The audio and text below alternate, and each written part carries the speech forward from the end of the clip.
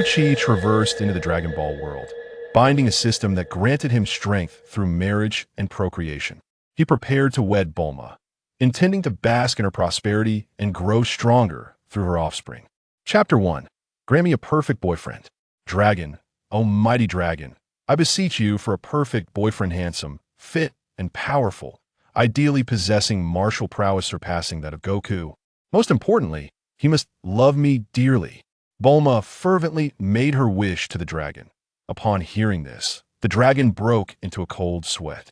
Such a request was beyond its capabilities. Yet, it gazed in astonishment at Bulma. Most others who summoned the dragon sought wealth, luxury, or dominion. Yet this girl simply desired a man. Unexpectedly, in the next moment, a brilliant light flashed, and a tall, handsome young man descended from the heavens, landing gracefully before Bulma. Bulma's gaze fell upon the young man. Handsome indeed. As for his physique, well, that would soon be determined. She rated him an impressive 80 out of 100. Thank you, great dragon, she exclaimed. The dragon sighed in resignation. Although it had not summoned this young man, it had inadvertently fulfilled her wish. It quietly retreated into the Dragon Balls, which scattered in an instant. The young man Bulma had chosen was Chi, who surveyed his unfamiliar surroundings. Where am I? As soon as he spoke, Bulma approached him, clutching the hem of her dress, her cheeks flushed. Wonderful. You're finally awake. And Bulma, your girlfriend. Chi's eyes widened in disbelief. Isn't this Bulma from Dragon Ball? How could she claim him her boyfriend? Have I traversed worlds? He gazed into Bulma's starry eyes and inquired, what year is it? Bulma was momentarily taken aback. This dragon had really found her a boyfriend who didn't even know the date. However, she dismissed the thought, smiling brightly. It's the year 762 of the age. You fell from the sky into my home because I wished for a boyfriend from the dragon. Dragon? Chi was bewildered. This was all too sudden. At that moment, the doorbell rang. Bulma beamed. He'll go answer the door. Please wait a moment. She appeared exceptionally joyful as she skipped downstairs to open the door. Chi heard Bulma's voice through the open door. Yamcha, it's impossible between us. You must leave. I have a boyfriend now. I'm not lying. What? You want to meet him? Oof. My boyfriend is incredibly handsome and strong. Frowning, Chi almost forgot this critical matter. Though the later Bulma became considerate and attentive, the earlier Bulma had been infatuated with Yamcha, and they had dated. It felt strange to suddenly be her boyfriend. Hearing the commotion grow louder outside, Chi descended the stairs. Upon seeing Bulma and a girl named Yamcha, he could hardly believe his eyes. Yamcha was a girl with a cat perched obediently on her shoulder. Her attire bore a striking resemblance to Kale's. Standing face to face, Yamcha immediately spotted Chi, her eyes widening in shock. What? Bulma, you really found a boyfriend? Didn't you say we would be lifelong best friends? Bulma turned, linking her arm with Chi's. Oof, you didn't believe me. Stop causing a ruckus and leave already. Yamcha's eyes glistened with tears, her hands clenched tightly, her body trembling. Bulma, I must duel him. With that, Yamcha assumed a fighting stance. Bulma smirked. You intend to fight him? Please, he's a boy and stronger than Goku. Are you sure you can defeat him? Yamcha hesitated. Stronger than Goku? Is that true? She then turned her gaze to Chi, who also appeared bewildered. How did Bulma know he was stronger than Goku? Yamcha scrutinized Chi from head to toe.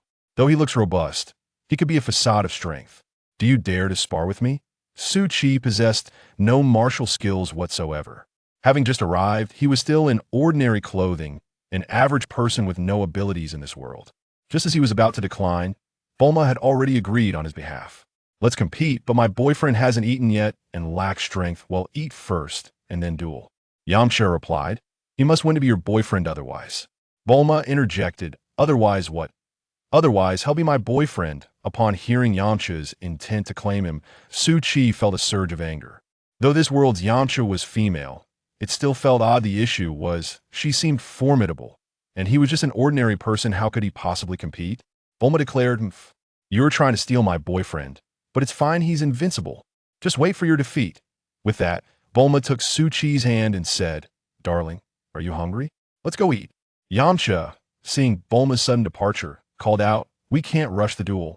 I need to find a witness. Let's go to Kame's house and have Goku and Krillin watch to prevent any cheating. With that, Yamcha exited the room, soaring toward Kame House as Chi muttered to himself, I can't believe Yamcha can fly at this point in time. Before long, Bulma had servants prepare a lavish feast. Let's eat first. At that moment, a voice echoed in Chi's mind. Ding. Host traversal detected. The many children. Many blessing system is loading complete. Binding successful. What is the many children, many blessing system? What is this? From the name, it is evident that the more children the host has, the more talented and powerful they become, thus enhancing the host's strength. In essence, the host's power is the sum of their children's abilities. This newbie gift pack, would you like to accept?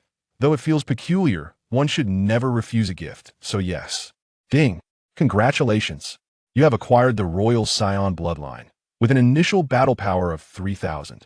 May you bear many children, ideally with Super Scion bloodline. In an instant, Chi felt a surge of strength coursing through him.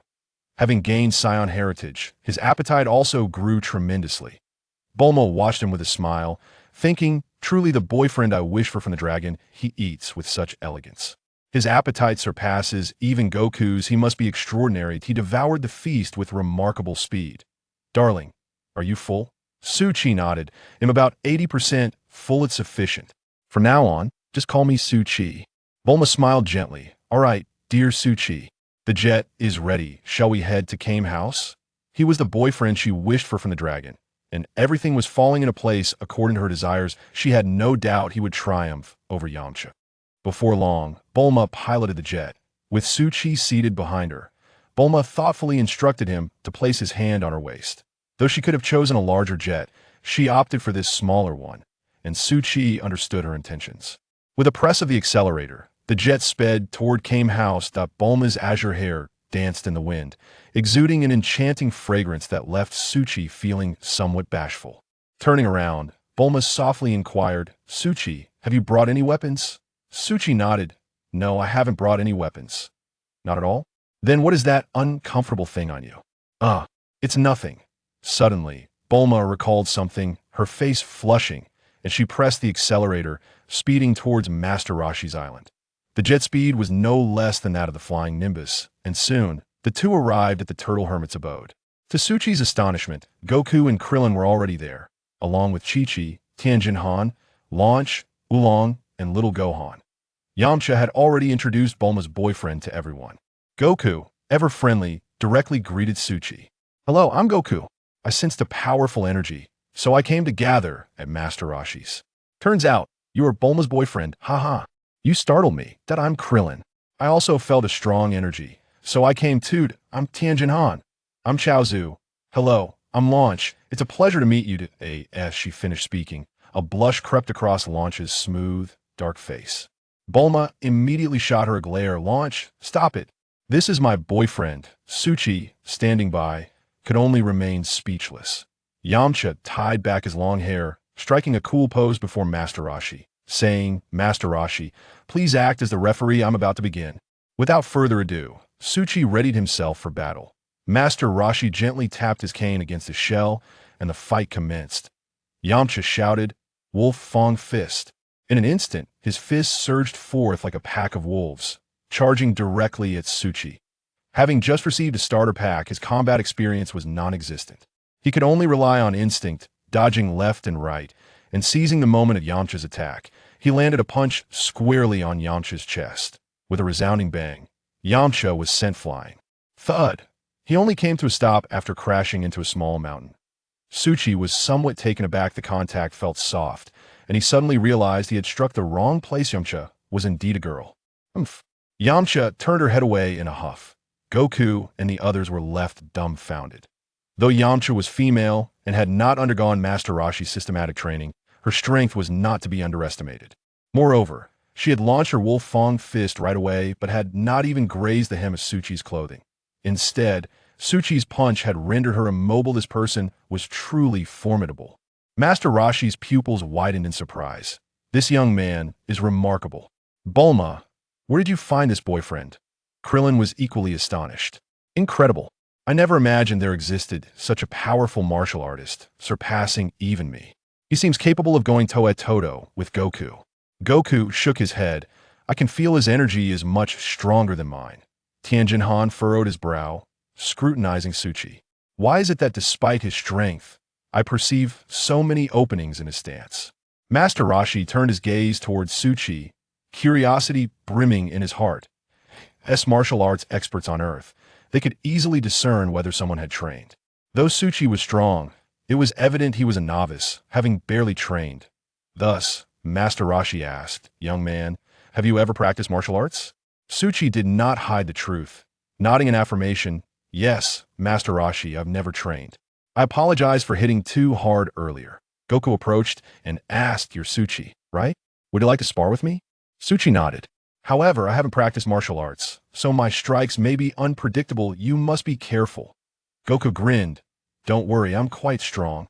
With that, Goku assumed his fighting stance. Master Rashi tapped his cane against the shell once more, and the two charged at each other. Without hesitation, Suchi threw a punch at Goku. Goku raised both hands, stepping back slightly to absorb Suchi's force, and then retaliated with a punch of his own. Suchi's strength was evident, and his reflexes were sharp. He raised his hand to block, immediately countering. Goku was significantly stronger than Yamcha. As soon as Suchi's punch connected, he used the momentum to spring away, performing a backflip to dissipate the energy. Yet, Suchi took 2 large steps forward, and no matter how fast Goku was, he couldn't catch up. That Suchi's punch landed squarely in Goku's abdomen.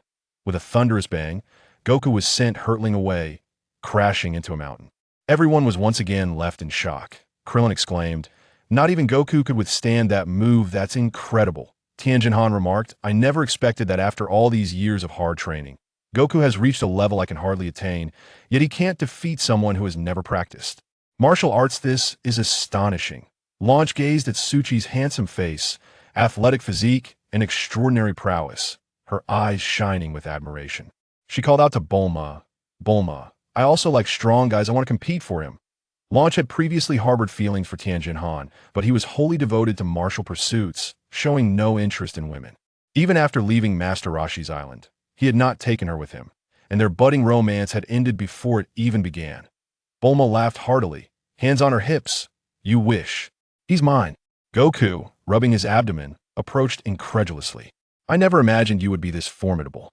I feel that if I were well fed, I could still take you on again." Master Rashi prepared a feast for everyone to enjoy a reunion meal together. Yamcha, having lost the match, left in a huff. Upon hearing about the meal, Goku instantly perked up. Having been married to Chi-Chi for 3 years, he had long since depleted the wealth of the Ox King's household.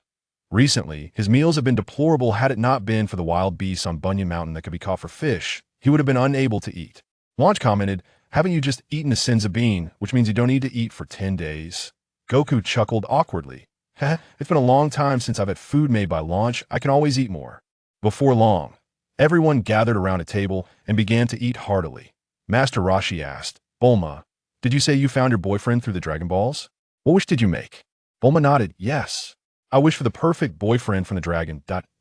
My requirements were handsome, fit, exceptionally skilled, and ideally with martial arts talent surpassing Goku's.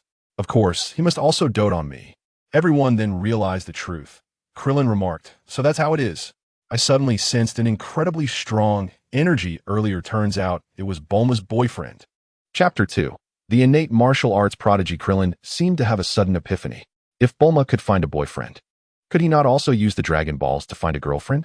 His eyes glimmered as he glanced around at the others, only to discover that they did not share his thoughts.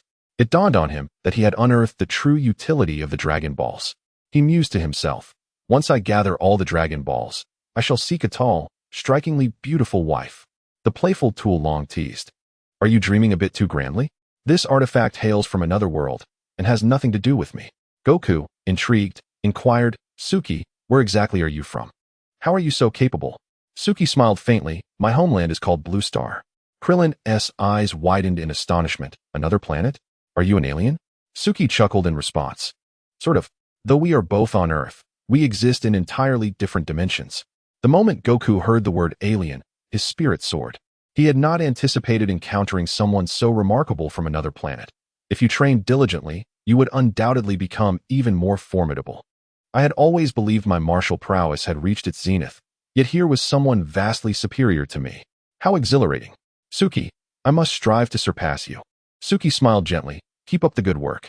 Master Rashi asked, with your impressive abilities, have you ever considered learning a few techniques from me? Bulma interjected, hey, old man. I want to let my boyfriend learn from you. He is stronger than Goku and doesn't need training. Master Rashi shook his head and returned to his meal in silence. Everyone enjoyed their meal, engaging in various conversations. Launch and Bulma continuously served Suki, who, despite having arrived already quite full, ended up consuming a significant amount. Ultimately, it was mostly Suki and Goku who cleared the table of dishes. Launch remarked to Bulma, your boyfriend is quite impressive, but he eats as much as Goku. Bulma sighed, you have no idea. Goku can eat us into poverty. Goku chuckled sheepishly. You need to eat well to have the strength to train. But don't worry, Bulma's family is wealthy. Bulma nodded, exactly. My boyfriend won't need to work. We have plenty of money. After saying this, she shyly leaned against Suki, showering the others with affection. After the meal, Master Rashi discreetly told Suki, even if you don't wish to learn martial arts, your strength is extraordinary.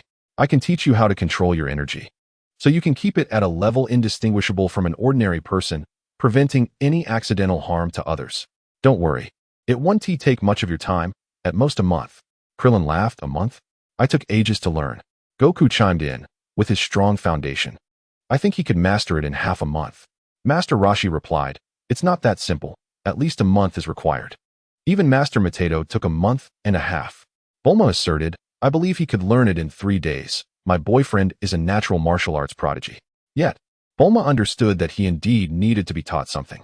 Spending time together daily, if he couldn't manage his strength, it could become problematic for her. Launch cheerfully asked, that's wonderful, Suki. What do you like to eat? During your training, I'll prepare it for you every day. Bulma retorted, no need for your help. I'll take care of that. With his talent, a few days will suffice. Launch scoffed, although he has great talent. Martial arts are profound and require a significant time investment. Are you afraid I might take him away? Krillin quickly intervened. All right. Launch and Bulma, let us not argue. Bang, bang. Both women simultaneously punched Krillin, causing 2 large bumps to form on his head, making him resemble a small Neza. Krillin, mind your own business. Wah. What have I done to deserve this? Suki initially intended to intervene, but, seeing the two bickering, decided to let it be. Launch leaned closer to Suki and asked, hey there, would you like to consider a different girlfriend? Bulma huffed, Launch, you're going too far. Soon, Launch and Bulma were at it again. Launch, being slightly older and more voluptuous, made Bulma question her confidence. However, she firmly believed that her boyfriend, acquired through a wish, loved her the most. Achoo! Suddenly, Launch's hair turned black, and her cheeks flushed. Oh dear, how embarrassing, she exclaimed before covering her face and darting inside. Suki suddenly realized Launch's dual personality. Her attractive figure was indeed appealing. Why had no one married her in the later chapters of Dragon Ball? Suki certainly wished to learn some foundational martial arts. At the very least, he needed to master the Kamehameha and energy control, so he readily agreed to Master Rashi's teachings. After the meal, Master Rashi began the instruction. Others practiced in the distance or engaged in conversation. Launch quietly stood by the window, observing Suki, thinking, I too want to gather the Dragon Balls and find such an amazing boyfriend. Master Rashi instructed Suki, your mindset is quite stable, but your power is overwhelming. Try to feel your energy and let it flow in harmony with your emotions. Following Master Rashi's guidance, Suki began to practice energy control. He expected it would take a few days to adjust. However, to everyone's surprise, just 2 hours later, he had learned to control his energy and had even mastered the Kamehameha. Bulma exclaimed, what a genius, he learned so quickly. Master Rashi commented, his mindset is good, which indeed facilitates rapid learning. However, do not become complacent. Continue practicing, as you can also sense others through your energy, which is an advanced skill that even I struggle with. Suki replied, understood, I will practice diligently. However, I am actually more interested in learning to fly. That would be much more convenient. Master Rashi, somewhat embarrassed, said, oh dear, that is a specialty of the crane school. I cannot grasp that. Tian Jingfan cheerfully suggested, that is not difficult. Come to my dojo, and I'll teach you. Suki nodded and bid farewell to Bulma and the others before following Tian Jingfan away from Master Rashi's residence. Learning to fly was relatively simple, especially once one mastered energy. However, since Suki had just learned to control his energy, and was still unrefined in its use, his progress was slow, and he spent the entire afternoon tumbling and practicing at the dojo. Not long after, a figure began to hover near Master Rashi's residence. Bulma exclaimed, "Is that Suki returning?" Everyone rushed outside to discover Raditz hovering above Master Rashi's house. Not Suki. His expression was grim, clearly not a friendly presence. Goku sensed his energy and immediately became alert. "Who are you? What brings you to Earth?" Raditz addressed Goku. "Even though you've grown, I still recognized you at a glance, Kakarot. You look just like your father." Goku was momentarily taken aback. "Kakarot?" Bulma and Suki landed, with Bulma curiously asking, "What is going on?" Raditz continued, "Kakarot, what are you up to? Wasn't he your mission to eradicate the humans on this planet? What are you doing?" Krillin stepped forward, saying, "Hey, no matter who you are, just leave." Raditz ignored him. Krillin, defiantly, declared, "How annoying. In broad daylight, we have to deal with a drunkard. Just go away." Goku was alarmed. "Krillin, don't approach him." Just as Krillin got closer to Raditz, Raditz swung his tail and sent him flying. Everyone stood in shock. Krillin, the second strongest after Goku, had been taken down in one move. All eyes were fixed on Raditz, who swung his tail leisurely. Goku exclaimed, "A tail? This guy has a tail too. It seems you all have finally discovered my true identity." Goku curiously asked, "True identity? What do you mean?" "Kakarot, you don't even remember me? How forgetful you are. I am unfamiliar with anyone named Kakarot. My name is Sun Wukong." Raditz exclaimed in astonishment, "Is that so? Have you sustained an injury to your mind? What? Did you suffer a blow to your head during childhood, causing amnesia?" Wukong nodded. "Indeed, that did happen. Although my memory is somewhat hazy, I did hit my head as a child. Had it not been for the mystical beings, that injury would still trouble me. So my guess was correct. But what does that truly signify?" Master Rashi spoke slowly. "Wukong, I comprehend now. Many years ago, Grandpa Gohan found you. You had quite the temper back then. I recall you fell from a cliff and nearly didn't survive. It was your stubbornness that allowed you to live. And your temperament has certainly softened since." Bulma instantly grasped the situation. "So this person is indeed connected to Wukong?" Wukong turned to Raditz and asked, "What do you intend to do?" Raditz crossed his arms and replied, "Have you forgotten everything? Quite troublesome. However, I shall reluctantly assist you in recalling some memories, as I will need you in the future." At that moment, Krillin climbed up from behind and warned, "Wukong, be cautious. That fellow is formidable." "It seems he is indeed formidable," Wukong responded. Raditz proclaimed, "Let me inform you, you are not from this planet. You were born on planet Vegeta as a scion, the mightiest warrior race in the universe. And I am your brother, Raditz." Everyone was taken aback. Krillin gasped, "Wukong's brother? No way." Bulma exclaimed, "They are blood-related?"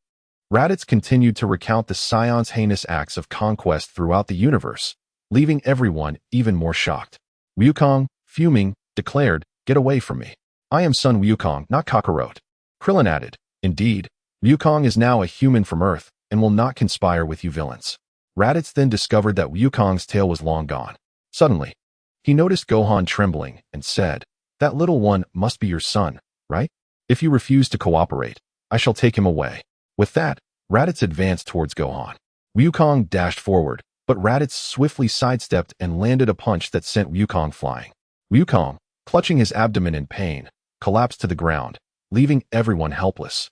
Ultimately, Raditz took Gohan, giving Wukong 1 day to consider, threatening him that if he did not comply, he would take Gohan with him. Bulma sighed, "If only Suki were here." Just as she finished speaking, Suki flew back. Seeing everyone dejected, with Piccolo standing nearby, Suki was somewhat surprised. "What's wrong? Why does everyone look so downcast?" Upon seeing Suki, everyone's eyes brightened. Bulma joyfully exclaimed, "Wonderful! Suki, you have finally returned. A man named Raditz claims to be Wukong's brother and has taken Gohan." "Raditz?" Suki calculated the time. Gohan was 4 years old, precisely when Raditz appeared. He anticipated that Raditz would arrive while he was away learning to fly. Krillin, seeing Suki, instantly regained his spirits. "Right. With Wukong and Piccolo joining forces, alongside Suki, we can surely defeat Raditz." Indeed, it was unexpected how quickly Suki had mastered the flying technique in just a few hours. Truly impressive. Wukong patted Suki on the shoulder, saying, "How about we teach that guy a lesson together?" Suki nodded in agreement. That night, Suki did not rest, sending Bulma back to West City while he continued to train with Wukong throughout the night. Wukong was more than willing to teach him. and Suki adjusted his power to match Ryukong's. As they sparred, their enthusiasm grew. That night, Suki made rapid progress. He was no longer the inexperienced fighter lacking technique. At that time, Ryukong and his friends had yet to learn to sense each other's energy. The following day, the two used the dragon radar to locate Raditz' position and set out to confront him.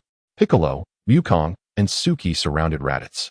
Upon seeing Suki, Raditz pressed a button on his scouter, instantly stunned. He thought to himself, what is this? His power level is 3,125. How is that possible? He is even stronger than me by half.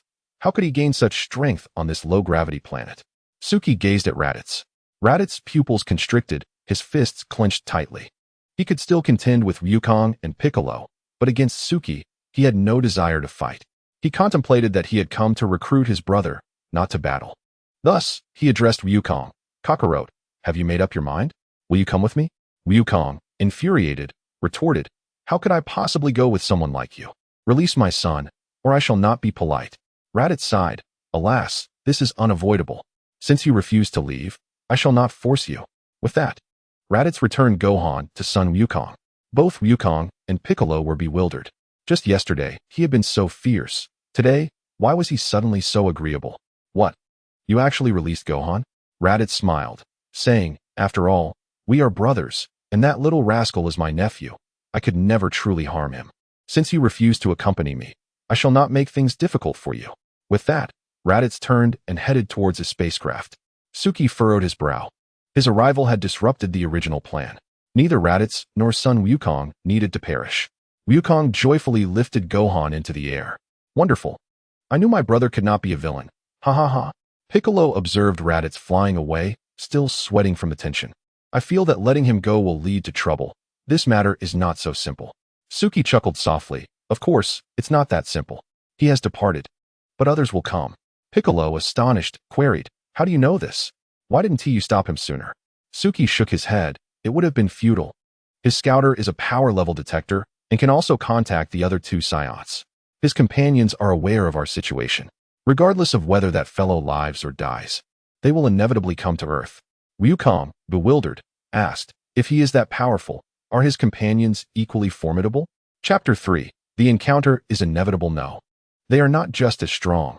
They are likely 10 times more powerful. Upon hearing the mention of 10 times, both Ryukong and Piccolo were taken aback. Ryukong pressed. 10 times stronger than him? Where do such extraordinary beings come from? Suki smiled reassuringly. Do not fret. Just continue training. Some encounters are inescapable and will come to pass sooner or later. Moreover, they probably will not arrive for another year. In the future, there will be those who surpass him by 100-fold, 1,000-fold, or even 10,000-fold. Hearing Suki's words, Ryukong and Piccolo's expressions darkened. Yet, they quickly regained their resolve. Neither of them were cowards. They resolved to double their training efforts to meet the challenge ahead. Raditz, begrudgingly departing from Earth, sought a nearby planet to train and notified Vegeta and Nappa to come. Subsequently, he stealthily returned several times to gather information. He fortuitously learned that the Dragon Balls could grant resurrection. On the spaceship, Vegeta and Nappa also received this information. Vegeta scoffed disdainfully. Dragon Balls? Humph, a mere Earth. Yet it conceals such treasures. He immediately began to contemplate using the Dragon Balls to achieve immortality. Suki bid farewell to Ryukong and his companions and returned to West City. Now that son Ryukong was still alive, Suki could not yet learn the Spirit Bomb or Kaioken technique. Thus, all hopes rested upon Suki. Wait. It seems I have forgotten something. I am a traveler equipped with a system. Suki's consciousness connected with the system. System. Is there any way for me to become stronger quickly? Ding. This system is the multiple offspring system. As long as children are born, the host will gain their strength and talent bonuses. Suki found himself both amused and exasperated. The system is rather sluggish, and it seems quite troublesome. If one were to marry Bulma, even if it were to succeed on the first try, one would still have to wait 9 or even 10 months to welcome a child into the world. Moreover, they are not even well acquainted. How could they possibly marry so swiftly? On the same day, Bulma's father received a job to repair the cinema's surveillance system and agreed to lend a hand. In gratitude, the cinema gifted him several movie tickets. Knowing that Bulma had a new boyfriend, Bulma's father handed 2 of the tickets to her. Bulma's mother also wished to see a film and planned to accompany her husband to enjoy a romantic outing after the repairs were completed. The elderly couple still possessed quite the romantic spirit. As Bulma was engrossed in a phone call with Lanchi, she could not contain her delight upon receiving the tickets. Laughing joyfully, "Hee, Lanchi, what a coincidence. I just got movie tickets, and I'm going to see a film with Suchi this afternoon. I hear it's a horror movie, and I must secure my plan at the cinema." Lanchi exclaimed on the other end of the line, "Are you serious? You actually intend to do that in the cinema? I bet you wouldn't dare. It's just talk." Bulma giggled in response, "Haha, just the thought of it excites me. I've watched some of Teacher Bo's short films, and I remember all the techniques. Today, I plan to wear a short skirt to facilitate movement. I must hurry off to the movie." Lanchi, astonished, exclaimed, "Wait, are you really going to do that?" Bulma did not reply but hung up the phone. Calling down to the street, "Suchi, come with me to the movies this afternoon." Bulma's parents, who were changing clothes in the adjacent room, were taken aback by the conversation they overheard. Bulma's mother remarked, "Is Bulma truly infatuated with her boyfriend to the point of having such thoughts?" Her father replied, "Yes, just speaking whimsically. My daughter is quite reserved. No, I feel something is amiss. What if she genuinely intends to?" Bulma's mother began to worry. Her father reassured her, "Let us head to the repair job first. We can observe what Bulma is up to through the surveillance system. I trust Bulma to be a good girl who wouldn't act recklessly." With that, the couple rode their electric bike towards the cinema. Soon after, Bulma and Suchi set off as well. Lanchi, witnessing Bulma hang up, felt a wave of discontent wash over her. Once the opportunity is gone, it's irretrievable. Just because you have money, you think you're special? I can cook too. Lanchi hopped on her flying motorcycle and zoomed towards the West City Cinema. Determined to thwart their plans, Suchi was hers. Bulma, preparing for her date with Suchi, adorned herself with vibrant lipstick and an exquisite makeup look. 2 hours passed. She rummaged through her wardrobe, sifting through countless outfits until she finally selected a refreshing spaghetti-strap dress paired with a black miniskirt. Satisfied after admiring her reflection, she spent another hour getting ready. Ultimately, Bulma stood before Suchi, twirling joyfully, causing her skirt to flutter and filling the room with youthful fragrance. Suchi gazed at her enchanting visage and slender figure, reflecting on how Bulma had grown far more beautiful than in her childhood. Bulma shyly tugged at the hem of her dress and inquired, "What do you think? Do I look good in this?" Suchi nodded, "Yes, you look lovely." Bulma closed her eyes, rose on tiptoe, and gently pressed a kiss on Suchi's cheek. Before Suchi could fully comprehend the moment, Bulma flushed crimson with embarrassment. Subsequently, Bulma switched to a convertible and drove Suchi to the cinema. She was particularly affectionate, leaning against Suchi and displaying a sweet demeanor. Suchi, too, embraced her happily, remaining inseparable throughout the journey. With Bulma's overt displays of affection, it seemed that having a child within a year would not be an insurmountable task. Before long, they arrived at the cinema. With the movie yet to start, Bulma pulled Suchi towards the concession stand. "Darling, what do you prefer to drink? Milk tea, cola, or coffee? And what snacks do you fancy? Fries, popcorn, or some sunflower seeds? Perhaps some ice cream?" Suchi marveled inwardly at the extravagant lifestyle of the wealthy, a realm unfathomable to ordinary folk. From head to toe, Bulma was adorned with luxury brands, purchasing without a second thought regarding the price. What a genuine heiress she was. If only one could marry her, life would be set for decades to come, perhaps even free of worries for a lifetime. After acquiring a collection of lavish treats, the film commenced, and Suchi and Bulma settled into a cozy corner of the cinema. The screen depicted the whimsical life of a plumber, though it was indeed a horror film. As they nestled together, munching on snacks and sipping drinks, they were thoroughly engrossed. Amidst their enjoyment, a terrifying scene unfolded. Whether Bulma was genuinely frightened or merely acting, she suddenly buried herself in Suchi's embrace. "Oh dear, that scared me. How terrifying." Suchi chuckled awkwardly, feeling a touch of embarrassment. Although Bulma did not know Suchi well, Suchi was well aware of Bulma's fiery temperament. She would dare to confront even the most daunting of challenges. So how could she be frightened by a film? As the horror intensified, several couples around them began to embrace. Bulma, seizing the opportunity while the screen was dark, turned to kiss Suchi. Suchi felt a chill run through her, but soon reciprocated. Their kiss was tentative and clumsy, indicating that this was Bulma's first experience. Before long, Bulma's hand wandered to Suchi's back, exploring over her clothing. Suchi gasped. This was the cinema after all, having previously watched short videos. Suchi was acutely aware of the cinema's surveillance capabilities. While the audience might not see their actions, the surveillance would capture everything in crystal clarity. The cinema's monitoring system was impressive, capable of recording even in low light with a 360-degree view. Bulma, brimming with enthusiasm, prompted Suchi to intervene, reminding her that kisses were permissible, but nothing beyond that. Otherwise, those who thrived on scandalous content would undoubtedly find material for their collections. Just as they were getting cozy, the maintenance was completed and the surveillance system rebooted. Bulma's mother suggested, "Darling, shall we go to the front and watch the movie?"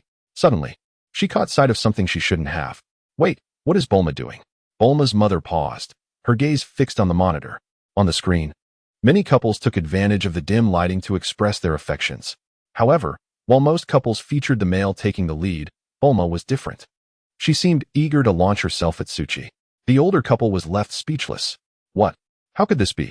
Bulma's father felt his heart shatter. How could my daughter behave this way? Is this still my dear little girl? The couple sighed heavily, realizing that their daughter had grown up, and they could no longer hold her back. Yet, after a brief moment, Bulma's mother began to feel reassured. "Dear, Bulma is of age now. It's time she considered marriage. Look at Wukong, who is 2 years younger than her. His son is already 4. Bulma's father suddenly grasped the situation. Indeed, if we delay 2 more years, she might face difficulties in finding a partner. If she becomes an older single woman, it will be challenging to find someone. We must act while she is still young." As the elderly couple came to terms with this reality, another astonishing scene unfolded before their eyes. Bulma's hand began to wander inappropriately. Had it not been for Suchi's strong resistance, she might have succeeded. The staff monitoring the surveillance were left agape. "Wow, what a delightful surprise today. Is this a free blockbuster?" They chuckled. "This is thrilling. While they watch a movie, we get to see a short film. We hit the jackpot. Did you see how proactive that girl is? TSK, I like it." One of the female staff members blushed upon seeing the handsome young man. Her colleague teased, "Hey Xiaowei, why are you blushing? Have you fallen for him?" "No, I haven't. You're mistaken. I certainly haven't. The movie has concluded, and I am off to find that handsome gentleman." "How could you act so recklessly? He already has a girlfriend. Don't be foolish." A female colleague beside me chuckled. Those who come to the cinema are undoubtedly in the nascent stages of romance. With enough effort, a steel pestle can be ground down to a needle. Your words carry a semblance of truth. No, I too shall pursue that handsome man. Burma immediately approached, hands on her hips, addressing the two infatuated ladies. "Dream on. That is my son-in-law." Meanwhile, Burma's father, watching the surveillance, grew increasingly grim. He nearly smashed the monitor in frustration. Burma's behavior was utterly outrageous. This was a cinema, and the surveillance had just been repaired, providing a complete 360-degree view. Everyone could see what she had done. Moreover, Burma's mother had inadvertently revealed their identities. Where could they hide their faces? Just as the elderly couple was about to intervene, the situation took a drastic turn. The cinema's entrance was forcefully kicked open. A flash of fire erupted, followed by the sound of gunfire. "Don't move. Everyone raise your hands." The couples within the cinema rapidly separated, trembling in fear as they gazed ahead. "My goodness, is this cinema part of a gunfight scene? Have I stumbled into the wrong place?" One man, startled, quickly pushed away the woman beside him, earnestly grabbing snacks and fixating on the screen. Upon recognizing Lanchi, he exhaled in relief. "Oh dear, I almost thought it was my wife." The woman, too, patted her chest. "You scared me. I thought my partner had arrived. Brother-in-law, you truly frightened me." "Me too. I almost thought we were caught." Lanchi's gunfire had effectively scattered several couples. Burma was equally startled and quickly released Suchi. Turning around, she spotted the blonde Lanchi brandishing a submachine gun, searching for Suchi. Burma's frustration boiled over, cursing, "Damn Lanchi, what is she doing here?" To avoid detection, she hastily pulled Suchi down. After all, this was a cinema. Although the surveillance was clear, visibility was not optimal, and for the moment, she remained unnoticed. Just then, a group of security guards rushed in, shouting, "The notorious thief Lanchi is here. Quickly apprehend her." Lanchi was undeterred, tossing aside the submachine gun. She drew a rocket launcher and fired it at the ceiling. Boom. The deafening blasts left multiple gaping holes in the cinema's roof and walls, illuminating the entire venue. Seizing the opportunity, Lanchi dashed through the openings, mounted a flying motorcycle, and swaggered away. Suchi gasped, contemplating Lanchi's reckless nature. Truly, It was beyond ordinary comprehension. Once Lanchi departed, Burma stood up, fuming. That wretched Lanchi has ruined my plans. As the couples in the cinema observed the chaos, they hastily fled in different directions, some adjusting their pants mid-flight. Suchi sighed. Burma, shall we return? Burma softly replied, With that, she took Suchi's hand, and they exited together. Burma's parents, witnessing the scene, collectively sighed in relief. Those two nearly gave us heart attacks. That individual seemed like Lanchi. Thankfully, she intervened, or we would have been done for. Old man, we can't watch the movie anymore. Let's head home. Home? No way. Burma finally brought a boyfriend. It would be so awkward if we stumbled upon them. Burma's mother chuckled, covering her mouth. Haha, you are absolutely right. Young people should not be disturbed. Let us go shopping instead. What shall we buy? Why not purchase a house outright? It seems Burma is on the verge of marriage. It would be inconvenient for her to continue living with us. Burma's mother nodded. Haha, you are quite thoughtful. I heard a new development has opened nearby. They are even offering renovations with the villas. Let us go take a look. Thus, instead of returning home, Burma's parents proceeded to seek a new residence. Burma's mother, being attentive, called her. Hello, Burma, your father and I have some matters to attend to. We want to be home tonight. Burma, filled with fury while driving home, received the call, her plans already disrupted by Lanchi, leaving her in a foul mood. Upon hearing her parents would not return home, she instantly brightened, feeling as though fortune was smiling upon her. At that moment, Burma had even thought up a name for her future baby with Suchi.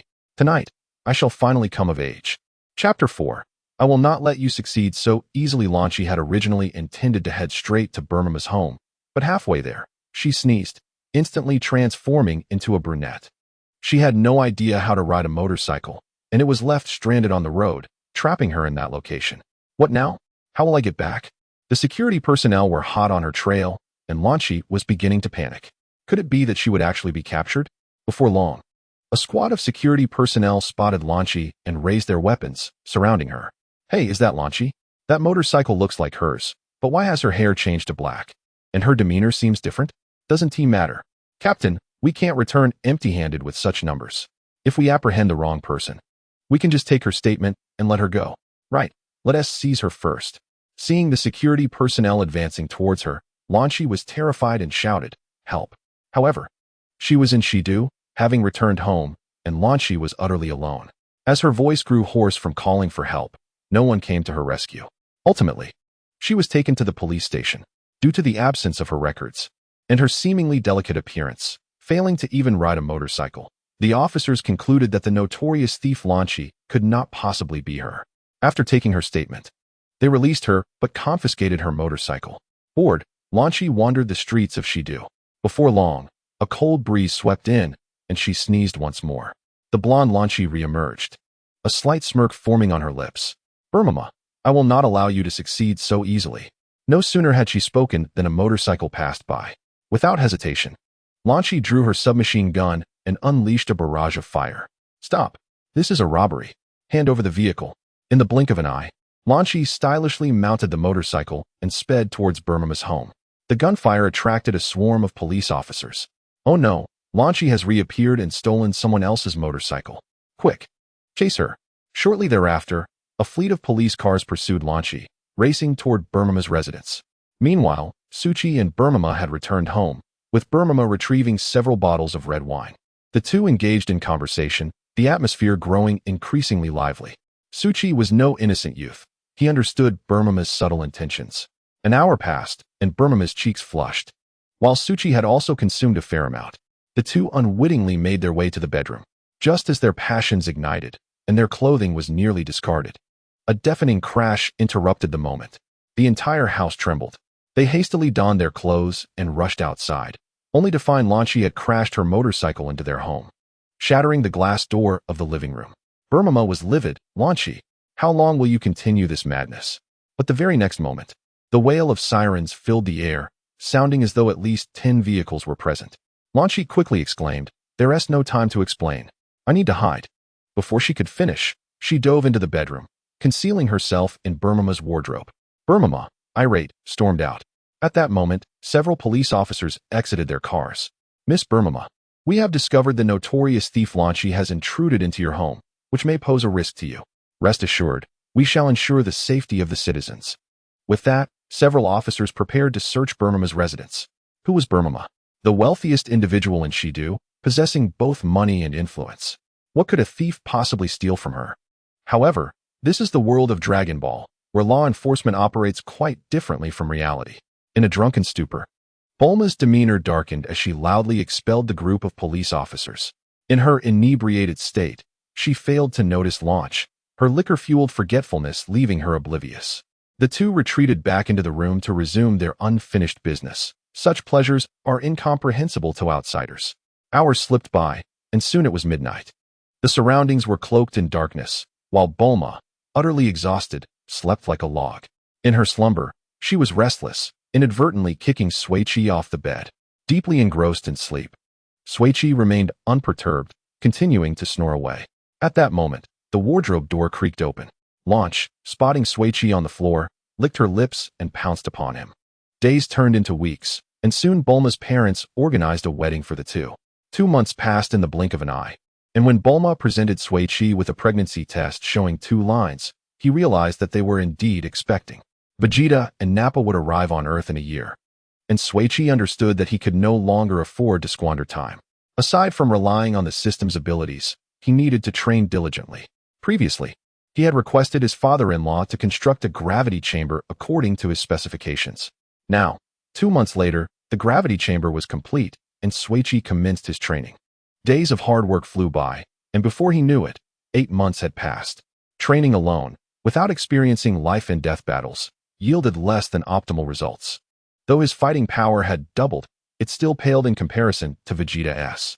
Even though Bulma had not yet given birth, Suichi received a notification from the system. Ding. Congratulations, host, you have a son. The child's talent value is 300, with an initial fighting power of 3,000. The host's physical attributes are being enhanced. Suichi was taken aback. What is going on? Ding. Enhancement complete. Host's talent has reached 550. Fighting power is now 10,000. Reward. Key sensing ability. Reward. 1,000 cells. Cells are the key to transforming into a Super Saiyan. The more cells one possesses, the easier the transformation becomes. Condition for transformation into a Super Saiyan. Base fighting power must reach 3 million. Current status, Suichi. Saiyan lineage, talent value, 550. Fighting power, 10,000. Offspring, 1 son, with launch. The child's fighting abilities would surely assist him as well. His special skills include flight, sensing surrounding ki, and the Kamehameha wave. Suichi was astounded. No wonder that night felt so different. It was slippery on the ground. To his delight, it turned out Launch had been lying there. What a wonderful surprise. Launch bore him a child, and with his own hard work, his fighting power soared to 10,000. Calculating the days, it seemed Bulma was nearing her time. Defeating Vegeta should pose no significant challenge, especially as he was not fighting alone, but alongside fellow warriors. Suichi felt a slight sense of relief. Wait, if Launch had given birth, where was she now? Suddenly, Suichi's sensing ability activated, locking onto Launch's ki. His eyes brightened as he exited the gravity chamber and flew towards her. In a small village, several hundred miles away, dark-haired Launch emerged from the hospital, cradling their child. She was troubled about what to do next when a familiar figure appeared, Suichi. Launch's heart raced with excitement. What are you doing here? Despite her dark hair, Launch felt bashful upon seeing Suichi, though her excitement and joy overwhelmed her shyness. Suichi embraced her warmly.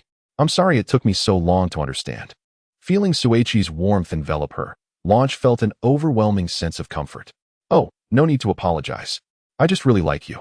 Since I can't compete with Bulma, I wanted to have a child with you and raise him myself. As she spoke, a blush crept across her face. That won't do. A child cannot grow up without a father. I will resolve this matter quickly. In the future, I want us to be together openly. Launch was so overwhelmed with excitement that words escaped her, and she trembled with joy, secretly relishing her success in winning over a family. Does the child have a name yet? Launch shook her head. Not yet. You're his father. You should name him. Suichi stroked his chin and mused. That night felt rather cool on the ground, so let us name him Suhan. Launch, recalling that night's wildness, blushed deeply. All right, I'll follow your lead. With that, Launch gently caressed the child's face. Sweetheart, from now on, your name will be Suhan. Suichi held the child. although he had Scion lineage. This bloodline was a gift from the system, not inherent. The child had no tail, which left Shuiqi a bit disappointed.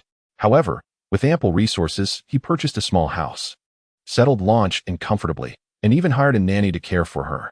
Once these matters were addressed, Shuiqi returned to his training. 2 months flew by in an instant.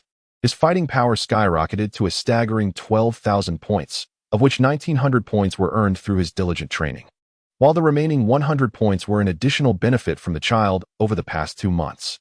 Shuiqi pondered. Once the child grows a bit more and he continues to train, his strength would surely advance by leaps and bounds without much effort. Just the thought brought him immense satisfaction. On this particular day, Bulma awaited the arrival of their baby in the delivery room, while Shuiqi anxiously paced outside. The due date had already passed by several days, and still, there was no sign of the baby. But this was of little concern, for in this world, advanced technology ensured that childbirth posed no significant risks. In a city to the east, we shall omit the name for now. Suddenly, 3 flying vessels descended from the sky, crashing into the ground and creating 3 large craters. After Raditz left Earth, he had not returned, instead choosing a small planet for a year of training.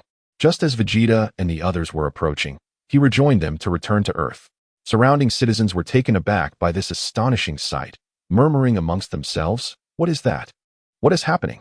Vegeta, Nappa, and Raditz emerged from the craters. A bespectacled young man shouted, "Hey, it's humans. Humans are crawling out of the pits. What could they possibly want?" The 3 Scions leapt from the craters, wearing scouters and bearing fierce expressions, leaving the onlookers in shock. Vegeta surveyed the area, disdainfully remarking, "So this is Earth, it's rather lackluster." Nappa chuckled coldly, "Should we show them what we can do?" Vegeta replied, "Don't be too harsh." Nappa nodded, concentrating his power in his fingertip and pointing towards the sky. Instantly, the ground shook violently. A flash of light passed, and the entire city was reduced to ruins in an instant. The inhabitants were turned to ashes by this single blow. "I barely touched it, and it turned out to be too much." Vegeta commented, "Stop messing around, Nappa. If you destroy it too severely, this place won't fetch a good price. Indeed, our purpose for coming here is to obtain the Dragon Balls that can grant wishes." "Almost forgot, if the Dragon Balls are within your attack range, our wish for immortality would be thwarted. It's all because you were recklessly fooling around." Nappa apologized. "I'm sorry, I got a bit too excited and forgot." Vegeta sighed. "Well, it's too late to regret it now.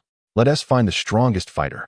Meanwhile, Goku and his companions scattered nearby, sensing the immense ki. Goku clenched his fists, a smile forming at the corners of his mouth. What powerful energy! If I hadn't witnessed Shuiqi's strength firsthand, I would hardly believe that training could reach such heights. He had long been eager to engage in battle with the approaching Scions. Thus, Goku soared towards the direction of that formidable energy. Krillin, Piccolo, Yamcha, and Tien Shinhan all sensed the imminent presence of the Scions. Piccolo declared, "They have finally arrived." Krillin remarked, "It's time to test the fruits of my training over the past year." Soon, the warriors flew towards the location where the Scions were about to appear. Meanwhile, Raditz adjusted his scouter and detected an approaching energy signature. "They are here. I recall that the strongest among them possesses a power level exceeding 3,000. Vegeta chuckled. "Oh, just 3,000. Quite bold of them. They don't even hide and come right to us, saving us the trouble of searching for them. Ha ha. They might not even know the might of Lord Vegeta." Before long, Goku and the others arrived and landed before them. Goku glared at Raditz, angrily exclaiming, "I let you go last time. Why have you returned?" Raditz grinned and replied, "Kakarot, my dear brother, a year has passed. Have you made any progress? I have been training tirelessly this past year, and I am no longer at my former level. What about that companion of yours? This time, I am determined to teach you a lesson." Upon seeing Goku and his friends, especially Piccolo, Vegeta's lips curled into a smirk. No wonder this planet has Dragon Balls. It turns out there is a Namekian here. Piccolo was momentarily taken aback. Krillin looked at Piccolo with curiosity. "So, you are an alien. No wonder you look different from Earthlings and do not need to eat." Piccolo suddenly understood. "So that's it. No wonder you look unlike the Earthlings. And it turns out you are the so-called Namekian." Years of confusion were finally resolved. Vegeta remarked, "Namekians not only possess formidable combat skills, but also possess unique abilities, such as magic. You created the Dragon Balls, didn't you?" Krillin exclaimed in surprise. "How do you know about the Dragon Balls?" Raditz laughed heartily. "Ha! What's so difficult about that? I didn't leave Earth too far last time. I even returned a few times during that period. So it's quite normal for me to know a bit about the Dragon Balls. Krillin, infuriated, retorted, last time, Goku spared you. I didn't expect you to be so persistent. Piccolo glanced at them and assumed a battle stance. Humph, I thank you for revealing who my ancestors are. But I must apologize. I am more interested in combat, and the creation of the Dragon Balls has nothing to do with me. Raditz laughed. Do you really think you can defeat us? Since the Dragon Balls are of no concern to you, then eliminating you is of no consequence either. Whether you are a match for us will be determined in battle. In the Heavenly Palace, I learned today that I am an alien. No wonder I have always felt different from others. I created the Dragon Balls long ago. Back then, I held those fragments and, relying solely on instinct, managed to forge 7 Dragon Balls. I wondered if someone in my distant homeland had also crafted such a thing. Nappa observed them and scoffed. I knew you wouldn't hand them over peacefully. Then we must resort to force. He glanced at the scouter, noticing their power levels were only a few hundred, wholly disregarding them. Chapter 5. Testing my current strength. Raditz searched for Suki everywhere, but found no trace of him. The scouter did not detect Suki either, though he did not pay it much mind. After a year of rigorous training, his power level had soared to 3,000. And with Nappa and Vegeta being stronger than him, he was not concerned about any disruption from that individual. Raditz declared, I will handle these small fry. There's one tough opponent waiting for you. I also wish to test my current strength. Vegeta grinned. Since you are going to take action, Kakarot is yours. Leave the rest of these small fries to the Cybermen. Nappa laughed heartily. Ha ha, Vegeta, you really are at ease. What are Cybermen, anyway? Before he could finish, Nappa pulled out a vial and scattered seeds onto the ground. The soil here is quite suitable for growing Cybermen. In an instant, 6 Cybermen emerged from the earth. Upon seeing the grotesque appearance of the Cybermen, Krillin couldn't help but mutter, wow, that's truly disgusting. Nappa pointed at them. These are the ones. Make sure to deal with them. Just then, Tien Shinhan and Kaiatsu arrived, and Yamcha descended as well. I'm not late, am I? Vegeta laughed. Ha. More people have arrived. Raditz will deal with Kakarot, and these 6 Cybermen will match up with 6 opponents. Quite fitting, a one-on-one battle. It should be entertaining. Tien Shinhan was puzzled. Aren't there only 3 Saions? Goku explained. There was a bit of a mix-up. Those ugly creatures are Cybermen, grown from seeds. Krillin asked. By the way, where's Suki? He should have sensed this too, right? Yamcha angrily replied. Bulma is giving birth. He is in the delivery room with her. Krillin exclaimed, what? Bulma is married and having a child? Krillin sighed. They got married long ago. Where have you been training? You know nothing. Goku scratched his head and chuckled. Ha! I just wanted to become stronger quickly and train at the palace. Observing the warriors bantering and enjoying a light-hearted atmosphere, Nappa grew impatient. Cybermen, attack. One Cyberman charged forward. Tien Shinhan reacted swiftly, delivering a powerful palm strike to the Cyberman's chest, sending it flying. Upon landing, its head split open, and a liquid sprayed towards Tien Shinhan and those behind him. Krillin quickly stepped back to avoid the liquid. The substance dripped to the ground, corroding a fissure several meters long in an instant. Krillin exclaimed in fright, my goodness, that scared me. Luckily, I dodged in time. After the Cyberman's attack, Tien Shinhan seized the opportunity to deliver a heavy elbow strike to its forehead. With a loud bang, the Cyberman flew away like a kite with a severed string, crashing heavily to the ground. Kaiatsu cheered, we won. Haha, Tien Shinhan is the best. Vegeta maintained his trademark smirk. Predictably, he could still hold his own. Nappa, astonished, kept pressing the buttons on his scouter. What is going on? The Cybermen have a power level of 1200, while that bald kid is only a few hundred. Vegeta laughed. You don't understand? It means that kid's power level is higher than the Cyberman's. Many beings on various planets possess the ability to conceal their power levels, which scouters cannot detect. Nappa finally grasped the situation. So that's how it is. I didn't expect there to be such formidable figures on Earth. It's truly unexpected. Meanwhile, Raditz impatiently charged at Goku.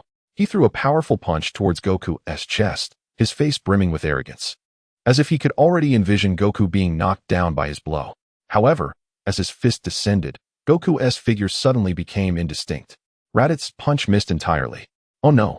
Just as he intended to turn back, Goku had already flashed behind him and struck him down with a swift palm, knocking him unconscious. Nappa was once again taken aback. What? Raditz had clearly become stronger, yet he was defeated by Goku in one move. Krillin laughed heartily. Goku, well done. Yet Goku did not relax in the slightest. Although his strength had significantly increased over the past year, enabling him to defeat Raditz, Suki had mentioned that the newly arrived Scions had power levels 10 times his own. Goku was acutely aware that he was not yet a match for the strongest Scion. Goku cautioned, "Don't let your guard down. The battle has only just begun." Nappa cast a disdainful glance at Raditz. What a disgrace, defeated by an Earthling. At that moment, the previously knocked down Cyberman staggered back to its feet.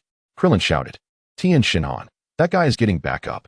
Tien Shinhan readied himself, preparing to engage the Cyberman once more. Vegeta's eyes narrowed sharply as he pointed directly at the cultivator. A powerful aura surged forth, crashing towards the cultivator with tremendous force. Bang! A deafening sound erupted as the cultivator was obliterated. Krillin, Piccolo, and the others were left astonished. This was utterly terrifying. Although they were unsure why Vegeta had turned against his own kin, the ease with which he dispatched the cultivator, who had been locked in a fierce battle with Tianjin Fan, was nothing short of alarming. Nappa, taken aback, inquired, "Vegeta, what are you doing?" Vegeta replied with a chilling grin, "There's no need to waste time. He has already lost. That cultivator underestimated his opponent. And I have long insisted on giving it my all. That's quite ruthless." Vegeta then turned his gaze to the other cultivators. "Come on, who will step up?" Nappa roared, "I'm really annoyed. This time, I will make sure to defeat you all thoroughly." Yamcha, with a cheerful demeanor, chimed in, "Let me take care of this. I'll show you how the game ends." Vegeta paused for a moment, amused at the idea of a woman entering the fray. Yamcha smirked, "Don't underestimate women." Krillin suggested, "How about I go?" Yamcha responded, "You've already been revived once. If something happens again, there will be no saving you." Before the words could settle, Yamcha charged towards the battling cultivator, unleashing his full strength, causing the cultivator to vanish in mere moments. Simultaneously, Yamcha's figure also disappeared. "Wow, where did they go?" Dumpling shouted. Piccolo explained, "Stop being foolish. Their speed is incredible. If you concentrate on the flow of energy, you can see them." Yamcha employed his Wolf-Fang fist, as the cultivator relentlessly defended and counterattacked. In the blink of an eye, they were engaged in a fierce struggle. Yamcha pressed the attack, forcing the cultivator to retreat repeatedly. The cultivator, stepping back, leaped onto a high platform while Yamcha pursued him relentlessly. An odd smile crossed the cultivator's face as he lunged at Yamcha. However, Yamcha smirked, his hands instantly channeling the Kamehameha wave. A beam of energy shot forth, knocking the cultivator to the ground. Yamcha landed gracefully, boasting, "I don't see these monsters as any great threat. I'll handle the rest." Just as Yamcha let his guard down, the cultivator suddenly sprang up behind him, wrapping his arms around him. Bang! The cultivator struck, sending a cloud of smoke billowing around Yamcha. Everyone gasped in shock. As the smoke cleared, Yamcha was seen crouched on the ground, striking his iconic pose. "Oh no, Yamcha!" Vegeta chuckled with delight. "That's right. This time it was your own negligence." Piccolo expressed his astonishment. "This guy is truly reckless. He actually used that move." Krillin rushed over to check on Yamcha's condition. There was no sign of life. Even his heartbeat had ceased. "He's dead. Yamcha must have sensed something and sacrificed himself for me. Damn it, they really killed Yamcha." Nappa felt a flare of anger. How embarrassing, the cultivator used such tactics against this weakling. Vegeta remarked, "It is indeed disgraceful. Let us finish them off quickly." But in the next moment, Nappa's scouter began to beep urgently. "What is happening?" His power level has suddenly surged. Vegeta said, "Don't worry about that. It's irrelevant to them." Turning around, they saw Krillin, her hair standing on end, radiating fury. "Let me show you my strength." In an instant, Krillin joined her hands together, gathering a formidable force. A colossal Kamehameha wave surged towards Vegeta and Nappa. Tianjin Fan and his group quickly retreated to avoid the attack's range. Nappa sneered, "Even so? Your power and speed aren't impressive. Is it necessary to dodge?"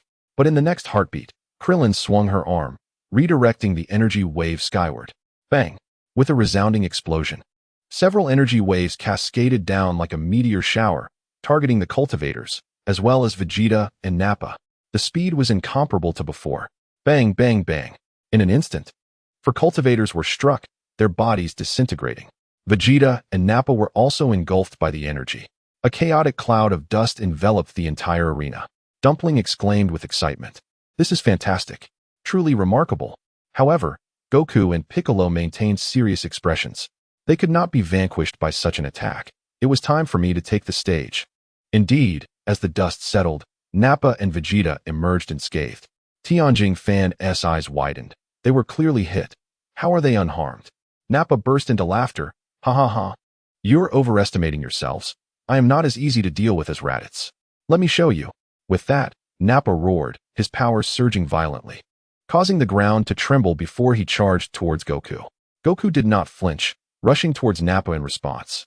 Their heads collided with a resounding impact, unleashing a powerful force that stirred up a tempest. They immediately separated, each taking a few steps back. Nappa was astounded.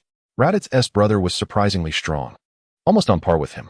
Yet, Nappa dismissed it, roaring as he charged at Goku once more, his enormous fist swinging down with ferocity.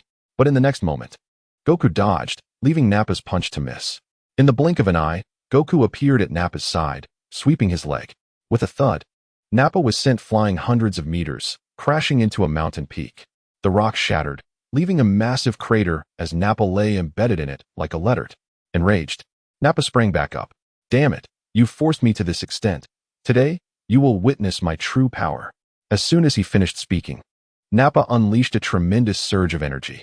His aura roiled, causing the earth to quake once more, enveloped in a halo of white light. His battle power doubled in an instant. Goku's pupils dilated in shock. What a terrifying aura. He actually had such a trump card, lacking the spirit bomb and Kaioken techniques. Goku's battle power lingered around 5,000, and he began to feel anxious. Yet, he had no choice but to press forward. Goku, seasoned in battle, knew this power boost wouldn't last long, so he resolved to unleash everything he had. Tianjing Fan, Krillin, and the others were left in awe. Tianjing Fan shouted, Goku, I will lend you my strength. Before he could finish, Tianjing Fan, Krillin, and Piccolo soared towards Goku. They exchanged glances, preparing to combine their forces against the foe. Their plan was to restrain the enemy, allowing Goku to deliver the final blow. Goku nodded in agreement. With Vegeta present, they could not squander anyone's strength. Nappa charged forward, and Tianjing Fan immediately leaped to deliver a punch. Yet, Nappa, with his massive frame, nimbly dodged and retaliated with a punch that broke Tianjing Fan's arm. A pained scream echoed through the air. Dumpling cried out in fear, Tianjing Fan.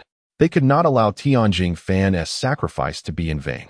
Goku rushed in as well, throwing a punch at Nappa's face. Nappa elbowed Tianjing Fan to the ground and blocked Goku's strike. Haha, your strength is still far from enough. Do you really think you can defeat me? Yet Goku clenched his fists, unleashing his Wolfang fist, relentlessly assaulting Nappa. In the midst of a fierce battle, Nappa found himself momentarily overwhelmed, retreating step by step under the relentless flurry of punches delivered by Goku. Within a matter of seconds, Goku unleashed a barrage of strikes that forced Nappa back several paces. Enraged, Nappa retaliated with a fierce energy wave. However, Goku, with remarkable agility, leaped into the air, evading the attack. At that moment, a powerful energy slash hurtled toward Nappa, yet he dismissed it with arrogance, declaring it incapable of harming him. But Vegeta's urgent voice pierced through the chaos. Nappa, move.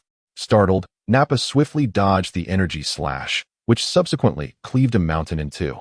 Only then did Nappa comprehend the ferocity of the earlier assault.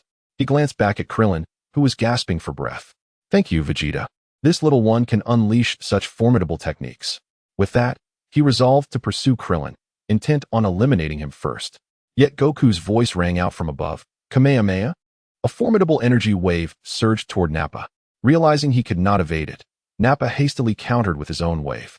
Despite Goku's battle prowess being inferior to Nappa's enhanced state, the sheer power of Goku's charged attack led to a fierce clash between their energies, resulting in a stalemate. However, the encounter was far from over. As Nappa and Goku struggled against each other's waves, Piccolo had completed charging his special beam cannon, launching it fiercely toward Nappa. Startled, Nappa shouted, Vegeta, save me. In an instant, Vegeta dashed in front of the attack, effortlessly deflecting Piccolo's assault with a single punch. He then retaliated with a brutal strike aimed at Piccolo. Chapter 6. Such an attack cannot harm me. Piccolo attempted to evade, but his speed paled in comparison to Vegeta's, resulting in a crushing blow to his chest that felled him lifeless to the ground. Piccolo. Krillin's heart sank into despair at the sight of his fallen comrade. With Piccolo gone, the Dragon God was also lost, and the Dragon Balls would turn to stone. Yamcha was now beyond salvation. Witnessing Piccolo's demise ignited a fierce fire within Goku. The power of his Kamehameha surged, engulfing Nappa entirely. With a thunderous impact, Nappa was completely overwhelmed. As the dust settled, Nappa lay lifeless on the ground. Although Nappa was vanquished, the formidable Vegeta remained, rendering everyone wary of lowering their guard. Rather than displaying sorrow, Vegeta sneered derisively. What a waste. You couldn't even handle a low-level warrior. You should be contemplating your final words. This game is over. Suddenly, Vegeta's expression shifted. It was then that Kairatsu had rushed behind him, clinging tightly, tears streaming down his face. Goodbye, Tianjin-Han. Terrified, Tianjin-Han exclaimed, Kairatsu, don't do this. Kairatsu, Kairatsu. With a deafening explosion, Kairatsu sacrificed himself, engulfing Vegeta in the blast. Yet, as the smoke cleared, Vegeta emerged unscathed. Humph, daring little one. Do you think such an attack can harm me? You all shall perish. In a hospital room, Suki was anxiously pacing like a restless ant over a hot stove, awaiting Bulma's childbirth. He sensed the arrival of the Science. Previously, he had missed the chance to see his child due to the unforeseen circumstances surrounding launch. Now, with the Science arriving, Bulma's labor was dragging on. He had hoped that with Goku on Earth, he could delay Vegeta and his crew. However, without the Kaioken, Goku stood no chance against Vegeta. Engaging him could lead to Goku's injury or even death. In mere minutes, he felt the energies of Yamcha, Piccolo, and Kaiatsu fade.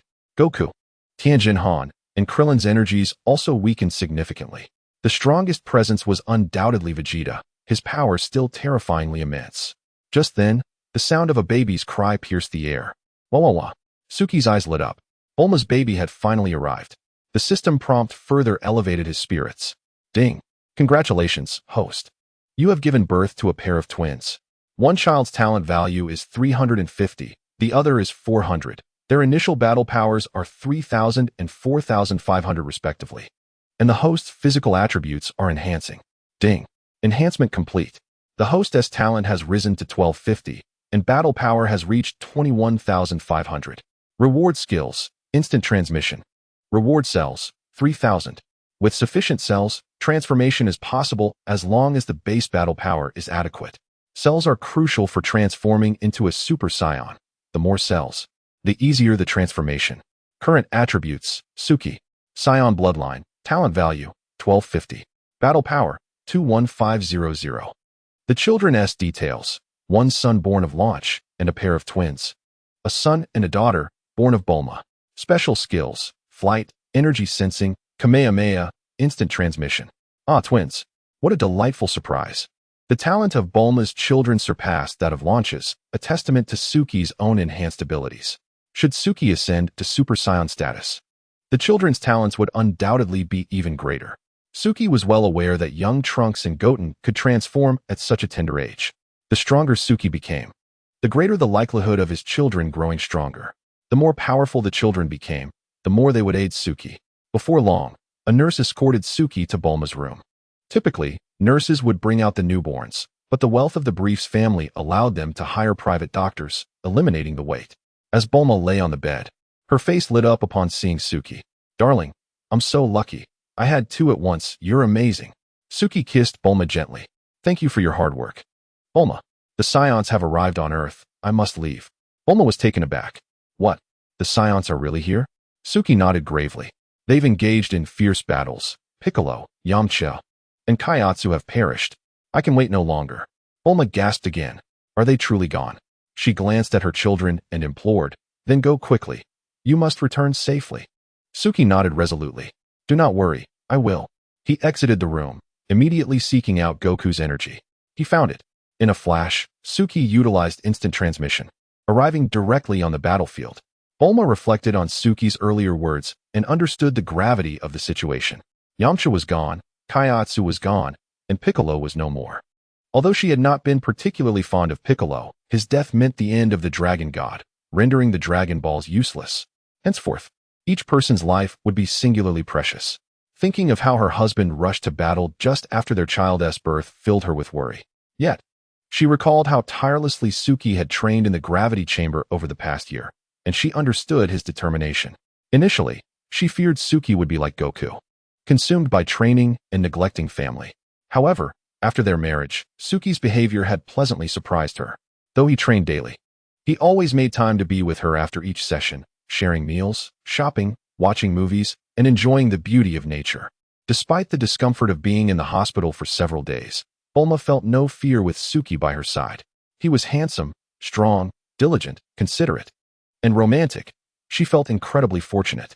Initially drawn by his looks, she later became enamored by his talents. Smiling down at her two children, she said, "Sweethearts, you still don't have names. We'll wait for your father to return to name you." On the battlefield, both Wukong and Krillin were battered and bruised, exerting all their strength yet unable to surpass Vegeta, feeling utterly helpless. Had it not been for the timely arrival of a Sinzu bean from Yakalope, they would have long succumbed to defeat. With a cold expression, Vegeta approached Wukong, declaring, "Kakarot, since you refuse to come with me, I shall show no mercy." No sooner had he spoken than he launched an energy blast directly at Wukong. In that critical moment, the figure of Suchi flashed onto the battlefield, raising his hand to effortlessly deflect Vegeta's energy attack. Vegeta's eyes widened in astonishment. "What? How are you here? And how could you deflect my energy blast? Who exactly are you?" Ignoring Vegeta's inquiries, Suchi turned to Wukong and Krillin, asking, "You two are still alive?" Wukong squinted his eyes with a smile, exclaiming, "Wonderful. You finally arrived. We're tough. We won't die easily. Hurry up and deal with this brat." Suchi nodded and turned his gaze back to Vegeta. At that moment, Vegeta's fierce demeanor was a stark contrast to the princely image he would later embody. With a smirk curling at his lips, he wasted no time and charged at Suchi with a powerful punch, his speed dizzying. Wukong shouted, "Be careful." Yet in the next instant, Suchi vanished. The two collided instantly. What was expected to be a blow that would fell Suchi turned out to be a shocking twist. In a mere blink, before Wukong and Krillin could react, Vegeta found himself knocked to the ground by Suchi's punch. Vegeta, supporting himself with his hands on the ground, roared, "Damn it, you actually hurt me. You've angered me." Krillin, astonished, exclaimed, "What is happening? How did Suchi become so powerful all of a sudden? Previously, no one could contend with him. Yet now he had effortlessly taken down Vegeta with a single blow. This was truly frightening." Wukong also gazed at Suchi in disbelief, feeling tumultuous emotions within. "I had thought that after a year of rigorous training, I had surpassed the old Suchi. Little did I know, his progress had outpaced mine, reaching such heights. This is fantastic. Earth is saved. Wukong, did you feel that? His energy has surpassed Vegeta's." Wukong nodded. "Indeed, I felt it. I never expected this. It's quite surprising." Hope rekindled in their eyes. Just then, Vegeta rose, bellowing, "That was merely my oversight. Don't think you can defeat me." Pointing his thumb at himself, he proclaimed, "I am the Prince of Science, the mightiest warrior." Seeing Vegeta's familiar predicament, Suchi couldn't help but laugh. "Ha ha ha." Vegeta, gritting his teeth in anger, snapped. "What are you laughing at?" "No laughing aloud." Suchi replied, "My wife is about to give birth today. I'm happy. Is it wrong to smile?" Krillin suddenly gasped. "Has Bulma already given birth?" Wukong chuckled, "Congratulations. You've joined the ranks of fatherhood." "Ha ha, congratulations." Krillin laughed joyfully. "Is it a boy?" she inquired curiously. Suchi smirked. "Teasing, you guessed only half right." Wukong scratched his head. "What? Half? Is it a girl?" Krillin's eyes lit up. "I got it. It's twins, right?" "Ha ha, Krillin. You're indeed clever. You guessed it right. It's a pair of twins." Vegeta scoffed disdainfully. "What is so impressive about having a child? Sooner or later, they will die. Those on this planet cannot escape it." Suchi smiled slightly, his gaze carrying a depth as he looked at Vegeta. "Oh, Vegeta, you truly don't understand. I managed to intercept Bulma in time and ended up with two treasures. Of course, I'm elated." Suchi chuckled, "But that doesn't mean I want to defeat you. So you can understand what true power is." Vegeta's expression turned serious as he coldly laughed. How could the noble Prince of Science be defeated by a mere earthling? Suchi also assumed a fighting stance, giving Vegeta the respect he deserved. The tension between them escalated, and the battle was about to commence as their figures collided, creating a cacophony of punches and kicks. In the blink of an eye, they exchanged hundreds of blows. After testing each other's abilities, they retreated to reassess their stances. Suchi's battle power was 21,500, while Vegeta's exceeded 18,000. The gap wasn't significant. With superior technique and skill, it could easily be bridged. The previous blow that had felled Vegeta was due to his underestimation. After adjusting their states, they charged at each other once more. Vegeta unleashed a ferocious elbow strike, which Tsuchi blocked, seizing the opportunity to knee Vegeta in the chest. Vegeta grunted, spitting out a few mouthfuls of water. Tsuchi pressed the attack, but in an instant, Vegeta vanished, reappearing behind him. A powerful punch came crashing towards Tsuchi. With a smirk, Tsuchi vanished as well, countering by appearing behind Vegeta and delivering a downward kick that struck his shoulder. The immense force sent Vegeta flying into the ground. However, Vegeta was not severely injured. With a powerful push against the ground, he leaped back into the air, his fist striking like lightning towards Tsuchi. Tsuchi ducked to avoid the blow, narrowly escaping Vegeta's sweeping attack, then retaliated with a headbutt to Vegeta's chest, pushing him back several meters. "What's wrong, Proud Prince? Is this all the strength you possess?" Vegeta wiped his mouth. Although there was no blood, he smiled. "Impressive. To reach this level in such a place shows some skill. But I am the Prince of Saiyans. The more I fight, the stronger I become. I shall certainly become a Super Saiyan." "Haha, Super Saiyan. With that mindset, you'll never transform in this lifetime." Vegeta's gaze sharpened. "You know about Super Saiyans?" "Of course. It's just a transformation, right? Want to learn?" Tsuchi replied with a slight grin. Vegeta assumed Tsuchi was mocking him, igniting his rage. "You're not even a Saiyan. How dare you toy with me?" But in the midst of their exchange, a wave of energy surged towards Tsuchi. Wukong's expression changed dramatically. "This is bad. Nappa is still alive." Yet before Tsuchi could retaliate, Vegeta acted first, effortlessly deflecting Nappa's energy wave back at him. Nappa's energy was no match for Vegeta's. In a heartbeat, Vegeta's energy consumed Nappa's attack, piercing through his back, causing blood to spill. Nappa's eyes widened in shock as he gazed up at Vegeta. "Vegeta, why?" His anguished cry echoed as he breathed his last. To the end, Nappa could not comprehend why Vegeta had turned against him. Krillin and Wukong stood frozen in disbelief. How could he be so ruthless to his comrade? Krillin had previously thought that shattering the training pod was merely a ruse, that life or death didn't matter. But Nappa was his brother. The earlier ambush was simply meant to assist Vegeta in victory. Yet, to their horror, Vegeta not only showed ingratitude but also took Nappa's life. This was chillingly cold-hearted. Vegeta looked down at Nappa's lifeless body with disdain, declaring, "You should know your own worth. How dare you interfere in a battle of the Prince of Saiyans?" He then turned his gaze towards Tsuchi. "It has been a long time since I encountered an opponent of equal strength. Allow me to demonstrate my prowess." With that, Vegeta roared loudly, his aura surging to new heights, dark clouds gathering, the earth trembling, and lightning crackling through the air. Krillin and Wukong were once again left in awe. What? His power has increased again. He possesses hidden strength, which is truly terrifying. Krillin and Goku felt a surge of anxiety for Tsuchi, as well as concern for the safety of Earth. Tsuchi, mindful of the situation, roared loudly, gathering his energy. Soon, his aura reached its zenith. In an instant, the surroundings were engulfed in flashes of lightning and thunder, a formidable presence sweeping through like a tempest. Chapter 7. Even we are no match for him. Goku and Krillin clutched their heads, struggling to withstand the pressure. Tsuchi had grown even stronger, causing the very earth to tremble, his might akin to a storm. After a while, both of them felt their energy peak, rendering the air still and dispersing the dark clouds.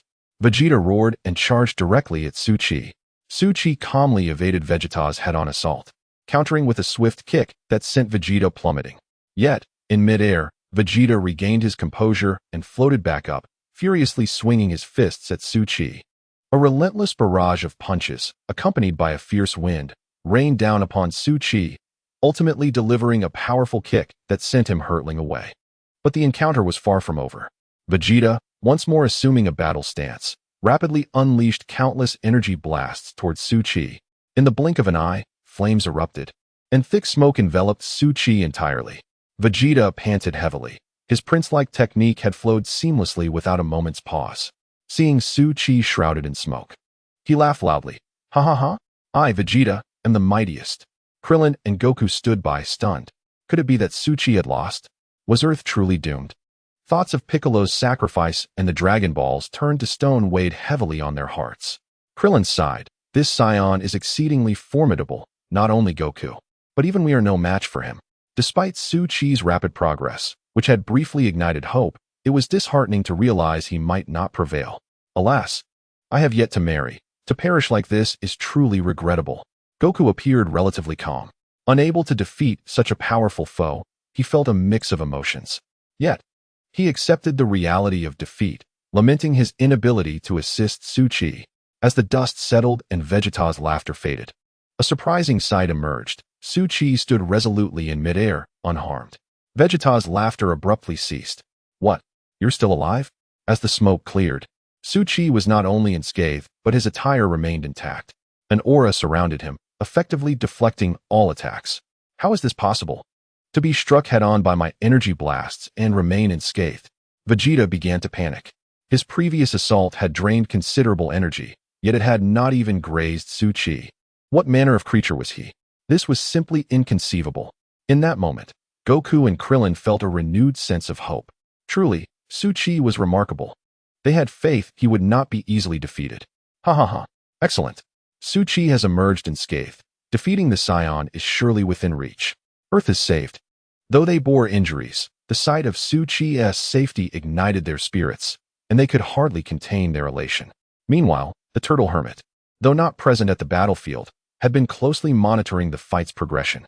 Upon realizing that Yamcha, Piccolo, and Kairatsu had fallen, his heart grew heavy, even diminishing his interest in his beloved magazines. Suddenly, he sensed a significant surge in power from Su-Chi and Vegeta, rekindling a glimmer of hope. It was astonishing how much stronger that young man had become in just 1 year. It was hard to fathom. Were he an enemy, the implications would be dire. In Baby's room, Bulma had just finished feeding the little one, her thoughts drifting to the battlefield where Su-Chi was fighting valiantly.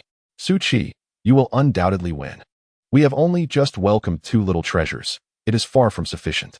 She recalled Su-Chi's playful remark about wanting her to bear 100 children. A blush creeping onto her face. Honestly, I am not superhuman. How could I possibly bear so many?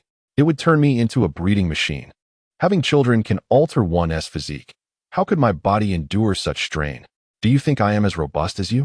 Initially, she believed childbirth to be a simple endeavor, yet her experience in the delivery room had been grueling, nearly costing her life. She had once vowed to Su-Chi that she would bear him 100 children, even if they were all twins. She would have to do so until she was 70. How could that be feasible? The pain was overwhelming, and she regretted the thought of having more children. Bulma paused, a peculiar expression crossing her face. But on the bright side, his stamina is truly impressive. Every time he seeks my affection, I find myself a bit apprehensive. Perhaps I should let Launch assist him in his quest for progeny. I simply cannot bear the burden alone. Launch cradled her 2-month-old child, gazing into the distance. The sky blazed with fire, and the ground trembled continuously. She understood that this battle was of monumental significance. Su-Chi, you must win.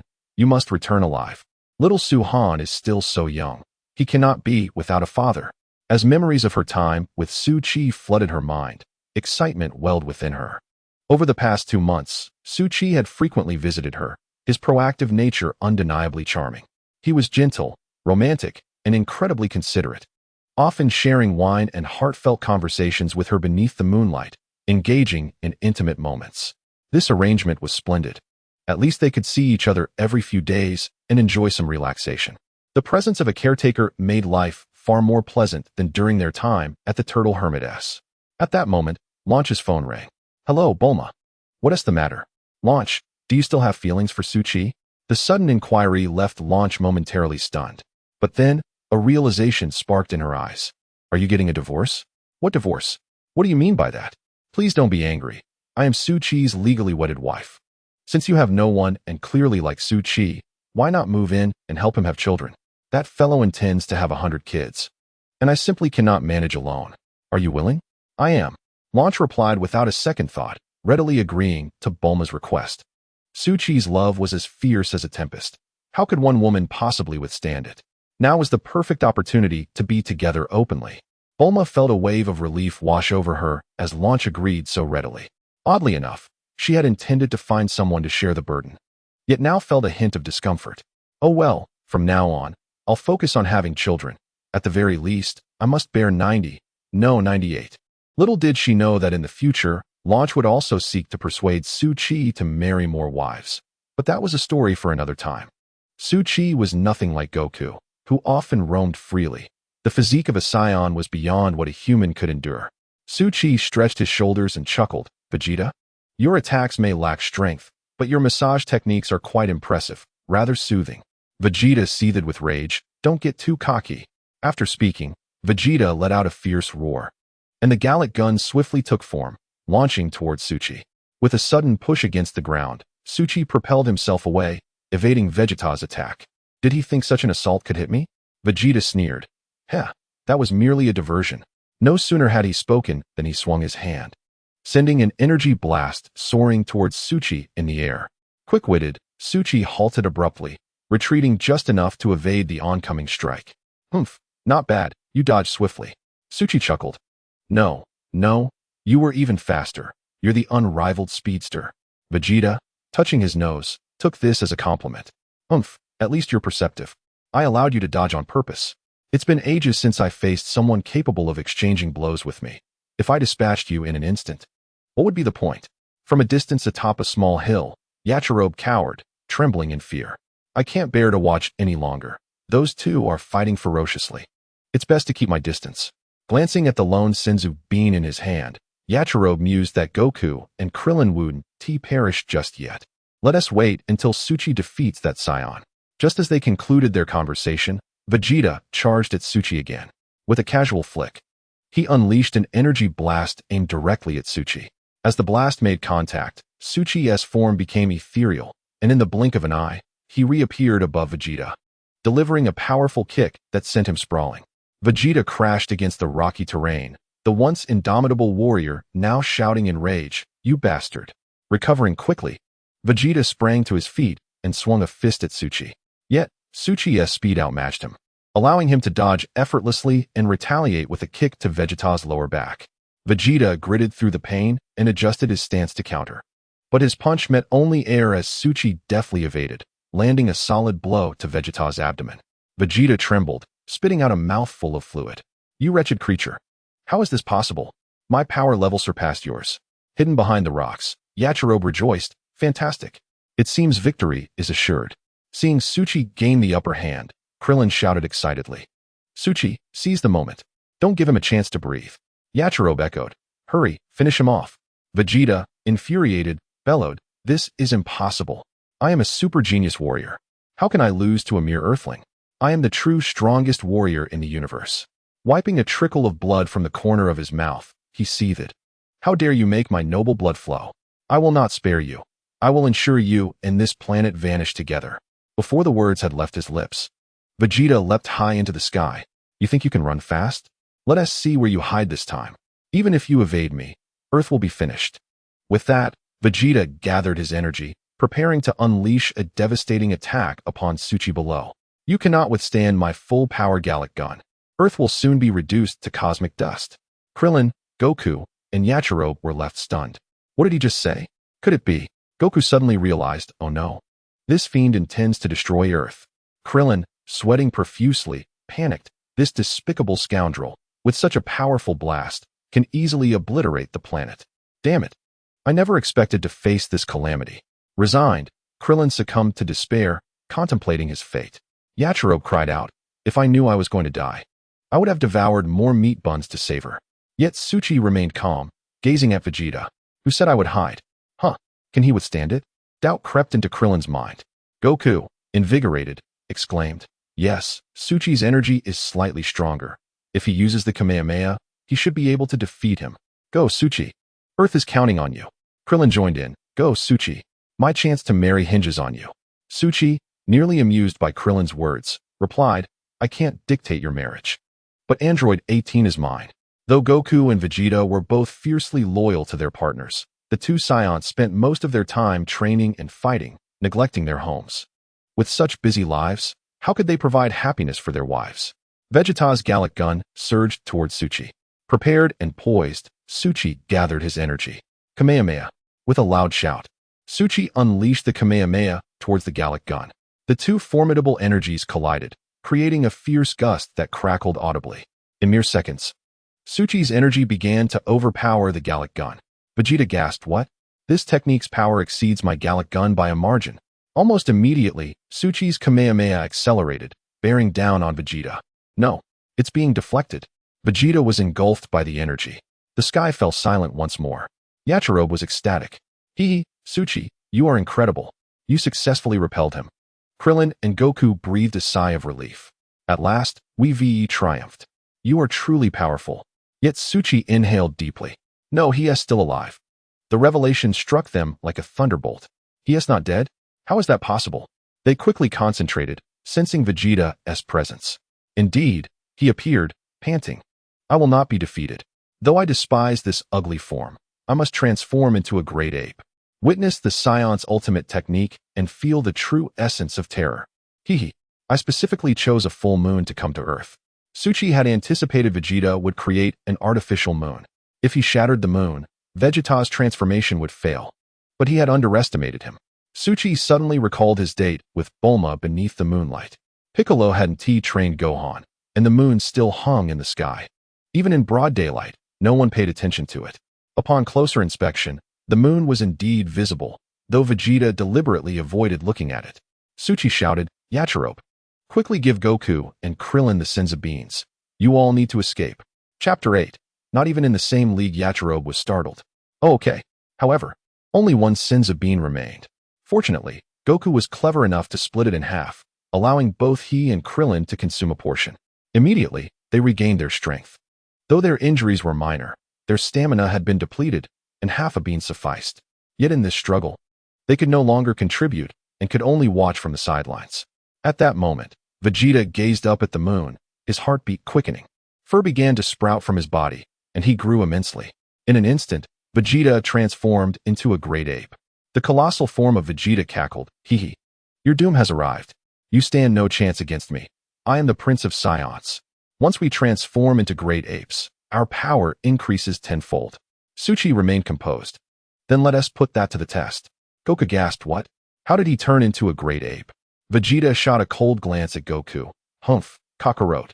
If you had a tail, you too could transform into a great ape. However, as a lowly warrior, you would lose your senses and only wreak havoc in that form. Regrettably, your tail has been severed, and now it is too late for remorse. Upon hearing these words, Wukong felt a sudden buzzing in his mind.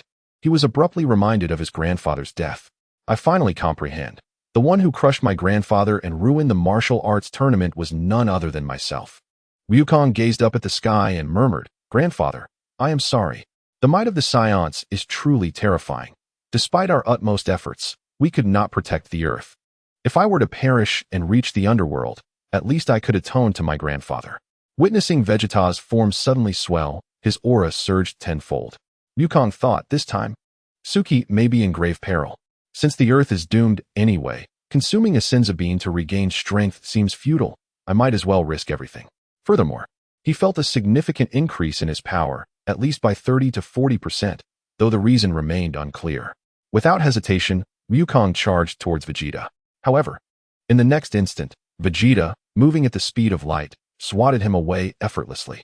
Even though Wukong had employed some minor tricks to enhance his combat power, he was no match for Vegeta in his great ape form. The disparity in speed and strength was insurmountable, leaving Wukong no time to react. Tianjin Fan had just prepared to unleash a ki blast when he was struck to the ground by Vegeta's palm, his energy rapidly waning. Subsequently, Vegeta aimed another slap at Suki. Although Suki had mastered instant transmission, his speed was still no match for Vegeta's, yet he managed to evade the attack. Vegeta grinned, what's the matter? Why aren't you attacking? Where's that arrogance from before? Are you just going to run away? With that, Vegeta unleashed an energy wave towards Suki. Once more, Suki dodged using instant transmission. Vegeta's pupils constricted. What is happening? He couldn't discern my speed. In the blink of an eye, Suki appeared beside Krillin and gently patted his shoulder. This battle requires your assistance. Wukong nodded. However, Krillin was taken aback. What?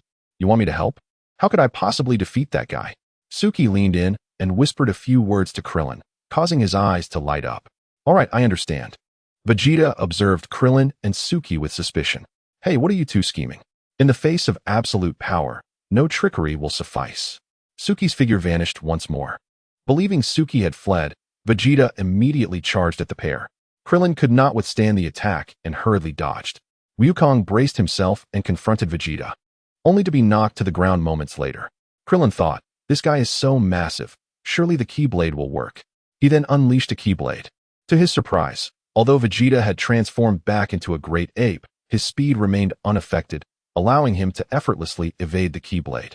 Krillin, in a state of panic, exclaimed, "Suki, he is too strong.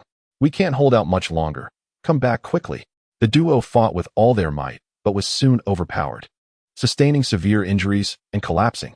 Fortunately, after several seconds, Suki reappeared, sporting a pair of sunglasses. "Krillin, it's time." Seeing Suki ready, Krillin soared into the sky and shouted, "Solar flare!" A blinding light illuminated the surroundings, forcing Vegeta to shield his eyes, rendering him sightless. "Ouch! Damn it, my eyes. I can't see anything." In that fleeting moment, Suki swiftly snatched the sword from Yachirobe and, with instant transmission, appeared behind Vegeta. The blade flashed. Crack! Vegeta's tail was severed in an instant. Vegeta's eyes widened. Upon losing his tail, his body immediately shrank. Observing Vegeta's tail successfully severed, Suki breathed a sigh of relief. Now, without his tail, Vegeta's power noticeably diminished, and Suki seized the opportunity to deliver a barrage of blows. Cries of agony echoed through the air. Wukong and Krillin could not help but exclaim, "This is too brutal." Yachirobe chimed in, "Yes, exactly. Break his spine, shatter his arms, and if we can land another kick to obliterate him, that would be perfect." After a while, Vegeta was on the brink of death. Yet Suki refrained from delivering a final blow. At this moment, Wukong spoke up, "Wait, Suki, I beg you. Spare him." A slight smile graced Suki's lips. He had no intention of taking Vegeta's life at once. He was merely waiting for Wukong to utter those words. Krillin was astonished. "Why, Wukong? We owe our gratitude to Suki this time, but I want to defeat him with my own strength in the future." Krillin protested, "Spare him? Are you insane? Look at the destruction he has wrought upon our home. How can we let him go? Yajirobe, Yamcha, Tianjin Fan, and Piccolo have all fallen at his hands. Even the Supreme Kai is gone. How can we let him escape? He lacks any human compassion. If we set him free, he will surely return to harm us once he recovers." Lying on the ground, Wukong continued, "I recalled my battle with Piccolo. I could not defeat him myself this time, and I am unwilling to concede. Please, allow me this indulgence. After learning I am a scion, it seems I understand why I love to fight so much." Before he could finish speaking, Krillin grasped Wukong's intention and involuntarily shivered. Wukong possessed a certain charm. Although he and Wukong had previously been at odds, along with Tianjin Fan and even the Demon King Piccolo, they ultimately became allies in the face of a common enemy. Perhaps Wukong's decision was indeed the right one. Observing Krillin still conflicted, likely due to the deaths of Yamcha and Tianjin Fan weighing heavily on his heart, Wukong turned to Suki. "Suki, let him go this once. I implore you. You mentioned there are many formidable beings in the universe. It wouldn't matter if we let one slip by. If I am unable to handle him, you can surely subdue him. Yet, I still ponder that in the future, I must rely on my own strength to defeat him." Even without Krillin voicing his thoughts, Suki nodded. "Very well, I shall heed your request. Thank you." Krillin took a deep breath. "I truly do not understand what you both are thinking. However, since you have saved the Earth, you have the right to make this decision." Seeing that Krillin had come to terms with it, Suki turned to Vegeta. "Today, since my child is about to be born, I shall spare your life. Leave now." Yet, Vegeta, utterly battered, could barely move, only managing to twitch his face. Upon hearing that Suki would let him off the hook, Vegeta sighed in relief. He thought to himself, "I must quickly retreat to my spacecraft to heal. Otherwise, I am finished. Unfortunately, I am currently immobile. You worthless fools, how could you reduce me to this state? If I can return to the medical bay, I will recover completely. Once I am healed, I will surely take my revenge on you. The Earth is doomed." As these thoughts crossed his mind, Suki lifted Vegeta and tossed him into the spacecraft, activating the rudimentary healing device and slamming the hatch shut. "Vegeta, I have brought you to this state. It is ultimately for your benefit. Once you recover, you will understand. Ha ha ha." Inside the spacecraft, Vegeta was seething with rage. After a while, the spacecraft ascended into the cosmos. Klin gazed silently at the departing spacecraft. Before long, a few tears slipped from his eyes. "Klin, what's wrong?" asked Suki, perplexed.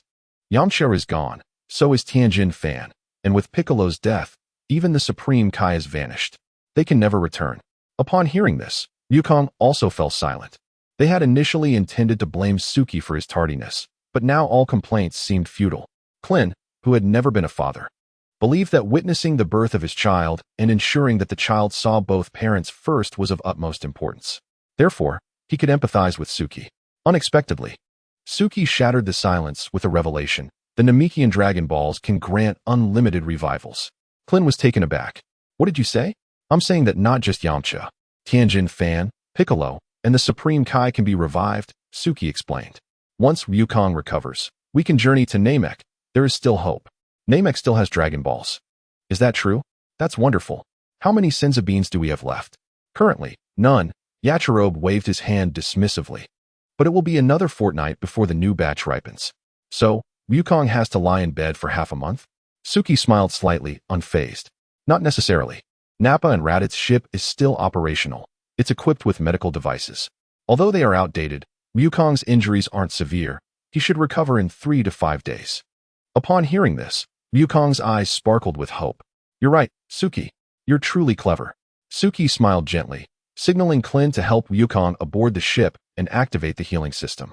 Suki had often pondered this matter while watching Dragon Ball. Vegeta's ship is still in use. How could you forget about Nappa's? If Wukong were to lie in bed for 4 months, that would be quite a predicament. However, Vegeta was a different story.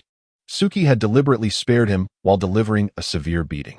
Although the healing pod could mend wounds, it could not fully recover life-threatening injuries in a short time.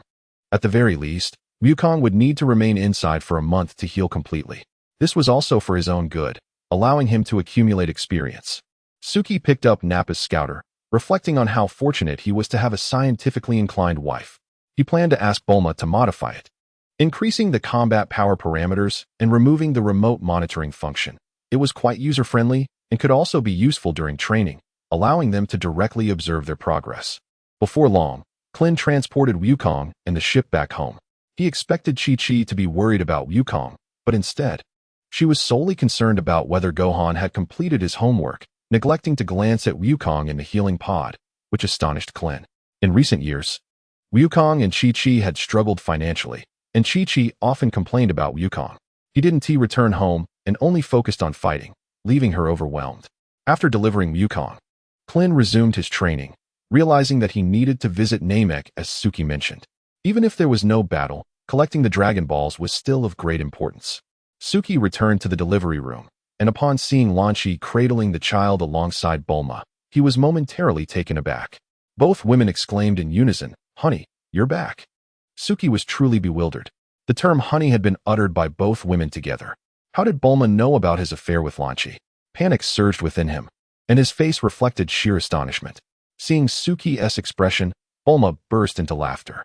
Hee, your expression is simply hilarious. I know all about you and Lan Shi. It's all Lan Shi's doing. I know you had nothing to do with it. Since she's having your child, she might as well live with us. Are you happy, dear? Suki was momentarily speechless. He couldn't fathom how Bulma had accepted Lan Shi so quickly. With Bulma's question, Suki could only respond awkwardly. Isn't this a bit inappropriate? I know she is pregnant with your child. I couldn't bear to let her be alone, which is why I took care of her. You bringing her back won't make you uncomfortable, will it? Though he felt a twinge of discomfort, he replied, as long as you continue to treat me well. I don't mind. Suki nodded vigorously. Of course, I will treat you well for life. Bulma stretched her arms, and Suki understood immediately, rushing over. Bulma grasped Suki's hand and placed Lan Shi's hand upon it as well. We've been good friends for many years. We could talk about anything. This childbirth has truly taken a toll on me. If you want me to have 100 children, I'd have to summon the dragon to revive me countless times. With her around, she can help share the burden. Her body is certainly in better shape than mine. Suki was momentarily at a loss for words. However, he acknowledged that Lan Shi was indeed in far better condition than he was. For the remaining 98 children, oh no, including Suin, that made it 97, he would let her handle that. Lan Shi was incredibly moved, immediately standing up to embrace Bulma. Bulma, you truly are my dear sister. Don't worry, I'll take care of the remaining 97 children. Suki was astounded by their conversation. As a traveler, encountering such a system meant that the only way to grow stronger was to have more children. He initially thought his life would be a discreet one, maintaining a stable household while exploring outside, yet Bulma, fearing childbirth would be too arduous, proactively sought him a second wife. With his combat prowess increasing, Suki found his stamina improving remarkably. Even if he were an emperor, managing 3 palaces and 72 concubines would be a trivial feat at that moment. Bulma's parents entered after completing the child's paperwork. Bulma, Suki, have you decided on a name for the baby? What shall it be? Bulma smiled and said, Dear, we haven't named the child yet. Please think of one. Suki pondered for a long time. He had engaged in a deep conversation with Bulma about names while watching a movie, coinciding with Lan Qi's childbirth. He had initially thought to name a girl Su Ying and a boy Su Jie, but those seemed too casual. He needed something more meaningful. However, naming a child was already challenging, and if he ended up with over 100 children, it would be even more daunting without a system in place. What about naming the boy Su Jie and the girl Su Ying? Bulma's parents found the names a bit odd. Bulma's father remarked, That doesn't sound appealing. It feels rather strange. Her mother added, Indeed, we had actually discussed names with Bulma beforehand, just waiting for your input. I believe the boy should be named Trunks, and the girl should be Bra. That sounds delightful. What? Suki was taken aback to learn that Trunks and Bra were names they had already agreed upon. The moment he thought of Trunks, he recalled that it was the name of Vegeta's child, and he immediately rejected it. That seems inappropriate. I don't think it fits. Bulma's father sighed. We only have 2 daughters, Bulma and Tais, and no sons. Tais is always out and about, and is yet to marry, even though she is not getting any younger. We worry she might not find a partner.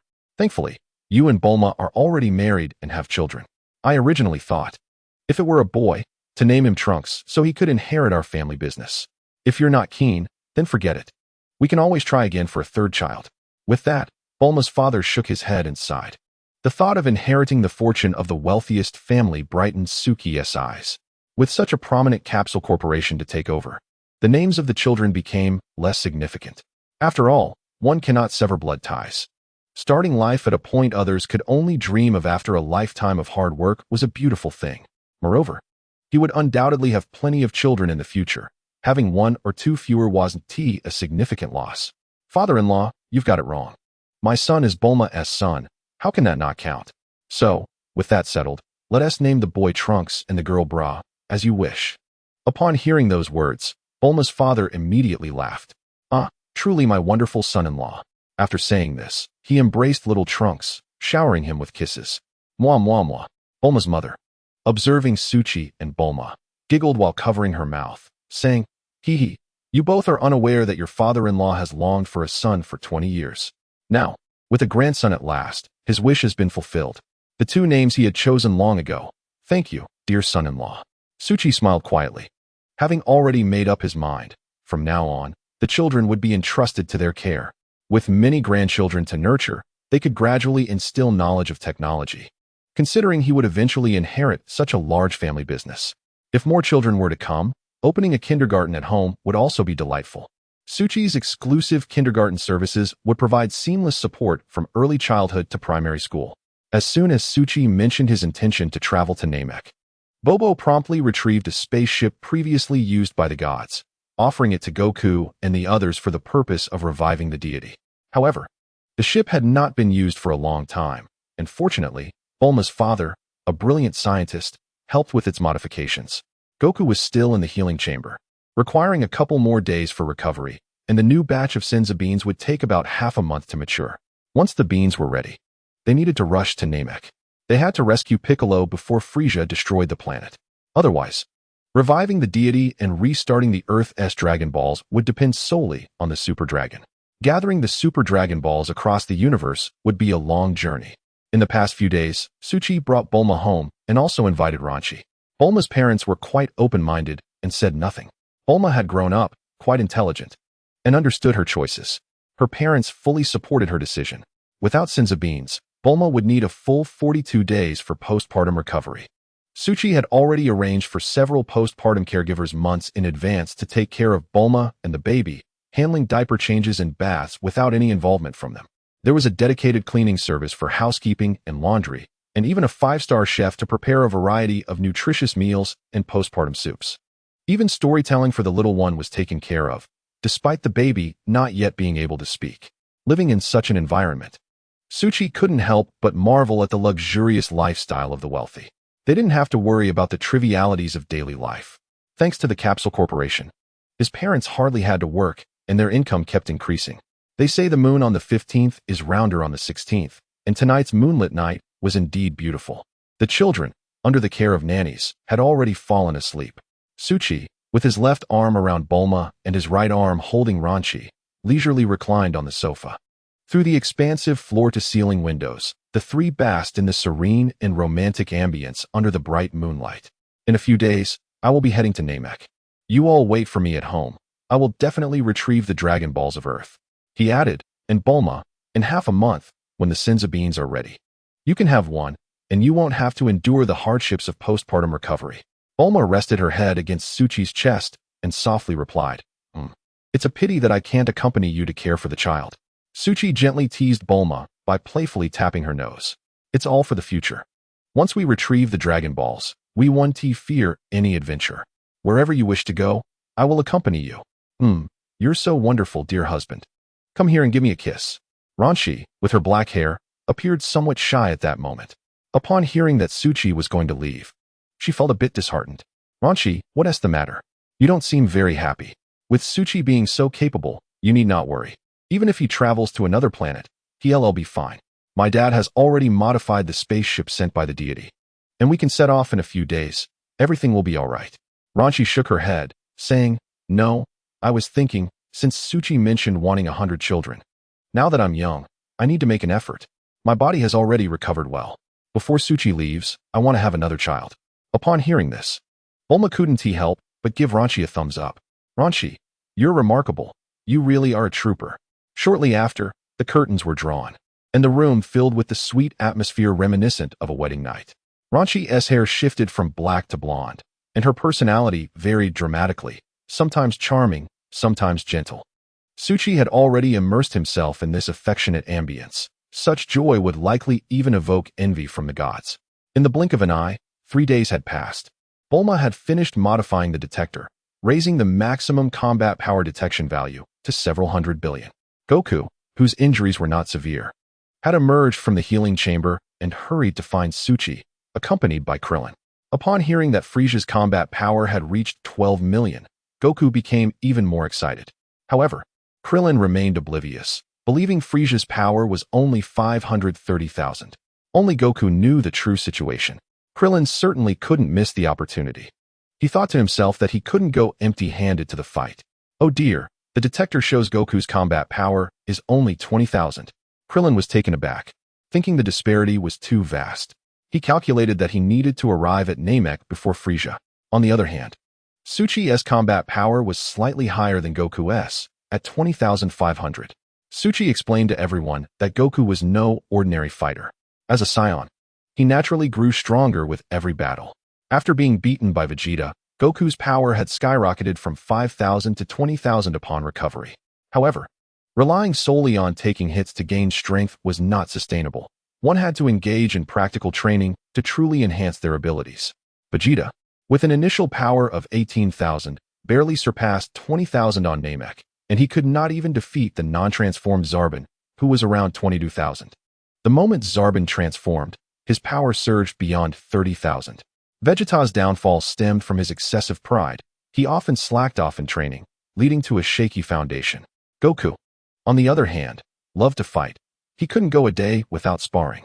He had begun his training from a young age, even attempting to walk on his hands and inadvertently causing an explosion while farming. This is why he could continuously break his own records in combat power. But he had yet to reach his limit. Understanding this principle, Goku was no longer in a hurry to rush out. He waited for the Senzu beans while training rigorously with Suchi in the gravity chamber. Engaging in combat under such intense gravity was exhilarating. Bulma had dismantled the spaceship that Nappa and Raditz used, upgrading the healing equipment inside, significantly enhancing the recovery speed. They could recover completely in about 3 to 5 hours, though risks still existed. After all, it wasn't a divine treasure like the Senzu beans, but merely an ordinary medical device. If one was gravely injured, it could lead to dire consequences. Every day, Goku and Suchi trained together. Whenever Goku was injured, he would immediately enter the healing chamber. Suchi rarely got hurt. After trying the method of getting beaten to level up once, he abandoned it due to the pain. The results were not as effective as the Senzu beans, and he could only do minor movements, not fully recover. Besides, he needed to spend time with Bulma and Ranchi. There was no time for anything else. To strengthen himself faster, Goku decided not to return home. He trained during the day and healed at night, continuing the cycle. 10 days flew by, and Goku's combat power soared to 200,000. Suchi, thanks to the system's assistance and his superior talent, reached 100,000 through training.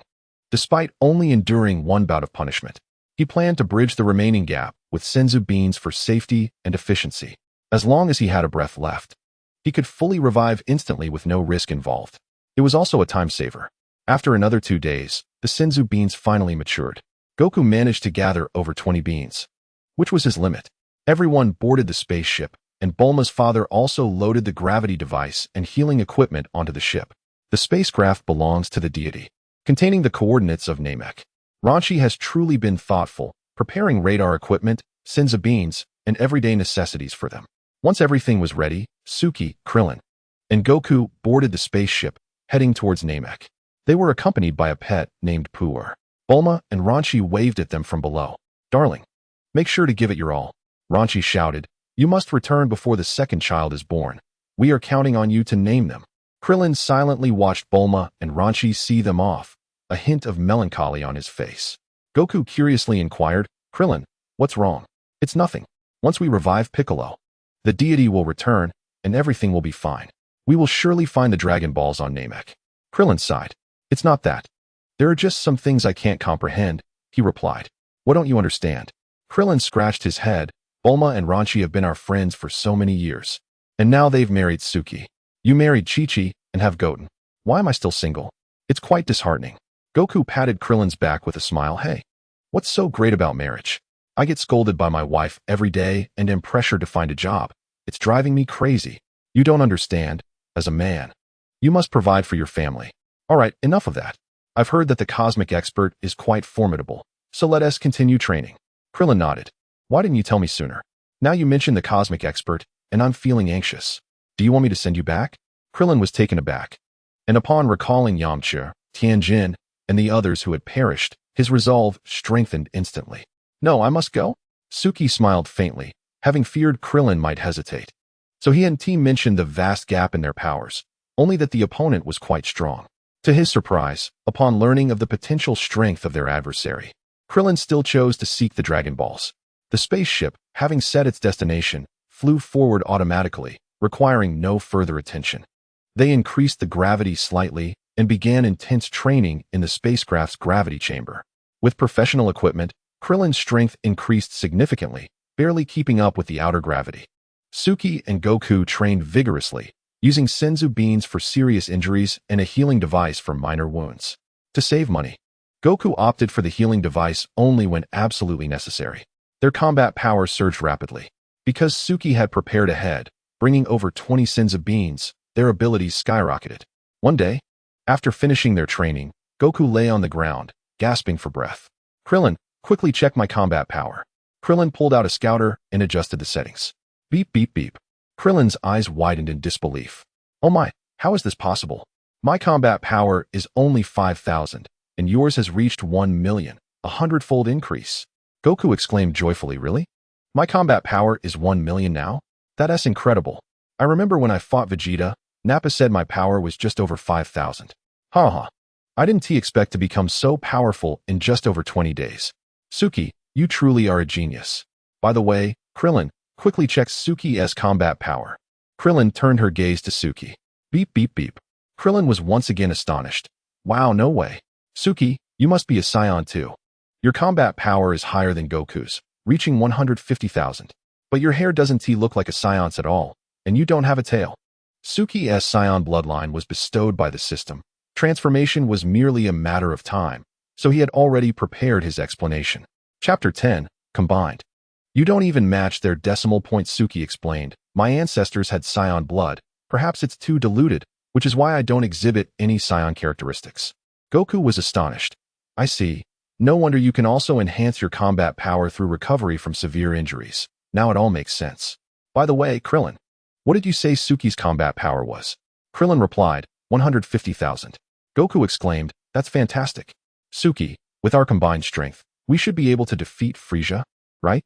"Not quite," Krillin replied, puzzled. ISNT Frisia's combat power only 53,000? Yes, technically, but that's just his initial state. He can transform. As Krillin recalled the Scion transformations, she broke into a cold sweat. Could he also transform into a giant ape, boosting his power tenfold? That would be 530,000. Not quite that extreme. His transformations are far more terrifying and yield greater enhancements. Krillin sighed in relief, only to grow anxious again. Realizing, are you saying Frisia's maximum power is how much? I didn't hear you wrong, did I? Suki replied seriously, 120 million. What? 120 million? Upon hearing Frisia's power, Krillin snapped back to the astonishing strength of the two. What? Didn't you say he was only over 50,000? How can he reach 120 million after transforming? Please repeat Frisia's final combat power. Krillin feared she might have misheard. Suki elaborated, in his normal state, his power is 53,000. After transforming, it increases gradually, and in his ultimate form, it can reach 12 billion. Krillin's face fell. You must be joking. 12 billion. 1,150,000. This is simply overwhelming. Goku counted on his fingers. So if Suki and I combine our powers, we still can't match Frisia? Krillin's lips twitched. Not even close. Combined, you two wouldn't even account for a fraction of his power. Goku blinked in confusion. Is that true? This alien is quite impressive. But I'm even more excited now. Hey, what's there to be excited about? Just don't encounter Frisia. I don't want to die here. I haven't even gotten married yet. That would be such a loss. Suki smiled faintly, saying, if Goku and I were to perish, it would indeed be regrettable. We have wives and children waiting at home. You're right, but why do you insist on coming along? Although you and Bulma have settled down, our bond isn't that deep. I can understand Goku, but why are you here? It's far too dangerous. Perhaps you should reconsider? Suki waved his hand dismissively. No? For the sake of Earth and to bring them back to life, I must go. Krillin was silent for quite some time, finally unable to restrain himself. Giving Suki a thumbs up. Suki, you're truly commendable. Suki merely smiled without a word. In truth, the danger did not lie with him, but with you, Krillin. If I cannot transform, it will all depend on Goku. As long as you can withstand Frisia, Goku will be able to transform. And we might have a chance to defeat him. But I cannot reveal this to you. If anything were to happen, you could always be revived later. That's settled. Krillin was deeply moved by Suki's loyalty. All right, with brothers like you willing to share life and death, even if I perish in a foreign land, it would be worth it. Goku burst into laughter. Krillin, don't be so downcast. After all these years, what storms haven't I weathered? We will definitely find a way. Krillin's smile faltered. Sigh, I'm exhausted. Perhaps Frisia isn't even around. Maybe even if we encounter him. Goku and Suki can create a miracle. They've accomplished so many miracles. One more wouldn't be a big deal. Master Karin had painstakingly collected Senzu beans for hundreds of years, only for Yajirobe to come to Karin Tower and consume them all in no time. Every time Suki thought about how Yajirobe treated the Senzu beans like snacks, he felt a strong urge to give him a thorough beating. Otherwise, they wouldn't be so stingy with the beans now. The two continued to train until they ran out of Senzu beans before finally stopping. Moreover, the rate of improvement through exploiting loopholes had significantly diminished. Suchi realized that they had reached their limits. Only through true life and death battles and rigorous training could they continue to break through. Despite their relentless efforts, they were still far from being Frisia's match. Their sole glimmer of hope lay in transforming into Super Saiyans, which would amplify their combat power 50-fold. Continued training might yield minimal gains, but the Grand Elder's potential awakening could nearly double their strength, a chance too precious to overlook. They merely needed to elevate their combat power to 3 million. Suchi was also taking a gamble. If Krillin were to perish, Goku would likely transform. Should unforeseen circumstances arise, and the two were unable to contend with Frisia, their only recourse would be to instantaneously flee. Suchi found that he could not yet sense distant or weaker energies. Returning to Earth was a dead end. However, they could take a detour, utilizing the life forms of other planets as transit points. Planet Per was the crucial intermediary. As long as they could establish him on a nearby planet, their retreat would be secured. With their concerns alleviated, the following days saw them refraining from combat. Instead, focusing solely on increasing their gravity multiplier, training tirelessly, squeezing out every ounce of progress possible. It had only been 10 days, but if all went well, this journey would last over a month. Nonetheless, after 20 days, they would have undoubtedly gained considerable skills. In the turtle hermit's abode, Master Roshi gazed upon the bodies of Tianjin Han, Piccolo, and Yamcha, lying in ice coffins, a profound sense of guilt enveloping him. Alas, what a tragedy! Poor Kairatsu suffered the most, leaving nothing behind, and uncertain whether he could be revived. The sacrifices were immense. Looking at his disciples' lifeless forms, Master Roshi clenched his fists in frustration. I feel this anger within me, yet I can do nothing. Goku, Tsuchi, Krillin, you must strive harder. On planet Frisia 79, Vegeta had been away from Earth for 18 days. Beep, beep, beep. Something is approaching? Could it be King Frisia? Impossible, he just left not long ago. It's a spherical object. It's a warrior. The signal indicates it's Vegeta. Strange. Why haven't we received word of his return? Has something gone awry? At that moment, Vegeta was still one of Frisia's soldiers. Attention, attention. This is the administrator. Vegeta has returned. Quickly go welcome him. Shortly thereafter, those sent to greet Vegeta noticed his spacecraft. Odd. Why is there only one? Where are Nappa and Raditz? Why aren't they emerging? A few individuals pried open the spacecraft. This is bad. Life signs are faint. Had it not been for his strong vitality and the makeshift life support system, Vegeta would have long since perished. Quickly, transport him to the medical bay and utilize the new treatment apparatus. With Vegeta's return, it seemed Nappa and Raditz were likely doomed. A few soldiers whispered among themselves, speculating that Vegeta must have encountered a formidable opponent, even damaging his super protective gear. The new treatment equipment is remarkably effective. Hours later, Vegeta awoke. As he opened his eyes, he felt a surge of energy coursing through him. His current combat strength was evidently far superior to when he had been on Earth. Suddenly, he recalled Tsuchi's words. He had brutally beaten Tsuchi but spared his life, claiming it was for his benefit. A twinge of curiosity stirred within Vegeta. How did he know that scions grew stronger through combat? Could it be that Kakarot, initially unable to defeat Raditz, surpassed him within a year due to facing numerous life and death situations in that time? Never mind, I won't dwell on that. Vegeta inspected his body. Regrettably, his tail had not yet regrown, but that was inconsequential. It would return in due time. With that, Vegeta exited the medical bay. Is King Frisia present? He just left. He is not here. Lord Vegeta, you've donned your battle attire again. Do you intend to venture out? Lord Koi informed me that you have completed your treatment and requested your presence in the training room. He has matters to discuss with you. Vegeta snorted dismissively, saying, Tell him I have nothing to say. Subsequently, a soldier approached, presenting a new combat power detector to Vegeta. Lord Vegeta, Lord Koi has prepared another one for you. Vegeta glanced at it and replied, Keep it. I no longer require it. What? Vegeta strode out without a second thought. My combat power is likely at 30,000 now. I yearn to return to Earth immediately and eliminate them all. However, I should first head to Namek. As Vegeta took a few steps, the insufferable Koi approached him. Though both were Frisia's subordinates, Koi had always looked down on Vegeta and loved to provoke him. Hey Vegeta, what happened? I heard you were thoroughly beaten. Nappa and Raditz are dead. TSK, TSK, TSK, who was so formidable as to bring the invincible Scion to his knees. Get lost, Koi. I have no time for your drivel. Koi patted Vegeta's arm. King Frisia is quite displeased with your unauthorized assault on Earth. What is it to you? Keep your filthy hands to yourself. He has forgiven your recklessness, as your discovery is of great value. Vegeta paused. What discovery? The Dragon Balls. King Frisia has already headed to Namek. He is quite pleased and believes he may achieve immortality. Vegeta's eyes widened. What did you say? Where did King Frisia go? To Namek. Vegeta's mind became chaotic.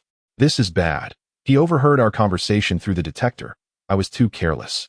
If he obtains the Dragon Balls and gains immortality, I will be subjected to his control for eternity.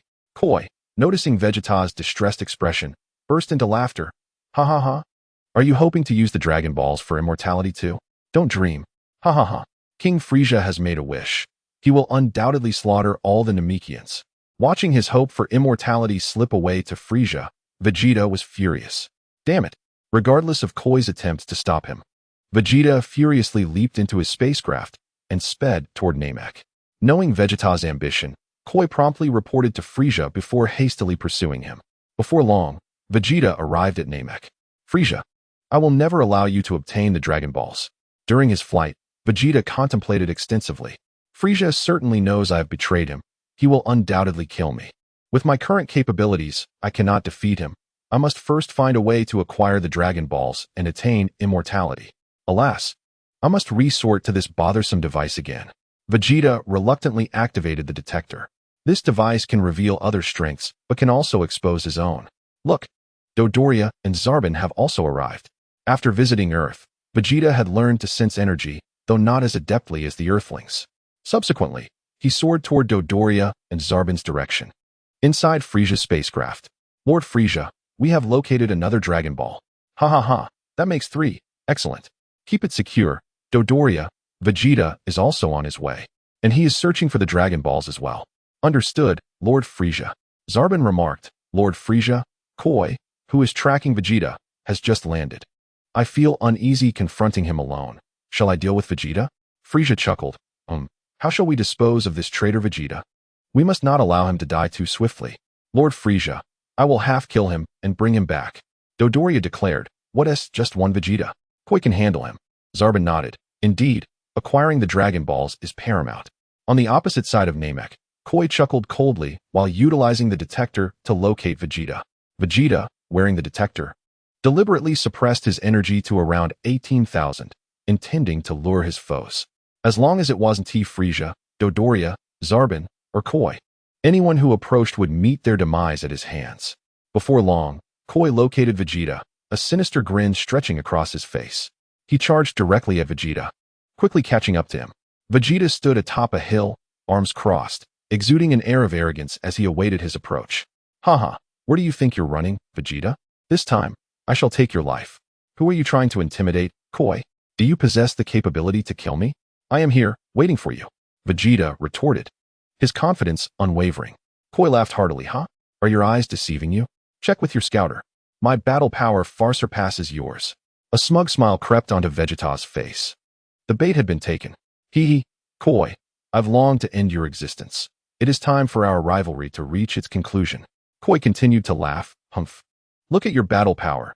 You are doomed. Vegeta replied. You wish to compete with me?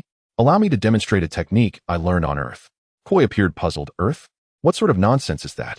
A skill for fleeing? Vegeta grinned widely. It is the ability to control my battle power at will. Indeed, Vegeta was a genius, even surpassing the initial prowess of Suki. After a mere skirmish with Goku and Krillin, he had discerned the nuances of their energy fluctuations and devised this technique on his own. Upon hearing Vegeta's proclamation, Koi's mind raced with doubt. Control over battle power? You should check your scouter yourself. With a sudden surge of energy, Vegeta activated his scouter, and the numbers skyrocketed to 24,000. He was still holding back, waiting for Zabo and Dodoria to take the bait. Koi's expression froze in disbelief as he witnessed Vegeta's power surge. What is this?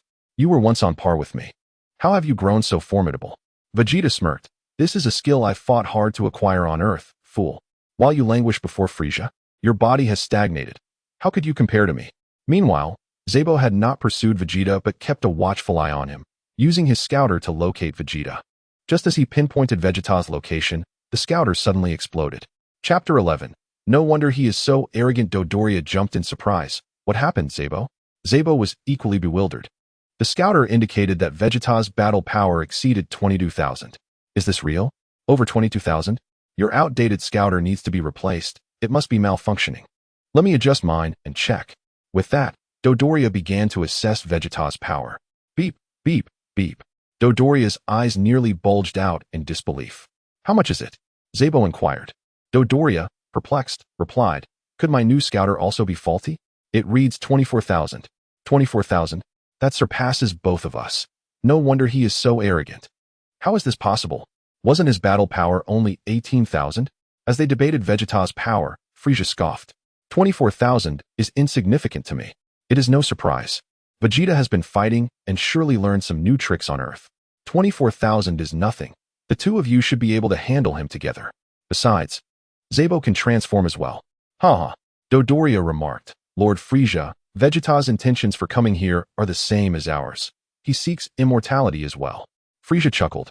I am already furious that he dared to venture to Earth without my command. To openly betray me today is a grave mistake. However, in my eyes, he is merely a small insect. First, let us search for the Dragon Balls. Do not concern yourselves with him for now. I would prefer he does not die so easily. Yes, Lord Frisia. Oh dear, Vegeta's power has skyrocketed to 24,000. This is terrifying. He has already surpassed 18. Koi was genuinely panicking now. Hey Vegeta, wait. I have a brilliant idea. Let us talk. I can help you find the Dragon Balls. Truth be told, I have always been displeased with Lord Frisia. If we joined forces, defeating Dodoria and Zabo would be a piece of cake. Vegeta sneered. Your words are truly nauseating. I have long wished to eliminate you. Suddenly, Koi shouted, Lord Frisia is here. Vegeta turned abruptly, startled. But nothing was there. When he turned back, Koi's attack was already upon him. Ha ha ha, what a fool, you took the bait. With a thunderous crash, dust erupted as Vegeta was struck by an energy wave.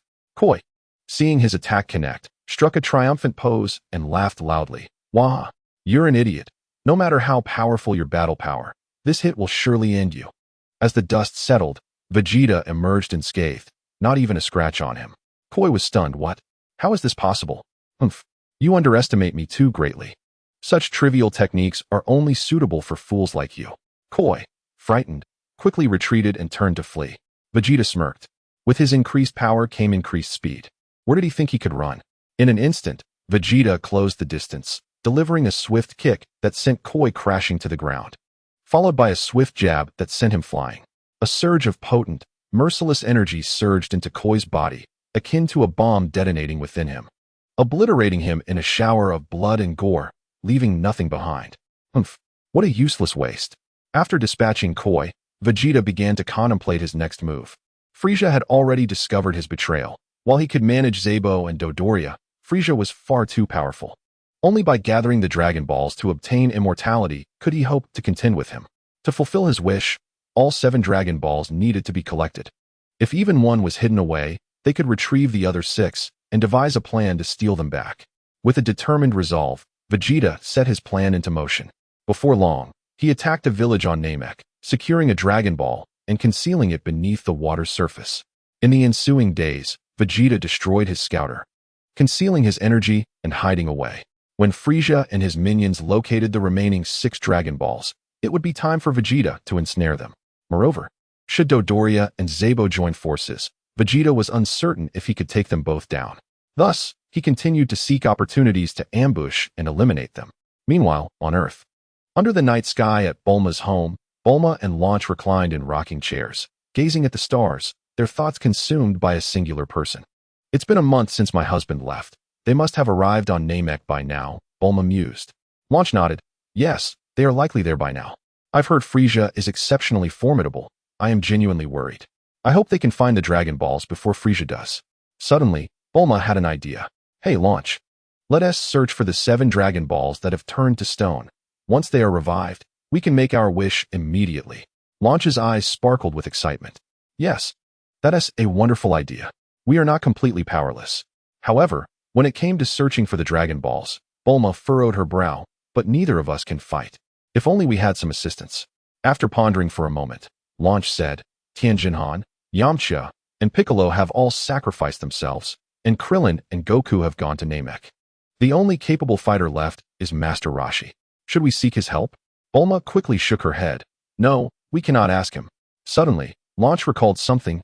Oh wait. There is someone we can ask. She should be fine. Bulma paused. Who? A junior sister from the Tianjinhan Martial Arts School, a former disciple of the Crane School. Named Yulin. She often wears a Chi Pao and excels in talismans.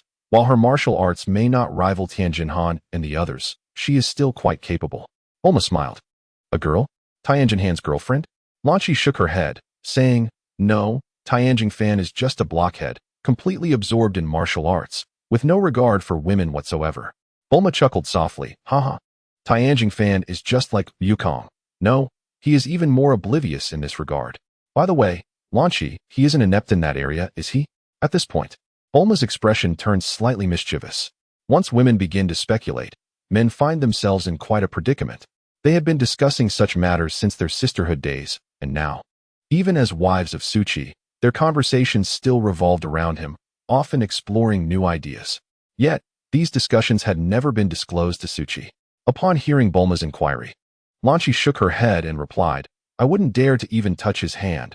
How would I know? Not just me. Every woman who approaches him finds him retreating. Unless they come to learn martial arts, He is earnest in teaching. However, I have no interest in martial arts, and he keeps his distance from me. I stayed at the martial arts hall for a few days and then left. Bulma, while curling her hair, remarked, that guy shouldn't practice martial arts. He should become a monk. By the way, when shall we seek Yulin? Lan Shi responded, any time is fine. It depends on whether Yulin is willing. If she doesn't lend a hand, I'm at a loss. Bulma assured her, no problem, I will take care of it. If she refuses to help, I will offer her a fortune to assist us. Lan Shi raised her thumb in approval. Bulma is indeed Bulma, so bold and generous. She will surely agree. Yawning, Bulma stood up and said, all right, I will go tinker with the Dragon Ball radar. It's getting late, don't wander outside. You should visit her tomorrow and bring her to see me so we can go together. Oh, aren't you newly pregnant? Just rest at home. The first few months require utmost caution. Lan Shi gestured, all right, then I leave it to you. Before departing, Suchi fed Bulma a senza bean, instantly revitalizing her with energy. The following day, Lan Shi quickly invited Yulin over. Without spending a penny, Yulin, bored at the martial arts hall, decided to join the quest for the Dragon Balls. Upon seeing Yulin, Bulma was momentarily stunned. This girl had an exquisite figure, with alluring curves and a captivating face. Her flat abdomen and peach-like posterior were indeed enticing. Many women would dream of possessing such a physique. Bulma couldn't help but admire her. Not only did she have an alluring figure, but her youthful visage was both adorable and elegant. Bearing children would be no issue for her. Just as men appreciate beauty, women too enjoy admiring attractive women. Bulma greeted her warmly. Hello, I am Bulma. You must be Yulin. Your figure is remarkable. Yulin, a classical beauty, smiled gently, akin to a spring breeze. Thank you, Bulma. Your figure is also lovely, and you are quite beautiful. Bulma chuckled, covering her mouth. You have a sweet tongue. Even women feel their hearts flutter upon hearing you. Yulin's cheeks flushed slightly, and she quickly changed the subject. I heard you were searching for the Dragon Balls to resurrect Tianjin Fan and the others. Lan Shi asked me to help. So here I am. Is there anything you need me to do? Bulma smiled gently. Lan Shi is expecting and cannot travel far. I will search with you. By the way, can you fly? Yulin nodded, of course. I was once the senior sister of the Crane School, but unfortunately, it has fallen into decline. As she spoke, she lowered her gaze. Bulma reflected that the Crane School's Tao Bai Bai was killed by Wukong, and both Tianjin Fan and Jiaozi were dealt with by Master Roshi. Later, the resurrected Tao Bai Bai met his end at the hands of Tianjin Fan. The decline of the Crane School was indeed tied to Wukong and Master Roshi. Bulma felt a twinge of remorse. Just as she was about to apologize, Yulin lifted her head and said, however, I do not blame son Wukong or Master Roshi. The decline of the Crane School is the result of my master and uncle's own actions. I understand who is good and who is bad. Bulma remarked, what a wise person you are. I consider you a sister now. Thank you, Bulma. When you asked if I could fly, did you mean we should fly? No. The Dragon Balls might be on a mountaintop or cliff. Taking a jet would not be convenient. We need to rely on flight techniques. It's faster and safer. Can you show me a bit of your skill? Yulin nodded and swiftly ascended into the sky, performing several graceful loops. Is this satisfactory, Bulma? Lan Shi stealthily approached Bulma, whispering, she is wearing white. I saw it. Yulin curiously asked, what are you two whispering about? Bulma nodded. She said it's fine. Let us set off. Soon, Bulma, with the Dragon Ball detector in hand, led Yulin on their quest for the Dragon Balls. In recent years, technology had advanced remarkably. The speed of jets far surpassed that of motorcycles.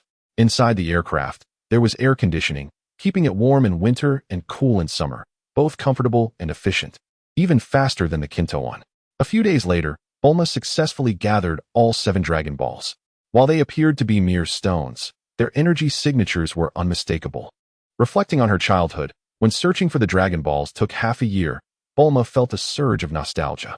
Back then, she had tricked Wukong into helping her find the Dragon Balls, enduring numerous adventures. Now, her friends had all grown up. Wukong had realized his dream of becoming a top martial artist, continually challenging the limits of martial arts. As for her, she had finally found her beloved boyfriend through the Dragon Balls, achieving a sense of completeness. Recalling the martial arts tournament, had it not been for Chi-Chi's early intervention, she might have ended up with Wukong. Later, she heard from Chi-Chi that after all these years, Gohan was already 4 years old, and they had yet to share a kiss. Quite amusing. Had she not missed that opportunity, she would not have encountered the gentle and caring Suchi, nor would she have the happy life she enjoys now. Bulma couldn't help but marvel at how wondrous fate is. After gathering the Dragon Balls, Yulin bid farewell to Bulma. Watching her retreating figure, an impractical thought suddenly crossed Bulma's mind. What a wonderful woman! If only she could convince her to bear a child for her husband. The task would be accomplished faster. Coughing, Bulma quickly shook her head. What am I thinking? I am still young, and I can still have children. So can Lanchi. For the sake of my husband's dreams, a little hardship is nothing. Let's roll up our sleeves and get to work. Meanwhile, far away on Namek, Vegeta had been lying in wait for quite some time. One day, Frieza finally gathered 6 Dragon Balls. Only the one hidden by Vegeta remained unfound. Lacking radar, they could only seek information from the Namekian villages to locate the Dragon Balls. Currently, nearly all Namekians had been slaughtered by Frieza's minions. Through inquiries among the villagers, it was learned that if the Grand Elder were to perish, the Dragon Balls would become ineffective, which is why Frieza had not yet targeted him. Instead, he had captured him, stolen the Dragon Balls, and stationed guards around the village where the Grand Elder resided. Once he fulfilled his wish for immortality, he would eliminate them all. Only Frieza could be immortal. Ha ha ha, it seems the last Dragon Ball is in Vegeta's possession. What is wrong with this guy? The detector cannot locate him. Zarbin, Dodoria, this task is entrusted to you. Bring Vegeta and the Dragon Ball back to me. Yes, Lord Frieza. Soon, Zarbin and Dodoria set off together in search of Vegeta. Though this planet was small, it was quite fitting for hide-and-seek. Watching them depart, Frieza thought to himself that finding someone was no simple task. It was akin to finding a needle in a haystack. He was eager to wish for eternal life. Then, Frieza pulled out his communicator. Ginyu Force, come to Namek and assist me in locating the Dragon Balls. Understood, Lord Frieza, we're on our way. Vegeta sensed that Dodoria and Zarbin were roaming the planet, causing havoc. He understood that these two were on the hunt for him. At the same time, Vegeta awaited their separation. Can't you two separate to act more efficiently? Indeed, a few hours later, they parted ways. Vegeta noticed their separation, a sinister smile creeping across his lips. He suppressed his breath and quietly flew low towards Dodoria. With a battle power of 24,000, Vegeta still found himself slightly outmatched by Sabo, who could transform and elevate his strength instantaneously, making him capable of easily defeating Vegeta. Even alone, Sabo could handle Vegeta with ease. In truth, Dodoria had always looked down on Vegeta, a mere 24,000, just 2,000 more than him. To Dodoria, Vegeta had always been a weakling. Even if he was marginally stronger, he could never be obliterated instantly. Martial arts, skills, combat experience, or ambush tactics could easily bridge that gap. Besides, if all else failed, he could always flee. Before long, Dodoria grew increasingly impatient. Surrounded by mountains, there were ample hiding spots to choose from. In frustration, he unleashed a barrage, leveling those small mountains that could conceal anyone. Just as Dodoria was caught up in his rampage, a heavy fist struck him hard in the stomach. Ouch! Dodoria screamed, crashing heavily to the ground. Damn it! Who ambushed me? He lifted his head and was startled to see Vegeta's figure, his pupils dilating. Vegeta! Vegeta sneered. Dodoria, long time no see. Dodoria roared, Vegeta. You cowardly sneak. You've grown bold. Vegeta replied with cold laughter. You and Sabo have always clung to Frieza's coattails. I have been waiting for the chance to confront you two alone. It has been a long wait. Without Frieza backing you and no Sabo around, you are no match for me. Dodoria shouted furiously, Damn monkey, quit boasting. If you hand over the Dragon Balls, I might spare your life. Come and take them if you dare. Vegeta smirked, dripping with contempt. Dodoria fumed, You audacious monkey. How dare you provoke me? With that, Dodoria lunged at Vegeta, his fists slicing through the air with ferocious wind. But just as he was about to make contact, he saw Vegeta's nonchalant expression and his eyes widened in shock. Vegeta merely shifted slightly, effortlessly evading Dodoria's punch. He then lifted his leg, driving his knee forcefully into Dodoria's chest. In an instant, Dodoria felt his insides churn, his face twisting in agony. The intense pain caused his heart to skip a beat. He let out a scream, staggering backward, blood spewing from his mouth. Staring in disbelief at Vegeta. How is this possible? That damned monkey has become so powerful. Before he could regain his senses, Vegeta's whip-like kick came crashing towards him. Dodoria attempted to dodge, but it was futile, and he could only watch as Vegeta's foot slammed brutally into his face. With a resounding impact, he was sent tumbling into a pile of rocks, feeling as though his bones were shattering. Dust swirled around him. As the dust settled, Dodoria clutched his chest. Dirt smeared across his face, gasping for breath. How dare you hit my face? Vegeta, you will pay for this. With a furious roar, Dodoria summoned all his strength and unleashed a barrage of energy blasts towards Vegeta. The explosions enveloped Vegeta in smoke and flames. However, as Dodoria prepared to revel in his triumph, a thought flickered through his mind. Who are you even attacking? Suddenly, Vegeta's voice came from behind him. What? When did he get behind me? Before he could react, a powerful punch landed squarely on Dodoria's pudgy, grotesque face, followed by a relentless flurry of blows and kicks that left Dodoria screaming in agony. Not long after parting ways with Dodoria, Sabo heard his scouter beeping incessantly and quickly checked it. It turned out that Vegeta was engaged in a battle with Dodoria. Sabo's expression shifted, a cold smile appearing on his face. Humph, so he can only ambush Dodoria. Vegeta, you've been elusive these past few days. After searching for so long, this time, there will be no escape. With that, Sabo changed direction, racing toward the energy fluctuations of Vegeta and Dodoria. Before long, Sabo arrived at the battlefield, and the scene before him was gruesome. He was left speechless. Dodoria lay on the ground with one arm broken, while Vegeta relentlessly kicked his body. Dodoria's flesh jiggled. His face was bloodied, and several teeth were knocked out as he cried out in pain. Upon seeing Sabo, Dodoria desperately called out, Sabo, help me. Sabo shouted, Vegeta, stop. Vegeta turned to glance at Sabo. You think I'll stop just because you say so? Who do you think you are to command the Prince of the Saiyans? As soon as he finished speaking, Vegeta stomped down hard. In an instant, Dodoria's head burst like a watermelon, blood splattering and staining the earth red. Then, with another kick, he sent Dodoria's decapitated body into the water. Vegeta, you monster! You've killed Dodoria. Vegeta crossed his arms, a look of disdain on his face. Finally, you've arrived, Sabo. Today, you will meet the same fate. Sabo, having been longtime partners with Dodoria, could no longer contain his fury, and he swung a punch at Vegeta. Vegeta did not dodge, but instead caught Sabo's fist with ease. Sabo was taken aback. What? He was able to catch my punch? Before he could process this, Vegeta retaliated with a powerful blow. Sabo quickly sidestepped, but the next moment, Vegeta's figure flashed past him, appearing behind him and delivering a fierce kick to his face. With a loud thud, Sabo was sent flying, dust swirling around him. As the dust cleared, he clutched his face, glaring angrily at Vegeta. Damn you, Vegeta! How dare you kick my handsome face? You will pay for this. With that, Sabo roared, his power surging dramatically as he charged at Vegeta with a punch. However, the very next second, he was met with a lightspeed counterattack. Vegeta effortlessly dodged Sabo's punch and retaliated with a spinning kick, leaving another mark on the opposite side of Sabo's face. But the assault was far from over. Vegeta's smile grew wider as he rained down punches into Sabo's abdomen. Thud, thud, thud. Sabo was like a deflated balloon, completely defenseless against Vegeta's onslaught. Vegeta kicked him into the air, then brought him crashing down with force. As Sabo struggled to regain his composure, Vegeta applied immense pressure on his waist, dealing a crushing blow. Sabo coughed up blood, severely wounded, wiping the blood from his mouth. Sabo roared, how is this possible? With your level, how could you possibly defeat me? Check your scouter. You're such a fool, Vegeta retorted. Sabo, startled, quickly pressed the button on his scouter. An astonishing number left him speechless. What? Your battle power has reached 31,000? I distinctly remember it being only 24,000. Vegeta shook his head, truly foolish. Your detector is utterly outdated. This technique is something I learned on Earth, allowing me to manipulate my combat power at will. Such a device is of no use to me. Just as Sabo was about to unleash another tirade, Vegeta's figure flickered, his foot landing squarely on Sabo's face.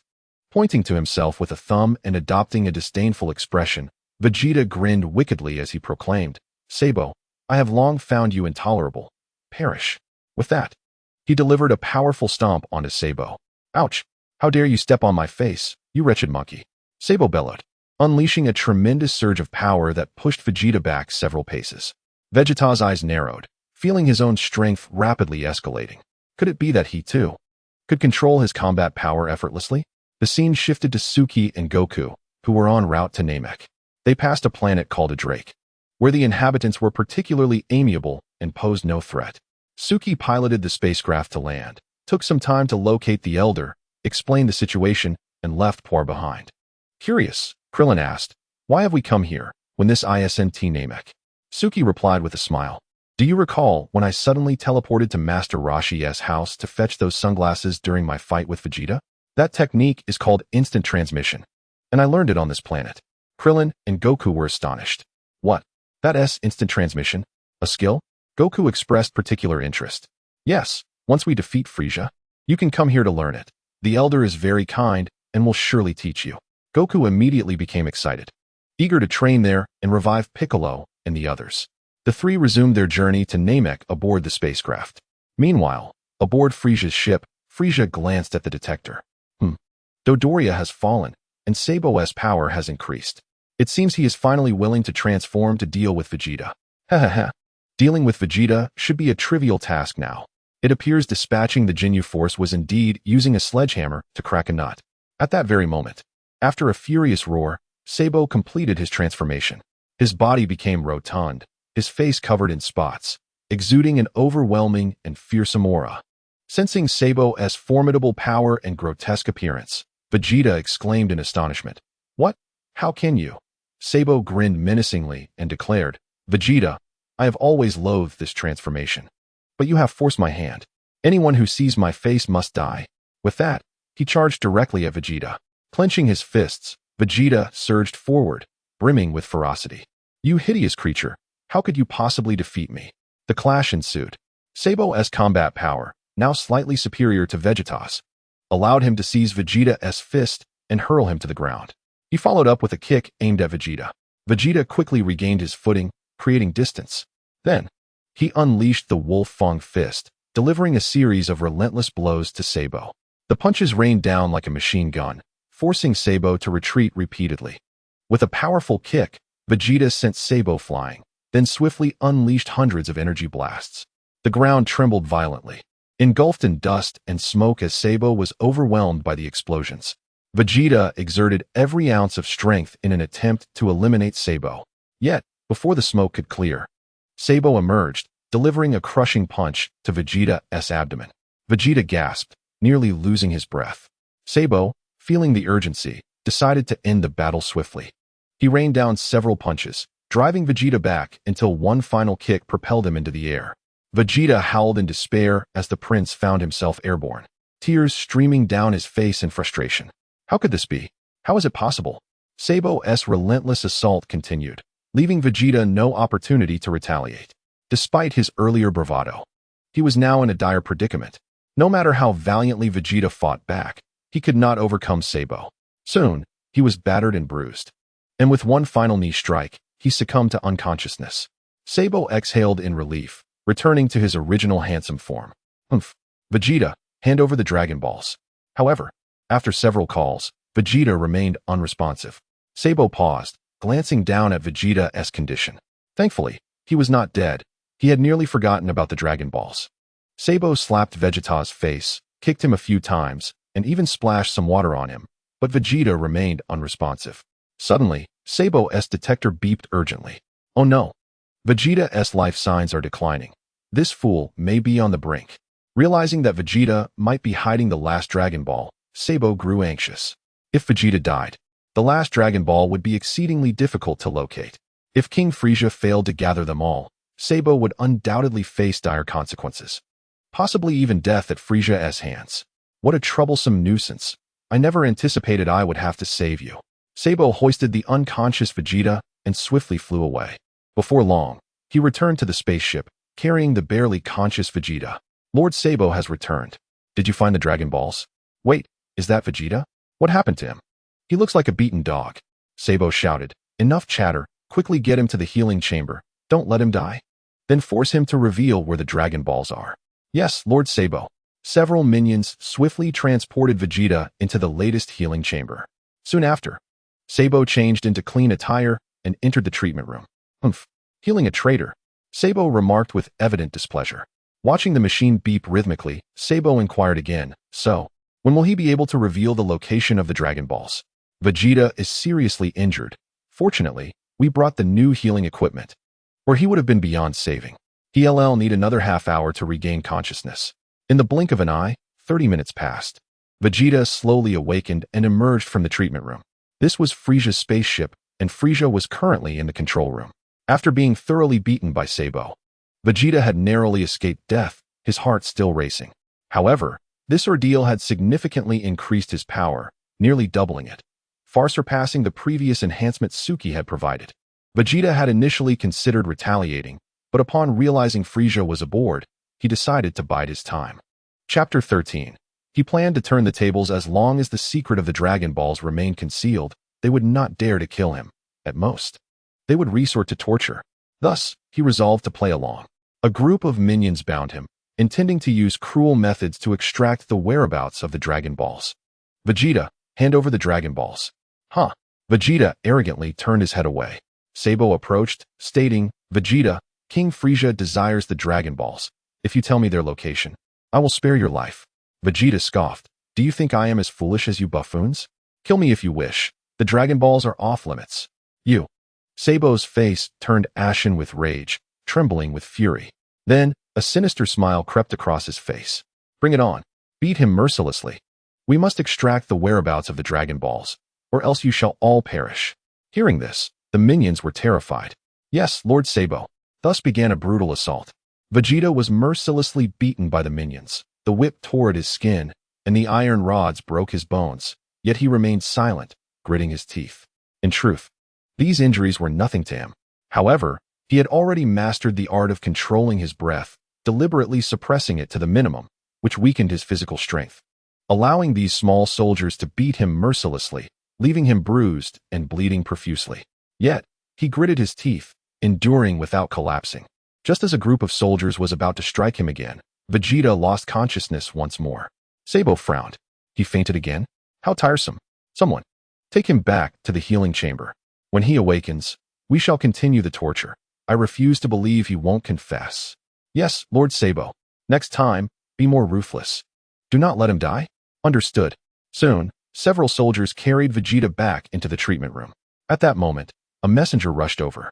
Lord Sabo, King Frieza is awaiting you.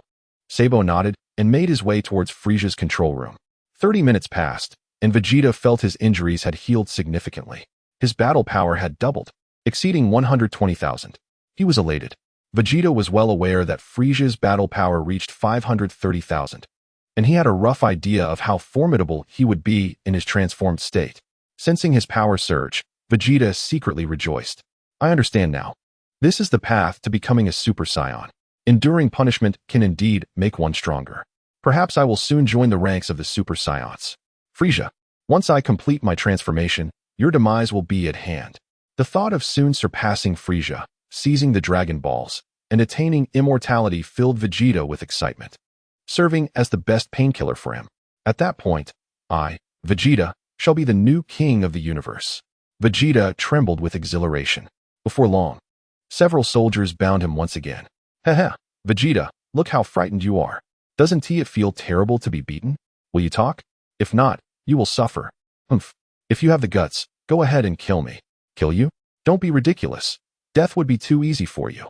We intend to make you wish for death until you reveal the whereabouts of the Dragon Balls. Ha ha ha, scared yet? A soldier leader threatened the bound Vegeta.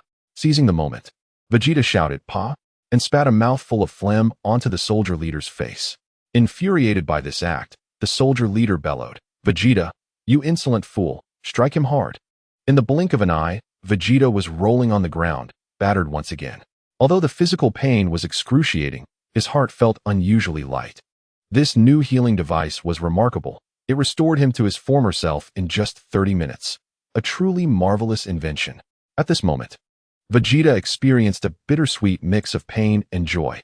Meanwhile, Suki, Krillin, and Goku finally arrived on Namek. At Suki's urging, the trio concealed their energy to avoid detection. Krillin remarked, I can sense Frieza's energy. It's incredibly strong, indeed super strong. However, it still pales in comparison to your peak forms. Is this Frieza's initial form? Suki nodded. Yes, do not underestimate his surface power. He has 3 transformation stages. In his second form, his battle power can reach 1 million. In the third, 3 million. And in his ultimate form, it can soar to 30 million, achieving up to 1 billion in his most powerful state.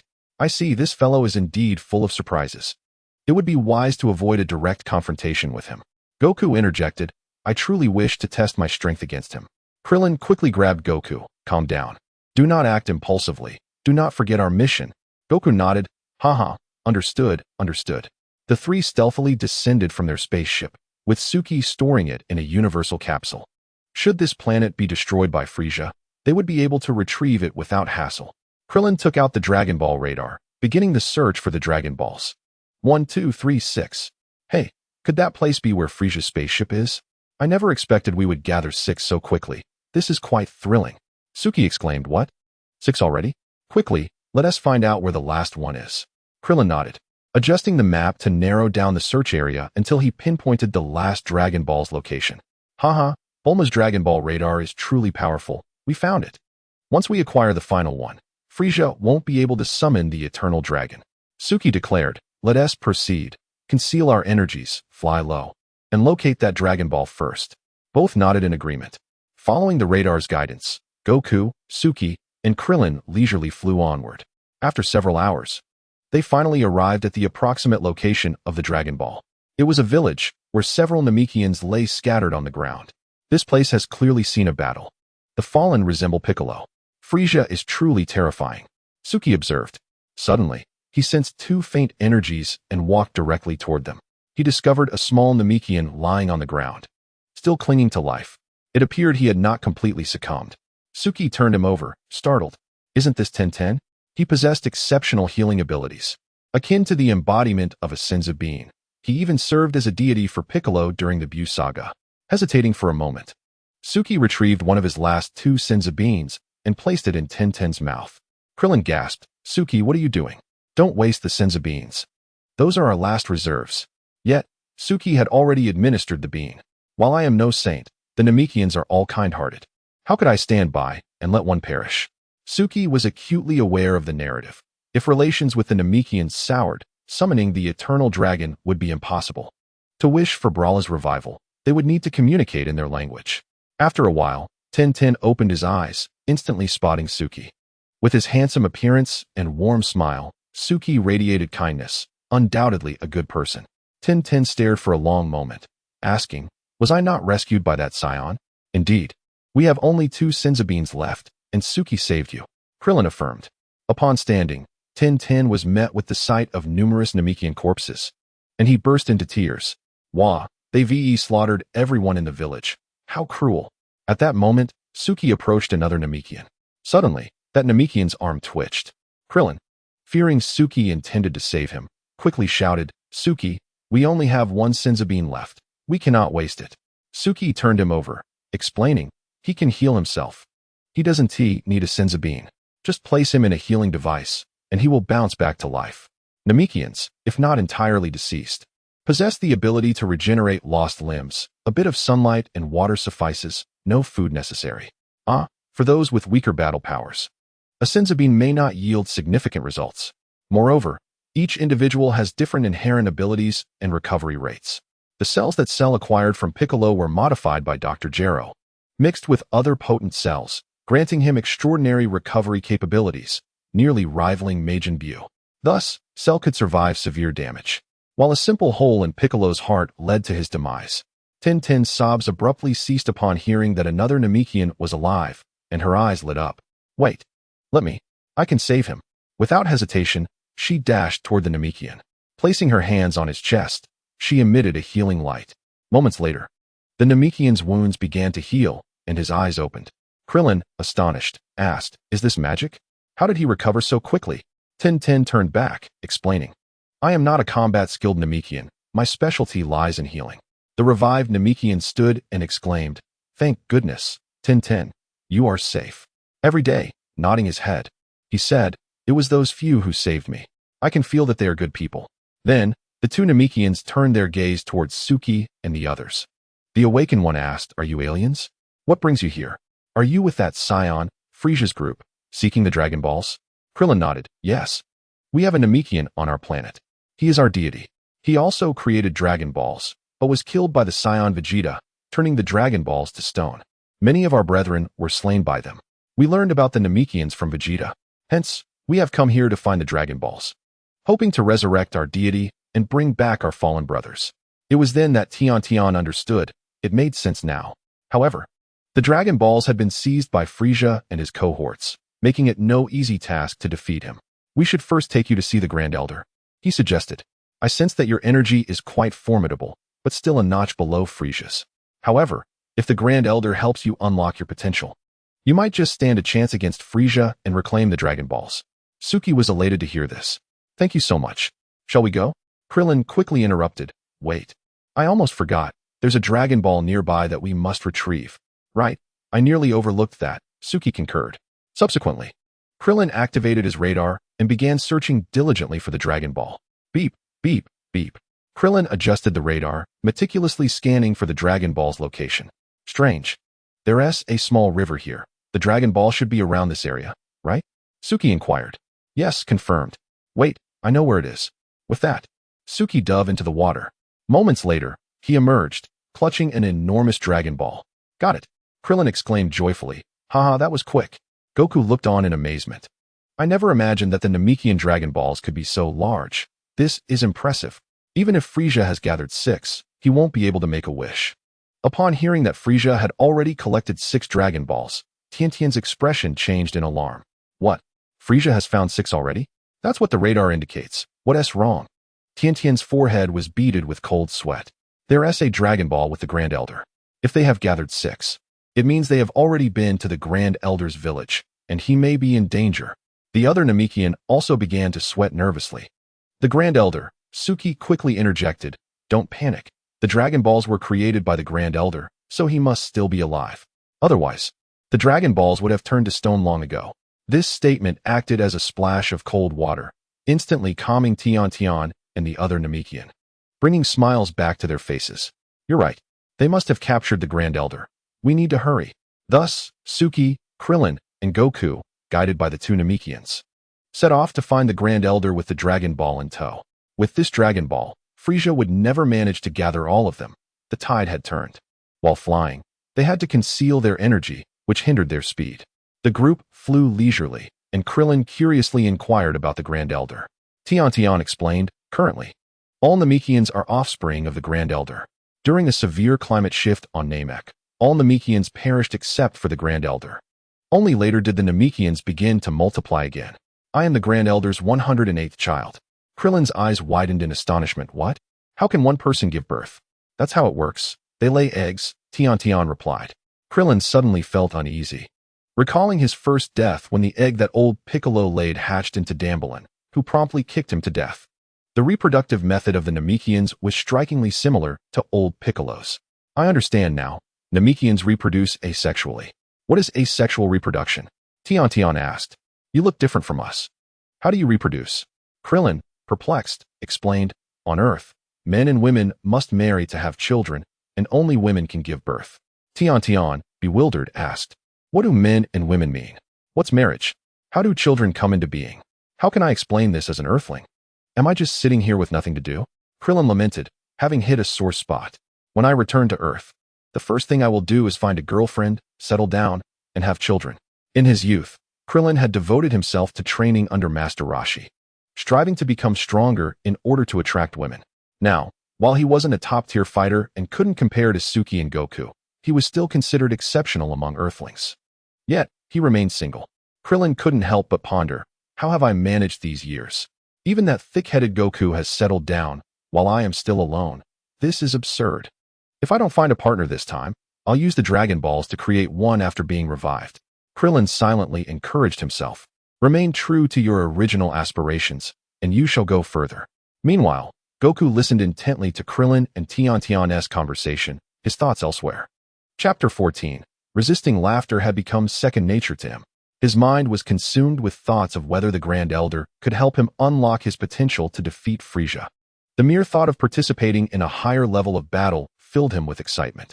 Suki almost succumbed to laughter at their dialogue.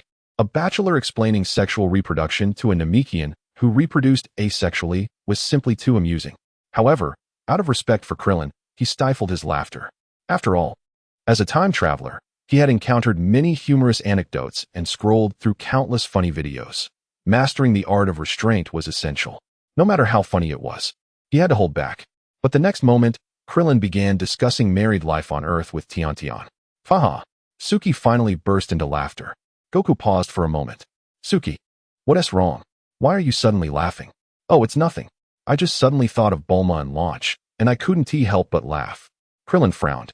What is so funny? Are you thinking about them? What is funny about that? Suki shook his head, suppressing his laughter. You wouldn't understand.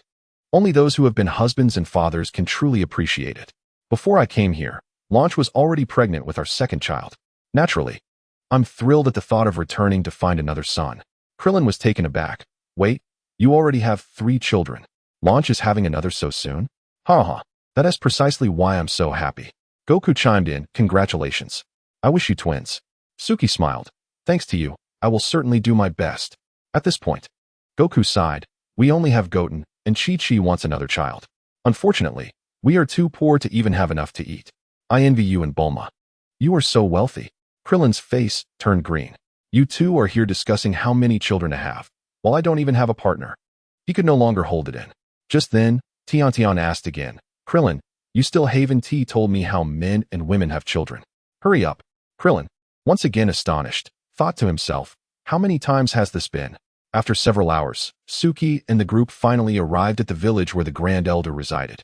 Surrounding the Grand Elder's home were a dozen of Frisia's henchmen, standing guard. Upon noticing Suki and the others approaching, the henchmen immediately raised their laser guns, aiming at them. Who goes there? Tian shuddered in fear. It's Frisia's soldiers. Here come some more fools, still aliens, die? As soon as the words left their lips, Suki's figure flickered, and in the blink of an eye, he vanished. Bang, bang, bang. In a mere instant, several minions were swiftly taken down, the entire encounter lasting less than 3 seconds. Tian was truly astonished this time, exclaiming, I never imagined you all were this formidable. I didn't even see you make a move. You are truly impressive. It seems that defeating Frisia is not far off. The group then entered the Elder's chamber. Cough, cough, Elder, it's me, Tian. I have returned. At that moment, Mori emerged from within. You finally came back. The Elder knows everything. Come with me. Tian's eyes sparkled as he remarked, as expected. The Elder knows everything without even stepping outside. Mori added, by the way, Neru was injured by Frisia. You need to take a look at him. Neru is alive. That's wonderful. Please take me to him immediately. Yes, Neru is in the side room. You can treat him there. The Elder wishes to meet you all. All right.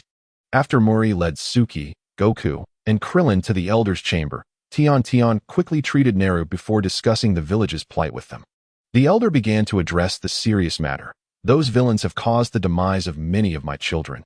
It is truly unbearable. I know you have come seeking the Dragon Balls. Krillin nodded in affirmation. Indeed, the Dragon Balls symbolize the wisdom and strength of the Namekians. Yet they have attracted someone like Frisia. Krillin continued, we will quickly gather the Dragon Balls to resurrect our fallen comrades. Tian added, I also seek the Elder's assistance. They are good people who inform me about how Earthlings reproduce. It is a particularly beautiful planet. Krillin interjected, moreover, Elder, I implore you to unlock their potential. They are quite strong and might just be able to defeat the cosmic villain Frisia. The Elder looked at Krillin. How do you know about the Dragon Balls? Because there are also Dragon Balls on Earth. What? Upon learning that Namek once experienced a drastic climate change, the Elder understood everything. Piccolo had escaped to Earth during that time. However, he was influenced by evil and had adopted a personality similar to Kami and old Piccolo. Krillin explained, long ago, when this planet faced a crisis, a Namekian fled to Earth and created the Dragon Balls. Is that so? I recall now. He was the child of Caddis. It is truly hard to believe that child managed to reach Earth safely. He was indeed a prodigy to have created the Dragon Balls. Krillin continued, along with our companions, met a tragic end at the hands of a scion named Vegeta. Those scions are fierce. Could they truly defeat our Namekian genius? Could it be a super scion? Krillin was utterly shocked. What is that? Earthling, come here for a moment. Krillin nodded and approached the Elder. The Elder placed his hand upon Krillin's head. Let me see what you know. In an instant, the Elder perceived Krillin's memories and learned about Piccolo. After a while, the Elder opened his eyes. What is happening? He has been possessed by someone, resulting in a division. Does the God of Earth have no room for selfishness? Thus, the current Piccolo came to be. It is a pity that his innate genius has been halved. If only they could fuse again, perhaps he would not have perished. Krillin was taken aback. Fuse? Enough. I understand your sincere wishes, and I admire your courage. This gift is for you. With that, A soft glow emanated from the elder's palm, and shortly thereafter, Krillin's power surged dramatically. After training aboard the spaceship, Krillin's battle power had already surpassed 7,000. Now, it skyrocketed tenfold, exceeding 80,000. The overwhelming strength left Krillin feeling utterly invigorated. What? My potential has been activated? Is it truly that simple? Krillin was overjoyed. Had he possessed this ability earlier, he would not have been defeated by Vegeta. Although he was unsure how happy Suki's wife felt about giving birth, Krillin believed that this exhilarating surge in power was undoubtedly more pleasurable than fatherhood. He longed to shout, unleashing the excitement that coursed through him. After awakening Krillin's potential, the elder remarked, I do not have much time left. You two are the key to dealing with Frieza, correct? Come here. I shall assist you in enhancing your potential as well. Goku was the first to step forward. The elder placed his hand upon Goku's head, and soon, Goku's aura began to swell. 1,100,000, 1,200,000, 1,500,000, 2,200,000, 2,500,000. He peaked at 2,500,000. Following this, Goku trembled with excitement, gazing at his hands. Incredible. I feel significantly stronger. Thank you, Elder. The elder offered a gentle smile. Next, Suki approached as well. The elder repeated the previous action, and Suki's power surged again. 680,000, 1,700,000, 1,900,000, 2,100,000, 2,600,000, 2,900,000, 3,100,000. In an instant, Suki felt his battle power exceed the 3 million mark, filling him with joy. What does Frieza amount to against a Super Saiyan? However, the transformation was not yet complete. 3,300,000, 3,500,000, 3,900,000. He stabilized at 3,900,000. The sheer intensity of this newfound aura left Krillin pale with shock. Krillin was genuinely astounded. He pulled out his scouter and was rendered speechless. Good heavens. You two are extraordinary. My battle power barely jumped from 7,000 to 80,000, while you both skyrocketed, one to 2,500,000, the other to 3,900,000. It is utterly infuriating. Krillin had just been reveling in his substantial increase in power, but now, jealousy and frustration consumed him. With Suki and Goku around, what need was there for Krillin? Oh heavens! They possessed looks, wives, and strength, everything one could desire. Being in their company is overwhelming. Goku excitedly asked, Krillin, did my battle power really reach 2,500,000? This is fantastic. Krillin snapped back to reality and nodded vigorously. Indeed. Suki is even more impressive. 3,900,000. Wow, that is incredible. I want to confront Frieza right now. Krillin suddenly recalled Frieza's ultimate battle power, which was a staggering 120 million. Even if they had improved to this extent, they would merely be fodder. Krillin's expression darkened further. Goku, the disparity is too vast. We should devise a plan to steal the Dragon Balls. Goku turned to Suki. Do you think we could defeat Frieza if we teamed up? It should be possible, Suki replied. Krillin interjected. What do you mean possible? Suki, do you not understand? That is a staggering 120 million. The two of you combined do not even reach a fraction of that. Sigh, truly hopeless. Wait. Frieza's first form has a battle power of only 530,000. We can take him by surprise and eliminate him, then seize the Dragon Balls, right? I am so clever. You might be overestimating things. Frieza's surface battle power is 530,000, just like our concealed energy. Do you think a few million in battle power can ambush someone with a foundation of over 100 million? Krillin felt the situation growing increasingly dire. Then I shall think of another plan. Just then, the elder suddenly coughed. Cough, cough, cough. My time is short. If I perish, the Dragon Balls will turn to stone. You must act quickly. Krillin was taken aback. Tian immediately inquired with concern, Elder, I likely have only 3 days left. If you cannot gather all the Dragon Balls within that time, it will all be over. Hearing the elder's call daily, I hurried over. Elder, Tian, you must use the Namekian language to make your wish. Join them. Yes, Elder. The elder looked at Su Chi and his companions, then continued. I have one more request. If you leave this planet, please take Tian with you. Our lineage on Namek may hinge upon him as our sole hope. Su Chi nodded. All right, I promise you. If we can gather the Dragon Balls, I will also assist in reviving you Namekians.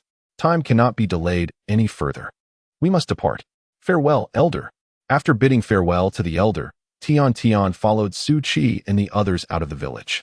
Klin glanced at the remaining 6 Dragon Balls, the ones in Frisia's possession, and said, I have an idea for our next step. Goku asked, what is it? Please share. In a moment, you and Su Chi will split up. One of you will distract Frisia while the other accompanies me to steal the Dragon Balls. While you two are engaged in battle, I will take the Dragon Balls and Tian to make the wish to bring back Piccolo. Goku said, I will take on Frisia. Su Chi contemplated this. If he could not transform into a Super Saiyan, then this plan might work. He nodded in agreement. Very well. Since Goku wishes to confront Frisia, Klin and I will steal the Dragon Balls. Tian, you hide our only Dragon Ball. Your energy is relatively weak, so the detector should not detect it.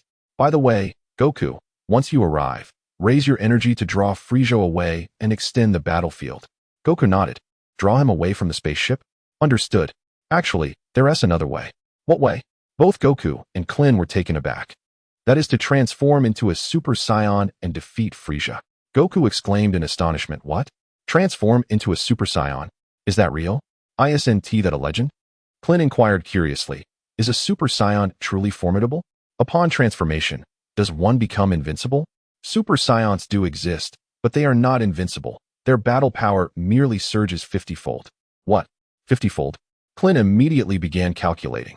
Currently, Goku's strength stood at 5 million. Upon transformation, it would be 125 million, slightly stronger than Frisia during his peak. Terrifying indeed. Wait. If Su Chi transforms, his power would skyrocket to 195 million. Klin gasped in astonishment. Oh my, an 80,000 battle power compared to nearly 200 million is an unimaginable chasm. It's as if one breathes while we unleash our ultimate moves, capable of knocking opponents down instantly. Goku eagerly asked, so how do I transform into a Super Saiyan? Klin, recovering from her surprise, added, yes, let us not get too excited. We've never seen it before. How does one actually transform? If we cannot, we will be finished before Frisia. It's not overly complicated. One must simply be extraordinarily angry. Su Chi revealed the secret behind the Super Saiyan transformation. Goku pondered, is it truly that simple? Just getting angry? Su Chi nodded, indeed. Let me give it a try. In the blink of an eye, Goku furrowed his brows, but after a prolonged effort, nothing happened. Goku sighed, it's no use. I simply cannot summon any anger. Su Chi thought to himself, what if we let Klin make a sacrifice to test it? Klin said, Goku, think about Yamcha and Ten Shinhan's deaths. Will that work? Chapter 15. I simply cannot get angry. Goku shook his head. I felt genuinely angry when I knew they could be revived. But now, I just can't seem to feel it. Klin turned to Su Chi. Su Chi, think of something that could provoke your transformation. Is there anything infuriating? Su Chi stroked his chin, closed his eyes, and began to ponder. Klin and Goku watched him intently. Suddenly, Su Chi burst into laughter, a look of bliss on his face. The two exchanged puzzled glances. Su Chi, what are you thinking? You should be thinking of something that makes you angry. Why are you smiling? Su Chi sighed and shook his head. No, whenever I think of those things, I think of my wife and children, of Bulma accompanying me while shopping, watching movies, and sharing drinks. And then there's Lan Chi wanting to have another child with me. Recalling those joyful days, I simply cannot muster any anger. Damn it, look at you. I don't even have a partner. And you've married 2 wives and had 3 children, with the 4th on the way. How can the disparity between people be so immense? Do you really have no worries? Well, just a few. I have too much money that I can't spend. And I've hired so many nannies that my savings keep increasing. Klin retorted, I have to be frugal with my spending. Goku sighed, same here. If it weren't for hunting beasts, we wouldn't have enough food at home. Gohan's tutoring fees are squeezed from our tight budget. But how about marrying Bulma and then Lan Chi? Don't they quarrel at home? Don't they vie for your affection? Isn't it incredibly troubling? Not at all. They don't argue. Lan Chi was introduced to me by Bulma. They are good friends with a strong bond. Klin pressed on, but what about your father-in-law and mother-in-law? As a son-in-law, do they look down on you or give you the cold shoulder? Doesn't that infuriate you? Su Chi shook his head, not at all. My in-laws are quite nice and even help me with the children. They've never given me any attitude. Klin and Goku could barely contain their disbelief, especially Klin, filled with urgency, wishing to transform into a Super Saiyan immediately. You, my friend, are living the pinnacle of life. Klin silently lamented, I really shouldn't have asked. This is clearly taunting me. If only I had Scion blood, how wonderful that would be. Thinking of her own situation, Klin felt stifled, despite being human. The disparity was too vast. Reflecting on the past, it was filled with misfortunes. Piccolo emerged, only to perish. The Scions arrived, and they were beaten mercilessly. Whenever she entered the scene, she played the role of the antagonist, always suffering the most. Despite possessing considerable strength, her attempts at love were constantly rejected. Her life was nothing short of a tragedy. Thinking of all this made Klin feel utterly drained. Alas, lacking Scion blood, nothing I say matters. Klin once again fell into despair. Let me try again, Goku suddenly exclaimed, then began to recall, let us walk and experiment.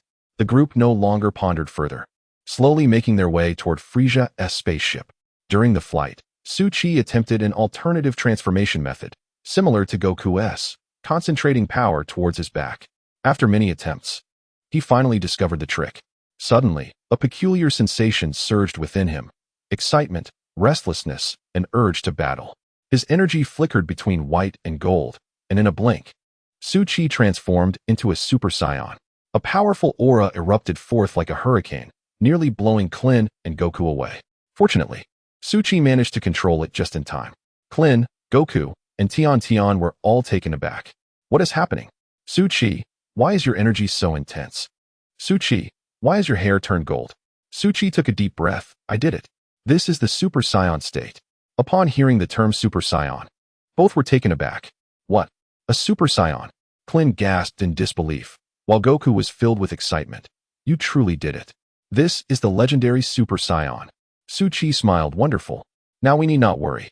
After the initial shock, Klin also smiled. Fantastic. We can defeat Frisia and reclaim the Dragon Balls. Klin hurriedly pressed the detector to check Su-Chi's battle power. Beep, beep, beep. A long string of numbers flashed by, leaving Klin astonished once more. Oh my heavens! A battle power of 195 million. Almost 200 million. Seeing this number, Klin was overcome with exhilaration. Su-Chi, stop planning. Let us confront Frisia directly and reclaim the Dragon Balls. However, Sun Wukong interrupted Krillin's words. Su-Chi, your family is the wealthiest and happiest. Have you ever considered what might provoke your wrath and trigger your transformation? Su-Chi replied. I tried a new approach and was surprised at how effortlessly I achieved it. I concentrated all my strength into my back. Concentrated into your back? Yes. Every time I become angry, I feel my energy surging towards my back, so I decided to give it a try. Wukong, you might want to try it as well. It could work for you. Su-Chi felt uncertain about whether Wukong could transform, considering his combat power hadn't yet reached 3 million, but it was close enough. Upon hearing Su-Chi's words, Sun Wukong immediately began to experiment. After several attempts, a powerful aura suddenly erupted from Wukong, and his previously gentle gaze transformed into a fierce one. Tian and Krillin were startled by Wukong's menacing eyes and quickly hid behind Su-Chi. Su-Chi was a bit taken aback. Is this considered a successful transformation? He suddenly recalled something. It's not fully successful, but it's close. The foundational combat power still needs a little enhancement. This state is called Pseudo-Super Saiyan. Once your combat power exceeds 3 million, you will achieve the golden-haired, blue-eyed Super Saiyan form. Strange, why hasn't Wukong's hair changed to gold? Su-Chi quickly urged Krillin, check Wukong's combat power. Oh, okay. Krillin pressed the detector button again. Hiss. Wukong's hair remained unchanged, but his combat power had surged significantly. 10, 100,000. 10,000. Wukong's combat power is 50 million. 50 million. 200,000. 20 times. This is definitely pseudo. What does pseudo mean? Krillin inquired.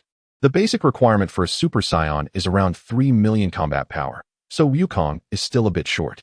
Krillin was astonished. 3 million? He's still 50,000 short. But that's not too far off. Wukong can keep training. Sun Wukong took a deep breath and exited the pseudo state. Su-Chi, is my combat power really at 50 million? Did I succeed? Su-Chi nodded. It's considered a success. As long as you improve your foundational combat power a bit more, you'll be fine.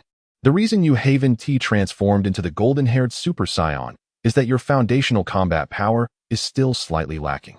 If you train diligently, reaching around 3 million will allow you to break through soon. Wukong joyfully exclaimed, Really? That's fantastic. Krillin, observing that both Wukong and Su-Chi could transform into Super Saiyans, suddenly felt a pang of discontent. With such a vast disparity in foundational combat power, it felt overwhelming. The current gap was monumental. Sigh. Reminiscing about the days when he and son Wukong were brothers in arms, learning together, now he could only watch his back from afar. It truly was a bitter realization. Krillin's face bore the marks of disappointment. The frustration of feeling inadequate washed over him. He thought about how comparisons could lead to despair, feeling as if he had lost his right to fight alongside Wukong, let alone Suchi. Well, no use dwelling on this. I'll return to Earth, find a wife, and lead a simple life. However, he mused, that being said, I can transform into a Super Saiyan now. Defeating Frisia should not be an issue. But Wukong has been eager to fight. Perhaps I should let him have a few more rounds. Once his combat power rises further, I can transform too. With 50 million combat power, facing Frisia will be a sure victory. Speaking of combat power, Suchi began to discuss their next plan. We're almost there. Let us position the Heavenly Realm spaceship at a distance neither too close nor too far from Frisia, allowing us to complete our task before he arrives. As you can see, the Dragon Balls on Namek are quite substantial. One person can carry 3. Krillin and I will retrieve the Dragon Balls, while Wukong distracts Frisia and engages him in battle. This way, our success is nearly assured. Wukong slapped his thigh. All right, no problem. Krillin glanced between Suchi and himself. Suchi is stronger than I am. Staying with him is definitely safer. This is great. I still have a chance to return to Earth and marry.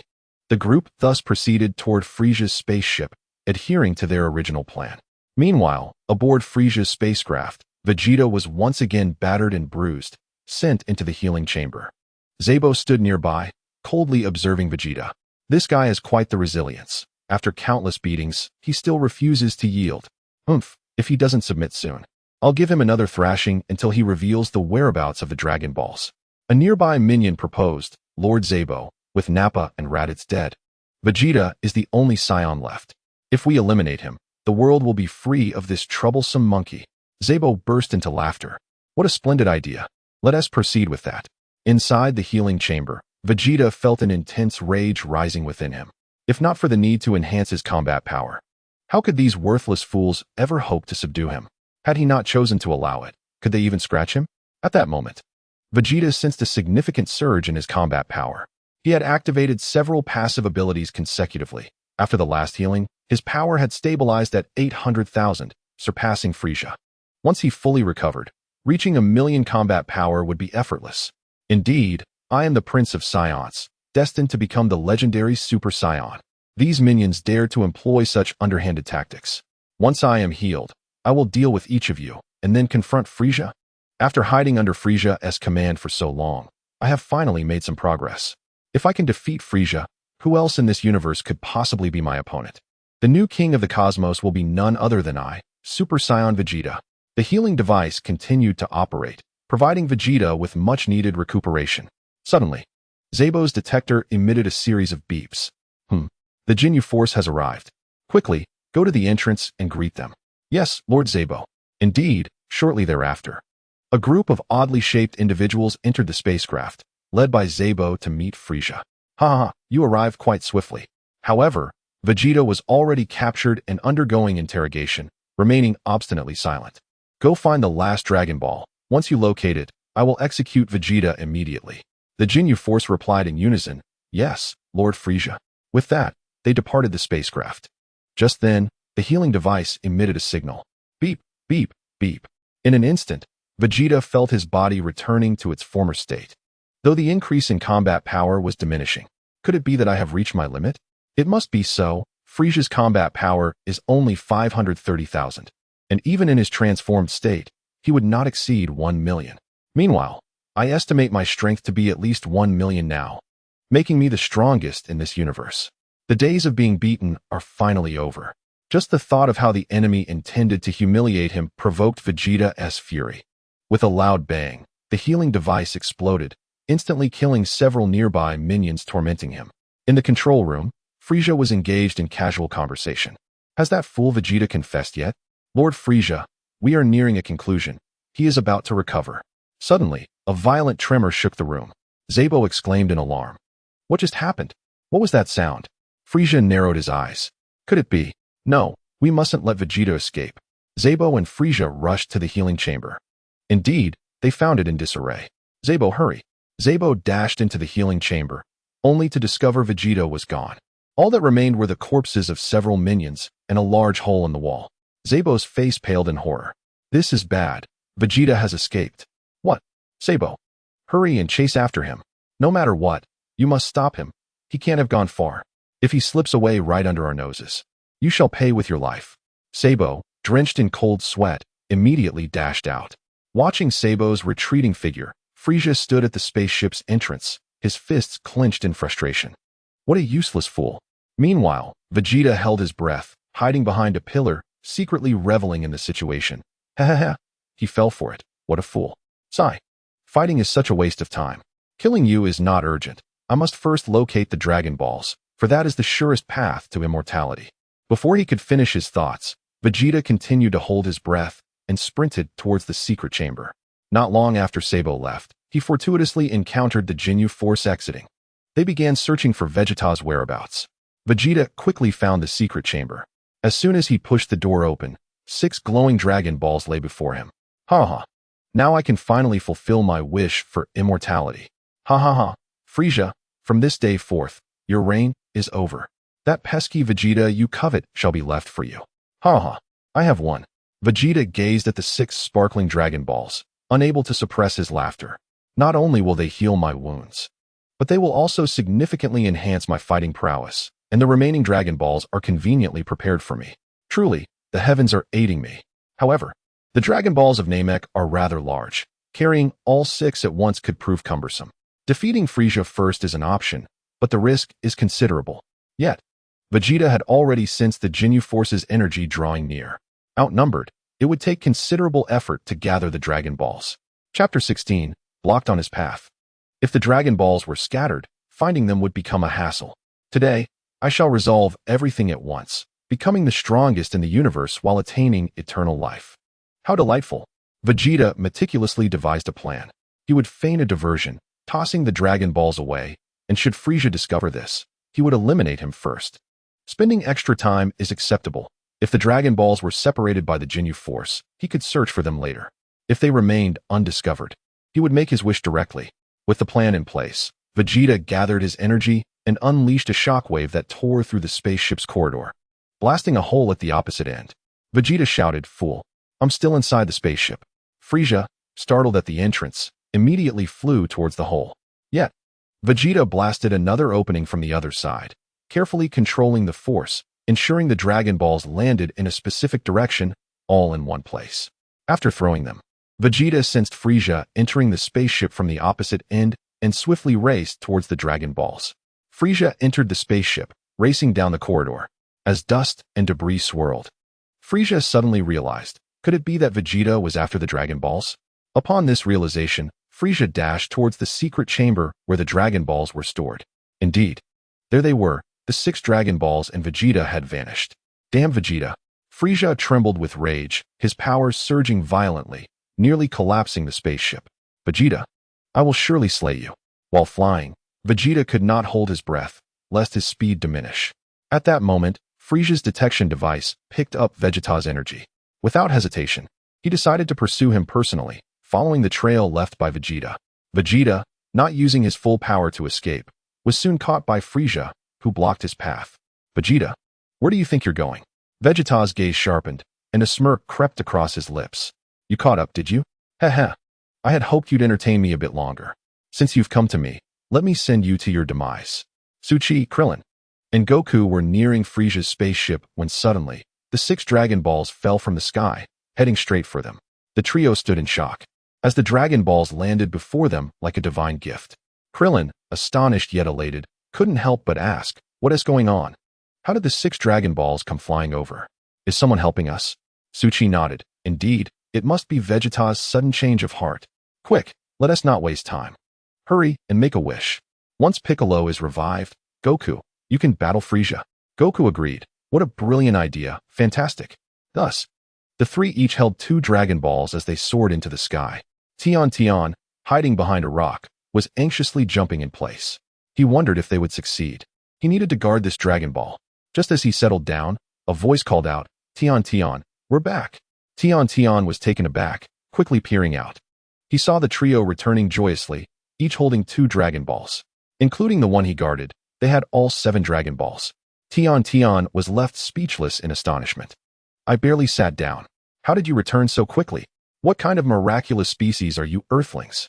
It's already bizarre enough that 2 people are needed to have a child, yet you managed to secure the Dragon Balls so swiftly. Tian asked in disbelief. What? You were gone for only a short time, and you found 6 Dragon Balls? Is your efficiency always this high? Goku laughed heartily. We were fortunate to have a benefactor. A benefactor? Who?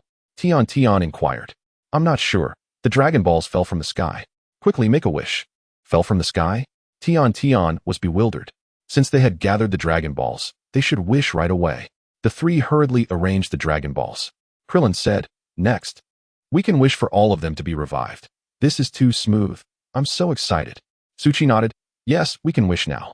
Let us decide how we want to phrase our wish.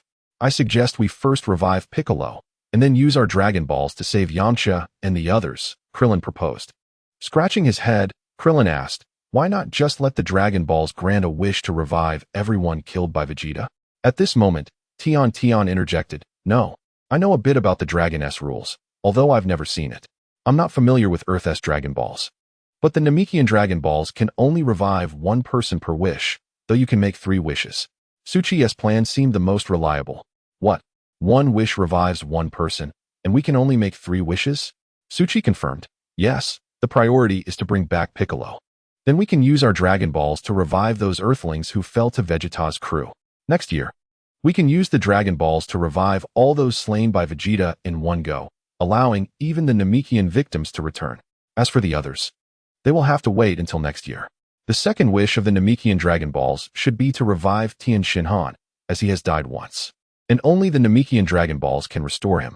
The final wish can be anything. Krillin, upon hearing this, was taken aback. There is still 1 wish left? Suchi nodded.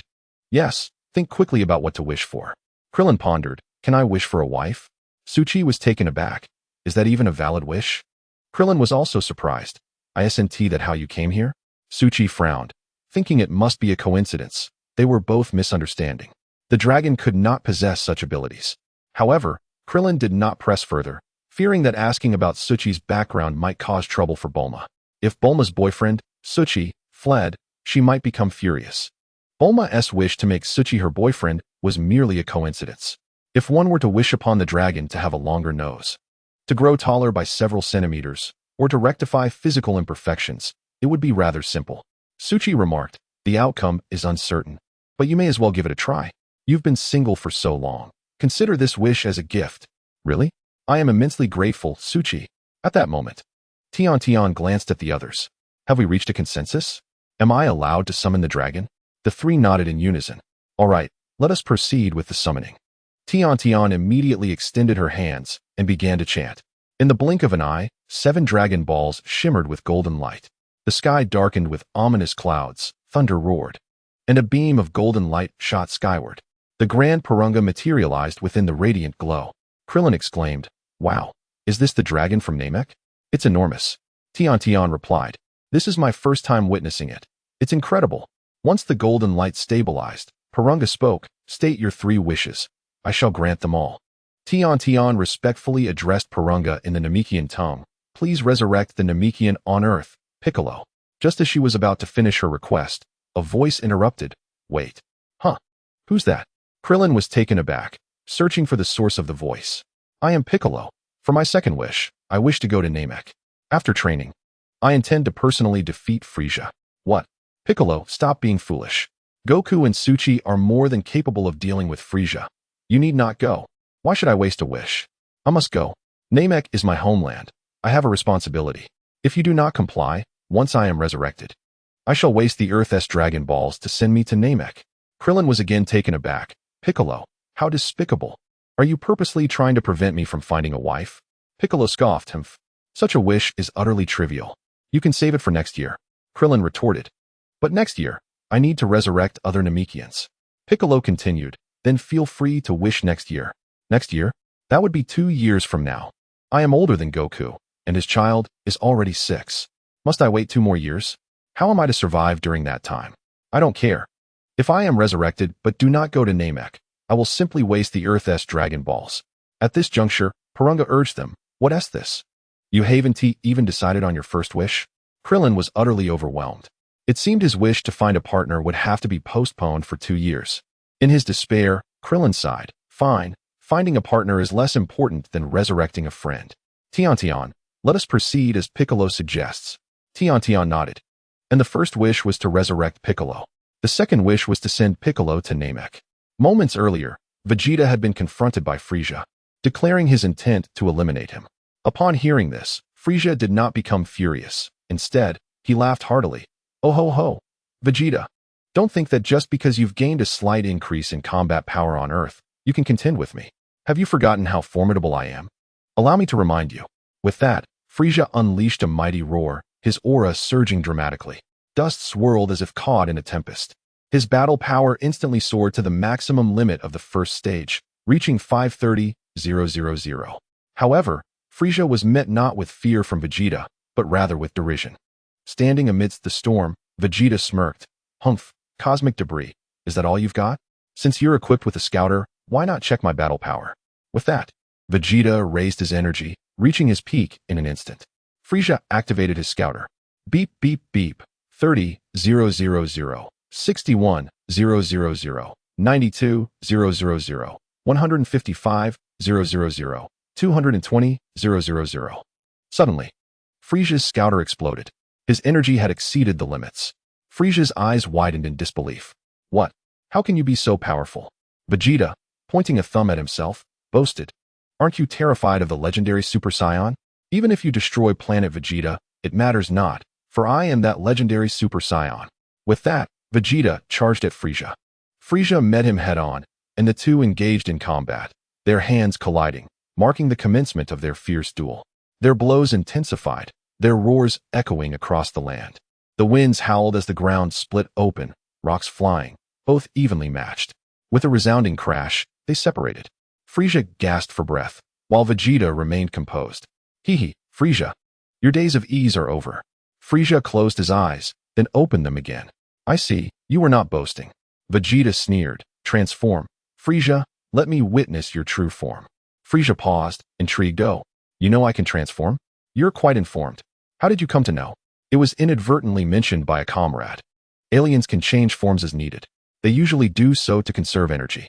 Frieza chuckled. "I am not like them. My power is so immense that I can barely contain it. Hee. Humph. What are you pretending for? Oh, if you seek your own demise, then behold my true self. Watch closely. This opportunity is rare.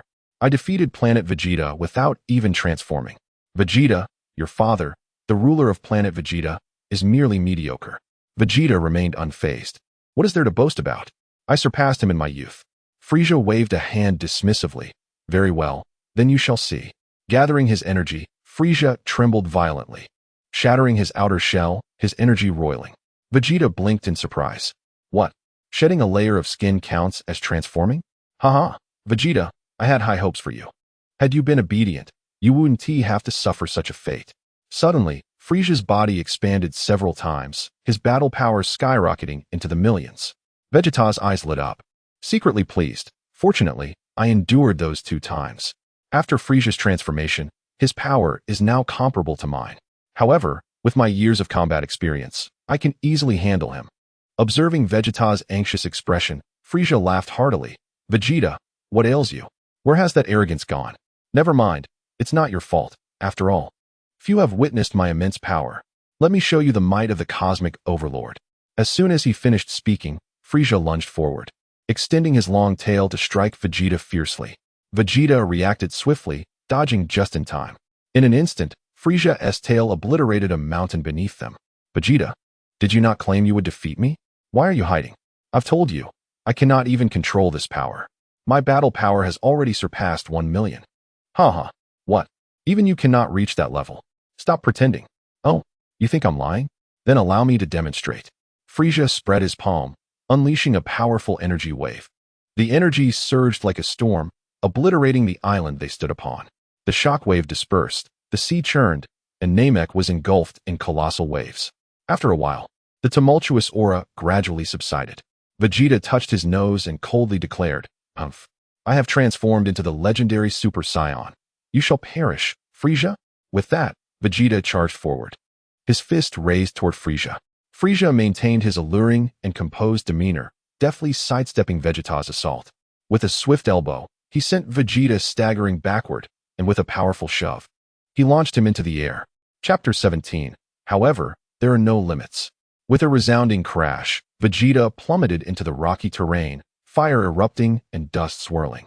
He lay buried amidst the debris. After a moment, Vegeta emerged from the haze. "Ha ha ha, you're unscathed? Vegeta, it seems I underestimated you. I didn't realize you had some tricks up your sleeve. Now, I must treat you with the seriousness you deserve. My power knows no bounds." Unfazed, Vegeta pointed his thumb at himself and grinned. "Then I shall give it my all, so you can witness my true strength." "What did you say?" Frieza expressed surprise. "You claimed you weren't using your full strength? How audacious." "Humph. Say what you will. I shall make you understand the might of a Super Saiyan." With a furious roar, Vegeta's energy surged once more. The ocean roiled violently, and tempestuous winds arose. Gathering his energy, Vegeta charged at Frieza once again. His fist struck like a machine gun, a relentless barrage aimed at Frieza. Startled, Frieza raised his arms to defend himself, never expecting Vegeta to have grown this powerful. The attacks came in waves, increasingly rapid, catching Frieza off guard. Stumbling, Frieza found himself overwhelmed as a series of heavy punches rained down upon him. In an instant, he was forced to retreat, cries of distress escaping him. Subsequently, Vegeta delivered a powerful kick, sending Frieza soaring through the air. Before Frieza could regain his footing, Vegeta had already appeared above him. "Go to hell, Frieza!" Vegeta brought his hands together and struck down with tremendous force, slamming Frieza deep into the ground. Gallic Gun. Just as Frieza crashed to the ground, he attempted to rise, but the Gallic Gun's attack was already upon him. What is this? Unable to evade, Frieza could only raise his hand in defense. The Gallic Gun engulfed him in an instant. Boom. Frieza was obliterated by the energy. "Ha ha ha, Frieza, you are finally dead. Now the universe belongs to me." Ha ha. Vegeta floated in the air, hands on his hips, laughing heartily. "Hey, Vegeta, your sweet dream is about to shatter." "What?" Vegeta's eyes widened. From the smoke, Frieza's silhouette gradually emerged, blood trickling from his lips. Vegeta realized that although he hadn't defeated Frieza, he had indeed inflicted injury. "Humph, just a desperate struggle. Since you're not dead, I shall send you off once more." Yet, Frieza remained unfazed. "Fool, did you think I possess only this level of power? As a ruler of the universe for so many years, I have cards up my sleeve." "What?" Vegeta's eyes nearly bulged out. "You only know I can transform, but you are unaware of how many times I can change. I can transform once more. And with each transformation, my strength multiplies. Do you comprehend what this signifies?" Hearing that Frieza could transform again, Vegeta felt a wave of panic wash over him. What did you say?" Frieza cackled madly. "Watch closely. You should feel honored. You are the first to witness this transformation." Crack! Frieza roared, monstrous spikes sprouting from his back, his head growing larger and flatter. An ugly appearance, yet his aura surged stronger than before. Vegeta felt a tremor of fear within. This power exceeded his own by more than double, and a sense of helplessness enveloped him. Frieza extended a finger, unleashing a death beam toward Vegeta. Vegeta's eyes narrowed. So fast. He tried to evade, but the speed was overwhelming. He only narrowly avoided a fatal strike, his arm pierced by the energy. In disbelief, Vegeta gazed at his injured arm, blood flowing freely. An energy wave struck his arm, and then Frieza launched a relentless assault upon him. As Vegeta charged forward, Frieza vanished like a shadow, reappearing behind him and delivering a heavy punch to his back. The tremendous force wreaked havoc within Vegeta, causing him to scream in agony, white foam spilling from his mouth. After a brutal beating, Frieza ensnared Vegeta with his tail, driving his knee into Vegeta's abdomen. "Ugh!" Vegeta cried out repeatedly as Frieza continued to pummel him mercilessly, as if toying with his prey. Suddenly, the sky darkened ominously. Frieza paused, releasing Vegeta. Why has it suddenly turned dark? Vegeta, gasping for breath, also noticed this strange phenomenon, glancing around in bewilderment. Frieza looked up at the suns. All three suns were obscured by dark clouds. Suddenly, a golden light flickered in the distance, revealing a massive Shenron before them. Frieza gasped in astonishment. What is this? A revelation struck Vegeta's mind. He had sensed something familiar earlier, but had dismissed it as too faint. Now he understood. It was the Earthlings. They had come to Namek. That colossal figure was Shinron. They were making wishes. Realizing it was Shinron, Frieza momentarily neglected to continue his assault on Vegeta and soared toward the dragon. Vegeta was enraged. Damn it! The Earthlings have stolen my Dragon Balls. Reflecting on his arduous struggle against Frieza, enduring countless hardships, outsmarting Frieza's army, and finally gathering the 7 Dragon Balls, he was on the verge of making a wish. Yet, just as he was about to claim his hard-earned prize, it was snatched away by others. All his efforts, all his achievements, had been usurped. Vegeta was infuriated. Wiping the blood from his mouth, he bellowed, "Kakarot, Tin, you are dead. How dare you steal my Dragon Balls?" He was nearly on the brink of explosion. Recalling the 2 Earthlings with power levels around 20,000, Vegeta erupted with newfound energy, charging towards Shinron. "Kakarot, Tien, the Dragon Balls are mine. You shall all perish." The first wish was fulfilled. Piccolo was resurrected. The second wish, sending Piccolo to Namek, was also granted. Shinron continued, "Please state your final wish." At that moment, Tien's voice suddenly rang out. "Wait, I am Tien. Krillin, the last wish is yours. Wish for a girlfriend. I want to train on King Kai's planet a bit longer." Upon hearing Tien's words, Krillin was momentarily taken aback. "What? I'm saying, I'm not in a rush to come back. Yamcha and Kaiatsu feel the same. Let the remaining wish be for you." Tien's remark was like a refreshing rain in a drought for Krillin. Previously battered by despair, hope reignited within him. "Really? That is wonderful. Thank you so much, Tien." Krillin then quickly turned to Tien and said, "Tien, we need to alter the third wish." "All right, what do you want?" Krillin pondered for a moment before speaking. Help me." "Oh no. Help Krillin find a beautiful girl with a slim waist and long legs for a wife. She must be stunning, have a great figure. At least a 36, and particularly adore Krillin." Upon hearing Krillin's extensive list of conditions, Tien was momentarily stunned.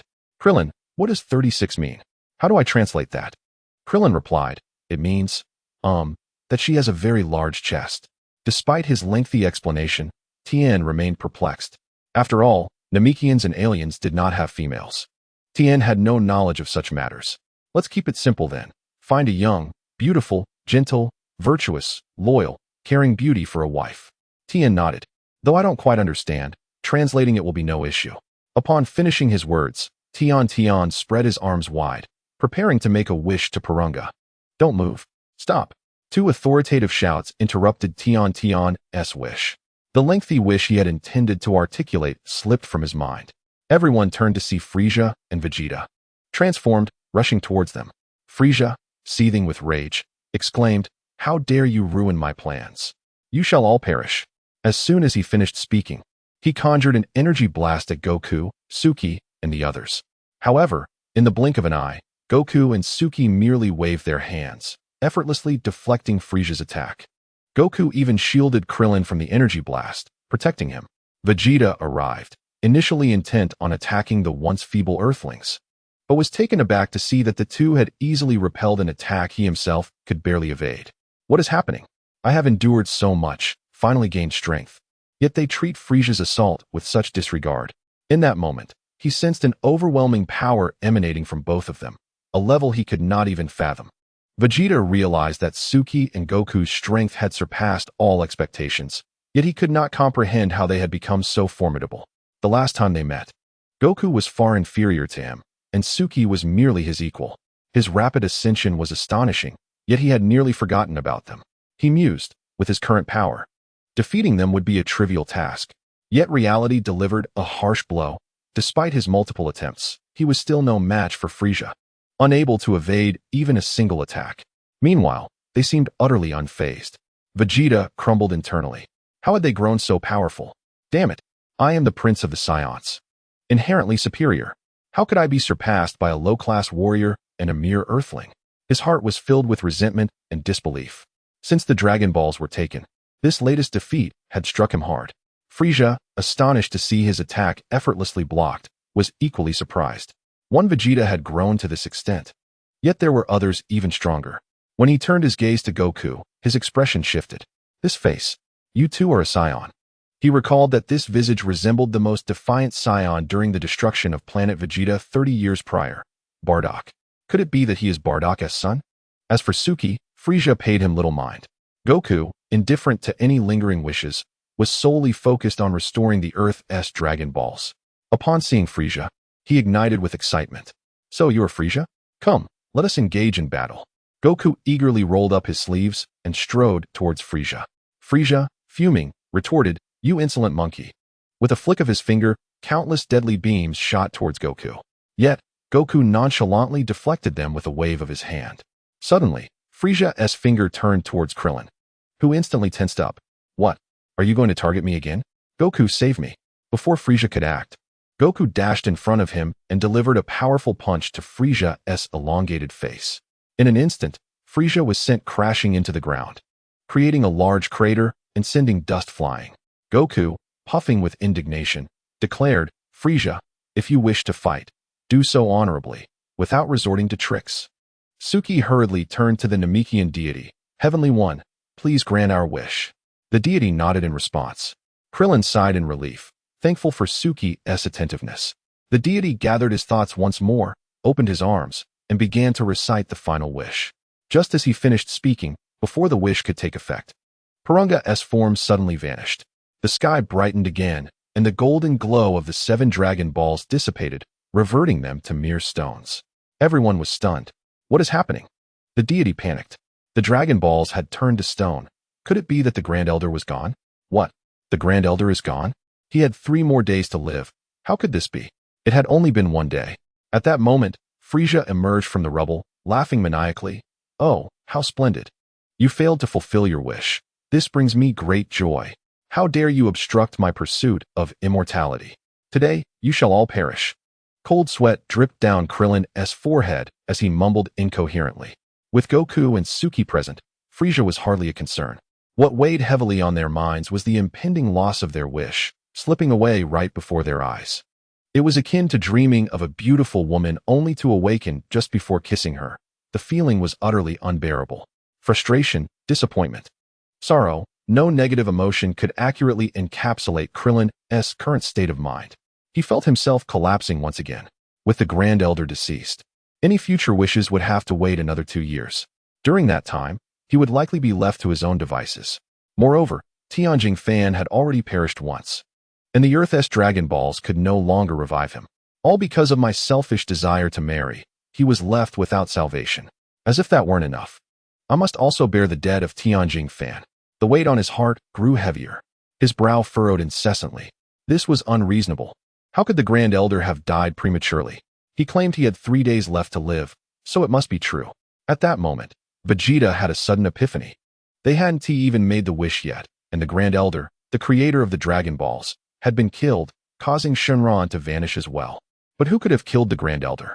Suddenly, it dawned on him. I understand now. Frieza sent the Ginyu Force to assist in locating the Dragon Balls. And they must be on Namek right now. It was undoubtedly the Ginyu Force that eliminated the Grand Elder. Crack! A flash of realization struck the minds of those present. Indeed, it was the Ginyu Force. Suki came to the same conclusion, nearly forgetting about those clowns. However, the final wish held no significance for him. It hardly affected his mood. After all, it was not his concern. Only Krillin appeared somewhat disheartened. At that moment, Goku was filled with determination. Suki, Krillin, step back. I shall engage Frieza in battle. Suki nodded and retreated with Krillin to a safe distance, allowing Goku to confront Frieza without distraction. Vegeta remained nearby. Chapter 18. I cannot believe he has become this strong. Goku remarked, Vegeta, if you wish to avoid collateral damage, you should also move back. Vegeta's lips twitched. His fists clenched tightly. Damn, am I not even worthy to be near? However, recalling Frieza's fearsome death beam, Vegeta gradually loosened his grip and reluctantly stepped aside, watching the spectacle from a distance, just like Suki. Yet his inner turmoil was far from calm. How could he, Prince Vegeta, once a prodigy, now be surpassed by a low-class warrior? The feeling of having fallen from grace was utterly maddening. Frustration lingered, yet there was little he could do. Frieza's second form boasted a power level of 3 million, while Goku stood at 250,000, although there was a gap. Goku's extensive battle experience allowed him to challenge opponents beyond his level. Frieza, who had never trained in such a manner, was not as far ahead as it seemed. Frieza could still transform, and Goku had his own tricks as a scion. Suki contemplated that Goku was not in any real danger. Let him go. Let them engage in battle. The two soon encountered each other near the Elder's village. The Ginyu Force had ravaged the Elder's village. Yet they had failed to locate even a trace of Vegeta, nor had they gleaned any information regarding the whereabouts of the last Dragon Ball. They were utterly unaware of the connection between the Elder and the Dragon Balls, and it was not surprising that they had killed him. After all, there were few living beings left on this planet. The scanner indicated that the most probable location was indeed that direction. The village lay in ruins. Yet they had still not found the Dragon Balls or Vegeta. Ginyu remarked, "Our power detectors malfunctioned earlier. I suspect Frieza must have transformed. Let us investigate." The other four nodded in agreement. "I have yet to witness Frieza's transformation. I am truly eager. Let us proceed." With that, the group flew towards the direction indicated before the scanner failed. Not long after they departed, Piccolo suddenly emerged. Following Suichi's advice, Tintin transported Piccolo to the Elder's village on Namek. Nail was still there. Perhaps Piccolo could seize this opportunity. As a formidable ally from Earth, he could not afford to squander such resources. Upon his arrival, Piccolo immediately sensed the overwhelming auras of Frieza and Vegeta. His brow furrowed in concern. Is that aura Vegeta's? I never expected him to become this powerful. As for the other, it was inscrutable. It could only be Frieza. He had arrived at Namek filled with confidence. But now he realized the vast gulf between their strengths, leaving him feeling somewhat dejected and infuriated. Suddenly, he caught sight of the corpses of several Namekians in the village. His eyes nearly bulging with horror. Damn it, have I arrived too late? I knew I needed to come. Goku and the others failed to protect my kin. Piccolo was overwhelmed with regret. No matter, I will use the Dragon Balls from Earth to resurrect them. If all else fails, I can have Krillin wait another year. If Krillin were here, he would surely be devastated. In his heart, Krillin mused, "Oh my, thank you." While Piccolo contemplated, he began to gather the bodies, intending to wait for their revival. Just as he lifted two, preparing to take a third, he noticed that one of them moved slightly. Startled, Piccolo quickly checked the situation. But the individual was already weak, on the brink of death. If only I had some Senzu beans. Piccolo sighed. He recalled how all the Senzu beans from Korin Tower had been consumed by Yajirobe, and he felt a surge of irritation, wishing he could devour Yajirobe himself. The Namekian on the verge of death was none other than Nail. He was the only one capable of contending with the Ginyu Force, albeit severely injured. Piccolo looked at him and said, "You are gravely injured. Do not worry. If you should unfortunately perish, I will find a way to save you." Nail struggled to open his eyes, half-closed and laborious. "You must be the Namekian residing on Earth they spoke of. Fortunately, you arrived in time. It seems they have already fulfilled their wish." "How splendid." Piccolo nodded. "Yes, you seem to know everything." Nail, sensing the energy within Piccolo, could not help but exclaim, "How have you trained? Your power is truly formidable, despite your potential being only half. However, if you were still the complete Namekian, you might have been able to defeat Frieza." Piccolo was taken aback. What? Defeat Frieza? Just moments ago, he had truly felt Frieza's terrifying presence. How could he say such a thing? Could it be that by merging with the Guardian, I could surpass Frieza? Indeed. Even though I am currently battered by the Ginyu Force, I understand just how formidable Frieza is. As long as you merge with the Guardian, you can certainly achieve it. Piccolo shook his head. What you say is irrelevant. I have no desire to merge with him. The very thought of the Guardian's benevolent visage made him uncomfortable. He preferred to fight. If he merged with him, would he still be himself? Piccolo was, after all, the embodiment of the Guardian's evil thoughts, and he was acutely aware of his own predicament. Yet Nail interjected, "Then merge with me. I am the only battle-type Namekian. Though I may not be as powerful as you would be with the Guardian, I can still significantly enhance your strength. Perhaps you could even contend with Frieza."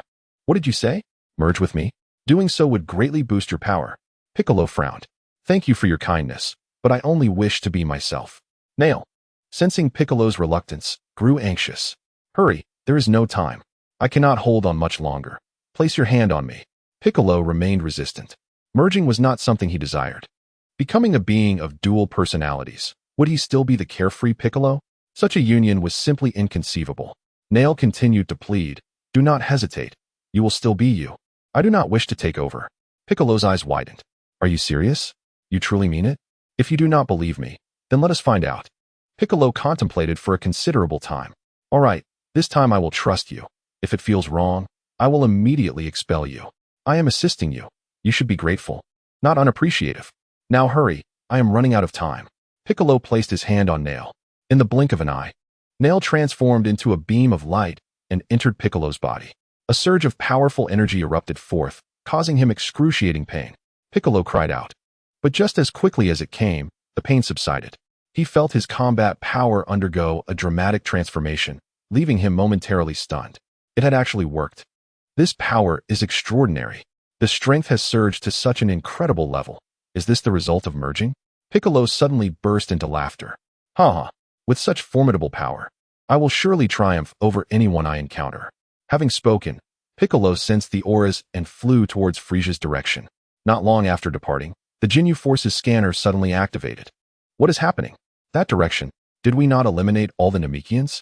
Jinyu pressed the scanner to determine the power level of the individual. The others were equally preoccupied with observing the readings. Beep, beep, beep, beep.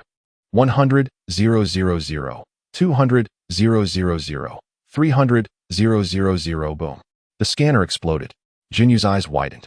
This power is astounding. It exceeds the scanner's limits. Terrifying. The other members were too stunned to speak. Captain, we must flee. The power level has surpassed 300, 000. We cannot contend with it. Indeed, the enemy is far too powerful. No wonder Frisia summoned us. Suddenly, Jinyu's expression changed. Whoever you are, I will claim your body. Guldo, turn around. We must pursue him. I intend to seize his body. Guldo paused for a moment, then grinned. Understood, Captain. Geez. Utilize your abilities to restrain him so I can take his body. Got it, Captain. With that, they altered their course and flew towards the Elder's village. Directly opposite Piccolo's direction. Piccolo sensed their return and smirked coldly. Heh, just as I have acquired such immense power, it is the perfect opportunity to test it. You, my fellow kin, shall not survive this day. Before long, the Jinyu Force collided with Piccolo. He glared coldly at the group before him and inquired. Were you the ones who caused the Elder's death? Huh, that tremendous force was from a Namekian? The group stood in stunned silence. In their minds, Namekians had never been this formidable. However, the device they used for detection has been destroyed, and it is now impossible to confirm whether it is indeed him. There are no others around, and Jinyu decides to test him. GIs, Berta, and Raikum, take care of this fellow. Yes, Captain. Due to the previous detector being blown up, Jinyu Force has grown cautious. Raikum is the first to charge forward, his mouth agape as he unleashes a fierce wave of energy directed towards Piccolo. A slight smile graces Piccolo's lips as he raises his hand and effortlessly deflects Raikum's energy wave. What? That was my most proud technique. And he blocked it with a single hand? Raikum is taken aback, but he clenches his fists and rushes towards Piccolo with renewed determination. Just as Raikum is about to land a hit, Piccolo suddenly vanishes. What happened? Where did he go? Just a hair's breadth away from striking, Raikum stands bewildered. As he turns around, Piccolo has already appeared behind him, gripping his neck tightly. I never expected the ones who destroyed my kin to be such worthless beings. At that moment, GIs and Berta rush in from both sides, attempting to interrupt Piccolo and save Raikum. However, Piccolo pays them no heed, effortlessly kicking Raikum to the ground. The ground is smashed into a large crater, dust flying and shockwaves rippling. Raikum instantly rolls his eyes back, incapacitated. GIs and Berta's attacks arrive. But Piccolo handles them with ease, dodging their relentless onslaught without a single blow landing. Jinyu watches with immense satisfaction. Indeed, it's him. His combat power exceeds 300,000. Enough to obliterate our entire team's detector. If I can switch bodies with him, I shall become even stronger. Observing Berta and GIs failing to land a hit on Piccolo, who remains calm and somewhat mocking while evading, Jinyu turns to Guldo. Guldo nods and immediately activates his time-stop ability against Piccolo. Although Piccolo possesses formidable strength, he typically conceals his energy to conserve stamina, using only the minimum required. Guldo's immobilization technique successfully restrains Piccolo. Jinyu, brimming with excitement, slaps himself fiercely across the face, injuring himself, and shouts at Piccolo, "Switch bodies." A beam of light erupts from Jinyu's mouth, striking the immobilized Piccolo. By the time Piccolo regains his senses, it is too late. He quickly comprehends what has transpired, but at that moment, he is utterly bewildered. That technique was indeed monstrous. Suddenly, he feels an odd sensation in his chest, followed by a sharp pain. Looking down, he can hardly believe his eyes. It is not his body. It is one of the 5 individuals from earlier. What is happening? How did I end up like this? Coughing, Jinyu is nearly beside himself with joy, feeling the surge of power within him, utterly exhilarated. Ha ha ha, this is fantastic. Although I lack a detector, I estimate my combat power must exceed 500,000, nearly rivaling the king. This is exhilarating. This body now belongs to me. Ha ha. Well done, Guldo. Guldo beams, stating, congratulations, Captain. Now, I must assist Lord Frisia. He is injured. You all handle this. As you command, Captain. With that, Jinyu, inhabiting Piccolo's body, soars towards Frisia. Berta, GIs, and Guldo smirk, encircling Piccolo. Although Jinyu's current body possesses greater combat strength than theirs, he is injured and far from his former prowess. Piccolo grits his teeth, desperately battling against the three. At this moment, despair settles deeply within him. After enduring rigorous training and arriving on Namek, he finds the gap between himself and Frisia remains insurmountable. He had hoped to elevate his power from over 100,000 to around 1 million, but this surge in strength has left him somewhat intoxicated with confidence. He sought to challenge the fearsome Frisia in the cosmos, only to be defeated by a few lackeys, losing both his body and power. The feeling of being reduced to a pawn is unbearable. He feels a profound sense of frustration. Vegeta had painstakingly gathered the 7 Dragon Balls, only to have them snatched away by Sorbet and his crew, yet he does not suffer as much as Piccolo does now.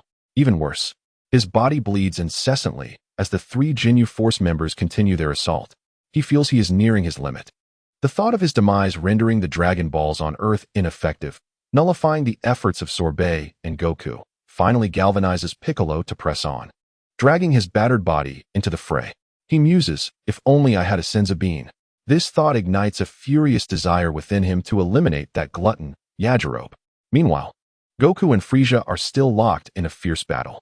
Frisia has transformed into his 3rd form, displaying astonishing speed, believing he could easily dispatch the Saiyan. However, Goku's reflexes are surprisingly quick, resulting in a stalemate. Just then, a powerful aura sweeps over everyone.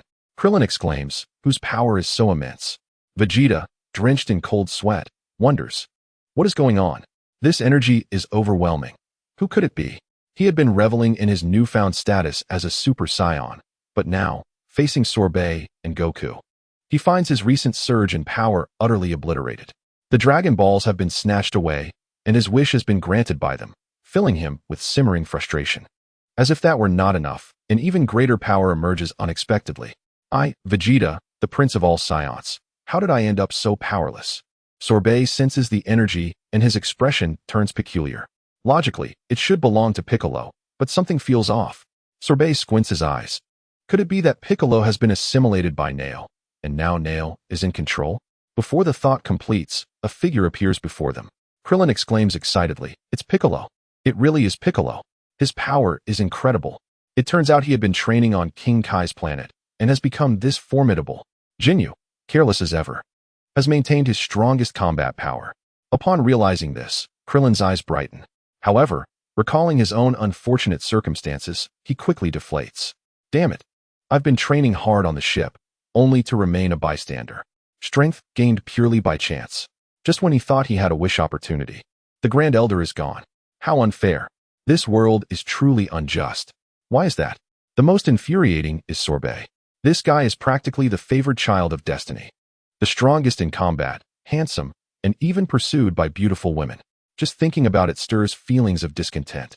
As Piccolo approaches, Sorbet's eyes widen at the sight of his distorted face. Something is amiss. He warns everyone to be cautious. This is neither Piccolo nor Nail. What? Not Piccolo. Krillin snaps back to reality. Indeed, it is not Piccolo. Though Namekians share similar features, he should not be an enemy, right? Sorbet hastily asserts. No, his body is Piccolo's. But his soul belongs to Jinyu. He has switched bodies with Jinyu. Krillin, Tien, and Vegeta are all left dumbfounded. What do we do now, Sorbet? Can you capture him? In the blink of an eye, Piccolo has soared to Frisia's side. Lord Frisia, ha ha ha, it is I, Jinyu. Frisia pauses momentarily. Jinyu? Oh. Congratulations on acquiring such a magnificent physique. Ha ha ha. What do you require of me, Lord Frisia? I, Jinyu, am always at your service. Frisia chuckled and commanded. Very well. Dispose of those worthless beings over there. Yes, Lord Frisia, replied Jinyu, cracking his joints as he menacingly approached Susi and the others. Oh, Vegeta has joined forces with these individuals? Then I shall deal with you first. Krillin and Tintin recoiled in fear, while Vegeta broke into a cold sweat. His fists clenched tightly.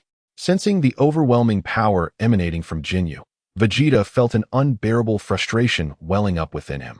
Let me give it a try. Without hesitation, Susi launched a powerful punch towards Jinyu, who was attached to Piccolo. With a thunderous crash, Jinyu was sent flying. Bewildered, he exclaimed, "What is happening?" Before he could regain his composure, Susi swiftly appeared before him, delivering another crushing blow. Yet it was not over.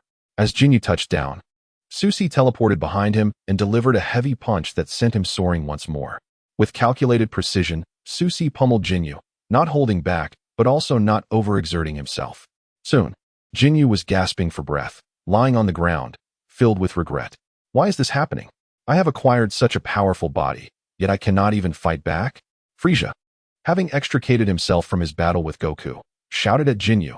Jinyu, this opponent possesses a combat power exceeding 3 million. Even with your new body, you are no match for him. Jinyu's eyes widened in shock. What? Over 3 million? In an instant, Jinyu began formulating a new plan. Desperate to revert to his original body, this adversary was formidable enough to take his life with a single blow. Yet, after enduring so many punches, he realized they had barely affected him. He understood that because this body was borrowed, the opponent was reluctant to strike with full force. Furthermore, this body had the unique ability to heal itself. Within moments, his injuries had completely mended. Jinyu suddenly had an idea and burst into laughter. Ha ha ha. You dare not kill me. My body belongs to one of your allies, does it not? Ha ha ha. The others frowned in response. Krillin cursed. That despicable creature. He, come and fight me. Jinyu continued to provoke. Susi was aware that Jinyu was likely scheming something devious, possibly attempting to switch bodies again. So he remained vigilant. Suddenly, Krillin yelled, "What is that?" Susi glanced over to see a frog hopping onto Krillin's head. His eyes brightened. Oh, the old actor has finally arrived. Krillin hastily swatted the frog away, but before it could hit the ground, Susi teleported and caught it. It was not yet time to use it. He still needed to switch back with Piccolo. Piccolo was too important. They required him to locate the Dragon Balls. At that moment, Frieza was sent flying by a punch from Goku. Frieza roared in fury. You wretched fool. How dare you strike my face? It seems I must show you the true power of the ruler of the universe. Goku's expression became serious as he prepared for battle, excitement coursing through him. I've been waiting for you. I have yet to unleash my trump card. Frieza bellowed, and with that, a powerful aura enveloped the surroundings. Sand and stones were sent flying, and a fierce wind kicked up, transforming the area into the eye of a storm. In an instant, a diminutive yet immensely powerful alien appeared. This was Frieza's final form. Compared to his previous bizarre appearance, this new form was far more aesthetically pleasing. Krillin could not help but tease, after being single for so long. I almost find Frieza somewhat handsome. Once Frieza completed his transformation, he did not immediately launch an attack on Goku. Instead, he unleashed an energy blast directed at Krillin. Startled, Krillin exclaimed, "Oh no, why am I the target again?" Susi, having anticipated this turn of events, instantly used his teleportation ability to shield Krillin from the energy blast. Krillin, still shaken, breathed a sigh of relief. I almost lost my life. Thank you, Susi. Goku, not to be outdone, concentrated his energy at his back. In the blink of an eye, he transformed into a Super Saiyan, exuding a powerful aura reminiscent of the Kaioken. His expression became a mix of frenzy and exhilaration. Vegeta, sensing the sudden surge in Goku's power, was left speechless. A Super Saiyan. Kakarot, you have truly become a Super Saiyan. What? A Super Saiyan? Frieza was momentarily taken aback by this revelation. Goku, this battle is between us. Do not involve others, or I shall annihilate you. With that, Goku launched a punch towards Frieza. Arrogantly, Frieza released a death beam aimed at Goku, but Goku effortlessly dodged it, the beam narrowly missing him. Frieza, astonished, asked, "What? You evaded it? Could it be that you are truly a Super Saiyan?" Goku smirked, "Not yet, but I am close." "Humph, so it is not true. Even so, what can you do?" Before he could finish, Frieza unleashed death beams at the others. To his surprise, Goku swiftly dodged and seized Frieza's arm, squeezing it tightly. Crack, crack. Frieza, if you do not take this seriously and continue to harm others, we shall join forces to eliminate you. Frisia's face drained of color as he quickly broke free. He has become so strong. It seems I must increase my power. Do not be too pleased, wretched monkey. I have only used a quarter of my strength. Humph. Then unleash your full power. I am ready, but do not harm anyone else. With that, Frisia began to unleash his full strength. Susie, realizing that they would continue to bicker, decided to focus on other matters. After all, with his teleportation ability, he would not miss any crucial moments. Restoring Piccolo and the Dragon Balls was the priority. Just then, Susie noticed Jinyu stirring on the ground. He quickly teleported and planted his foot on Jinyu's chest. With a dull thud, Jinyu coughed up blood, struggling to suppress the words body swap. Then Susie lifted Jinyu and delivered a powerful punch to his face. This time, he was somewhat brutal. While he did not inflict significant harm, he left Jinyu dazed. Susie, that is Piccolo's body. Do not strike him, Krillin urged. Do not worry. I know what I am doing. With that, Susie walked over to Tenten. I am quite concerned about Piccolo's condition. His energy is dwindling. I believe we should confront the rest of Jinyu force. Come with me. Tenten, taken aback, responded, You want to take me along? Yes, your healing abilities will be essential. Tenten nodded. All right. Just as Tenten was about to take off, Susie grabbed his arm. I will take you there. With 2 fingers on his forehead, Susie concentrated on sensing Piccolo's energy. Found you. In a flash, Susie and Tenten vanished from sight, not far from the Grand Elder's village. Piccolo was struggling against the onslaught of 5 opponents.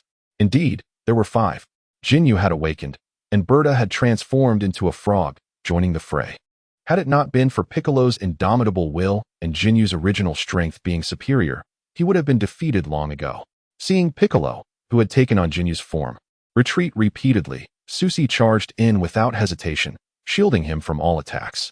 Piccolo's expression changed. Susie, you have finally arrived. I apologize for being so careless. Susie smiled. Do not dwell on it. It was merely a momentary lapse. He then guided Piccolo over to Tenten. Quickly heal him. Understood. Sabo gazed at Suchi in astonishment, exclaiming, How could you possibly withstand the assault of 5 of us? Who exactly are you? Suchi cast a cold glance at Sabo, uttering not a single word.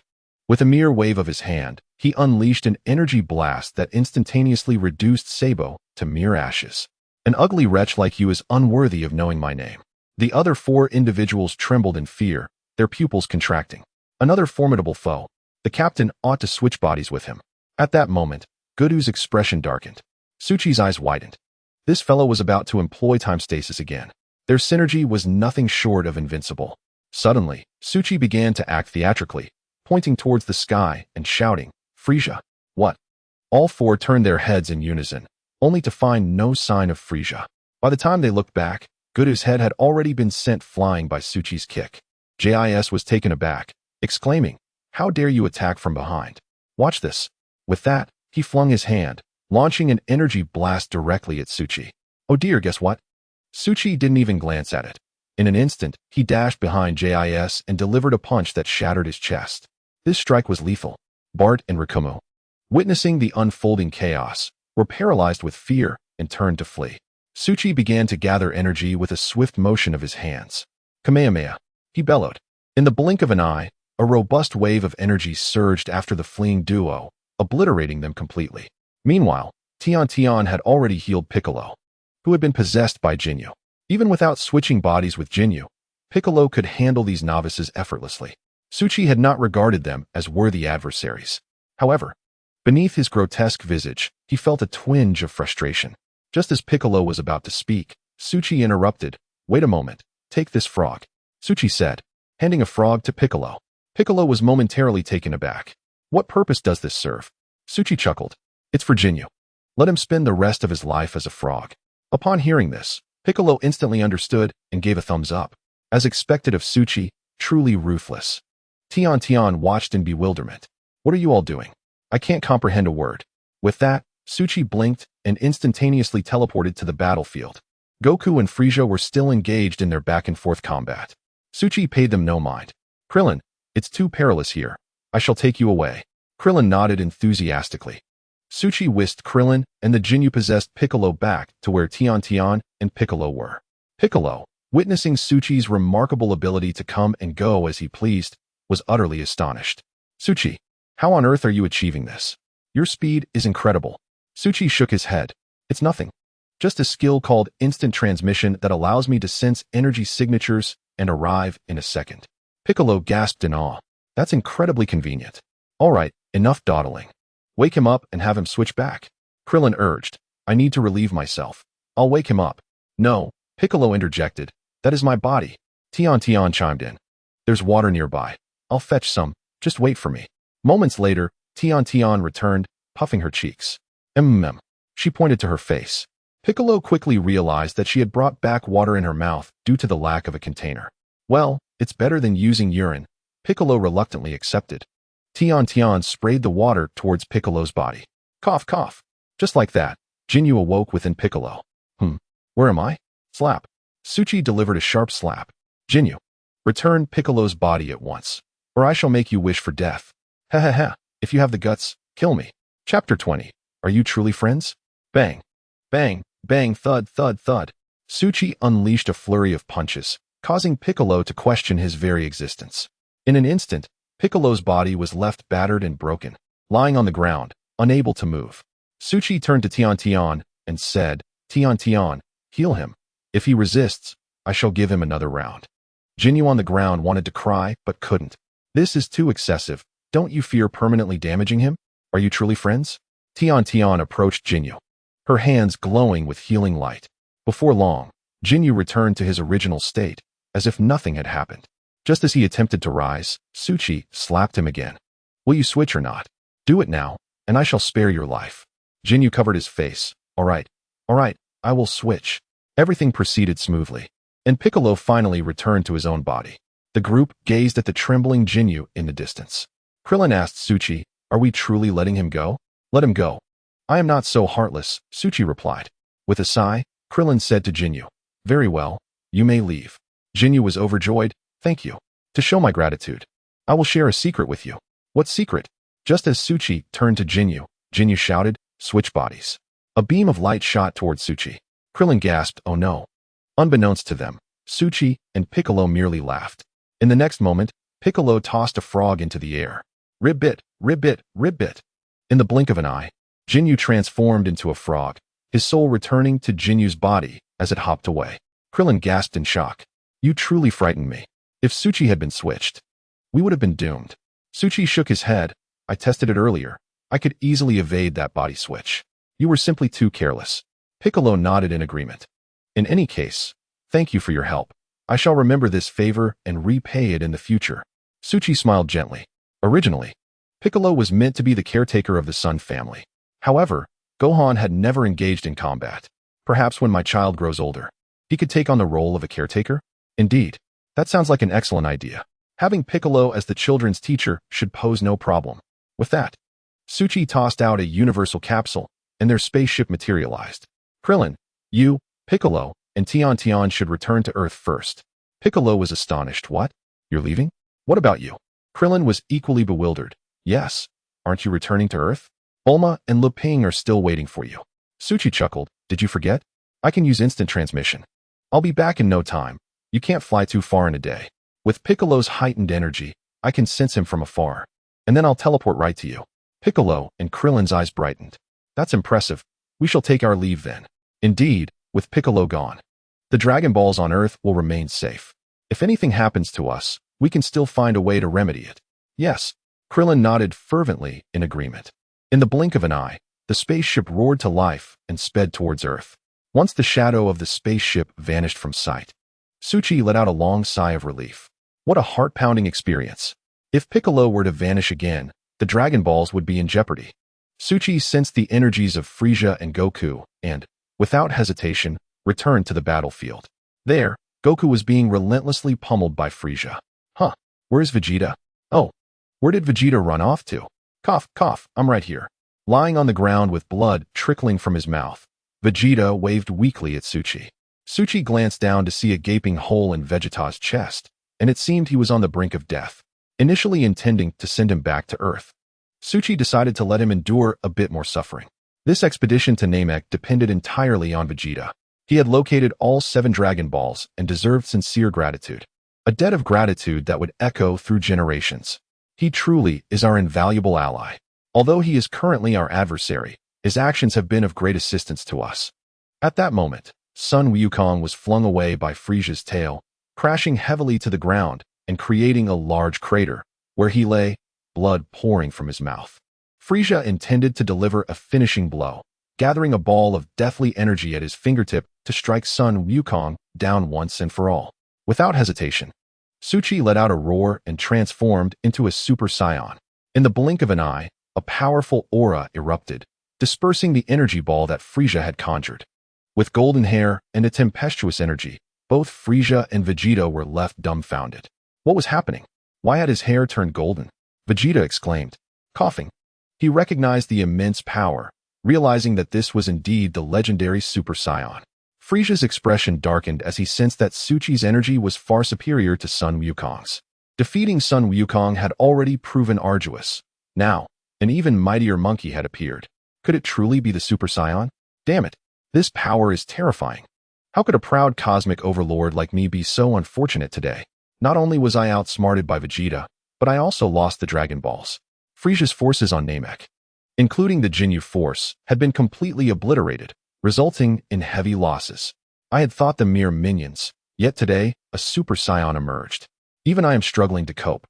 Ignoring the astonished Frisia, Suchi produced the last Senzu Bean. Alas, only one remains. Vegeta, upon seeing the Senzu Bean in Suchi's hand, was momentarily stunned. That was a Senzu Bean from Earth. Consuming one would heal all wounds and invigorate the spirit. He understood. I finally comprehended. They must have faced repeated life-threatening injuries, relying on the continuous consumption of Senzu Beans to reach this level. When I eventually travel to Earth with enough Senzu Beans, I too can become a Super Saiyan. Wait, I seem to have forgotten something. Right, I'm on the verge of death, and Sun Wukong cannot endure much longer. As his companion, he would surely not save me. The greatest genius in the world is about to perish. How frustrating. While Vegeta was lost in thought, Suchi had already taken action. He directly broke the Senzu Bean in half and placed one half into Sun Wukong's mouth. In an instant, Sun Wukong sprang to his feet, his injuries healed. Although his stamina had not fully returned, he was revitalized to about 70 to 80%. Wonderful, there are still Senzu Beans. I feel stronger again. Thank you, Suchi. I can continue to fight. Suchi smiled gently, saying, go forth, Super Saiyan. Indeed. Sun Wukong nodded resolutely. In an instant, his energy coalesced, erupting with intense flames from his back. This terrifying aura once again made this planet, which had endured countless devastations, groan in agony. In the blink of an eye, his hair turned golden and his eyes became green. His expression remained similar, yet the energy fluctuations were entirely different, nearly 3 times more powerful than before. Frisia's corner of his mouth twitched. What? You have become so strong too.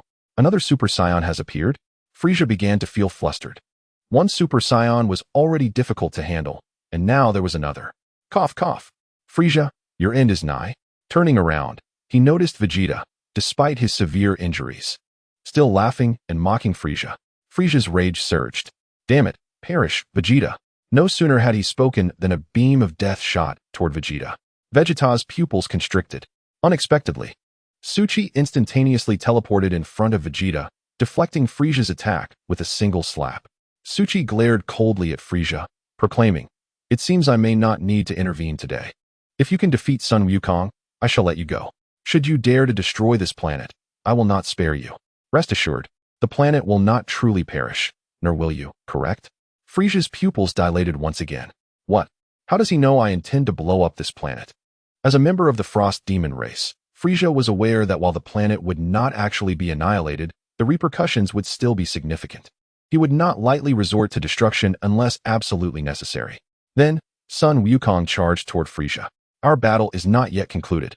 Suchi approached Vegeta and spoke. Vegeta, thank you for securing the Dragon Balls for us in advance. This one is for you.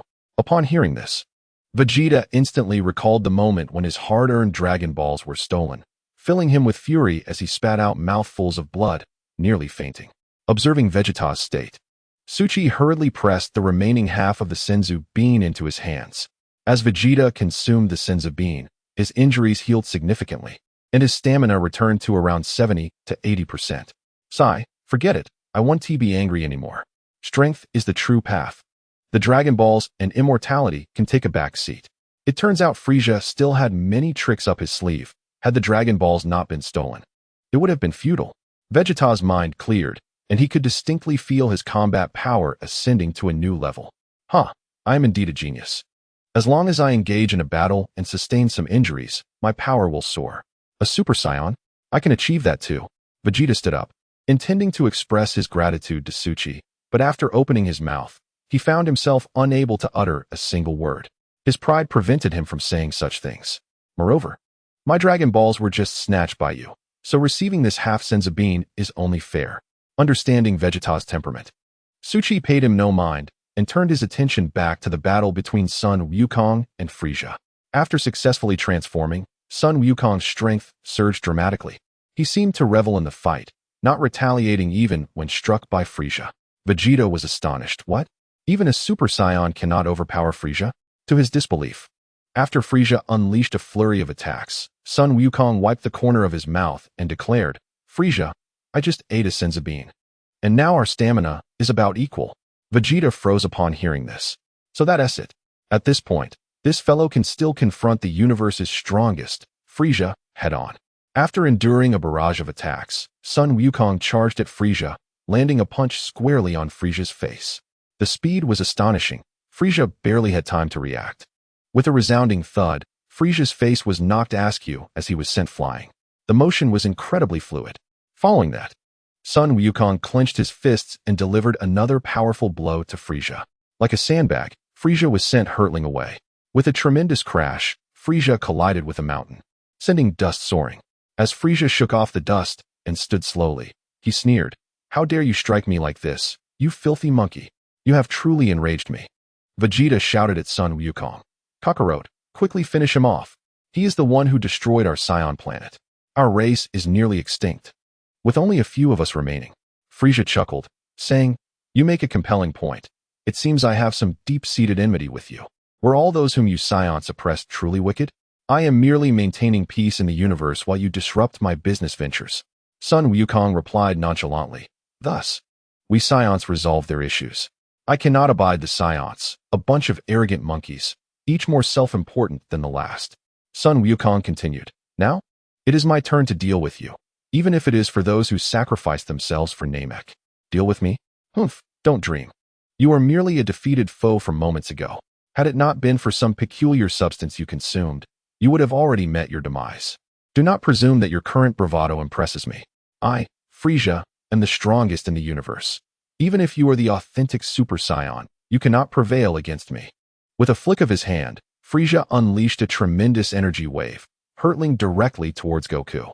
Goku did not evade. He was struck head-on. However, as the dust settled, he emerged unscathed. Frieza was taken aback. How is this possible? Goku taunted. What's wrong, Frieza? Are you scared? Frieza retorted angrily. Nonsense. Why would I be afraid? Goku extended his palm and struck Frieza from a distance. In the blink of an eye, Frieza was sent flying, rolling across the ground.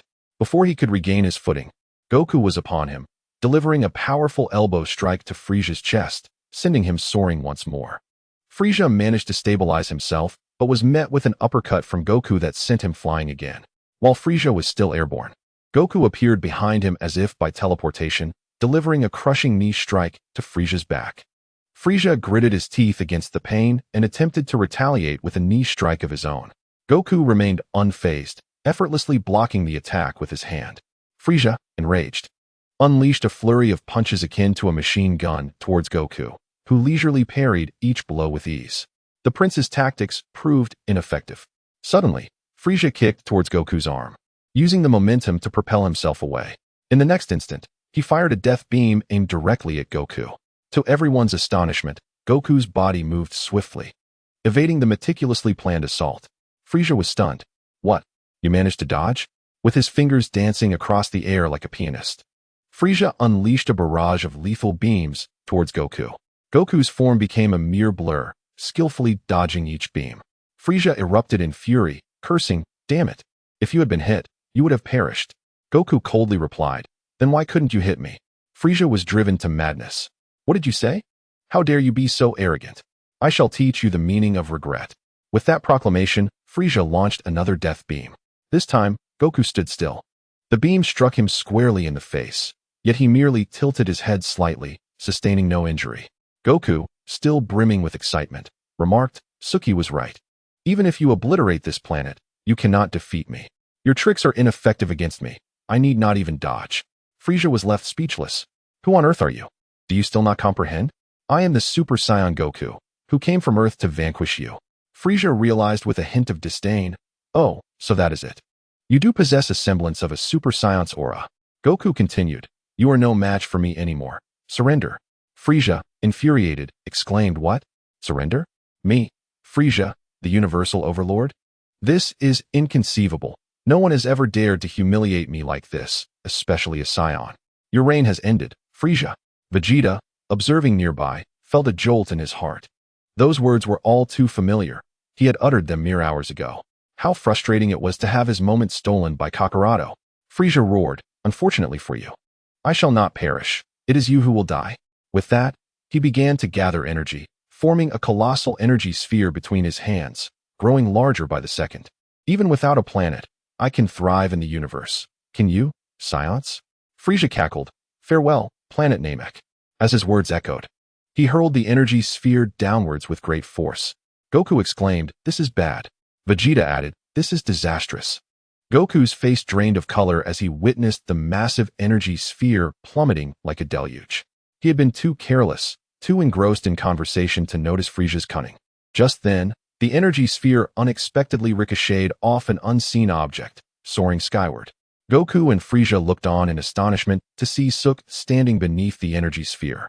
Frieza's face paled in shock. "It's him. He has thwarted my attempt to annihilate the planet." Vegeta, who had thought he was doomed moments earlier, now felt a sense of reassurance. Suk's speed and strength were astounding. He had effortlessly sent back such a formidable attack. It was truly terrifying. Suk had saved him, and he had consumed half a senzu bean just to survive. Had he been caught in the crossfire, he would have perished with eyes wide open. After deflecting the energy sphere, Suk coldly fixed his gaze on Frieza. "Frieza, I warned you before, do not destroy planets. You have completely disregarded my warning." Frieza's lips twitched in frustration. "If I hadn't resorted to destroying planets, I would have already been vanquished by Goku. What choice did I have?" At that moment, Suk moved like a bolt of lightning, appearing beside Frieza and delivering a crushing punch to his abdomen. Frieza grimaced in agony, his body twisting as his eyes bulged, threatening to burst with blood vessels. He was filled with disbelief. "How powerful! I cannot even withstand a single blow from him. This infuriates me. I am the great universal overlord. How can I be bested by a mere monkey?" Just as Frieza wallowed in his disgrace, a voice suddenly interrupted Suk. "Stop!" Goku stepped in front of Suk. Suk paused. "What? Do you wish to continue this commotion? It was merely an accident. It won't happen again. Leave him to me, and within 5 minutes, I shall defeat him, and then we can return to Earth." Suk shook his head in resignation. "Very well. Fighting is your specialty. Go ahead." With that, Suk indeed spared Frieza, retreating back to Vegeta's side. Vegeta observed the golden aura emanating from Suk, deep in contemplation. Meanwhile, Suk recalled the existence of Vegeta's long-lost brother from Dragon Ball Super. If he had a brother, might there not also be a sister? The task of fighting should belong to Goku and Vegeta. I should focus on fathering children. Moreover, those offspring must possess great potential. Suk mused. If I find a Saiyan wife and combine our talents, our children's prowess will undoubtedly be formidable. My strength would experience a significant enhancement. It is a virtuous cycle. Although female Saiyans had been eradicated, with the Dragon Balls, resurrecting a few would pose little difficulty. Of course, other extraterrestrial beings may also possess commendable abilities. Yet they are not of the same species as Earthlings, appearing grotesque. Suk had no interest in them. Saiyans, aside from having an extra tail, were little difference in appearance from Earthlings. Suk turned to Vegeta and inquired, "Hey, Vegeta, weren't you a prince? Do you have any unmarried sisters or siblings?" Vegeta was momentarily taken aback. "No, our planet was destroyed long ago. They perished." Suk gasped. "So you mean there were once, but they died when the planet was destroyed?" Vegeta nodded. "Yes, what of it? Would you wish for your sister's revival or the resurrection of planet Vegeta?" Vegeta was momentarily taken aback. Indeed, the Dragon Balls of Namek were no more, yet Earth still possessed its own Dragon Balls, which could grant a wish to restore Vegeta's planet. However, why would he assist me? In truth, I had no desire to see planet Vegeta revived. Vegeta was utterly perplexed by what Suki was truly after. Ultimately, it was merely a yearning for a sister. Vegeta waved his hand dismissively, stating, "It has been 30 years, it's no longer meaningful. Let it go." Suki sighed. "Very well, then. In the future, perhaps I shall journey to Universe 6 and bring back a couple of Scion maidens to carry on the lineage." At that moment, Frieza was sent crashing into the ground by a single punch from Goku. Returning to his normal state, Goku addressed Frieza, saying, "I'm done fighting. Just leave." Suki's heart sank at this. Goku was starting his antics again. Sure enough, Frieza abruptly slammed the ground, unleashing a shockwave that surged toward the planet's core. The entire planet began to tremble. This was bad. He might just destroy the planet. Ding. System notification, planet destruction countdown. 4-3. Suki felt a chill of terror. How had the situation changed so drastically? It was about to explode. There was no time to ponder. The fate of others was irrelevant. I needed to survive. Suki quickly focused on sensing Piccolo's energy. 3-2-1. Boom. The planet erupted in a tremendous explosion. At this critical juncture, Suki, relying on Piccolo's energy, instantaneously transported himself onto the spaceship. Krillin and Tien were ecstatic. Krillin exclaimed, "Fantastic. Suki, you're back." Just then, a blinding light appeared behind them. In the vacuum of space, there was no air or sound, only light and thermal radiation. The energy wave from the planet's explosion shook the spaceship violently. As they had not yet traveled far, Piccolo was left in shock. What was happening? Had planet Namek exploded? Suki nodded. Alas, Goku was too impulsive. Frieza has destroyed Namek. I didn't manage to save him. I'm sorry. I'll just use the Dragon Balls to bring them back later. Krillin, upon hearing this, broke into a sweat. Goku is dead? Yes. However, Piccolo was still alive, and the Dragon Balls remained intact. Goku could be revived, so Krillin was not overly distressed. I'm so glad you're back. Goku can also be brought back with the Dragon Balls. It's worth it. Piccolo wiped his brow. Good thing I left early. Otherwise, we would have all been doomed. He then turned to Krillin. This is our planet's affair. If Frieza's minions seize the opportunity to make a wish, we'll just wish for Goku's revival next time. Krillin, if that's the case, let us prioritize Goku's revival for the wish in 2 years, shall we? Krillin paused. Oh dear, I almost forgot. I still need to use the Dragon Balls to find a wife. If Goku is dead, I might end up single for a year. Krillin was on the verge of despair.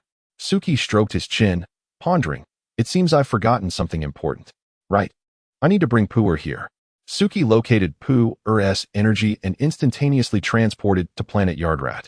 After a brief conversation with the Grand Elder, he returned with Pooer. In the blink of an eye, they were back on the spaceship. He attempted to sense Bulma or launch energy. Unfortunately, the distance was simply too great. Their presence was faint and elusive, and he ultimately had to abandon the search. Suddenly, the phone rang in the spaceship, startling everyone. Suki quickly answered. Hello, is Suki there? The voice on the other end belonged to Bulma, and Suki felt a surge of joy. Yes, it's Bulma. Don't worry. I'll be back soon. In about a month. Bulma responded happily. Really? That is wonderful. I've missed you so much. Darling, kiss kiss. Suki and Bulma shared a mental kiss over the phone, leaving Tien beside them utterly bewildered.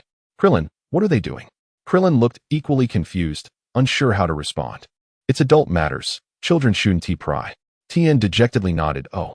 Then, Bulma continued. By the way, darling, I've gathered all 7 Dragon Balls for you.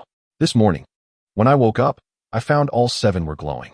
I knew you had succeeded, which is why I called. What? You've already collected them? Yes. What do you plan to wish for? Suki contemplated for a moment. Don't rush. Let us discuss it when I return. The Grand Elder of Namek was killed. He should be able to be revived. While the Dragon Balls of Namek may have lesser abilities, there are still 3 wishes available, with 1 remaining unused. Moreover, the Grand Elder can pass on the Dragon Ball's power to others. However, I haven't figured out how to do that yet. We'll discuss it upon my return. What? 3 wishes can be made.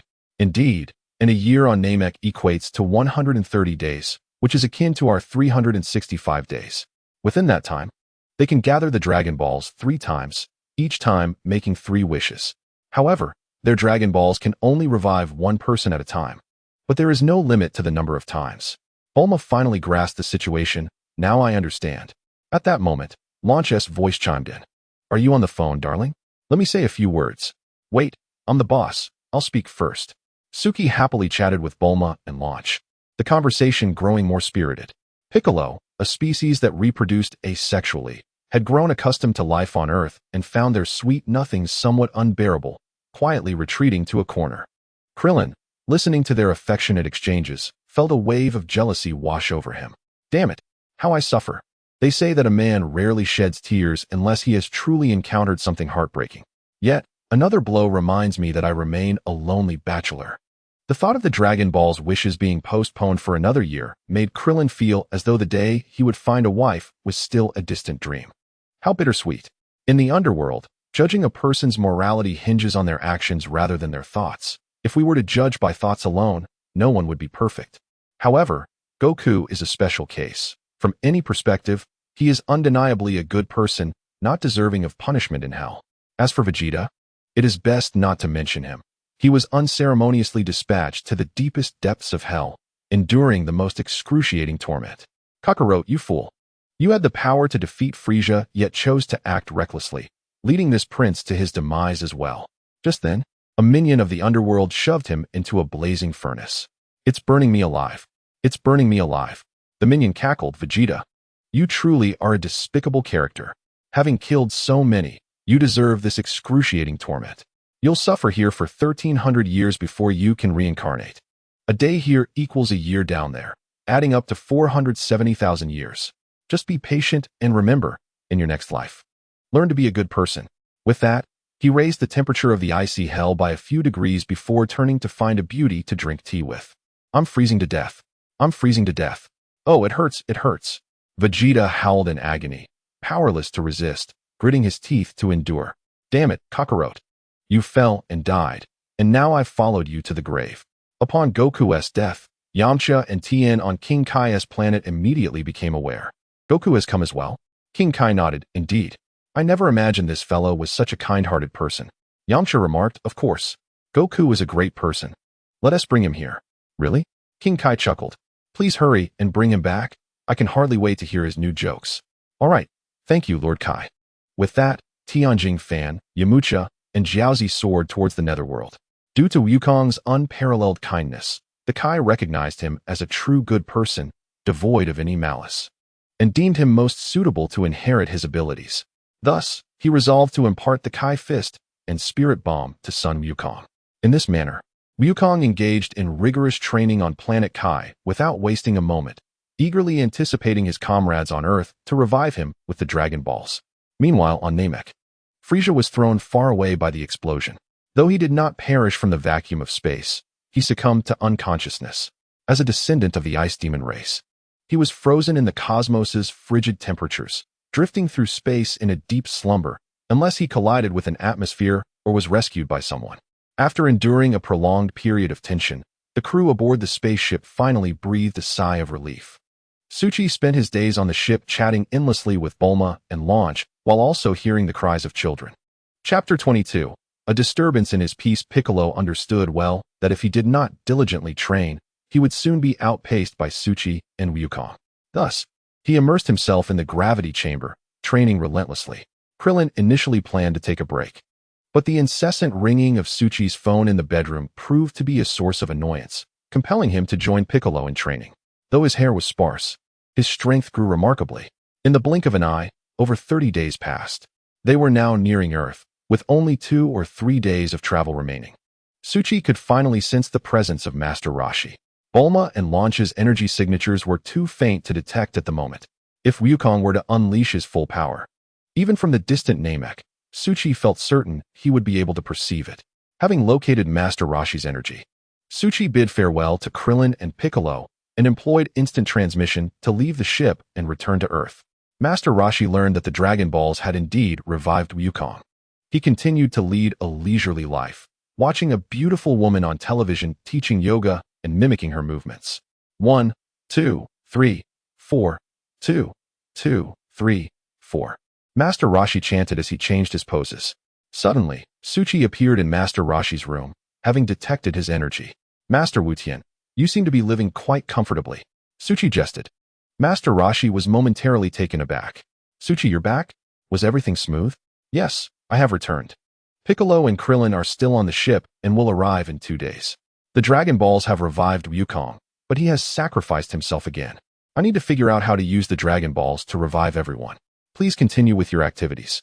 With that, Suchi vanished before Master Roshi could respond. Master Roshi shook his head. Really, young people just can't remain calm. Wukong has sacrificed himself? I recall Bulma mentioning the Dragon Balls have returned to normal. Nevertheless, with the Dragon Balls in hand, they will soon be revived. At Bulma's home, Launch and Bulma adorned themselves in vibrant attire, eagerly awaiting Suchi's return. Launch, my husband will be back in 2 days, right? Do you think I should wear black stockings or white? I wonder which style he prefers, Bulma inquired. Launch chuckled. Black stockings are my signature style. You simply cannot pull it off. Bulma pouted in retort. Nonsense. My husband says I look good in anything. Launch touched her slightly rounded belly, blushing as she said, I went to the hospital today. The doctor said the baby will stabilize in 3 months. It's already been 4 months, so I can get closer to my husband. Bulma exclaimed in surprise, my husband has been gone for 4 months. It feels like time has dragged on. I miss him, but he is so brave, and I fear he may not return or might undertake dangerous endeavors. Launch, you must help me share the burden. The thought of childbirth filled her with trepidation, and a blush crept onto Bulma's cheeks. Why not introduce Yulin to our husband? That way, we can lighten our load a bit. I think she would make a fine mother. Stop it. Do you think we still live in archaic times? Just then, Suchi appeared before them unexpectedly. Bulma, Launch, I'm back. What are you two whispering about? Who says a big backside guarantees a good mother? The two women were momentarily stunned. Husband, you're finally back. They excitedly rushed towards Suchi, with Bulma clinging to him like a koala. After a brief separation, from dusk onwards, Suchi's home resonated with joy, the likes of which outsiders could scarcely imagine. 3 days later, Piccolo and Krillin returned to Earth. The group reunited with Suchi, Bulma, Launch, and Master Roshi, gathering in a spacious area. After much discussion, they finally devised an ingenious plan to use the Dragon Balls to resurrect their comrades. When it came to finding loopholes and exploiting them, no one could outshine Suchi. When making wishes with the Dragon Balls, one must pack many conditions into a single statement. Come forth, Shenron. With a flash of golden light, Shenron emerged. Shenron, please resurrect those who were slain by Frisia's army to this location. Sweat beads appeared on Shenron's forehead. This wish is rather challenging. It is almost a test of limits. Who would have thought to make such an outrageous wish? However, this was within Shenron's capabilities and adhered to the rules, so he acquiesced. Shenron's eyes glimmered, and then he fell silent. Wait, Wukong refuses to be revived. He insists on continuing his training on planet Kai. Suchi was taken aback. This fellow, Chi-Chi, was fuming. That rascal Wukong actually declined to be revived for the sake of training. Does he not have a concept of family? Look how unreliable my husband is. In a little while, our second child will be born, and I'll be left to manage 2 kids alone. It's infuriating. Go on, come home and do your homework. With that, Chi-Chi angrily dragged Gohan away. Suchi promptly revised the wish. Shenron, except for Wukong, please resurrect everyone who was killed by Frisia's army within the past 6 months to this location. Upon hearing the additional condition regarding 6 months, Shenron felt significantly relieved. As Shenron's eyes glowed red, a multitude of Namekians appeared in the open space, along with a solitary Vegeta. Then, did you bring us back? Yes. It was the Earth's Shenron. At that moment, the 7 Dragon Balls from Namek descended from the sky, landing beside the group. Fantastic. Our Dragon Balls have also been revived. Din recounted to everyone how they were able to come back to life and why they had arrived on Earth. Mori glanced at everyone and said, Thank you for saving us. Our Dragon Balls have followed us here. Suddenly, they noticed the absence of a village's inhabitants. Mori inquired, Elder, why hasn't the village of Xeno arrived? Everyone echoed in agreement. At that moment, Vegeta interjected, Perhaps it is because I annihilated that village. My wish was to resurrect those killed by Frisia's gang. I betrayed Frisia, so I do not count as part of his army. All the Namekians glared at Vegeta in anger. The Elder sighed and said slowly, Alas, hatred is a foolish emotion. We Namekians must not be led by such feelings. Yes, Elder, the crowd responded. Our Dragon Balls have also come to Earth, but my lifespan is dwindling. From now on, Mori shall be the new Elder. You must make good use of the extraordinary power of the Dragon Balls. The Grand Elder gently stroked Mori's head, a wave of mysterious energy coursing through him. In the blink of an eye, Mori inherited the ability to create and repair Dragon Balls. Mori nodded in understanding, expressing his wish for the Namekians to live in eternal harmony. The Grand Elder, with great effort, passed the Dragon Balls to Mori, expending his last ounce of strength before departing from this world. Piccolo gazed at the Grand Elder for a long moment before softly uttering, "Rest in peace, esteemed Elder." The other Namekians bowed their heads in reverence. At that moment, Tian looked at Piccolo, realization dawning upon her. "Now I understand why you have such a familiar aura. You have fused with Nail." Mori addressed the group. "First, let us wish for the resurrection of those you wish to bring back. We Namekians have only 130 days in a year, and once that time passes, we can make another wish. To express our gratitude, we shall stay here for the year, and you may use the Dragon Balls as you please." Upon hearing this, Krillin's face lit up with joy. "If we can make 9 wishes in a year, does that mean I won't have to wait 3 years to marry?" However, he noted that Tianjin Fan and Yamcha had yet to be revived. Let us save them first. Fighting over wishes is pointless. Thus, the final wish of the Namekian Dragon Balls brought Yamcha back to life. Bulma ensured the Namekians were settled. Vegeta was astounded to learn that Kakarot, after his death, had not gone to hell, but rather was training on King Kai's planet. Setting aside his grievances, he found it unbelievable that even after becoming a Super Saiyan, Kakarot continued to train relentlessly. Meanwhile, he himself had fallen straight into the depths of hell, enduring the harshest torments. The pain was unbearable, far worse than the beatings from Cybermen. In hell, a single day equated to an entire year. It felt as if hell had become a temporal prison. Although merely 3 days had passed in reality, Vegeta had suffered for a full 3 years in hell. The agony was excruciating. Thankfully, he was revived in time. Otherwise, after tens of thousands of years, his soul would have been lost. I cannot allow Kakarot to continue training while I remain stagnant. I too must become a Super Saiyan. Vegeta was thoroughly provoked. That day, he commandeered a spacecraft, venturing into the cosmos to train. Upon noticing the absence of the spacecraft, Bulma panicked. "Oh no, Vegeta has stolen our ship." Su Chi chuckled nonchalantly. "So what if it's gone? Thanks to Vegeta gathering the 7 Dragon Balls, our journey to Namek has gone smoothly." "Is that true? Even someone as treacherous as him would assist us?" "Well, one might say it was a fortunate coincidence. By the way, I remembered something. My dad was maintaining the ship yesterday and mentioned the fuel was low, but he didn't have the time to refill it. He won't starve on the way. Will he?" Su Chi paused, muttering quietly, "Is that so? It depends on his luck. Indeed, he brought this upon himself by stealing. If he starves, it serves him right." Su Chi wrapped his arms around Bulma's waist. "It's getting late. Let's make an effort and have a child." Blushing, Bulma followed him inside. The entire villa was enveloped in a warm, affectionate atmosphere. Earth also welcomed a rare period of peace. During this time, Su Chi refrained from training, choosing instead to spend time with Bulma and Lan Chi, savoring the joys of life. Through Su Chi's efforts, Bulma became pregnant again. After stealing the spacecraft and flying for a while, Vegeta discovered that the fuel had run out. Beep beep beep. Urgent alert. Fuel is nearing depletion. Flight will cease shortly. Please replenish fuel immediately. Vegeta was taken aback. What? Is the fuel insufficient? Panic set in. How could this happen? After struggling back to life with the Dragon Balls, he now faced the prospect of perishing in the cosmos. Clenching his teeth in frustration, Vegeta lamented, "Had I known, I would not have stolen this ship. Who could have guessed that stealing a spacecraft would lead to my demise?" Vegeta, possessing some knowledge of aerospace, quickly scanned his surroundings, aiming for the nearest planet to attempt an emergency landing. Yet, as he entered the atmosphere, the fuel was entirely exhausted. The spacecraft lost power, succumbing to the planet's gravitational pull and drifting aimlessly. Vegeta clenched his fists in anger, cursing, "Curse it! I was so close."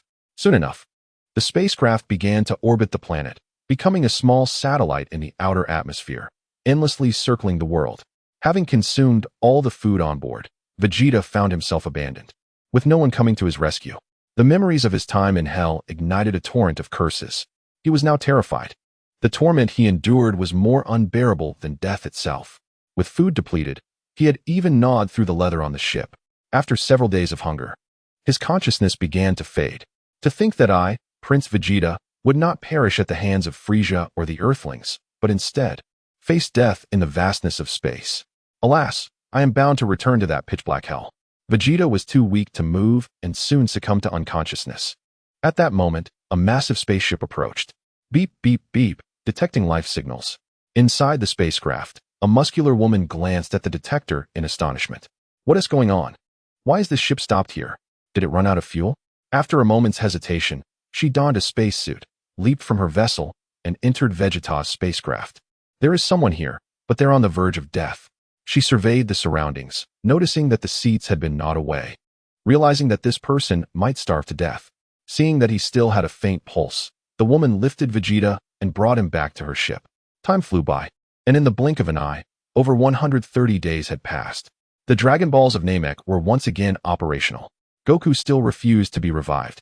Tianjin Fan and Dumplings were brought back to life. Krillin finally had his dream fulfilled. Tian, do you remember my wish? Tian nodded. Yes, I remember. Thus, Tian raised her hands high, beseeching the Namekian dragon to find Krillin a partner. However, the dragon was unyielding.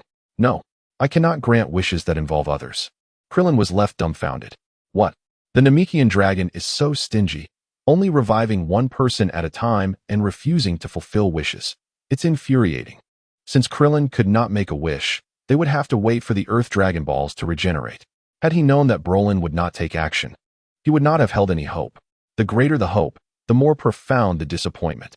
The third wish was granted to the Namekians, who resurrected a comrade slain by Vegeta. Time continued its relentless march. In the blink of an eye, another month had slipped away. Considering the impending arrival of many children, Bulma decided to invest in a maternity hospital. In Bulma's private hospital, she excitedly exclaimed, "Wonderful, my husband, Lan Shi has given birth. It's a girl." Ding. Congratulations to the host on the birth of a daughter. Talent 750, battle power 6000. Host's body is being enhanced. Ding. Enhancement complete. Host's talent rises to 2000, battle power skyrockets to 3,950,000. Permanent stamina acquired. Reward of 60,000 cells. Current attributes: Su Chi, Scion lineage. Talent value: 2000, battle power 3,950,000. Children, skills: flight technique, key sensing, Kamehameha, instant transmission, energy blast, permanent stamina. Su Chi glanced at the rewards. I hardly need permanent stamina. Lan Shi and Bulma are already struggling to keep up. While the increase in battle power was minimal, why did I also gain permanent stamina? Ugh, permanent stamina is meant for prolonged battles. What nonsense am I thinking? Su Chi nearly gave himself a slap. Chapter 23, a new planet suited for them lately. I have been surrounded by women, and my mind is nearly spinning. The combat power may not have increased significantly, but a baby possessing a combat power of 6,000 is quite commendable, considering that the initial value for a legendary Super Saiyan lineage is merely 10,000. Fortunately, the innate talent has seen an enhancement, and thus, future increases in combat power are assuredly promising. Moreover, the number of cells has also increased considerably. Now, transformation is attainable. The quantity of cells, whether abundant or scarce, becomes inconsequential, as transformation will naturally lead to further growth. Life continues in this manner. In the blink of an eye, 130 days have elapsed. Sun Wukong has finally returned, having completed his training. After fulfilling his wish, the Namekian departed to a new planet more suitable for their kind. Somewhere in the cosmos, Frieza remains asleep amidst the rubble. Suddenly, a spaceship approaches. My lord, planet Namek is truly no more. One of Frieza's subordinates, upon speaking, is met with a piercing glare from Frieza, causing him to instantly fall silent. Who would have thought that Frieza could be defeated? Could there really be beings in the universe stronger than our clan, which prides itself as the strongest? My lord must ensure that he meets a fate worse than death. Suddenly, a scout shouts, "What is that thing?" Frieza, taken aback, inquires, "What?" The detector immediately magnifies the image, revealing a pale blue object floating. It is Frieza himself, still alive. Quick, send a rescue ship. Before long, they have retrieved Frieza aboard their vessel. After tending to his wounds, Frieza awakens. Several of Frieza's subordinates cheer, "Frieza, my lord." Frieza roars in fury, "Damn Psyots. They left me drifting in space for months. We must go to Earth now and find my father. Let us vanquish that Super Saiyan." A soldier hesitantly asks, "But the planet is gone. The Super Saiyan cannot have survived, right?" Frieza narrows his eyes, "I do not know. If he is dead, we shall obliterate Earth. Onward." the ship alters its course towards Earth. In order to thoroughly defeat the Scions aboard the ship, Frisia dedicates himself to intense training, which pleases his lord immensely. My son Frisia possesses the potential to become a god of destruction. Meanwhile, on Earth, at Bulma's residence, Suki is inside playing video games while Bulma and Launch converse in the yard. Bulma's belly is quite large now, and she is due to give birth soon. A few days prior, Bulma and Launch had visited the hospital, and both were found lacking in vitality. After discussing the matter, they concluded that assistance was necessary. Suki's health was robust, and they could hardly manage on their own. Just then, a time machine suddenly appeared in the sky above their yard. Bulma and Launch were taken aback. What is that? A spaceship? Be cautious of aliens. Quickly, call for my husband. Launch nodded and hurried inside to fetch Suki. The time machine descended slowly to the ground. Suki, Bulma, and Launch stared wide-eyed at it. Suki felt an instinctive sense that the time of Frisia's attack on Earth was drawing near. It was also the moment when Trunks would arrive on Earth. However, the predicament lay in the fact that Bulma was Suki's wife, with no connection to Vegeta. What if Sun Wukong were to succumb to a heart condition? Would my future also fall victim to the androids? Suki's thoughts spiraled into confusion. At that moment, with a creak, the time machine's door opened. A woman emerged. Her disheveled white hair cascading down, her skin flushed, clad in a black crop top that revealed her navel, paired with white casual pants, and a long tail trailing behind her. She was stunning, her figure alluring, exuding an undeniable charm. Not only Suki, but even Bulma and Launch were captivated. Suki's pupils constricted. This was none other than Android 21 in her predatory form. Although a goddess of Dragon Ball lore, her strength was formidable. In her predatory form, Android 21, originally an antagonist, grows stronger with each battle, seemingly limitless. She might even surpass Majin Buu. Currently, Suki was no match for her. Why had she appeared so early? Had she traversed time to eliminate me, or perhaps to consume me? Suki's heart began to race. As she approached Bulma and Launch, Suki quickly spread his arms, shielding them behind him, and demanded, "What do you want?" Android 21 covered her mouth and giggled. "Oh dear, look how frightened you are. Did you always possess such a timid nature? Am I truly that terrifying?" As her words fell, Bulma, Launch, and Suki were momentarily stunned. Suki slightly relaxed, to his surprise. She turned out to be his future wife, someone to be trusted. "What? Husband?" Bulma queried, perplexed. "Why do you call her husband?" Launch exclaimed loudly. "Could it be that you're seeing someone on the side?" Suki hurriedly waved his hands. "Don't speak nonsense. I have always conducted myself with integrity. How could I betray you?" Bulma nodded. "True. If one were to seek companionship, it should be open and honest, not shrouded in secrecy. It's only natural for someone handsome to attract attention." Launch could not suppress a laugh. Android 21 continued to giggle. "You say I am Suki's secret lover? Ha ha ha. You all are simply delightful. This time machine was crafted by you, Bulma." Bulma, astonished, exclaimed, "What? We haven't met before. Who are you, and how do you know us?" Android 21 laughed as she stepped forward. "Stop right there. What are you planning?" Unexpectedly, in the blink of an eye, Android 21 appeared before Suki, wrapping her arms around his waist and planting a fervent kiss on him. Suki felt a jolt. Her lips were so soft. Android 21 gently cradled Suki's face, tears glistening in her eyes as she spoke. "Husband, it has been over 20 years since we last met. I have missed you dearly." The mention of the time machine and husband left Bulma and Launch in utter confusion. After all, Suki was only 23 this year. How could this woman call him her husband? Did they marry 20 years ago? At that time, Suki had not even been born. Even if he had existed, he would have merely been an infant. Android 21 released Suki's face and turned her gaze to Bulma's prominent belly. "It is now the year 763 of the age, Bulma. The child you carry must be Su Ning without a doubt. She will be truly remarkable, and perhaps she is alive even now." Bulma was left aghast. "How did you know I planned to name her Su Ning?" "Could the time machine?" Android 21 nodded gently. "You guessed correctly. My name is Wendy. I have come from the future." A flicker of doubt crossed Suki's mind. With the system's assistance, how could he, a time traveler, possibly be unable to handle the villains of Dragon Ball? He could not help but ask, "Come from the future? Does that mean our future selves have already launched?" Flustered, scratched her head, making her hair even more disheveled. "What are you all talking about? My head itches. Am I about to gain wisdom?" Android 21 smirked and playfully said, "Husband, Bulma, Launch, I have traversed time specifically to find you. Will you not allow me to sit and rest for a moment? At this moment, all three began to comprehend the situation.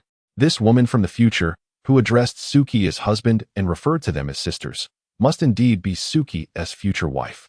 Bulma and Launch realized that they were currently concerned about finding someone to help alleviate Suki's burdens. So it was entirely reasonable to seek someone from the future to fulfill that role. Before long, the group settled in the living room on the sofa. Suki spoke up. Have we been defeated by the androids from the future?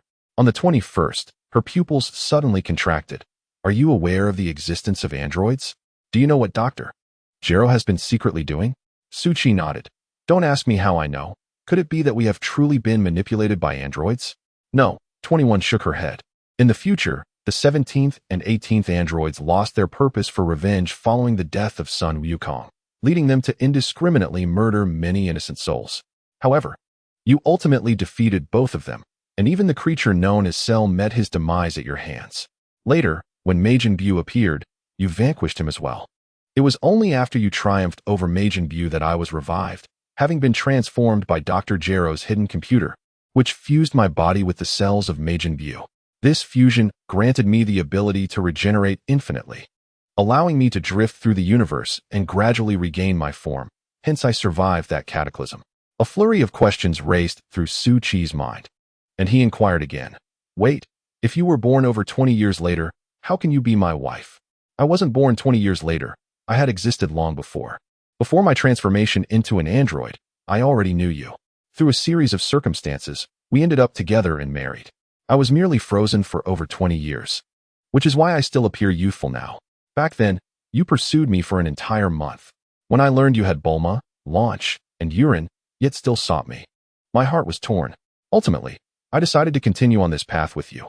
You were incredibly gentle back then, showering me with flowers, taking me out to enjoy entertainment, shopping, and indulging in every romantic gesture. I was just a young girl, utterly unaccustomed to such attentions, and your sweet words left me defenseless. At this point, a blush crept across 21's face. Bulma and Launch exchanged glances, their expressions slightly awkward, their lips twitching. Though they, like Su Chi, had initially married before developing feelings, Su Chi remained unchanged, employing the same tactics to amuse them. They were beginning to believe this woman's words. 21 continued. However, at that time, I was just an ordinary person. Because you were with Bulma and Launch, we never moved forward, and I rejected you. After you left, your shadow lingered in my mind. Impossible to erase. It was then I realized I had fallen in love with you. But we belonged to different worlds. As she spoke, 21 cast a glance at Su Chi, her eyes tinged with resentment. You, dear husband, declared you no longer wanted me, demonstrating just how heartless you could be, flirting with me and then vanishing. Su Chi lowered his head, unable to meet her gaze. 21's features were strikingly distinctive, a quintessential goddess of Dragon Ball. As a time traveler, one could not help but seek to win her over. He contemplated her words, pondering their veracity. Despite her divine nature, he remained true to himself. If he could pursue her, he would, and if not, he would not linger. Such was his style. 21 continued. Afterward, no one else caught my eye. I lived in solitude, my thoughts consumed by you. Until one day, Dr. Gero's robotic minions captured me, injecting me and rendering me unconscious for over 20 years. It was only upon merging with Majin Buu's cells that I awakened. My first act upon regaining consciousness was to destroy Dr. Gero's base and obliterate all computer systems. Finally reunited with you, we were poised to take that final step together and have a child. Yet, another consciousness emerged within me, sensing your immense power and attempting to suppress my thoughts, seeking to consume you. Consequently, my second personality took control, leading to a confrontation between us. Fortunately, the angel Whis happened to arrive on Earth to find Bulma some delicacies and stumbled upon our battle, effectively extinguishing my appetite. Days later, we wed. However, that day marked the beginning of a nightmare. A being named Zamasu emerged. Su Chi was taken aback. How had the timeline become so convoluted? Zamasu? 21 paused, surprised. You know of this individual? Not really, he replied. Taking a deep breath, 21 wiped her tears and continued. Do not interrupt me. Let me finish. Understood, Su Chi affirmed. Bulma and Launch suddenly blushed inexplicably. Observing their flushed cheeks, 21 felt puzzled, wondering what thoughts occupied their minds. After a moment, she steadied her emotions and resumed. At some point in the future, a self-proclaimed deity emerged, unleashing calamities that nearly extinguished all life in the universe. This entity was indestructible. Vegeta faced him in battle, but ultimately fell. You two fought him many times, yet he remained unscathed, proving to be an insurmountable challenge. Later, although he evaded your attacks, he secretly harmed Bulma and Launch with extreme cruelty. You were incensed and fought him with everything you had. To eliminate him, you dragged him into the cosmos and detonated all your energy, resulting in mutual destruction. Both Bulma and Launch were left speechless. So, it was for us that you risked everything, they realized, overwhelmed with emotion. How touching. Bulma clasped her hands together, excitedly exclaiming, I never imagined that my husband would engage in such sacrificial acts. I feel so fortunate. Su Chi's expression hardened. Do not get sentimental. My current state of mind is far from that. They both nodded vigorously. Yes, dear husband, we believe that such a fate will never befall us. 21 continued. Yet, even after you unleashed all your energy, you failed to truly annihilate him. He was reduced to smoke, but revived once more. With the death of the Supreme Kai, our universe's god of destruction, Beerus, perished alongside him. Whis fell into a deep slumber, and darkness enveloped the world. Many who fought perished, and the children were lost. Perhaps the only survivor was the child within Bulma's womb, Su Ning, sent into the universe by Lin just before her demise. Su Ning, Lin, Bulma, and Launch trembled. They had indeed brought that woman home. This realization resonated with them, as they had been pondering this matter for days. Chapter 24. This truly cannot be deemed high. 21 took a few sips of water and continued. When I awakened, I found myself adrift in the cosmos. By that time, only a few hundred ordinary people remained on Earth, barely surviving underground. Thankfully, Bulma's hidden computer program was intact, and the time machine was operational, allowing me to arrive in this timeline. Curiously, Bulma asked, Wait, who are Beerus and Whis? 21 hesitated, replying, It's not something I can explain briefly. Just consider them the deities governing our universe. Oh, I see. Even the gods are dead. How tragic. At that moment, Launch interjected, I think you're already strong enough. How could you not defeat them? 21 chuckled bitterly. Strong? You call this strength? My counterpart from the future is far more powerful than I. Though I have the ability to regenerate infinitely, without my appetite, my combat strength is rather lacking. Su Chi sensed her energy, estimating it to be somewhere between several billion to 100 billion. Indeed, not particularly impressive for the later stages. Perhaps it was due to her predatory persona awakening without having the chance to feed before being defeated by Whis, leaving her without the opportunity to grow stronger. Bulma inhaled deeply. I never expected we would all be defeated. Just how formidable is that future counterpart? Will we also face obliteration? She turned her gaze towards Su Chi. 21 declared with conviction, I have no intention of returning this time. It was a realm of despair, littered with ruins and suffused with a heavy gloom. This time, I returned bearing tidings from the future. I must assist my husband in gaining strength to vanquish the foe that awaits us. The world of tomorrow is too grim to endure. With that, number 21's eyes brimmed with tears as she collapsed into Su Chi's embrace, weeping profusely. Number 21 lifted her head and retrieved a vial from her pocket, a miraculous elixir from 2 decades hence. In 3 years, son Wukong would succumb to heart disease. In the future, Bulma informed me that after Wukong's passing, my husband often lamented why he had to die.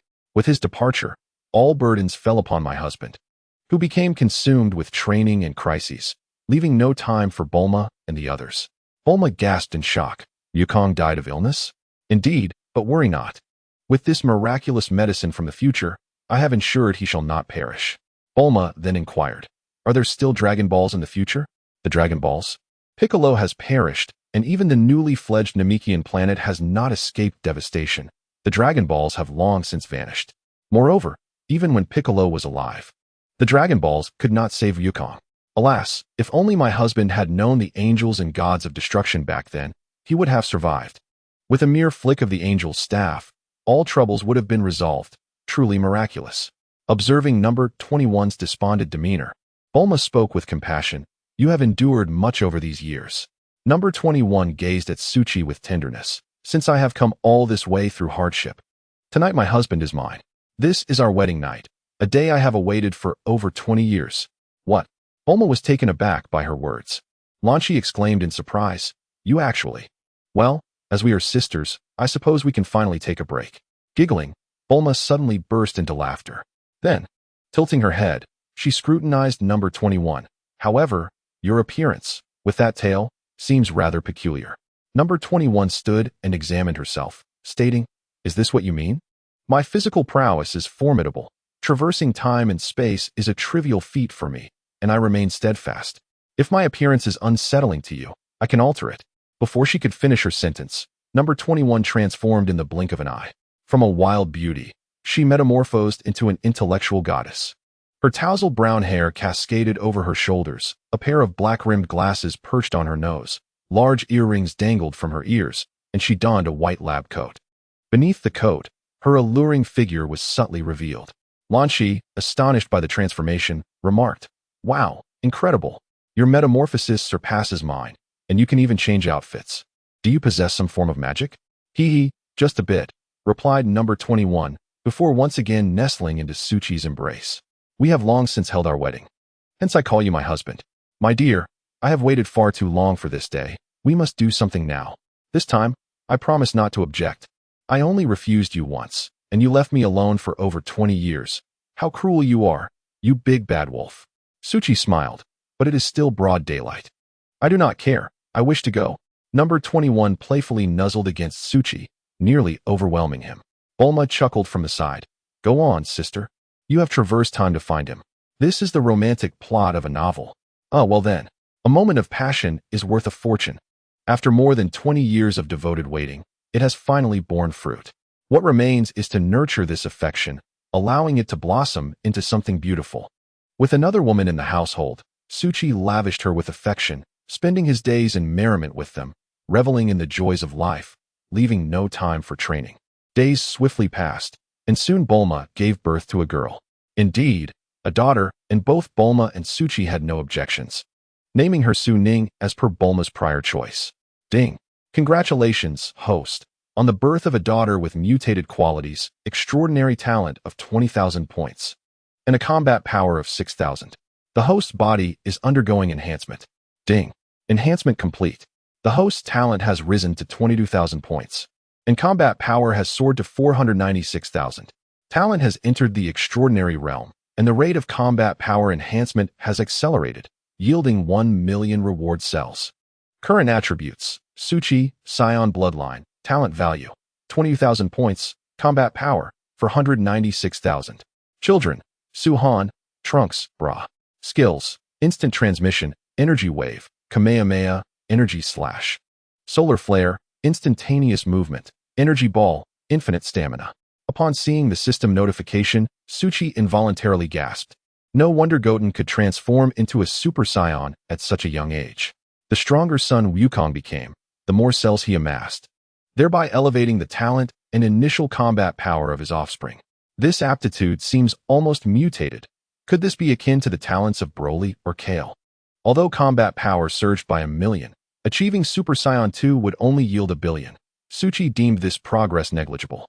However, a spike of 2,000 in talent was unprecedented, surpassing all prior increments combined by tenfold.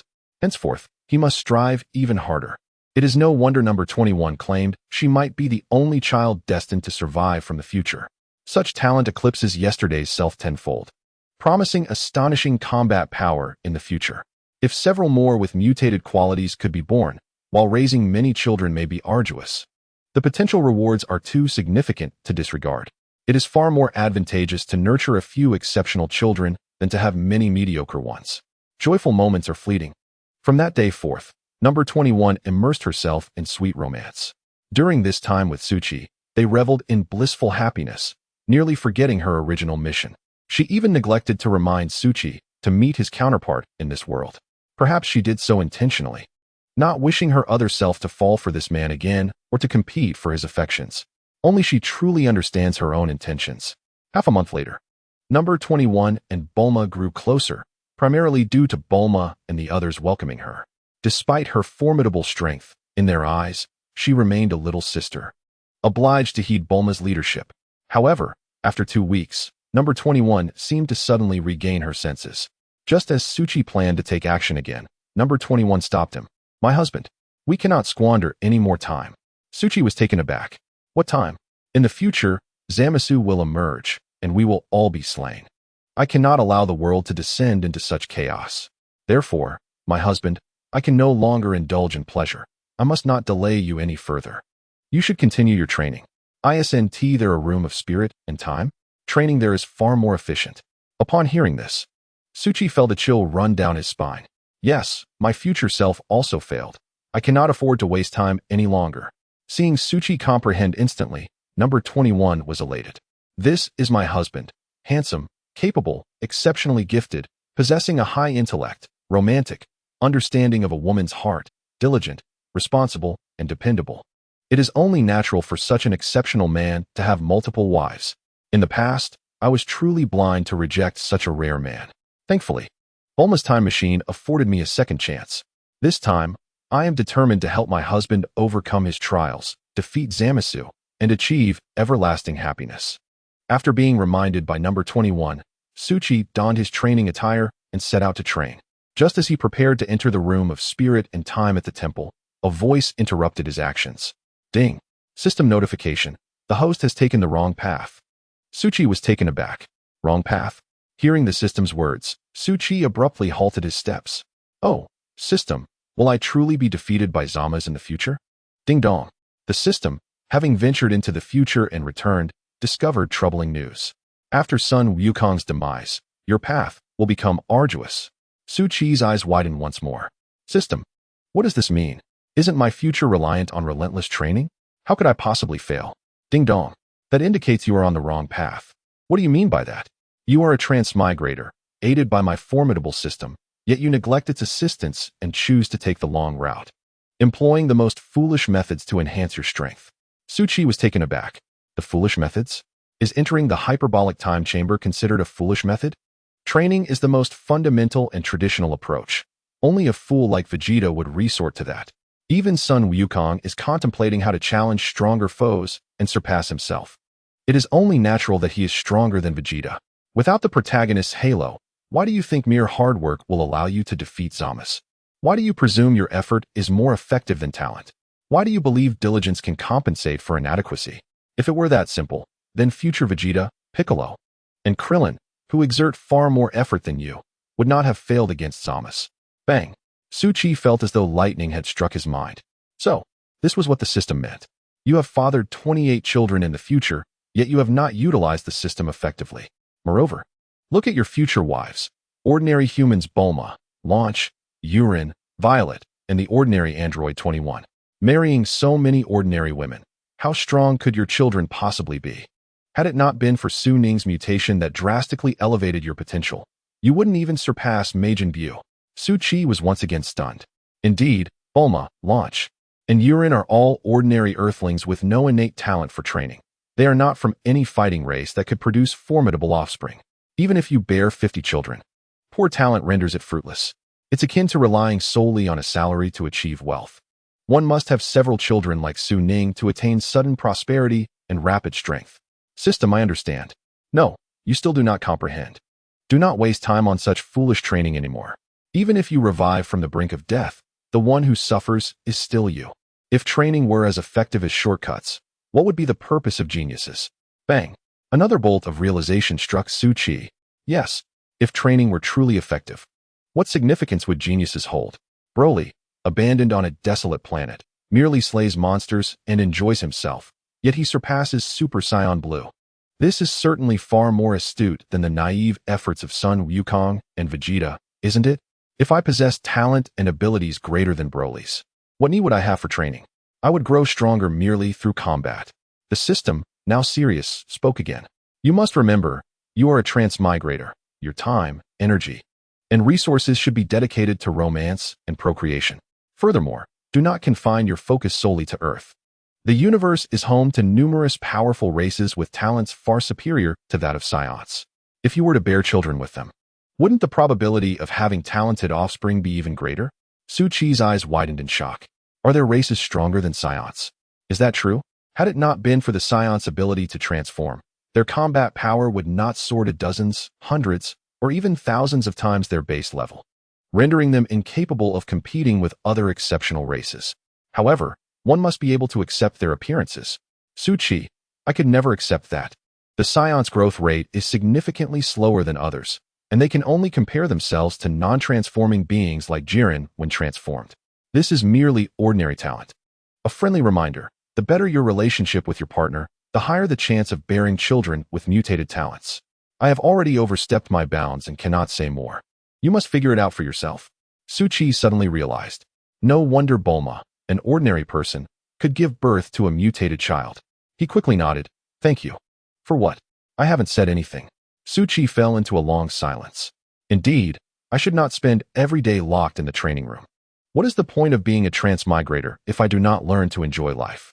Was the system given to me merely to toil endlessly in training? Wouldn't that be exhausting? Wouldn't that be painfully tiresome? Utilizing the golden finger effectively, what could be wrong with that? Striving is merely a clumsy method for those without talent to catch up to the masters. True strength does not require training. Even someone as gifted as Frieza must endure 10 years of grueling practice to attain his black gold state. Who could surpass him within a decade? Chapter 25, Truly Wasting a Good Seed. No one can, but I, as a transmigrator, certainly can. I might even surpass Beerus and Whis. As a transmigrator with a system, everything can be resolved.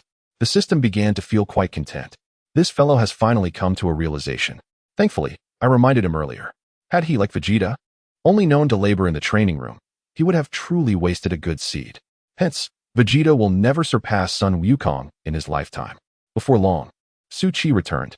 Android 21 asked in surprise, Darling, why are you back? Didn't you say you were going to train in the hyperbolic time chamber? Su-Chi wrapped his arms around Android 21's waist.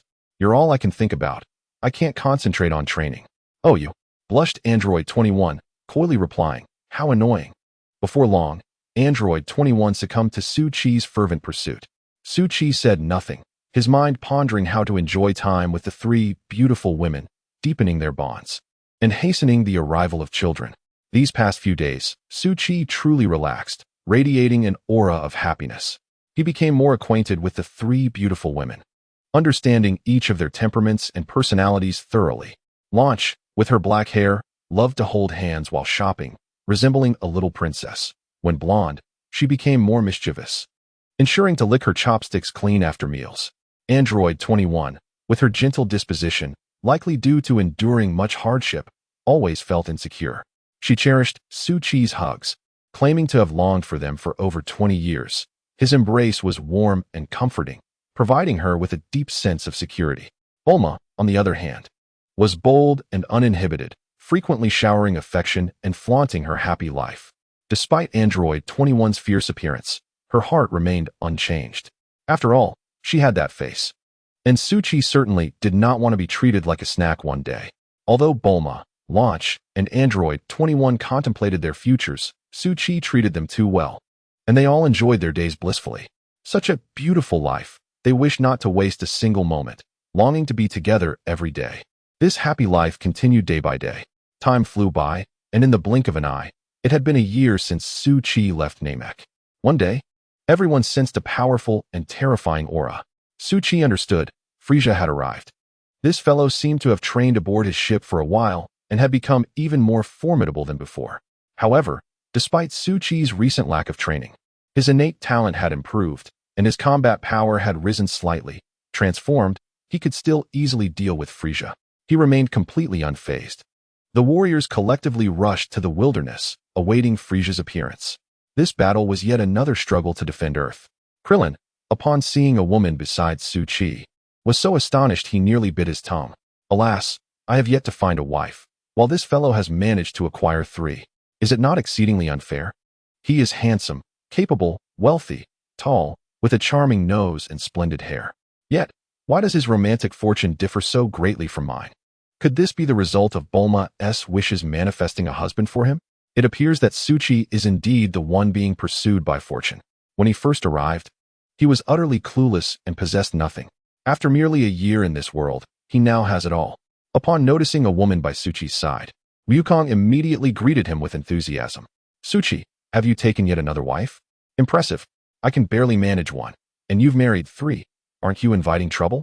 Bulma, incensed, stomped her foot in frustration. Wukong, if you lack the ability to speak sensibly, then it would be wise to remain silent. Only you think we women are troublesome. Lanchi chimed in. Indeed, you truly are a man devoid of charm. Wukong chuckled nervously, feeling somewhat intimidated by Bulma and Lanchi's formidable presence. Hello, Wukong. I am Wendy, Suchi's wife. It is delightful to meet you. You must dedicate yourself to your training. Wukong scratched his head, puzzled. You say I'm still the same? Have we met before? Wendy smiled. My husband has spoken highly of you, praising your strength and relentless dedication to training. Wukong chuckled. Ah, so Suchi holds me in such regard. I do enjoy fighting, so of course, I must train diligently. Kellen, noticing Wukong's conversation, rushed over. Hello, Wendy. I am Kellen. I look forward to your guidance. Greetings, Kellen. Wendy replied. Kellen, curious, asked, what does Suchi usually say about me? She stole a glance at Suchi. My husband states that Kellen is a good person, Wendy replied. Kellen was taken aback. Just a good person? That's it. That is all, Wendy confirmed. Kellen sighed. Well, I suppose being a good person isn't so bad. The girl who rejected me the other day said the same thing. At that moment, Vegeta descended from the sky, accompanied by a strikingly beautiful yet robust woman, resembling a muscular Barbie. Aside from Wukong, no one acknowledged him. Bulma, seeing Vegeta, fumed. Vegeta, you stole our spaceship and have yet to return it. My husband lacks even the training equipment now. This is utterly outrageous. Vegeta frowned and sneered. Humph. Your wretched ship ran out of fuel mid-flight. I drifted in space for months, nearly starving. With that, he turned away, ignoring Bulma. Bulma, infuriated by Vegeta's refusal to admit fault, retorted, how is this my fault? It's our ship. I can refuel it whenever I wish. And it's none of your concern. Who told you to steal it? Vegeta remained unfazed, looking elsewhere. All right, Polly interjected, attempting to defuse the situation. I've heard you are all good people. Let us not quarrel. I am Polly, from the Akazan planet, the princess there, and now Vegeta's wife. He will return the spaceship shortly.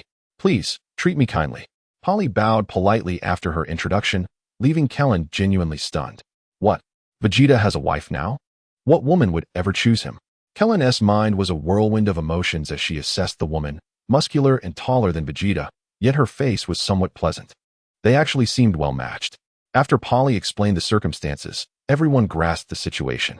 Vegeta had pilfered the spaceship to train off-planet, but ran out of fuel midway and drifted in space. Had it not been for the provisions he salvaged from Namek, he would have perished. Fortunately, Polly had discovered him and rescued him. After Vegeta helped resolve royal troubles on her planet, Polly offered herself in gratitude, and they wed. Fearing being outpaced by Wukong and Suchi, Vegeta returned to Earth, unwilling to let them surpass him. As fate would have it, a spaceship landed nearby, buzzing with activity. Indeed, it is Frieza, Kellen frowned.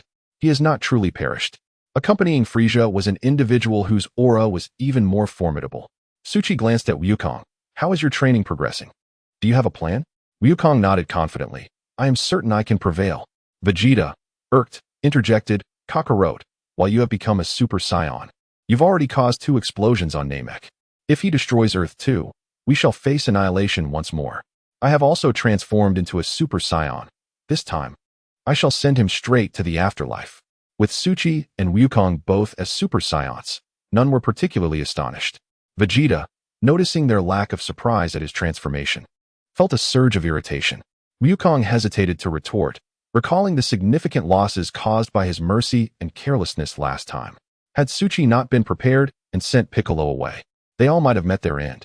Yamcha gasped, Frieza's presence is overwhelming. I believe it would be safer to remain uninvolved. Kellen agreed. Yes. He is even stronger than before. I too shall stay hidden. Vegeta scolded. Fools, if he wishes to destroy the planet, there is no place to hide. Wukong laughed.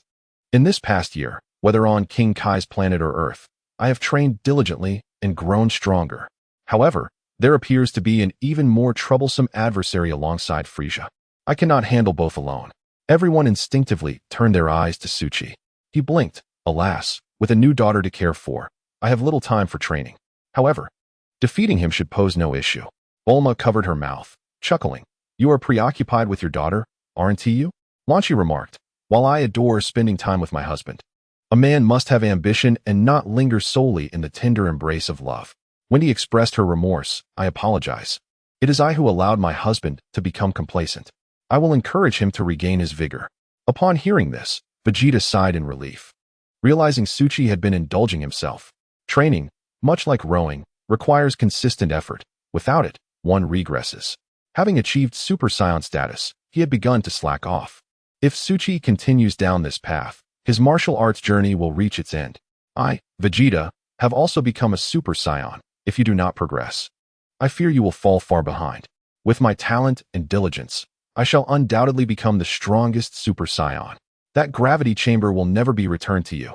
In the future, I shall surpass you all, 100-fold, 1,000-fold. Suchi, Kakarot, you shall forever remain beneath my feet, never catching up. In the realm of training, Vegeta was indeed an expert. The air crackled with tension as they sensed Frieza's formidable presence, causing the atmosphere to chill.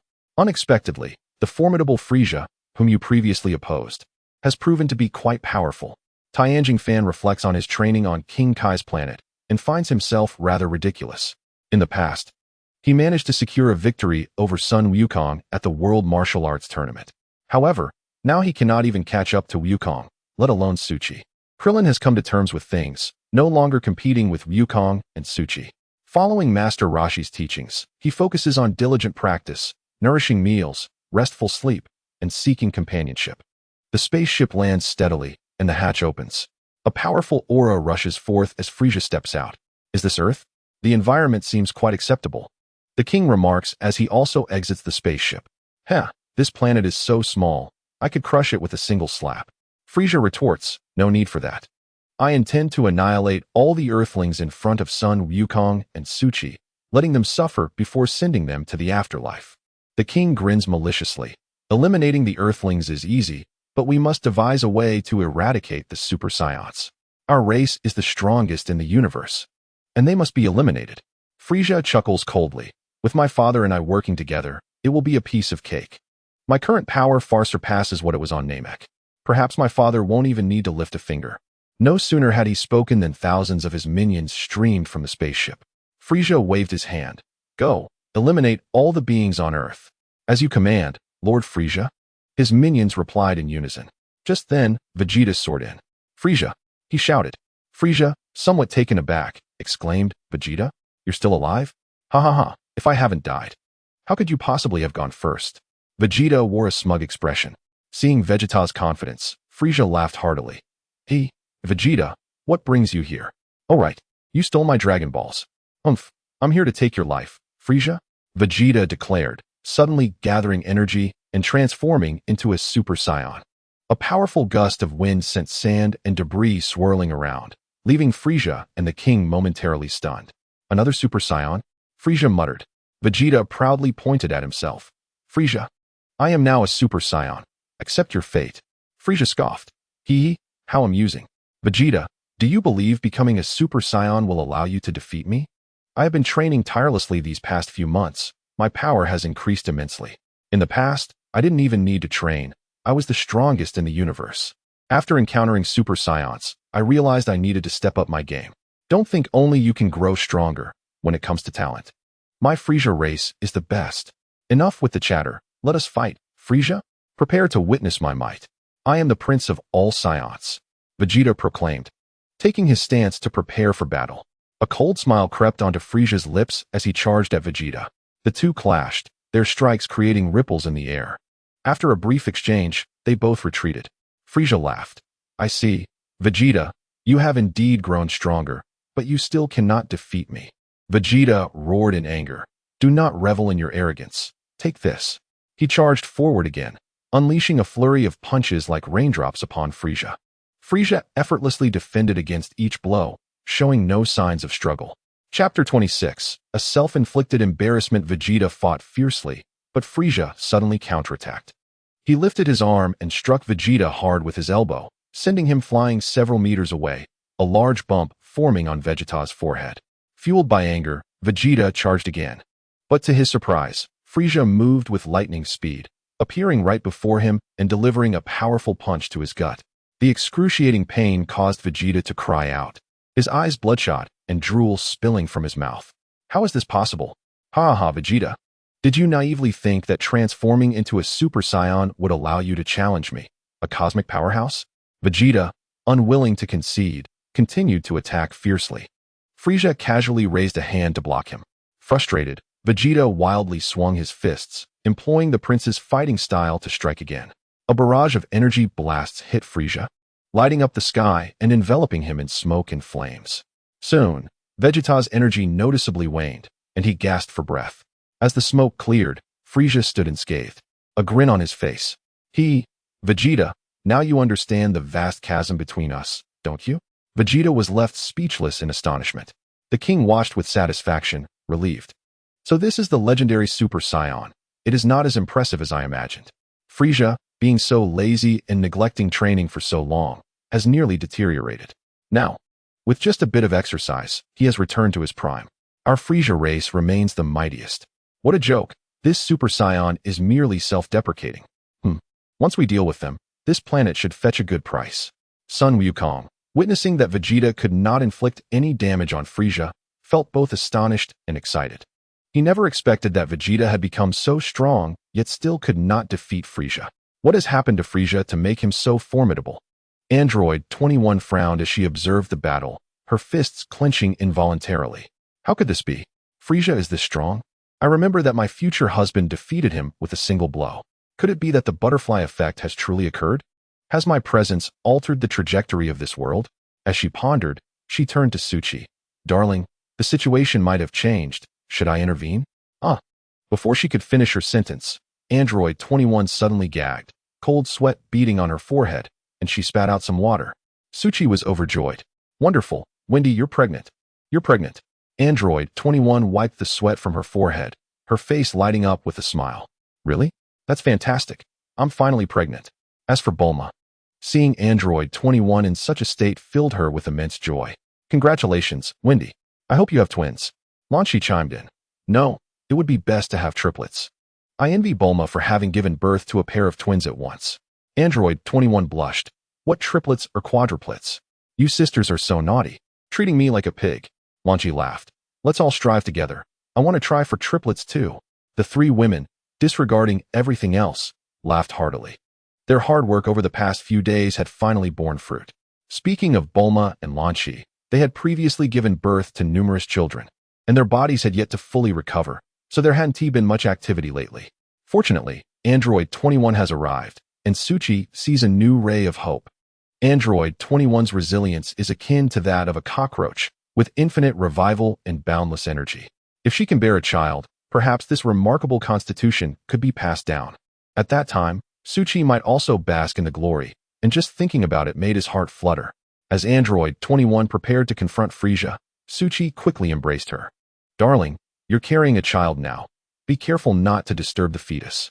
With Suchi's embrace and his recent tender care, Android 21 felt a warm delight, leaning against him while secretly smiling. All right, I understand. I'll listen to you. Krillin, Piccolo, and Tianjin fan. Upon seeing Suchi, Android 21, Bulma, and Lan Shi laughing and enjoying each other as company, couldn't help but shiver. Krillin thought to himself, sigh, while they have established families and are surrounded by children, I am still single. I truly envy them. Piccolo frowned and said, wasted all his talent, neglecting his training, and spending his days chasing after women. He will surely meet his demise. Sun Wukong sighed, expressing his concern. Indeed, with so many children, can Suchi afford to raise them? Bulma chuckled in response. Why wouldn't he be able to? We have plenty of money. Even if we had 1,000 children, it would be no trouble at all. Earning money requires intelligence, not brute force.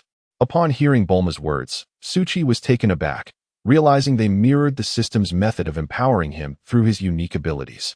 He quickly gave a thumbs up, exclaiming, You are absolutely right, my dear. Come here, let me give you a kiss. Tianjin fan remained silent, observing them and pondering. I focus solely on martial arts. Avoiding women altogether, yet he is thriving. It hardly seems fair. No wonder Lan Shi is with him. He truly treats women well. They look so happy. Even Yulin had recently been influenced by them, abandoning her training to seek out Bulma and Suchi for fun. Alas, such a gifted individual as Suchi wasting his potential is indeed a pity. Nevertheless, the path of martial arts is destined to be a lonely one. Women will only hinder my speed in combat. It appears that Vegeta cannot defeat Frieza and will have to rely on Sun Wukong. This Suchi seems utterly unreliable. I must continue to strive to protect Earth and become a martial artist like Wukong. Only then can the people of Earth live as joyfully as he does. At that moment, a series of sonic booms disrupted their thoughts. Frieza had ensnared Vegeta with his tail, raining down blows upon him like a machine gun. Vegeta, having reverted to his normal form, was screaming in agony. Poli panicked and called for help. Please, save Vegeta. He is in dire straits. Upon seeing this, Sun Wukong dashed forward, shouting, Stop it, Frieza. I'll fight you. He can't take much more. Ha ha ha, Sun Wukong. Vegeta is currently even fiercer than you were at your peak. Do you truly believe you can defeat me? Sun Wukong declared, My abilities have grown significantly. Whether I can win or not will be determined only in battle. Frieza scoffed, a cruel smirk gracing his lips. You've made me suffer in the cosmos for half a year. I won't easily grant you death. If you perish swiftly, that would be too merciful. Next, it will be your turn. As soon as he finished speaking, Frieza swung his long tail, violently tossing Vegeta aside. Poli rushed over to catch him. This is bad. Vegeta has broken his back and fractured his legs. Piccolo waved his hand dismissively. It's fine, Krillin. Just give him a senzu bean. Krillin nodded. I didn't want to save you, but recalling how you helped us find the Dragon Balls on Namek, I'll let you off this time. Despite having transformed into a Super Saiyan, Vegeta found himself utterly defenseless against Frieza, his mind crumbling under the pressure. When he heard Krillin mention the Dragon Balls, the scar in his heart throbbed painfully, causing him to spit out a mouthful of blood.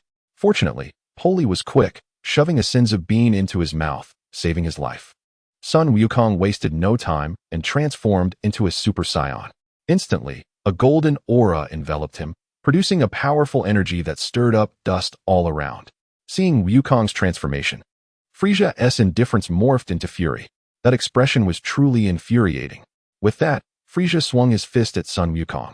Having learned the Kaioken and Spirit Bomb on King Kai's planet, under his guidance, Wukong's combat prowess steadily improved. Although his Super Saiyan transformation was still somewhat unstable, and his physical strength insufficient, his power far surpassed Vegeta's. He relished the thrill of battle. Although he often behaved childishly, he was exceedingly clever in combat.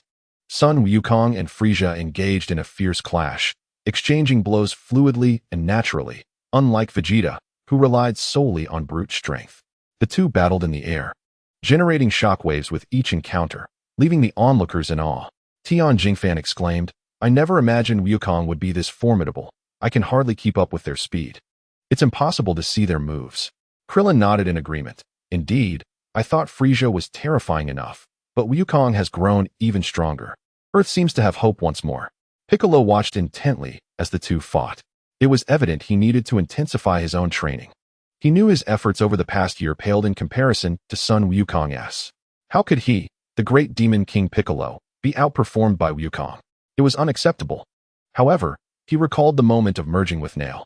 Perhaps the Namekians should forge their own path. Ultimately, strengthening oneself through hard work is what truly matters. If one lacks sufficient power, assimilation serves no purpose. Moreover, merging could lead to losing one's identity. Merging with the Kai? Oh no, that's simply one to do. Would I still be myself? Absolutely not.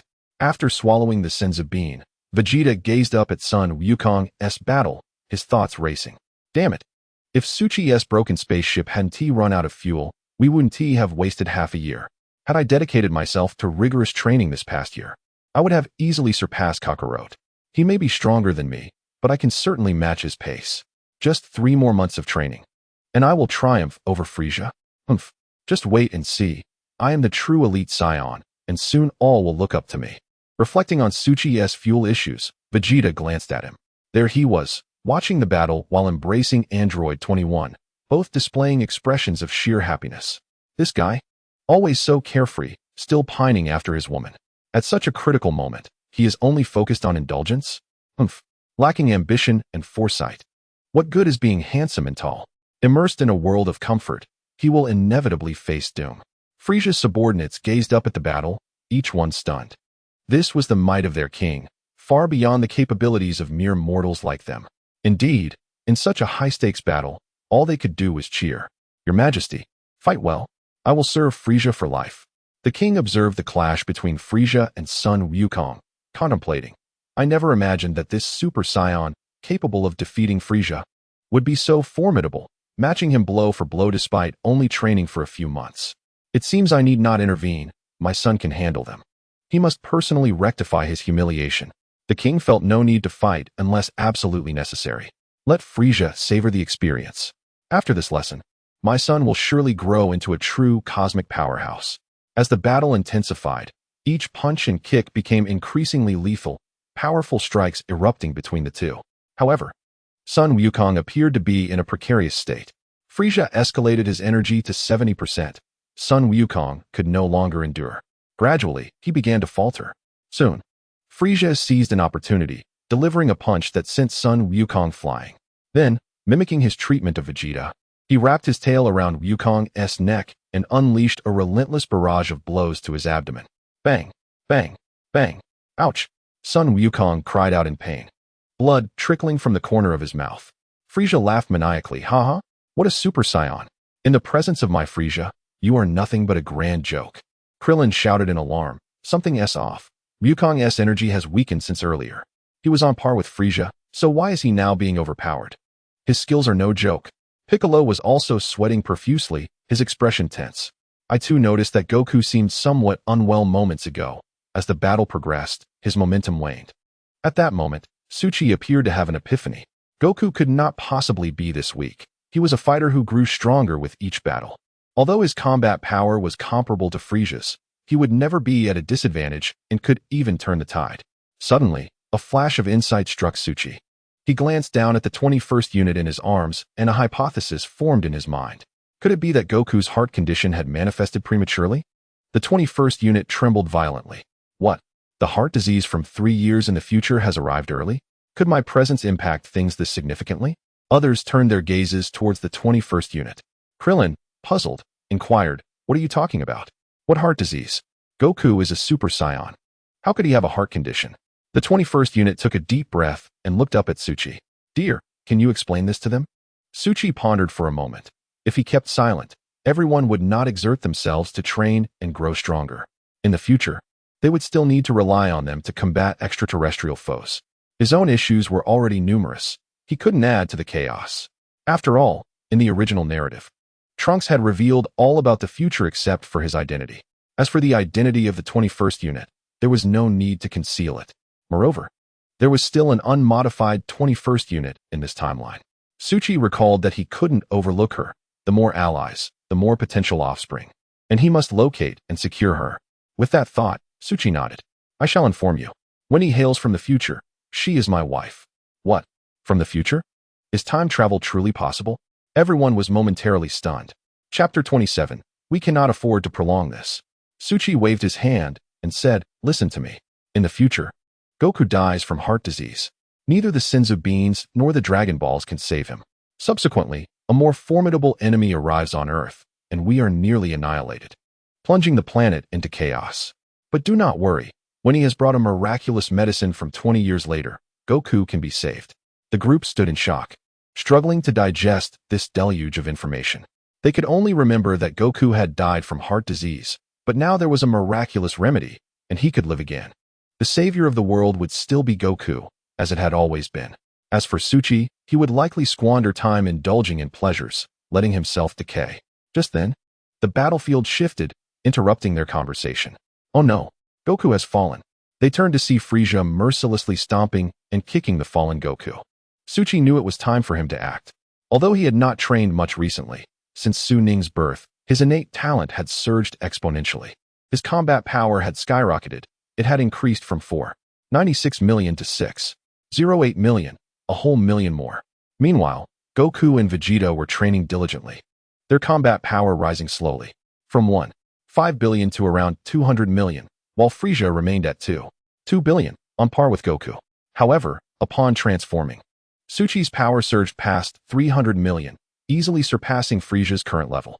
With a yell, Suchi transformed into a Super Saiyan, instantly teleporting beside Frisia and delivering a powerful kick that sent him flying. He then carried Goku to the 21st unit's side. Hurry, give him the medicine. The 21st unit nodded eagerly. Thankfully, she had adapted to the post-apocalyptic world and always carried universal capsules filled with food, drink, and medicine. She quickly retrieved the medicine and instructed Krillin to administer it to Goku. Then Suchi turned to Krillin and said, "Take Goku back and let him rest properly. You must inform Chi-Chi about this medicine. He needs to take it 3 times a day, 1 pill at a time." Krillin agreed, immediately scooping up Goku and flying towards Chi-Chi's home. Meanwhile, the kicked Frieza stood up. "You vile scion, how dare you ambush me? I have already dispatched 2 scions. You shall be next." Suchi shot Frieza a cold glance. This fiend relied on his ability to survive in space, frequently threatening to destroy Earth. He could not afford to waste time with him. Suchi then glanced at Bulma. She nodded, understanding, and retrieved the sword from the capsule, handing it to Suchi. This sword, crafted with the finest technology at Suchi's behest, was intended for Frieza, much like Trunks in the original narrative, to prevent him from destroying Earth and swiftly eliminate him. Upon seeing Suchi draw the sword, Frieza sneered. "Oh, I have defeated 2 super scions. Are you afraid? You think mere metal can harm me? How amusing. I can slaughter everyone on this planet and watch you all perish in despair. Come, taste the wrath of the notorious Frieza." With that, Frieza pointed, unleashing a beam of death towards Piccolo. Suchi swiftly dodged and redirected the beam. A smirk graced Suchi's lips. As expected of Frieza, he knows that if he kills Piccolo, the Dragon Balls will be unable to resurrect him. "Frieza, your time has come. I can eliminate you in the blink of an eye." Frieza sneered. "The one who is doomed is you." Before his words faded, Frieza lunged at Suchi, unleashing a powerful energy wave. Suchi deftly evaded the attack. The wave crashed into the ground, raising a cloud of dust. In the air, Suchi coldly fixed his gaze on Frieza, saying, "Frieza, who do you think you are fighting against?" Frieza looked up at Suchi. If you hadn't dodged, you would have been obliterated. My strength is far greater than before." Just then, Suchi waved his hand gently, sending an energy blast hurtling towards Frieza. Frieza smirked, leaping into the air effortlessly to evade the blast, continuing his flight. "How ridiculous. You think such an attack could hit me? Frieza, you shall perish." Suddenly, Suchi appeared above Frieza, holding a long sword, and struck down fiercely. Frieza looked up, but it was too late to evade. In shock, he was cleaved in 2. Under the watchful eyes of the crowd, Frieza's eyes gradually dimmed as his body split into 2 halves. Yet before anyone could recover, Suchi swung his sword again, completely dismembering Frieza into fragments. Countless pieces of flesh scattered in the air, and Suchi unleashed another energy wave, turning Frieza's remains to ashes. These techniques were all learned from mimicking Trunks in the original narrative, ensuring victory. Vegeta and the others were left dumbfounded. Suchi had defeated Frieza with a single move. "How formidable!" Tianjin fan exclaimed. "I never expected he would truly take down Frieza with just 1 strike. We have all been training tirelessly. Yet he hasn't trained in a year, spending his days in leisure, yet remains the strongest." He utterly eclipsed Goku and Vegeta, resolving Frieza in the blink of an eye. Yamcha wiped the sweat from his brow. "Suchi is incredible. No wonder he hasn't trained in a year." He had already secured victory. They no longer had to worry about the threat of death. It was truly wonderful. Bulma and Launch gazed curiously into the sky. Bulma asked, "What just happened? I didn't see clearly." The 21st unit explained, "Just now, my husband killed Frieza with 1 strike and turned him into pieces." Bulma gasped in astonishment. "Really? That's amazing. I can't believe my husband resolved Frieza with a single blow, a foe that both Goku and Vegeta could not defeat. My dear husband, you are exceptionally handsome. And once again, you have saved the Earth." After defeating Frieza, Suki leapt before King Kai. The king's expression turned serious, and an involuntary tension gripped his heart.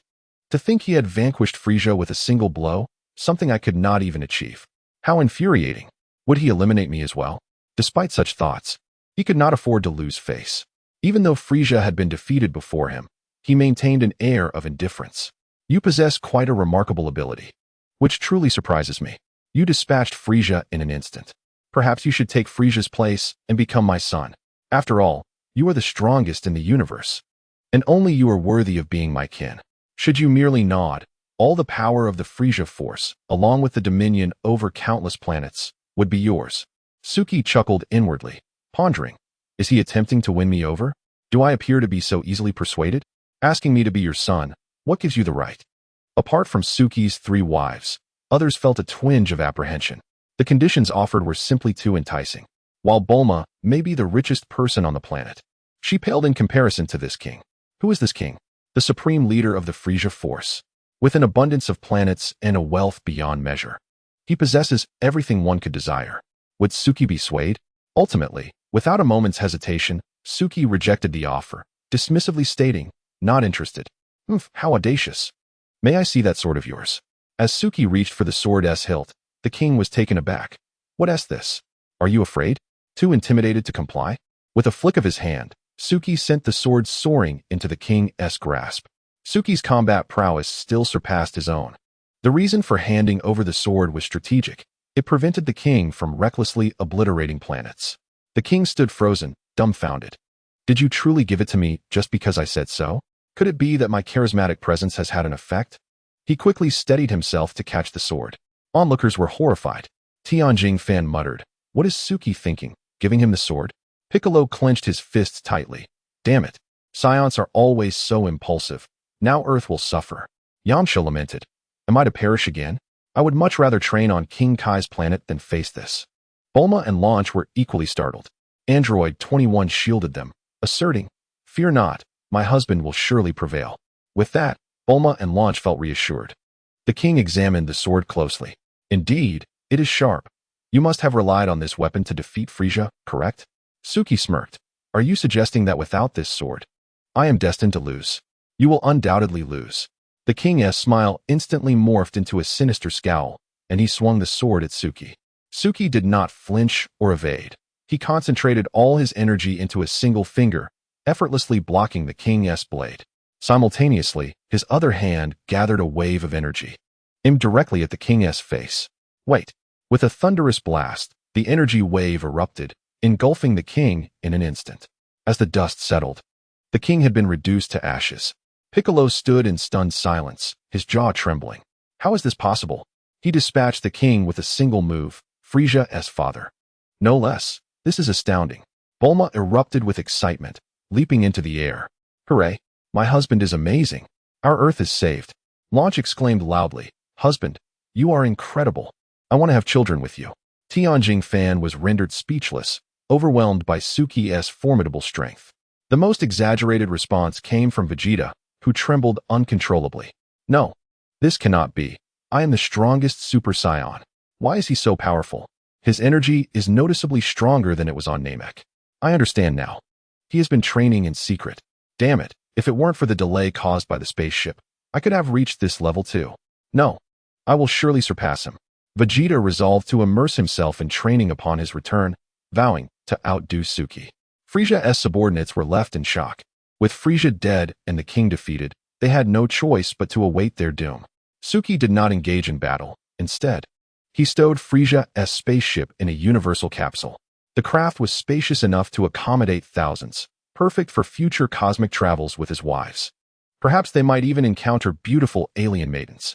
The warriors swiftly dispatched the minions, and before long, the Frisia force was annihilated. Vegeta also eliminated many foot soldiers. Observing Suki collecting Frisia's ship, he seemed to grasp something. While this fellow appears to be slacking, he is undoubtedly training in secret.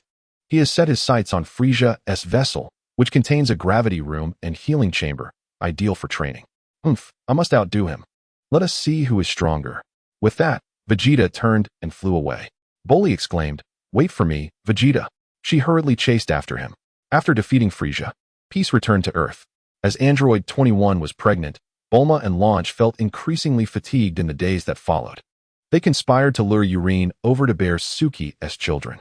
At the very least, they needed to endure the next 3 months.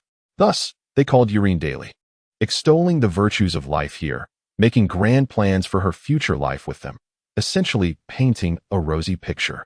Android 21, endowed with robust health, was not averse to hardship. Yet for the sake of the child, she chose to endure for now. Suki, having set aside his training, spent leisurely days with the two of them and Android 21, indulging in movies, concerts, food markets, and shopping for beautiful clothes. The four of them lived blissfully, enjoying life to the fullest. In the meantime, Son Goku lay in bed recuperating, while Chi-Chi had just given birth to their second child, whom they named Goten. She busied herself caring for the ailing Goku while managing 2 children. Once Chi-Chi completed her household duties and lulled the children to sleep, she remained by Goku's side. "Goku, What could I have possibly done in my past life to deserve this? Why did you act as you did back then? It has led me to marry you as I grew up. Washing clothes, cooking, cleaning, everything falls on my shoulders, and you cannot even earn a living.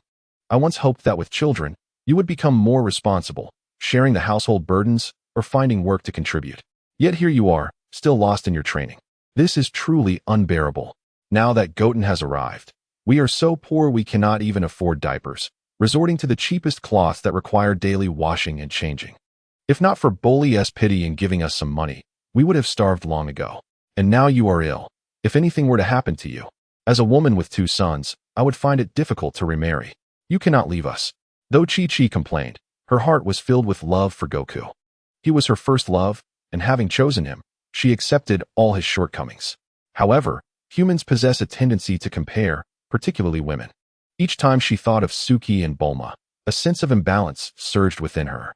The couple was so accomplished and still found time to accompany each other for outings and movies. Then she looked at Goku, who had done nothing for her. The mere thought of it left her feeling despondent. She longed for Goku to partake in romantic gestures. Their courtship had been rushed. And if they did not inject some romance now, time would slip away. Bulma's family was wealthy and influential, with maids to handle household chores and 5-star chefs to prepare meals. Chi-Chi had never witnessed Bulma or Launch lifting a finger to clean. Each day, they adorned themselves beautifully, enjoying afternoon tea with their husbands, sharing affectionate moments. The comparison between people can truly be infuriating. By the way, the world's foremost martial arts tournament is just a few days away. Why not let Goku participate and perhaps win the championship prize to help with household expenses? Chi-Chi's eyes sparkled with excitement. Goku had little interest in anything else, but martial arts was his passion, and this presented an opportunity for financial gain. Everything has become so expensive nowadays, and the prize money for the tournament has increased from 500,000 to 100 million. A sum like that would certainly alleviate any worries about Gohan's kindergarten and tutoring fees. Chi-Chi finally had clarity. Chapter 28. You must train hard. She continued to care for Goku diligently and shared this plan with him. Martial arts was Goku's favorite activity, and without hesitation, he agreed. Under Chi-Chi's attentive care, his heart condition finally improved. It had been half a month since he defeated Frieza.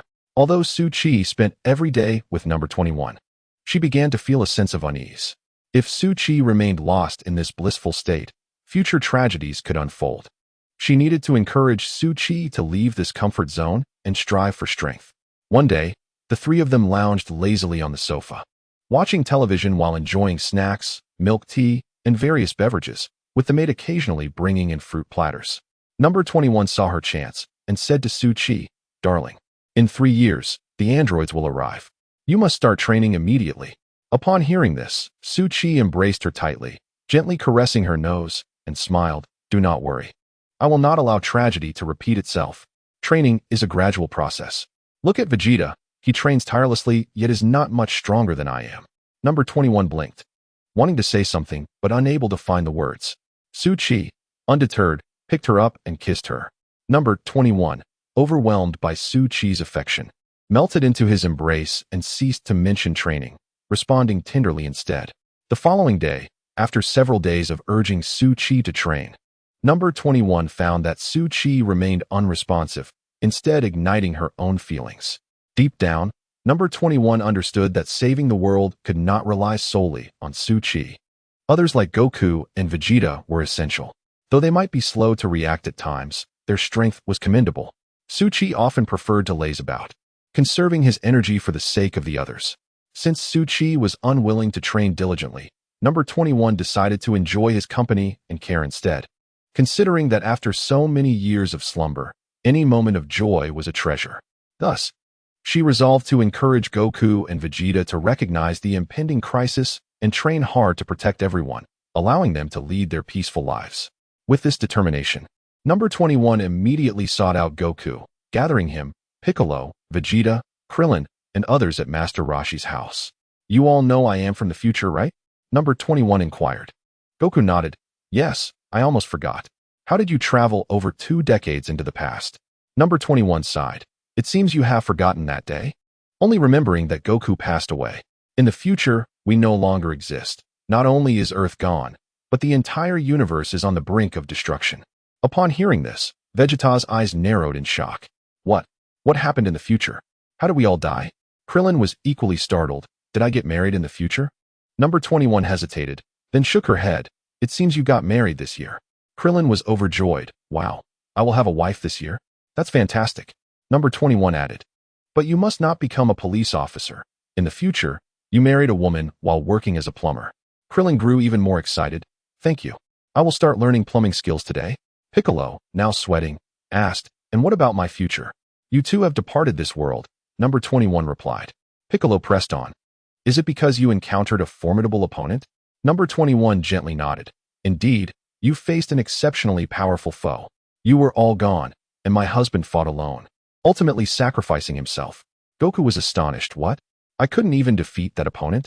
Number 21 waved her hand. No, you never fought at all. Why not? Goku asked, bewildered.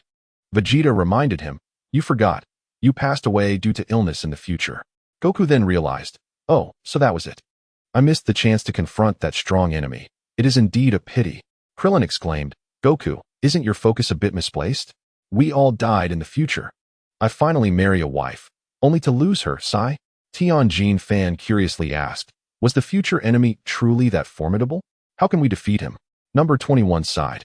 The enemy is indeed powerful, but not invincible.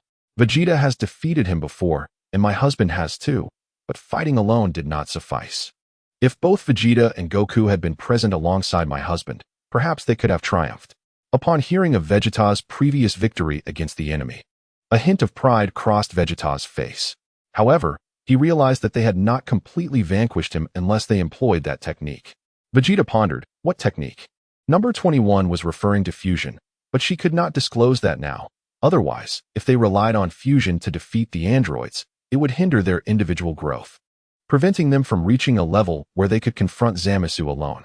If the trio could not each become powerful enough to crush Zamasu, defeating the immortal being would be impossible. Number 21 shook her head. That technique is not suitable for you to learn at this stage. I will reveal it to you in the future.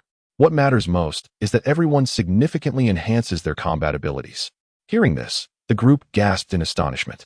Goku smiled and replied, in that case, let us train with all our might. Number 21 nodded in agreement. We must not only train hard, but train relentlessly. Strength is our only path forward. I have another piece of news for you. On May 12th, 3 years from now, 2 extremely terrifying beings will emerge, androids created by Dr. Gero, possessing tremendous power. Goku was taken aback. Dr. Gero? Are you referring to the Red Ribbon Army? Do they intend to conquer the world again? Indeed, it is he. However, his goal is not world domination. It is solely to confront you. Though the Red Ribbon Army was defeated by you, remnants still exist. Dr. Gero has collected your cells and even Frisia's, resulting in a super powerful monster with strength at least several times that of your current selves. Vegeta exclaimed in disbelief. So, are we all going to be defeated by that android?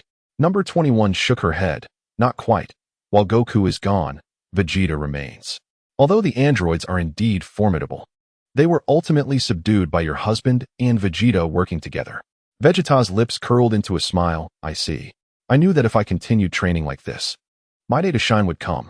Krillin suddenly interjected. By the way, Number 21, do you know where Dr. Gero's base is? We should blow it up. Absolutely not. Vegeta shouted, interrupting Krillin. I will defeat them in due time. Do not act recklessly now. Anyone who interferes will face my wrath. Krillin shivered in fear and hid behind Goku. Number 21 nodded in approval. Indeed, as the Prince of the Science, you have ambition. The androids are merely opportunities for us to train. We will prepare and discuss future matters once we can defeat them. There are even more formidable foes awaiting us. We cannot afford to slacken our efforts. Otherwise, we will all be finished. Everyone took Number 21's words to heart. At that moment, Tianjin Fan could not help but chime in. Since Su Chi will eventually be able to contend with that powerful foe, you should encourage him as well. He has been aimlessly wandering lately. On the 21st, she furrowed her brow and murmured to herself, I wish to advise, but they simply do not listen. The 21st had come prepared and proclaimed to all, after being frozen for over 20 years, I just married him and faced the apocalypse. The suffering is beyond your imagination. In this life, I deserve to enjoy some peaceful days. In the future, Vegeta's prowess will be comparable to my husband S, and I believe Mr. Goku can achieve greatness too. With both of you here, things should be fine. I will also encourage my husband to carve out some time for his training." Vegeta was overjoyed, thinking to himself, "It seems I, Vegeta, am the one chosen by destiny. With the news of what is to come, I am certain I will grow stronger and vanquish the mightiest foe. When it comes to competition, who could possibly rival me?" Determined, he resolved to commence higher intensity gravity training that very night, even foregoing evening entertainment, as he was steadfast in his pursuit of glory. The 21st departed. Goku trained vigorously, preparing for the upcoming World Martial Arts Tournament. Vegeta, needless to say, was training with relentless fervor. Tianjin, Krillin, Yamcha, Piccolo, and Dend also began to intensify their training efforts in preparation against the androids. Each morning and evening, they could be seen shouldering heavy weights, leaving trails of sweat at various training locales. As for the Suki family, they remained unchanged, leading a leisurely life, spending extravagantly, and wholeheartedly indulging in pleasure and raising children. On a bright day, filled with the essence of spring, the Suki family took a stroll in the park after breakfast. Suki rambled on. "It's beneficial for both body and mind to frequently gaze at the blue sky, white clouds, flowers, and little animals. This way, our future babies will be healthy. Bulma, Ranchi, it's okay if you haven't conceived recently. Don't rush it. Stress is counterproductive. You've already had several children. Your bodies need rest and care. Though I dream of having 100 children, family happiness is paramount." Bulma replied, "Touched, understood, dear. The matter of having children must be left to fate. I shall practice yoga to maintain my figure and mood." Ranchi nodded in agreement. "Me too." Suddenly, several individuals approached, handing them a flyer. The 21st casually glanced at it. "Oh, in a few days, the World Martial Arts Tournament will be held. That's when I first met my husband." Realizing she had let slip a secret, she quickly covered her mouth. Suki, with keen ears, had already heard. He had nearly forgotten about this event. In the future, there would be an android named 21, and she likely existed in this timeline as well. "I possess a system of abundance. Although we are the same person, double the joy is delightful. Let us consider it as twins," he mused. Bulma inquired, "What? A World Martial Arts Tournament? How splendid. Where will it be held?" She took the flyer. "In Changmen City. It's a bit far. We shall fly there." Ranchi curiously asked, "By the way, did you practice martial arts before? How did you participate in the tournament?" She waved her hand dismissively. "I only enjoy the spectacle, admiring handsome fighters. I'm not cut out for fighting." The 21st could no longer conceal her past, and confessed, "Yes, I once had a passion for martial arts. Back then, I was naive, believing women could grow strong like men. It was only at the tournament that I realized the true masters had no interest in competing." Bulma's eyes sparkled. "Wendy, how did you meet your husband back then? Please share the story." "Yes, I too wish to know. It seems we both were pursued by him without realizing it, as if it were given freely. I long to experience the sweetness of love." The 21st's mouth twitched. "Love? After the sweetness comes bitterness. It took over 20 years to affirm my choice." She asked, "Do you genuinely wish to hear it?" Even Suki raised his hand. "Of course we want to hear." The group settled on a park bench, with Suki in the middle, while the 21st perched on his lap, and Bulma and Ranchi sat beside them. "Did you know? From that World Martial Arts Tournament, after Mr. Satan won the championship, Changmen City was renamed Satan City." The scene shifted to the narrative of the 21st, who was then still known as Wendy. At that time, she was just a young girl with minimal skills. Dressed in athletic wear, Wendy excitedly registered for the competition. Suki, accompanied by Bulma, Ranchi, and Dend, arrived at the tournament venue, primarily to watch the contests and see Suki in action. Not just Suki, but Krillin, Yamcha, and Tianjin also participated. However, one by one, they were eliminated. Only Krillin remained. Yet, upon facing Suki, he surrendered immediately. Their participation stemmed from a desire for martial arts mastery and the allure of prize money, for not everyone was as affluent as Bulma, who had no need to labor. Goku and Vegeta had no interest in such tournaments. They were engrossed in their training, fiercely competing to see who would grow stronger. Mr. Satan was impressive, swiftly advancing to the finals. Would he claim the championship this time? The young Satan, hands on his hips, laughed with glee. "Ha! The champion of this tournament will undoubtedly be me, Satan. Just wait and see." The girls in the audience gazed at Suki, who was resting backstage, their eyes sparkling. "Wow! Suki made it to the finals. How incredible! I adore this dashing and capable young man. It would be a travesty if he didn't win." "Bulma, Dent and Ranchi sat in the stands, their bellies slightly rounded, clearly expecting. Together, they cheered, "Our husband is the best. Go, go." Soon, the semifinals commenced. Satan unleashed all his strength, defeating his opponent and advancing to the finals. The other finalists were Wendy and Suki. From the very first day of the tournament, Suki had noticed her, but they could not communicate in the ring, so he sought opportunities to connect. Thus, he discreetly assisted her, allowing her to fortuitously reach the finals to face him. In no time, their match began. Wendy, with a serious expression, declared, "I will defeat you. The championship is mine." Suki chuckled, "Ha ha, the little girl is ambitious. Let us see who triumphs on the battlefield." With that, Suki slowed his movements, keeping his energy restrained as he threw a punch toward Wendy. Afraid of hurting her, he retracted his hand upon contact but pretended to engage her for several rounds. Chapter 29. Convinced of victory, Wendy remained oblivious to Suki's leniency, believing she was evenly matched against him after their prolonged bout. Each punch she unleashed was executed with full force, convinced of her inevitable victory. With left and right hooks, followed by a side kick, her attacks landed with precision on Suki. He feigned retreat, and to the audience, Wendy appeared extraordinarily skilled. Despite taking several hits, Suki remained on his feet. Wendy's combination of strikes forced Suki to stagger back, even causing him to fall. However, as the referee counted to 8 and 9, Suki wobbled back to his feet. "I can still fight. I have strength left." The expression of Dend in the audience changed immediately. Suki was clearly holding back. With his capabilities, he could easily defeat the young girl with a mere flick of his finger. He must be interested in her, Dend thought. Fuming, "My husband is so unfaithful. He shows leniency towards beautiful girls. I'm not pleased." Bulma and Ranchi hurried to comfort Dend. "Oh, Dend, don't be so willful. Recently, the cosmos has been tumultuous, and the population of Earth has diminished, leading to the abolition of marriage restrictions. The call to procreate is now paramount. It is indeed expected that a husband of considerable ability should father several children." Ranchi remarked, "Indeed, we must keep pace with the times and align ourselves with societal trends. A man without infidelity, what kind of man is he?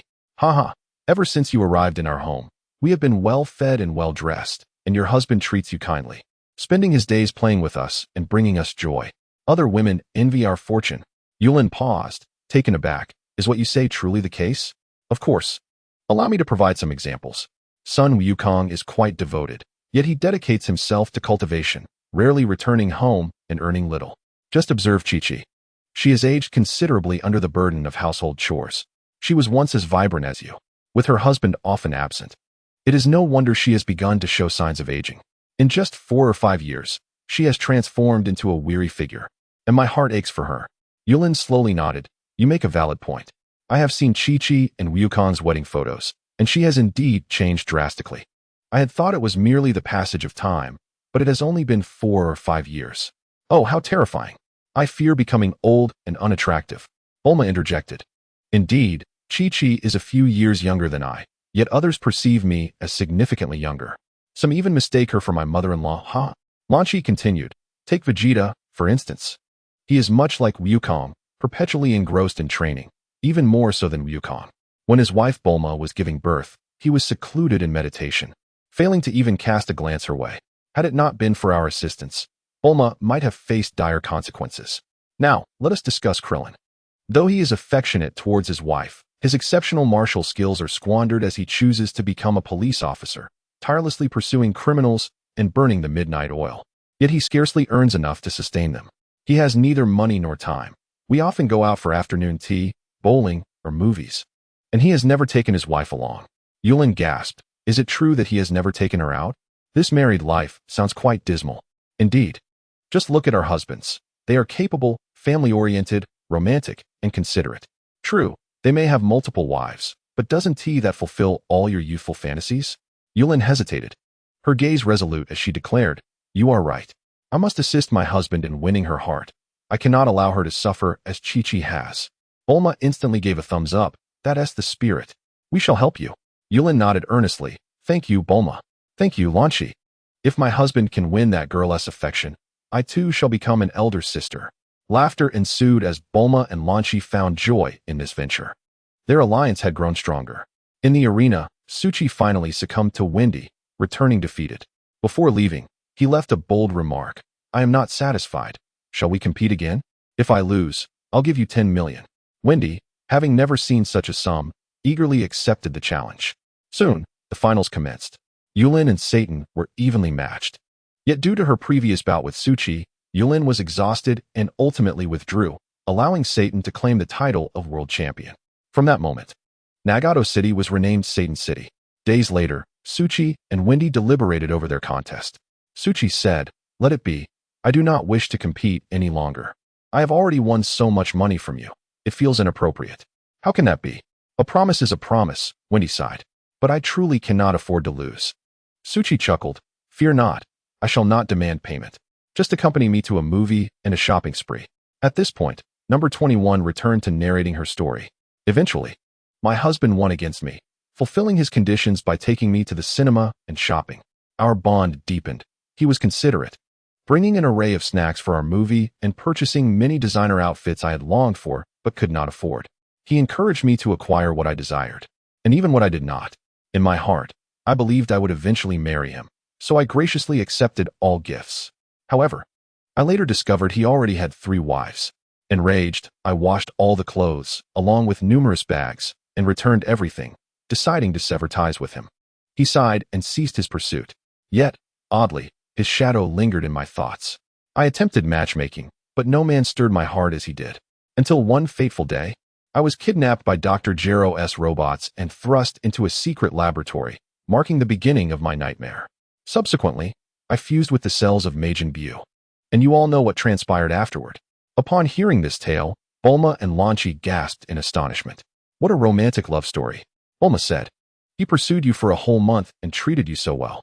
Wendy sighed. "Indeed, after rejecting him, I encountered an ordinary-looking man during a matchmaking event. I dismissed him, only for him to demand my compliance. What a lack of grace. I considered remaining single for life. Yet, I must express gratitude to Dr. Jero for allowing me to reunite with my husband." As the story concluded, number 21 rested her head on Suchi's shoulder. "I am grateful to have seen my husband again in this life. No matter how many women you pursue, as long as you treat me well, that is all that matters." Lanchi chimed in. "I feel the same."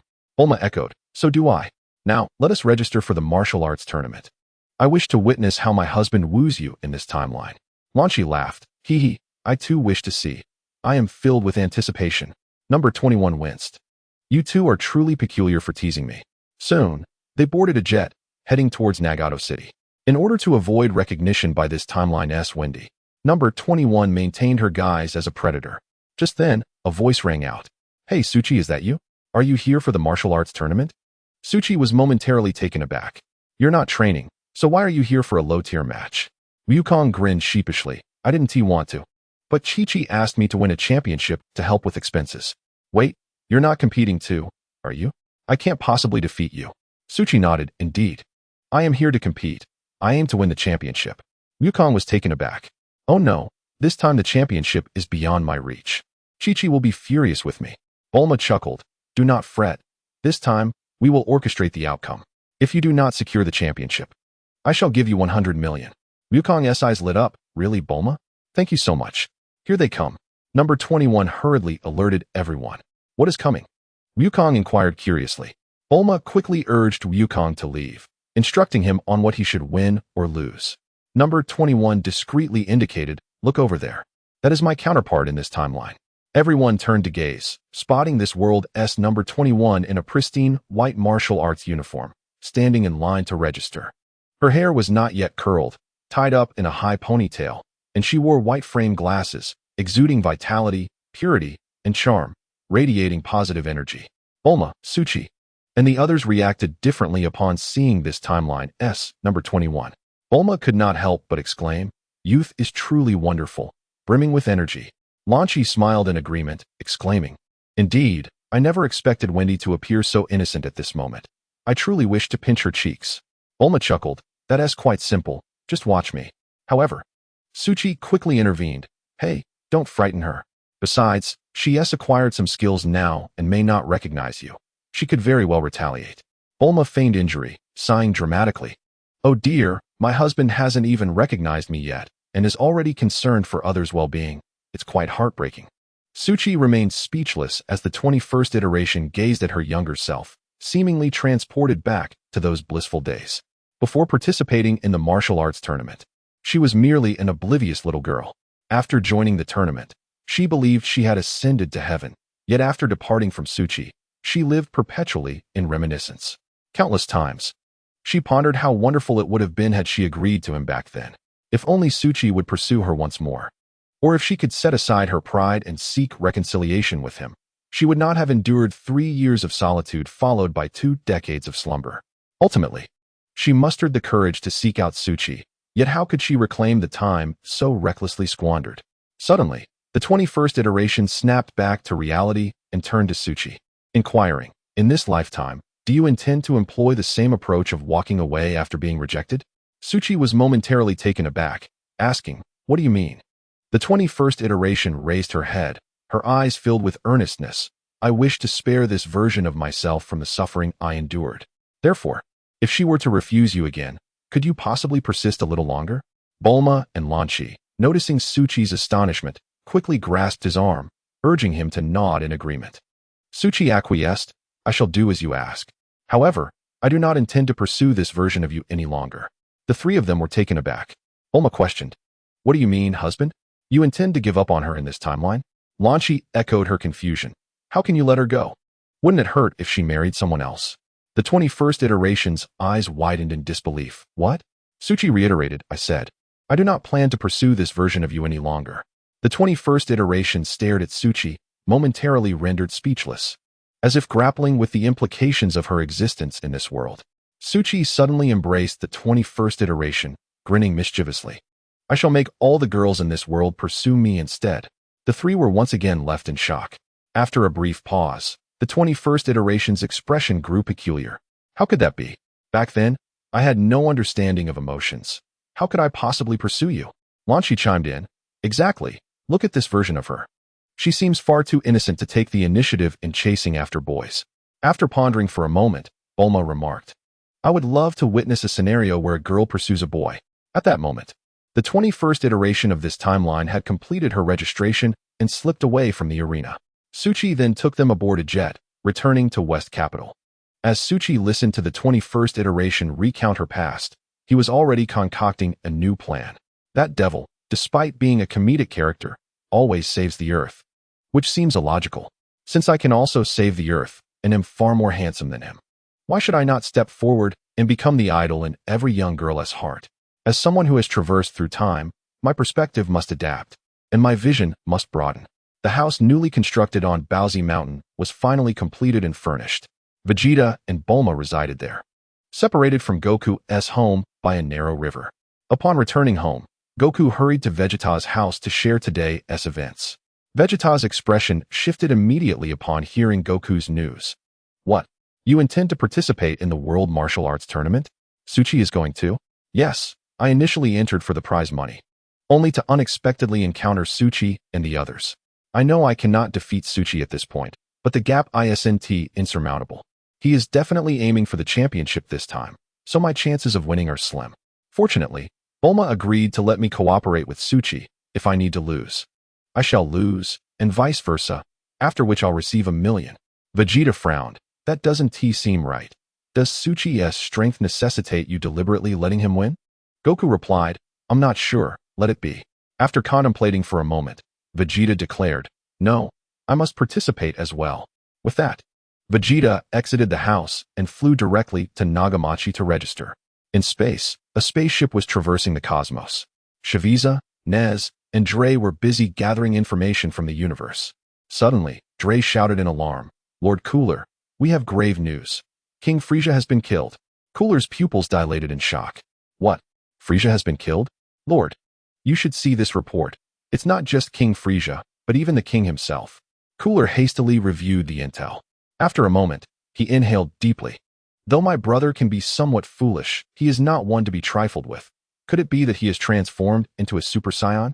The report states it was a golden-haired man wielding a sword. The location is Earth, which is a month's flight from here. Earth? Chapter 30. Ensuring her advancement, he suddenly recalled that 30 years prior, when Frieza destroyed planet Vegeta, a small boy had been overlooked. That child was sent to Earth. and Cooler had remarked at the time that it was a trap set for Frisia. Little did he know that this forgotten child had actually managed to kill Frisia. Cooler clenched his fists, shouting, "Turn around. We're going to Earth." "Yes, Lord Cooler." On Earth, at Bulma's residence, Suchi, Bulma, and Lanchi were soaking in a hot spring. Bulma teased, "I'm truly curious. How do you plan to make her pursue you? Are you just showing off?" A girl who approaches on her own cannot be as reliable as one drawn in by charm. That's just basic business sense. Those young girls.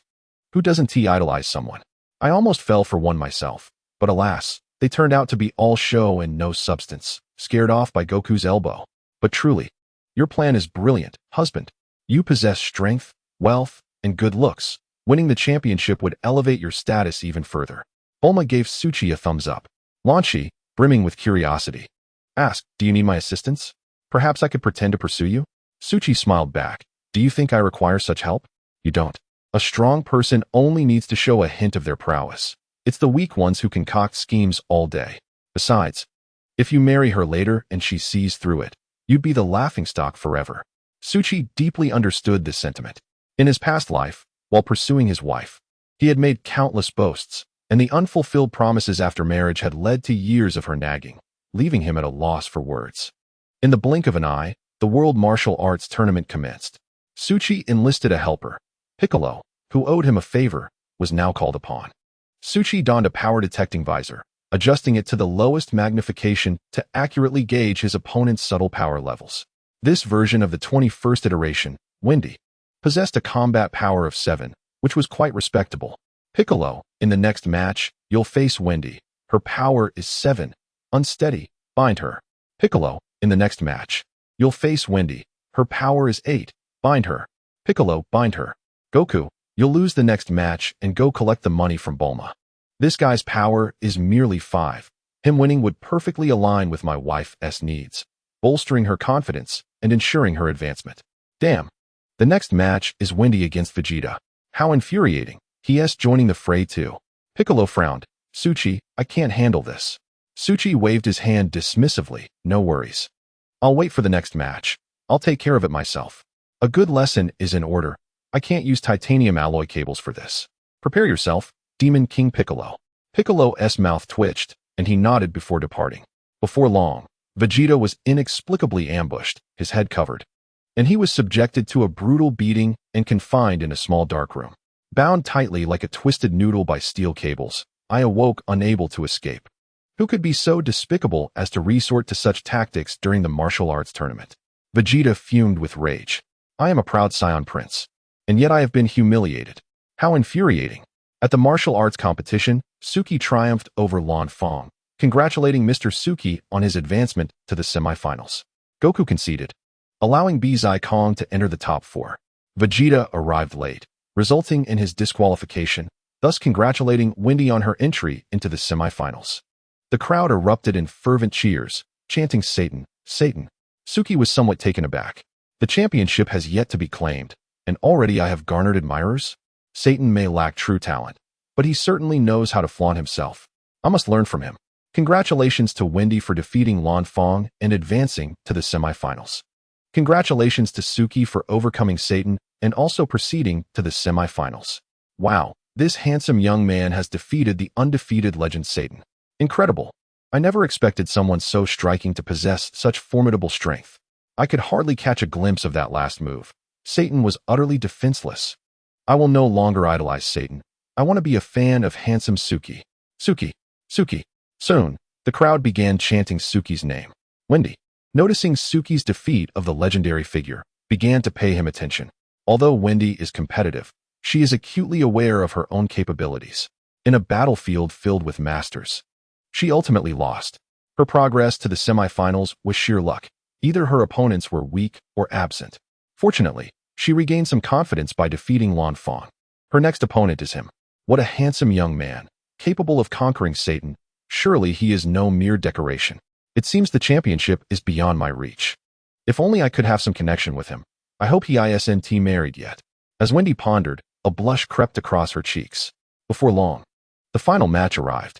Suki leaped from the audience, landing gracefully on the stage with an air of grandeur. However, he felt that such an entrance appeared pretentious to ordinary people and somewhat awkward to experts. Yet, in pursuit of the championship and popularity, one must learn to be theatrical. Much like Satan. And those with true strength can afford to show off a little. They have nothing to fear. The audience was astonished. My goodness, this person is remarkable. Leaping dozens of meters with ease. The championship must be his. Is that not the handsome Suki? I had no idea he was this formidable. Oh my, this young man is simply too cool. I could imagine having his children. Suki, Suki. In no time, the audience erupted in enthusiastic cheers. The opposing contestant ascended the stage, casting a wary glance at Suki. Internally, she mused, I never anticipated he would be this powerful. He is certainly no mere showpiece. He is a true master. Should I simply concede? However, having made it this far, conceding would be utterly humiliating. But if I continue, I might be utterly outmatched. Oh dear, this is so convoluted. At that moment, the referee sounded the gong.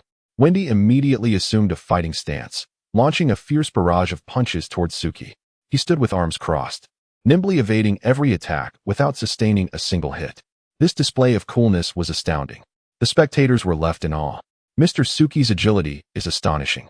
I could barely discern his movements. This is truly breathtaking. He is a genuine master. I must capture this moment on video. It is bound to go viral. Wow. This brother is incredibly skilled and so handsome.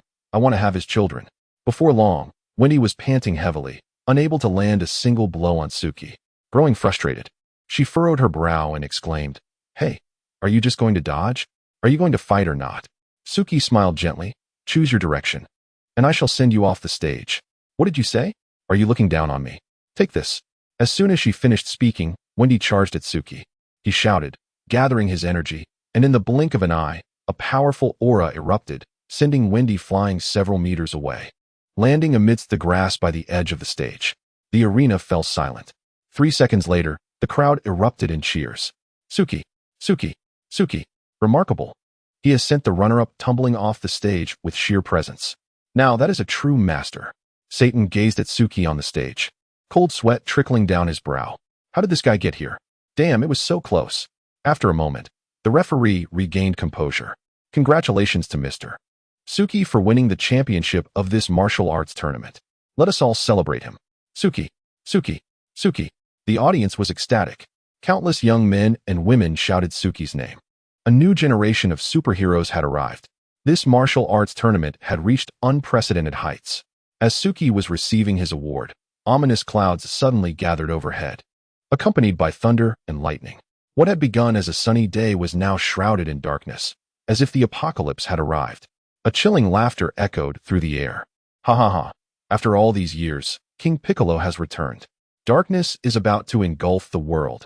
Feeble humans, prepare to submit to our demonic rule. Ha ha. The crowd looked up, startled. There, soaring towards the stage, was a towering, decrepit Piccolo, his signature malevolent smile plastered across his face. Fear surged from within, causing the spectators to panic. What? King Piccolo has returned? Isn't he supposed to be dead? My heavens, I haven't even settled down yet, and now I'm faced with a demon king. Oh no, I am terrified. This giant demon can cover ground in a single step. I have nowhere to escape. Panic swept through the crowd, leaving them disoriented. Just then, a reassuring voice pierced the tension. Darkness may engulf all, but I am the light that brings dawn. This time, the peace of earth rests upon my shoulders. Suki mustered the courage to recite that cringe-inducing line. Upon finishing, he soared into the sky, transforming into a Super Saiyan in an instant. In a flash, brilliant golden light illuminated the area, and a powerful aura whipped up a fierce wind. In the blink of an eye, the dark clouds were swept away. Suki and the enlarged Piccolo faced off in the sky. Though Suki was smaller in stature, the golden energy radiating from him was overwhelming, rendering the very heavens dim in comparison. The entire world was bathed in gold. The spectators were left in awe once more. It's Suki. Could this golden light be the legendary golden aura? I had no idea our world champion possessed such might. This is wonderful. Earth is saved. Our savior has arrived. Piccolo cackled maniacally, suddenly lifting a foot to stomp down on the audience. A shadow loomed, threatening to engulf them all. The crowd shrieked in terror. I'm going to be crushed. Help. But just then, someone looked up to see Suki had flown beneath Piccolo's foot.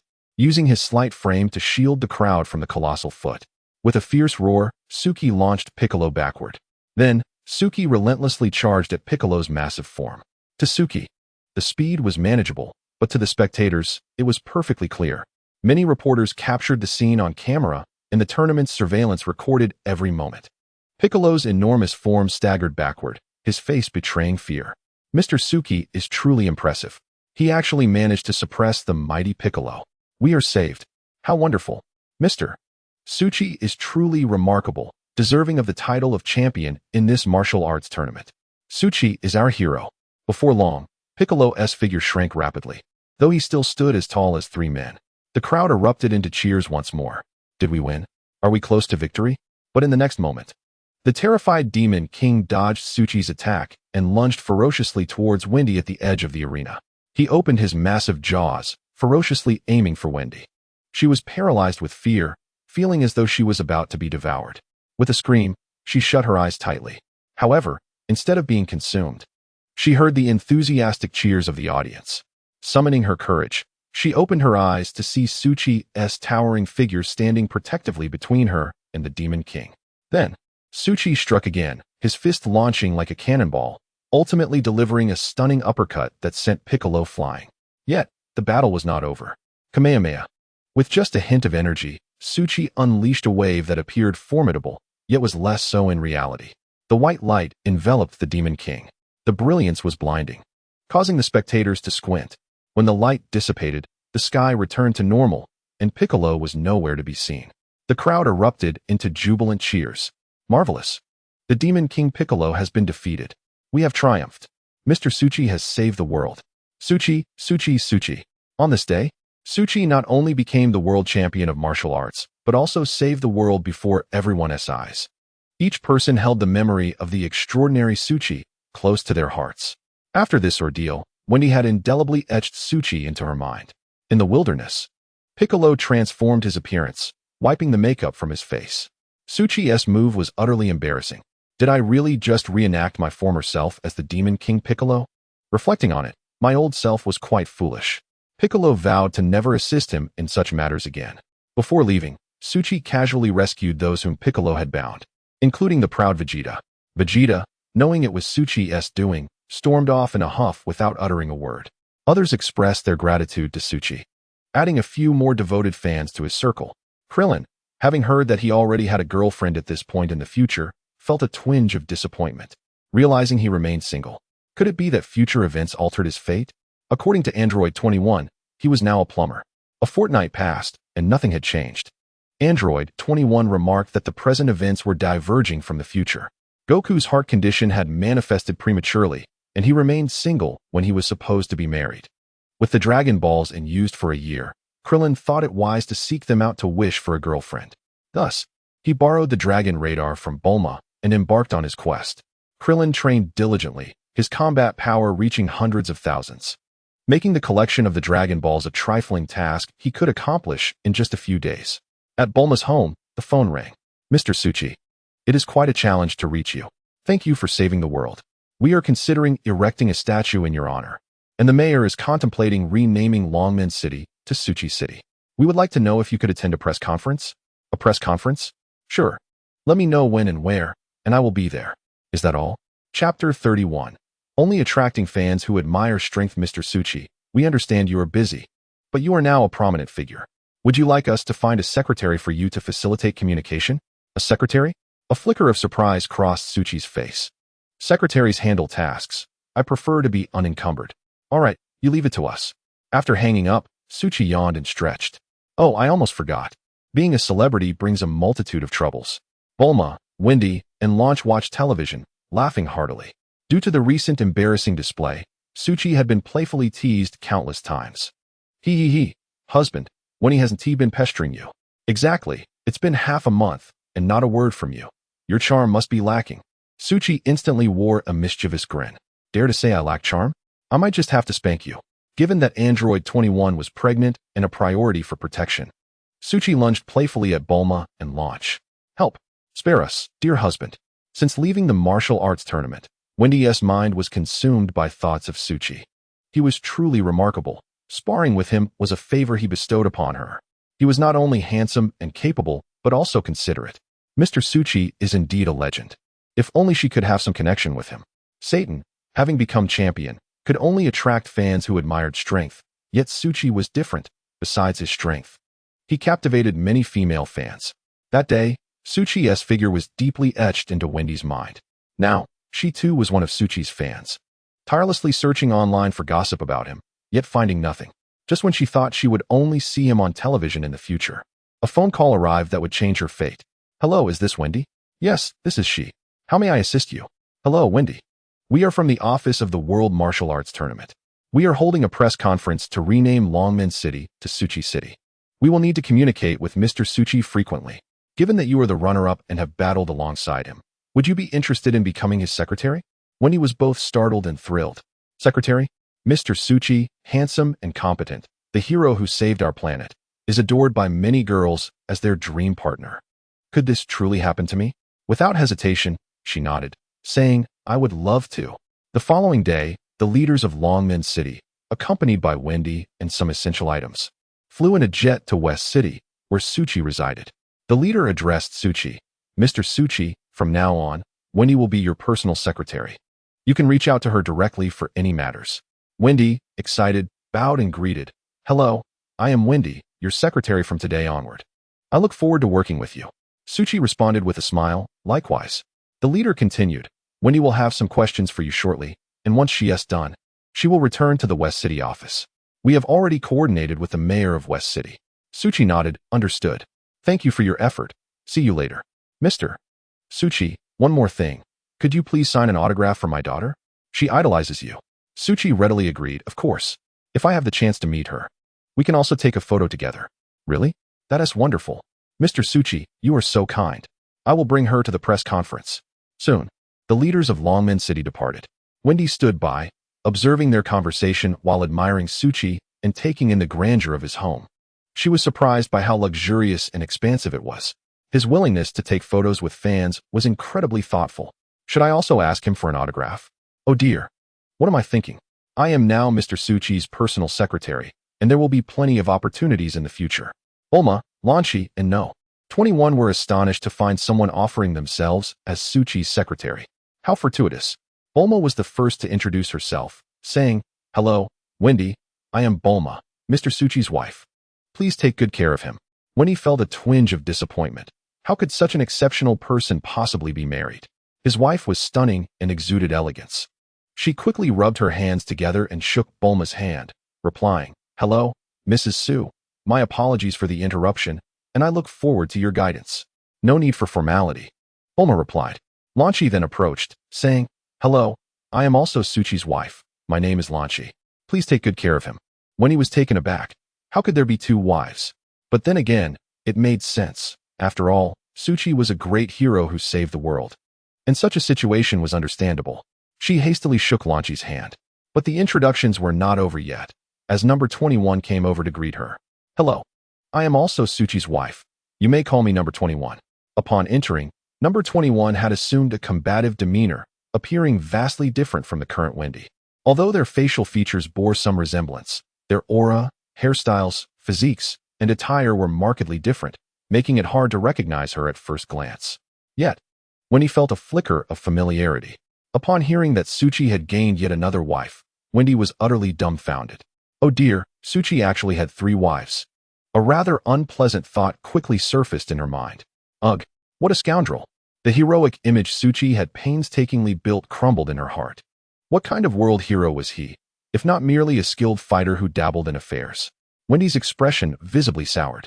Bulma, Lanchi, and number 21 noticed, their knowing smiles hinting at the unpredictable situation Tsuchi now faced. Wendy wasted no time, diving straight into the details of the press conference and what she needed to convey to Tsuchi before hastily departing. Bulma teased, Weren't you the one who said girls should chase after you? How's that working out for you now, being ignored? Lanchi covered her mouth, laughing. I told you.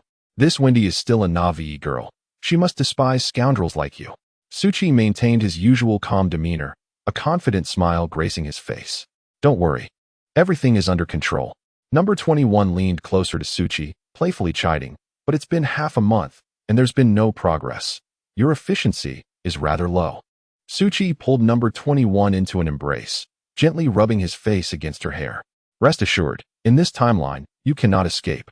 Number 21's face flushed, and she playfully scolded. Scoundrel! You naughty man! As the press conference concluded, numerous fans surrounded Suchi, clamoring for autographs, and many girls sought photos with him. Some even took the opportunity to sneak a kiss amidst the commotion.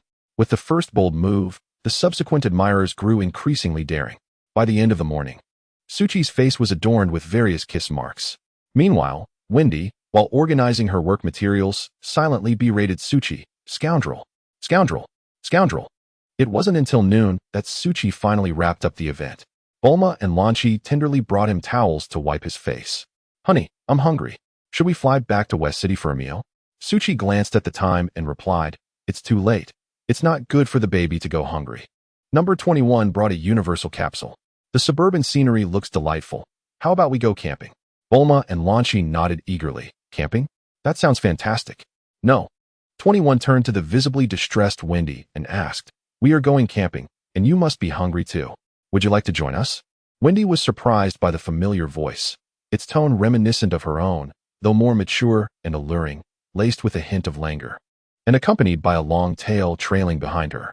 She pondered, So, Mr. Suchi has 3 wives, and each of them is so gentle. What could possibly be amiss? Noticing Wendy's hesitation, number 21 inquired again, What's wrong? Do you have something to discuss? Awakened from her chaotic thoughts, Wendy, unsure of why, found herself nodding. It seemed she was quite curious to learn more about how Suchi lived.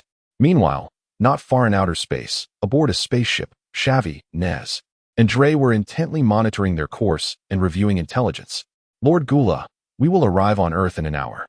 I have gathered information that the scion who defeated King Frisia is named Suchi and is also the champion of this Earth martial arts tournament. The champion of a martial arts tournament? Huh, merely child's play. What prowess could such a minor planet possess? One of them remarked, My lord, why not simply blow up the planet? How could I, Gula, resort to such measures? I intend to defeat him myself, regardless of whether he is a super scion. Gula retorted.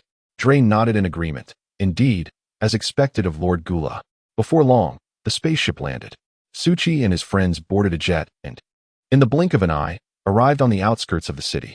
Bulma, Lanchi, and number 21 chatted and laughed as they laid out blankets, washed fruits and vegetables, and built a fire. Wendy joined in the bustle. Suchi caught a large fish by the river and carried it back to the campfire. Look at this fish I caught. Isn't it enormous? Number 21 licked her lips, exclaiming, Yes, it's massive. It's enough for our family. All right, let us start grilling. Soon you shall savor an exquisite delicacy. The 3 women burst into laughter. Bulma playfully remarked, Haha, stop boasting. Who was it that burned the eggs last time? Oh, a slip-up is only natural. It won't happen again, Suchi replied. Lanchi chimed in, This fish looks delectable. The ingredients are splendid. With fresh ingredients. Simple preparations were all that was needed to create a delightful dish. Before long, the grilled fish was ready, its aroma wafting through the air. Suchi carefully cut the fish into small pieces, skewered them, and offered them to Bulma, Lanchi, and Wendy. He even specially prepared a piece for number 21, removing the skin. Here you go. While the fish skin is tasty, the smoke is not good for the baby. You should eat this. Number 21 sweetly replied, Thank you, dear. Suchi cut a sizable piece for himself and took a bite. Wendy watched the harmonious family dynamic before her, feeling astonished. Although Suchi sometimes lacked reliability, he was attentive to all 3 of his wives. He served them the best portions of fish, carefully removing the bones. Especially for number 21, who was pregnant. He took extra care to remove both skin and bones. They never quarreled or complained, each wearing a smile of bliss. They exchanged kisses and embraces, completely unbothered by the opinions of others. It was as if Wendy were invisible, witnessing their affectionate displays without a hint of embarrassment. She recalled her childhood when her parents often argued. Her father was taciturn, while her mother would scold him, complaining about his laziness and late returns, as well as his modest earnings. They were a married couple living together, yet their happiness was elusive. The warmth of family was present, yet it lacked the romantic essence depicted in dramas. Instead, it was filled with mundane trifles, daily necessities, and the simplicity of life. Suchi, having taken 3 wives, treated each of them with meticulous care. The three women coexisted harmoniously. Bulma handed Suchi a drink, and he turned to pour wine for Lanchi, even remembering to offer her some fish. The atmosphere was both warm and tinged with romance. Wendy couldn't help but reflect on her previous notions. Could it be that my past thoughts were misguided? Lost in her reverie, Suchi asked, "Why aren't you eating? Is my cooking not to your liking?" Startled back to reality, Wendy quickly waved her hand. "No, it's absolutely delicious. I was just daydreaming." Bulma smiled brightly and said, "When eating fish, don't overthink it. Be wary of fish bones getting stuck in your throat. Dig in and enjoy. If you can't eat at least 3 pieces, it would mean you're undervaluing your husband's culinary skills." "Thank you," Wendy replied, taking a hearty bite of the fish. The aroma of the well-grilled fish, complemented by the sauce, was divine. Its crispy exterior and tender interior momentarily made her forget her surroundings. "Delicious. If it's good, eat more. There's plenty more where that came from." Wendy chewed the fish eagerly, yet a peculiar sensation began to stir within her. He truly was a warm-hearted man. With just a few words, he had disarmed her defenses. How wonderful it would be to find a boyfriend who would love her wholeheartedly like him. Watching them chat and laugh so intimately, Wendy felt somewhat like an outsider. However, deep down, she yearned to be a part of their happiness. Although Suchi had his flaws, he also possessed a tender side. The three of them were genuinely enjoying their day. Suddenly, Wendy regained her composure. Playboys excel at charming girls. I must not be deceived by his sweet words. At that moment, the girl referred to as 21 had finished her grilled fish, and Suchi kindly peeled a banana for her. "Husband, I crave something sour." "Sour? I don't know why. I used to dislike it, but now I have a strong desire for sour things." Bulma said, "Yes, when pregnant, one tends to crave sour or spicy foods." "Oh, I see why you've eaten so little of the grilled fish. Your appetite is lacking. I know of a wild sour jujube grove not far from here. I'll go pick some." "Thank you, husband." When he was taken aback, "A wild sour jujube grove? That place is over 100 kilometers away. If my wife desires it, I would travel 1,000 kilometers." With that, Suchi vanished in an instant. Wendy was astounded once more. Truly a hero, he departed with such swiftness that not even a shadow could keep up. Bulma said, "You two wait here. I'll fetch some water from the river for when my husband returns to wash the jujubes." Wendy interjected, "Let me go. You treated me to a meal, and I haven't been of any help yet. Then I shall trouble you with it." Chapter 32. Seeking neither fame nor fortune, Wendy took a basin and hurried to the river to fetch water. This world was remarkably clean, and the technology was impressive. The river water was so clear that it could be consumed directly. Gula had landed on Earth in his spaceship, while he himself remained inside, leaving his 3 subordinates to search for the Super Science. The task was quite simple, with posters of the top contenders from the martial arts tournament and a detector. The inhabitants of this planet would soon be thoroughly scanned. This girl is the runner-up of the martial arts tournament. She might be worth noting. Anyone capable of defeating Frisia was not to be underestimated. Dre was scouting around when he unexpectedly spotted the girl at the river, looking exactly like the one on the poster. A wicked smile crept across his face. Wendy finished fetching the water and was leaving the riverbank when suddenly, a large hand caught her from behind. Dre was launching a surprise attack. Wendy was so startled that she nearly lost her wits, struggling to break free. But that hand was like a vice, immovable. Her feeble resistance only relieved Dre. How pathetic. The runner-up of the martial arts tournament with a power level of only 7. I had to conceal my energy to ambush her. What a hassle. "Who are you? Why are you capturing me?" Wendy was filled with dread, realizing she was perceived as so powerless that she couldn't even fight back. It doesn't matter. I need some information. There's a person on this planet who defeated the evil Frisia, the champion of this martial arts tournament, Suchi. Do you know where he is? What? The evil Frisia? He was actually defeated by Suchi? Stop pretending. That happened 2 months ago, and you didn't know? Wendy was speechless with shock. So, he had always been a hero, silently protecting Earth. Such an important matter, and he sought neither fame nor fortune. Suchi's stature in her eyes grew significantly. "You will not learn anything about Suchi from me." Dre, unable to extract any information, snorted coldly and knocked her unconscious, taking her away. Sevilla and Nez were also busy searching for Suchi and others who had fought Frisia. Suddenly, Gohan's signal appeared on the detector. "Sevilla, look. This child has a tail. He is a scion." Really? He must be the son of the scion who defeated Frisia. Capture him. Before long, Sevilla managed to capture Gohan and even injured Chi-Chi. upon sensing Chi-Chi's weakened energy. Goku rushed home. The moment he saw Chi-Chi, his anger flared. She had a wound in her abdomen, blood flowing profusely, and her energy was dwindling. Chi-Chi, seeing Goku, hurriedly said, "Goku, Gohan has been captured. You must save him. Don't worry, I'll find some Senzu beans for you." With that, Goku flew to Karen Tower, retrieved the beans, and quickly returned to save Chi-Chi's life. Once she regained consciousness, she was eager to rescue Gohan. "Chi-Chi, the enemy is too powerful. You must stay home and wait for me. I will save Gohan." Before he could finish his sentence, Goku flew off again. At the same time, Sevilla's detector registered a powerful energy signature and quickly locked onto its location. "Haha, I finally found you. The Scion has indeed appeared," Sevilla boasted as he reported to Gula. "Lord Gula, I have discovered the whereabouts of the Scion." Just as he finished speaking, Goku arrived on the scene. "Let Gohan go." Sevilla sneered, "You're quite speedy, Scion. He is not like those soft targets under Frieza. His strength is formidable." He launched an energy blast at Goku. To his surprise, as soon as the blast touched Goku, he vanished without a trace. Sevilla was momentarily stunned. The next moment, Goku appeared above him and delivered a powerful kick to his face. Sevilla was sent flying, simultaneously throwing Gohan off. Just at that critical moment, an energy blast suddenly flew toward Gohan. In a desperate situation, Goku had no time to think and blocked the attack with his back. Gohan was saved, but Goku was injured, his energy dwindling. He quickly embraced Gohan. At that moment, Gula descended from the sky, immediately firing several energy blasts at Goku. Goku, gritting his teeth through the pain, dodged while holding Gohan. Fortunately, Piccolo sensed the enemy's energy and arrived just in time to take Gohan. Goku seized the opportunity to catch his breath, transformed into a Super Saiyan, and engaged Gula in fierce combat. Gula possessed an additional transformation compared to Frieza, making him even stronger. They fought fiercely, but Gula held a slight advantage. Nez, seeing Gula in action, hurriedly joined Sevilla in searching for Suchi. Suchi was busy picking jujubes, humming a little tune when he sensed a powerful energy. Who is causing trouble on Earth this time? Who is Goku fighting? Suchi shook his head. "Whatever, let Goku handle saving the Earth. My wife comes first. These jujubes are small, they must be extra sour." Just then, two figures in the sky caught Suchi's attention. When he has been captured?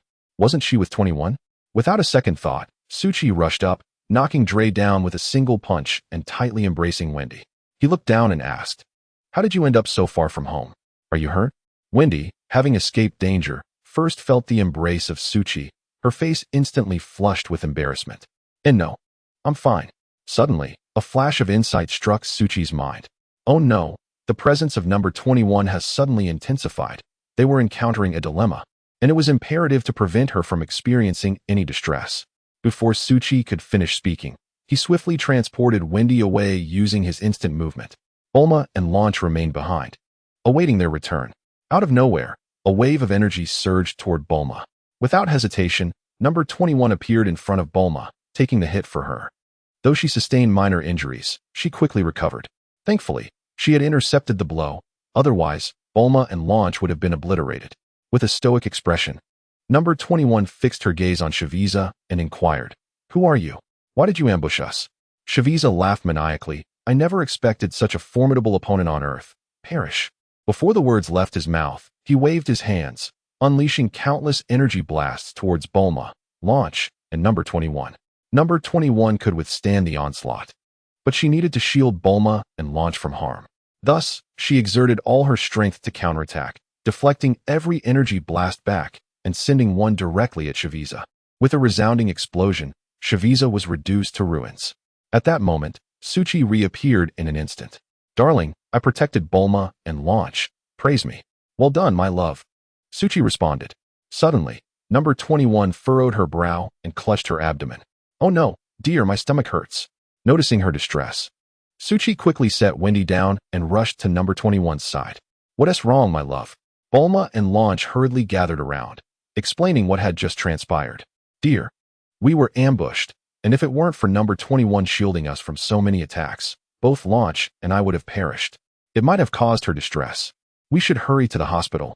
Number 21 shook her head vigorously. "No, the child is only 2 months along. Going to the hospital won't save it. Please, You must go to Corinne Tower and get some senza beans. Suchi's heart sank, realizing the gravity of the situation. All right, hold on. I will return swiftly. Placing his hand on his forehead, he concentrated on sensing the energy of Master Corinne. Found it. He instantly teleported to Corinne Tower. Master Corinne, please give me senza beans. I'm in a desperate situation. Master Corinne, having witnessed the recent battle from his water tank, shook his head and said, No, senza beans do not possess that capability. Your wife is fine, but if she consumes a senza bean, the child will be lost. What? Suchi panicked. Could he truly lose their child just like that? Losing a 2-month-old baby was already heartbreaking, but he was far more concerned about number 21's emotional state. She would be devastated. She had endured so much hardship to finally be with him in this time and space. If she were to experience the sorrow of losing a child, it would undoubtedly overwhelm her. Without wasting any time, Suchi reappeared beside number 21 in the blink of an eye. Darling, you're back. What about the senza beans? Number 21 anxiously inquired. Suchi embraced her and softly said, My love, Master Corinne stated that the senza beans can only heal your injuries, but they cannot save our child. These words struck number 21 like a bolt of lightning, instantly altering her expression. Suchi held her tightly, comforting her continuously. Don't be sad. We can always try for another child. Upon hearing this, tears streamed down number 21's face as she collapsed into Suchi's embrace, weeping uncontrollably. Oh, dear husband. I couldn't protect our child. Why is my fate so cruel? Suchi held her close, kissing away her tears. It's all right, as long as we are together. We can have another child. We have all the time in the world. We can have 100 if we wish. I love you, not just the child. Perhaps this was simply the child's fate. My husband, I truly feel useless. I couldn't even safeguard our own child. Suchi wiped her tears away from the corners of her eyes and kissed her deeply. You are the one I care for most. Please don't cry, all right? Bulma and Launch approached, joining them in a comforting embrace. Sister, don't weep. Once you recover, you and your husband can try again. We still have opportunities and time. Launch chimed in. Exactly. Perhaps the next one will be twins, or even quadruplets. We could make up for it all at once. Wendy, observing their heartfelt camaraderie, felt deeply moved. While Suchi may have been a notorious flirt, his attentiveness to each of his wives was undeniable. She found herself touched by Suchi's thoughtful gestures. Suddenly, number 21 lifted her head, saying, It must be Goku fighting against the enemy. I sense that his strength is lacking compared to his opponent. You should eliminate the invader and save the world. Suchi shook his head. No, you are my world. You all are my world. These words resonated with Wendy, warming her heart. Such tender sentiments. Each phrase filled her with warmth. This is precisely what every girl yearns to hear. Forget life philosophies and world peace. They simply wish to know that in their husband's heart, they are of utmost importance, and that is sufficient. If only she had a husband who treated her similarly. How wonderful that would be. She felt a pang of envy. This is true love, even if he married 100 wives. As long as he treated each one with such kindness, what of it? Wendy's heart began to waver. Just then, the atmosphere shifted dramatically. Dark clouds enveloped the sky, accompanied by thunder and lightning. Wendy gasped, What is happening? Is it the end of the world? Everyone was taken aback. Bulma's eyes lit up. Yes, it's Shenron. Shenron? Wendy pondered. What could that be? Launch explained to everyone. If we gather all 7 Dragon Balls, we can make a wish. Any wish can come true, such as immortality or resurrection.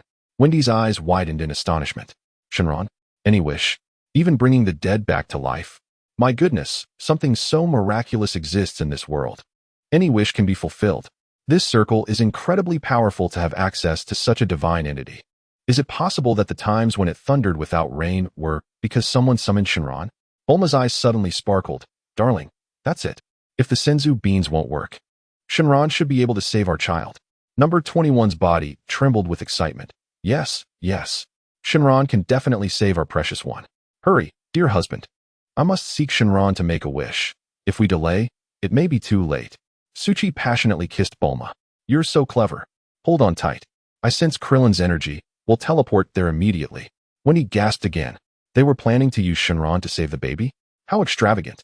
They could wish for power, wealth, or status. Wait, that was my own thought. It seemed they lacked nothing. Power, money, love, they had it all.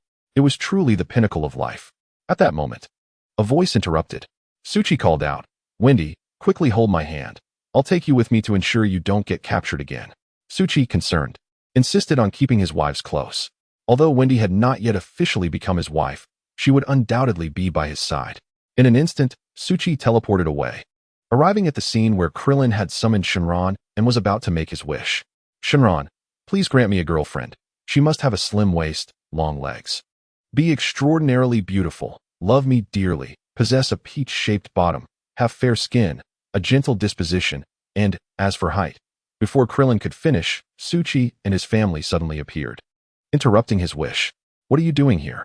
I was in the middle of making a wish with Shinran. Kellen, please let the dragon be with us. Number 21 has experienced a miscarriage and is bleeding. The child may not survive. Kellen turned in shock, witnessing the weakened number 21, who bore the scars of battle. A tumult of emotions surged within Kellen. Just when he was on the verge of having a wife, why were they being so unreasonable? Yet, a child's life is paramount. Kellen, with his kind heart, would surely yield. He glanced at the hopeful gazes of the others and nodded. Very well. Let us postpone the matter of finding a girlfriend until next year. I will let you have it. Thank you, Kellen. This year, you will undoubtedly find a lovely lady who adores you. Kellen replied with a simple, thank you. At that moment, the dragon could no longer contain himself and asked, what is the matter? Haven't you thought of your wish yet? Any wish can be granted. Chapter 33. Gradually regaining vitality, Suki urgently implored the dragon. Please ensure the safety of Wendy's unborn child. A trivial matter. The dragon's words echoed, and his eyes flashed with a red light as he unleashed a wondrous energy. In an instant, number 21 felt the life force of the child within her revive rather than fade away. Your wish has been granted. Farewell. With that, the dragon shimmered with golden light and retreated into the dragon balls, which swiftly scattered in 7 directions. Wendy was once again profoundly moved. The dragon truly can grant any wish. It's astonishing. She pondered why it was specifically to preserve the child within her. Could it be that number 21 shares her name? What a coincidence. She looked at number 21. Now, with the child safeguarded, her face radiated happiness. Upon closer inspection, Wendy noticed that their features bore some resemblance. However, number 21's skin was a delicate pink, and she had a long tail, clearly indicating she was no ordinary being. Wendy shook her head. There are many people with the same name in this world. It's nothing unusual. Everyone was elated, but Kellen felt a tinge of melancholy. He glanced at Wendy and sighed inwardly. Has Suki found a new girlfriend? How enviable. He is so exceptional, with so many girls enamored by him. Despite having 3 wives already, more still pursue him. Kellen felt disheartened. He yearned for a fortune and love akin to Suki's. At that moment, Wendy's phone rang. Wendy, can you reach Mr. Suki? Aliens are wreaking havoc on Earth. Please have him save it. Wendy was momentarily taken aback, but quickly replied, I'm right here with Mr. Suki. Wonderful. Urgently send Mr. Suki to confront the aliens. People have already been hurt. All right, I will inform Mr. Suki right away. Wendy hung up and turned to Suki. Number 21 also fixed her gaze on Suki. Darling, let us hide. You go fight the aliens. Suki nodded. Be careful. If you sense danger, elevate your aura. I will come immediately. Do not engage. Number 21 sweetly replied, understood, darling. Just as Suki was about to teleport away, he suddenly sensed a powerful aura approaching. He.s. here, quickly hide in the grove. Kellen, come help protect my wife. Kellen nodded repeatedly. Yes, I may not be able to defeat the aliens, but I can certainly protect them. Bulma remarked, it seems the disturbance caused by the dragon has attracted him. Hurry, conceal yourselves. With that, they swiftly darted into the grove. Suki leaped into the air, transforming into a Super Saiyan. In an instant, a formidable aura erupted, surrounding him in a golden glow. Wendy, concealed within the grove, looked up at the strikingly handsome Suki, momentarily rendered speechless. He is truly so handsome and powerful. Moreover, he loves each of his wives deeply, being considerate, gentle, and romantic. Not to mention a heroic savior of the world. It is hard to believe such a flawless person exists in this world. Before long, Gura arrived. Damn, I'm late again. Is that the dragon of Earth? Suddenly, Suki's figure appeared before Gura, with golden hair and a radiant aura. Suki in his transformed state resembled a Saiyan to a T. Gura smirked coldly, another Super Saiyan. You must be the one who killed my foolish brother, Suki, right? You are Gura? Suki inquired calmly. Oh, you know my name? It seems you are quite informed, Gura replied. Though my brother was incompetent, he was not so easily killed. I am different. You shall perish. No sooner had he spoken than Gura charged at Suki like a bolt of lightning. Suki met him with a punch. The previous assailant had nearly caused number 21 to miscarry, and Suki was eager to seize the opportunity to teach him a lesson. The two collided instantly, the battle igniting. Every punch and kick brimmed with immense power. The air crackled with electricity, and the ground beneath them shattered, the atmosphere grand and overwhelming. Wendy's eyes widened once more. Deeply shaken, she could barely discern their movements in the fray, only perceiving ripples shimmering through the air. Were it not for the incessantly crumbling stones and trees beneath her, she would have been oblivious to the fierce battle unfolding above. This clash was far more intense than when they had defeated the Demon King Piccolo. He truly is a legendary figure. My limited experiences cannot fathom the extent of his strength. Undoubtedly, he is the world champion and the hero of Earth, truly extraordinary. Gura had already vanquished Goku. Though he had rushed over due to the dragon's appearance and failed to kill him, Goku was left gravely injured. However, this scion was evidently stronger and managed to overpower Gura. It is worth noting that Gura had an additional transformation compared to Frieza, significantly amplifying his combat power. Suki was furious at the thought of the previous assailant nearly causing number 21 to miscarry. He was not in a hurry to kill him. Instead, he seized the opportunity to strike fiercely. Each blow landed with the weight of 1,000 pounds, leaving Gura howling in agony. With a single punch, Suki sent Gura shrieking. His eyes were bloodshot, his mouth dripping with blood, looking utterly wretched. Suki afforded him no chance for retaliation. As Gura attempted to fight back, Suki's kick sent him flying. He could barely maintain his balance, still swaying midair, when Suki dashed behind him, delivering a knee strike that propelled him skyward. Before Gura could regain his footing, Suki was already above him, smashing him down towards the ground. Gura thought to himself that Suki's next punch would surely land at his feet, sending him soaring. This was no fight, it was sheer humiliation. Suki unleashed a brutal beating upon Gura, an absolute disgrace. Unable to endure any longer, Gura summoned all his strength, desperately seeking a moment to breathe. Suddenly, a powerful aura emanated from him, forcing Suki back a step. He swung his arm, unleashing an energy wave aimed directly at Suki. To shield the wives in the grove from harm, Suki stepped forward, bracing himself to absorb the energy wave. From within the grove, when he cried out in alarm, "Oh no! Mr. Suki has been hit. He won't lose, will he?" Number 21 shook her head, saying, "You're overthinking it. He merely took the hit to protect us."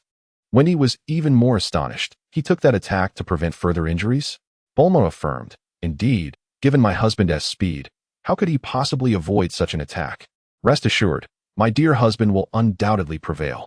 You did not witness him relentlessly striking that alien just now. Did you not see that he remained unscathed while that fellow had blood trickling from the corner of his mouth?" Wendy nodded, somewhat skeptically. As the energy waves dispersed and the dust settled, Suchi emerged, indeed unharmed. In the small grove, Wendy exhaled in relief. He truly suffered no injuries. He is remarkable. At that moment, a golden sun caught Wendy's eye. Number 21 was momentarily taken aback. This fellow actually intends to obliterate the Earth. Wendy was once again shocked. Can one strike truly annihilate a planet? Are we all doomed? Before her words could finish, Gula had already unleashed a massive supernova energy blast directed at Suchi. Wendy gasped in horror. Why isn't he dodging? That blow could cost him his life. Bulma and Launch began to share her concern. Number 21 stated, "My husband will not evade. He is shielding the Earth from this onslaught." The supernova energy blast, accompanied by scorching waves of energy, barreled towards Suchi. Despair enveloped Wendy. Is this the end? Gula laughed heartily. I am not like that foolish brother. When I strike, I unleash my full power. You and the entire Earth shall accompany me to the grave. Ha! Having said that, Gula concentrated his energy once more, enlarging the supernova energy blast as it surged towards Suchi, akin to an ant confronting a colossal sun. Just as the four women began to fret, Suchi completed his charge and initiated a counterattack. Kamehameha. In an instant, astounding power erupted from Suchi's hands, a formidable gust of energy colliding with the supernova energy blast. The two forces clashed violently, igniting the surrounding air, creating an unbearable heat. Even Wendy felt the searing warmth rushing toward her. This battle was utterly terrifying, far surpassing her expectations. Immediately, Suchi roared, and the gust of energy expanded, forcefully pushing the supernova energy blast back. However, the ordeal was not yet over. Gula exerted himself again, attempting to propel the energy blast forward. Despite his utmost efforts, the energy blast remained steadfast.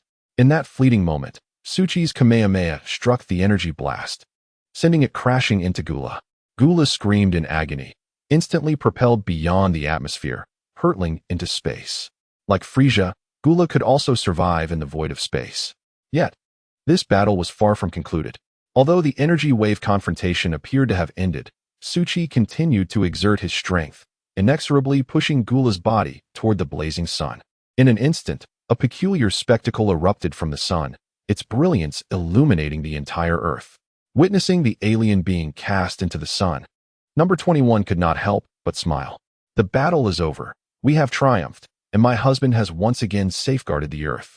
Wendy blinked in astonishment, hardly able to believe her eyes. Did Mr. Suchi truly send that energy blast capable of annihilating the earth back into space? Number 21 replied calmly.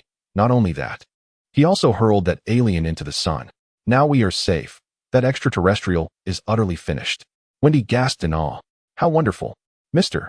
Suchi has saved the earth once more. He is indeed our planet's great savior. Bulma smiled and added, he is a hero, but above all, he is our beloved husband. Soon, Suchi returned. Bulma, Launch, and Number 21 rushed to kiss him, leaving Wendy feeling quite embarrassed.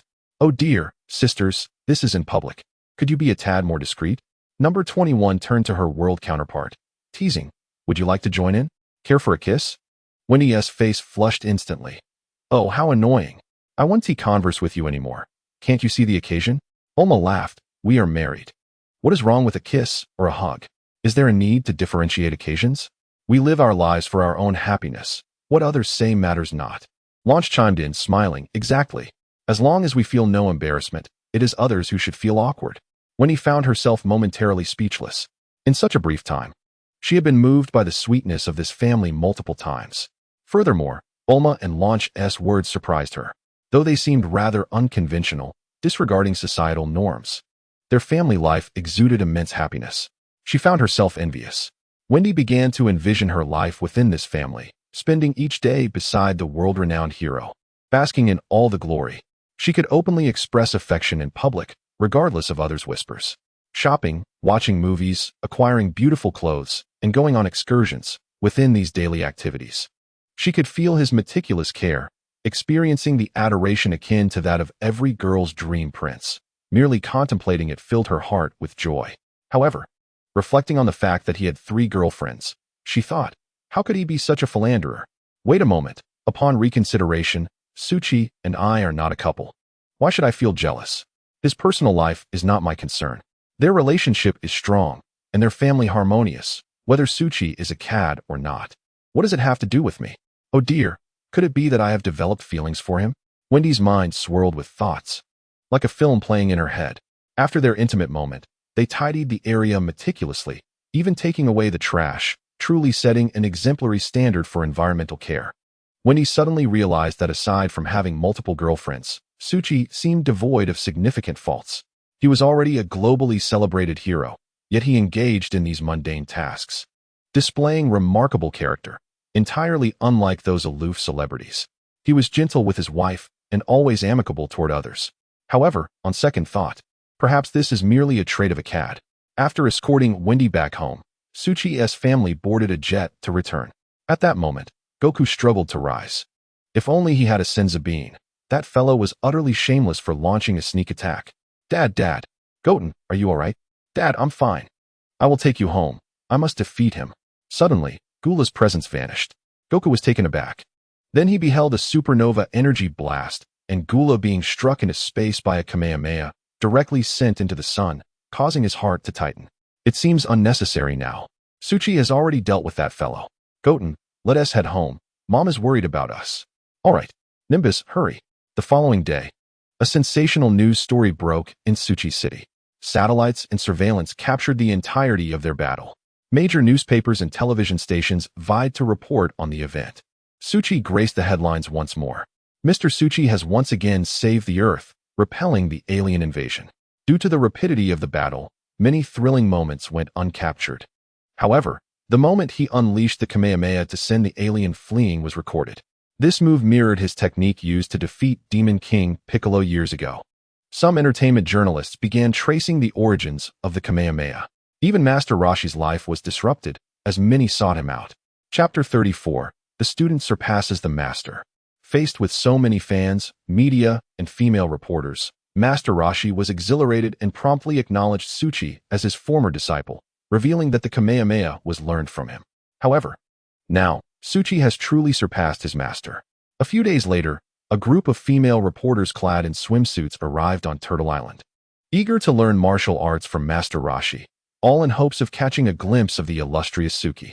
However, Suki held no interest in these women, believing that collectively they could not measure up to any of his wives. Yet, Krillin found a new target. I am also a disciple of Master Roshi.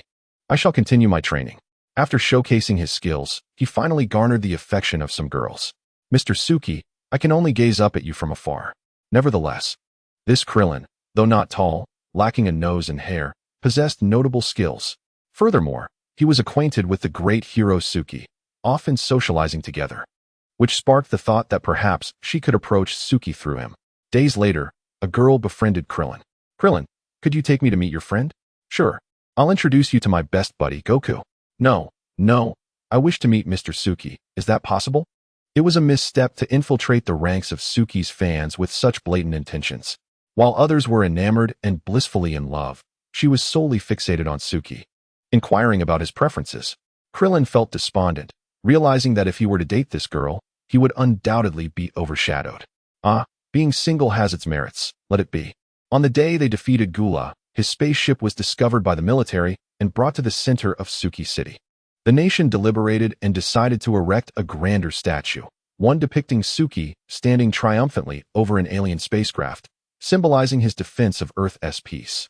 Wendy, Suki's personal secretary, had to frequently communicate with him, collecting his photographs. They often ventured out together, capturing moments. Bulma, without a second thought, sent Wendy several pictures of Suki to ensure the statue was as lifelike, vivid, and handsome as possible. However, one photograph featured 3 individuals in the background, one of whom resembled a human. Wendy was taken aback. Another bride? Ugh, what a fickle heart. Yet, upon closer inspection, she noticed that the person bore a striking resemblance to her, though the individual's regal aura and perfect physique were beyond her own. Suddenly, Wendy recalled an earlier incident when Suki inadvertently called her name, and the individual responded without hesitation. Her name is also Wendy. Though 21 was absent from the photograph, there was indeed a person who closely resembled her. At that moment, Wendy was consumed by questions, her suspicions regarding Suki's family deepening. In the south, Amada's city was home to siblings Lotzi and Lapis, who strolled through the streets. They had walked several miles from home to unwind in the city. A colossal electronic screen at the corner was broadcasting the latest news about the world champion. The two were captivated and paused to watch. Surrounding them were numerous fans engaged in lively discussions. Just then, the screen displayed Suki battling aliens, showcasing his impressive martial arts techniques that led to their defeat. They were instantly thrilled. Look at Suki, the latest report on the great hero, Lotzi exclaimed. I can't believe it. Just a few days later, he has saved Earth once again. Lotzi unabashedly professed her admiration for Suki, exclaiming, Suki is so cool. When I grow up, I want to marry him. Like many other female fans, she affectionately referred to Suki as her husband. Though it sounded a bit crazy, it was a common expression among the girls. Suki had become a national idol, revered by countless women and the dream lover of innumerable goddesses. Lapis chuckled, You're dreaming, mister. Suki already has 3 stunning beauties by his side. You don't stand a chance. At that moment, Lotzi still had an innocent demeanor, her figure not yet fully developed. Straightening her back upon hearing Lapis remark, she proudly retorted, I'll grow taller. Humph. Nearby, a curvaceous girl shouted, Suki is so handsome. I want to bear his children. I also want to marry Mr. Suki. They all marveled at how Suki had protected Earth from such formidable attacks, likening him to a little sun.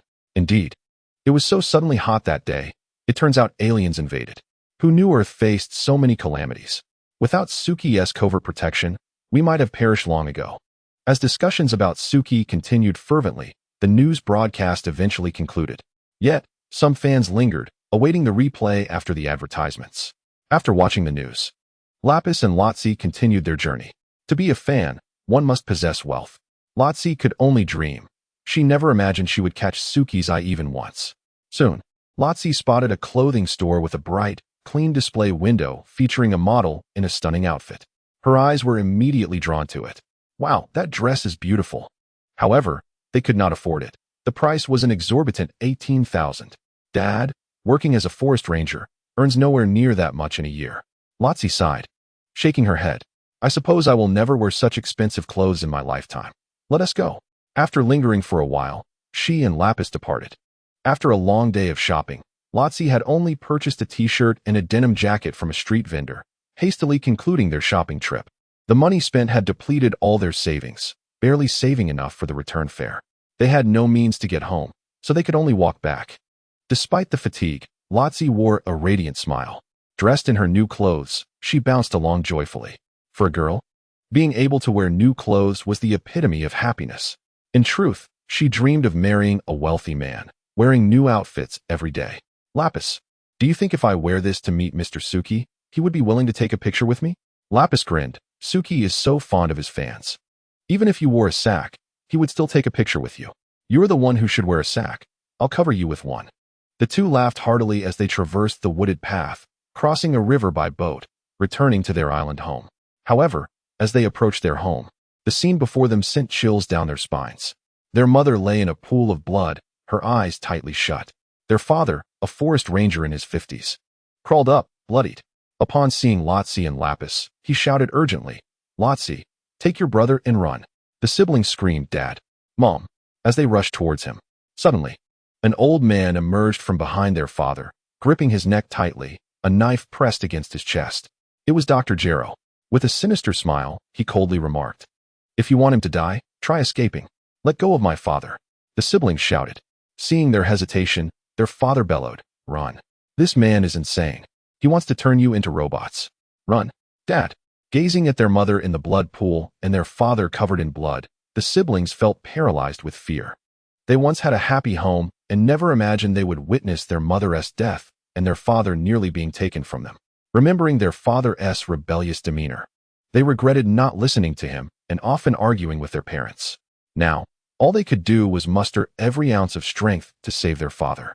But their father clearly understood their intentions. Parents would sacrifice everything for their children. At that moment, their father seemed to have made up his mind and charged forward. The sharp knife pierced through his chest. With a sudden thud, blood splattered everywhere. The blade, stained with warm blood, felt cold as ice. No, father, please. Lotzi and Lapisai were terrified, tears streaming down their faces. With his last ounce of strength, their father shouted his final command, Run. Quickly, Dr. Gallo, filled with rage, swung his sword and severed their father's head. Blood soaked the grass in a large patch, the head rolling 3 to 4 meters away, eyes wide open, still staring forward. As if admonishing them, Run. Father, father.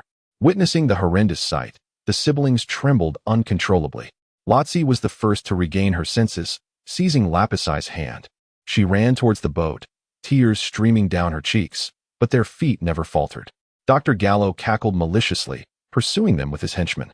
Just as they were about to board the vessel, Dr. Gallo arrived, raising his gun and firing a shot into the air. Several of his subordinates surrounded them completely. Stop. Before he finished speaking, the surrounding birds took flight in panic. If you don't want to become a beehive, stand still. Terrified, the two halted and turned back to look at Dr. Gallo in horror. Behind him stood several henchmen, their dark gun barrels aimed directly at them. At that moment, the creatures of the forest suddenly charged towards Dr. Gallo. Taken aback, he hastily fired, countless animals falling into pools of blood, sacrificing themselves to grant the siblings a fleeting chance to escape. Lapisai's heart ached, tears cascading down his cheeks. These creatures had been under his father's protection for most of their lives and had developed a spirit of their own. Now, they disregarded their lives to shield the siblings from harm, all for a glimmer of hope to flee. The two 18-year-olds had never encountered such a scene, their hearts shattered. Stop. We will not run anymore. Lapisai cried, collapsing to the ground in tears, while Lotzi fainted at the bloody spectacle before her. The gunfire eventually ceased. Dr. Gallo remained silent, ordering his men to knock the siblings unconscious and stuff them into sacks for transport. Indeed, these two possessed excellent physical conditions, making them prime candidates for the creation of artificial humans. Sun Wukong, you have destroyed my Crimson Ribbon Legion, thwarting my research. I shall defeat you one day. Just wait. Meanwhile, 21 was 3 months pregnant, and Suchi accompanied her to his private hospital for a checkup, primarily for safety considerations and to hear the doctor's advice. Oddly, the fetus appeared normal in every aspect, yet its development was significantly slower, 3 to 4 times slower than that of an ordinary embryo. The doctor examined the ultrasound report, glanced at Suchi, and then at 21, who bore a tail. May I ask which race you belong to? I have never seen such a species. Do not inquire too much. I am an alien. Oh, I had no idea. Mr. Suchi not only safeguards Earth's peace, but also brings home an extraterrestrial girl. Impressive. The doctor gave Suchi a thumbs up.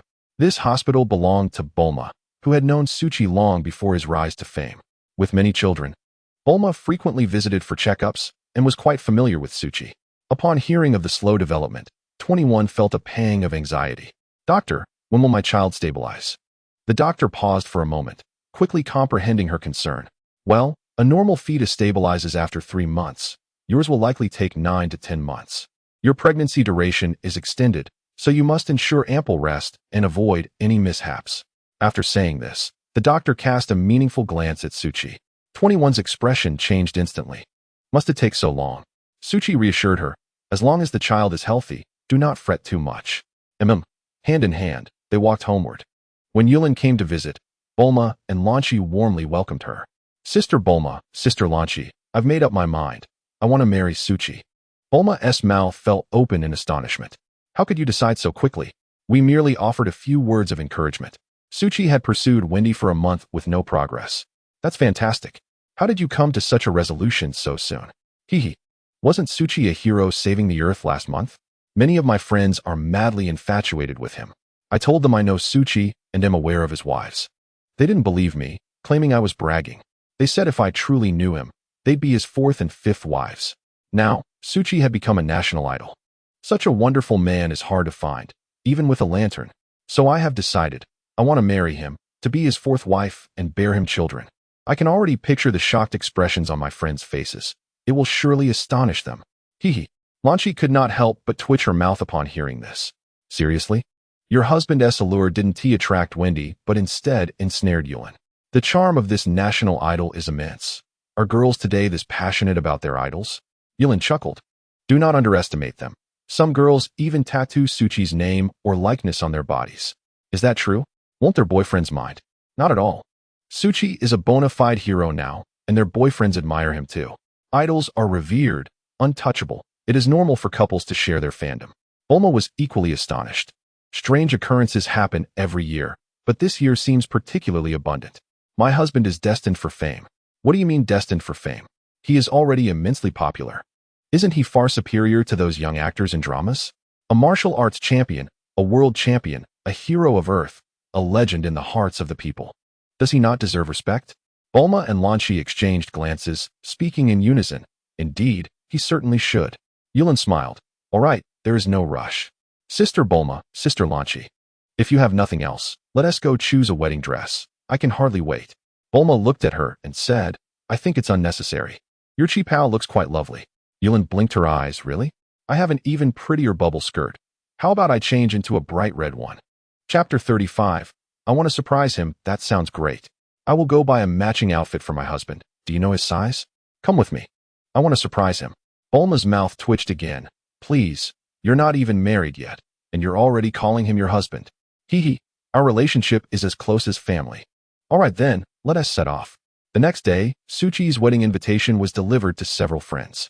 Although it was a significant event, the invitees were all familiar faces. Numbering not many, just Sun Wukong, Krillin, Master Roshi, Tianjin, and Piccolo among them. Upon seeing the invitation, Chi-Chi couldn't help but frown. Another wedding? Gifts need to be prepared too. Fortunately, Wukong earned a fortune a few days ago. Considering how quickly time flies, it has only been a few years. I still need to save tutoring fees for Gohan and Goten.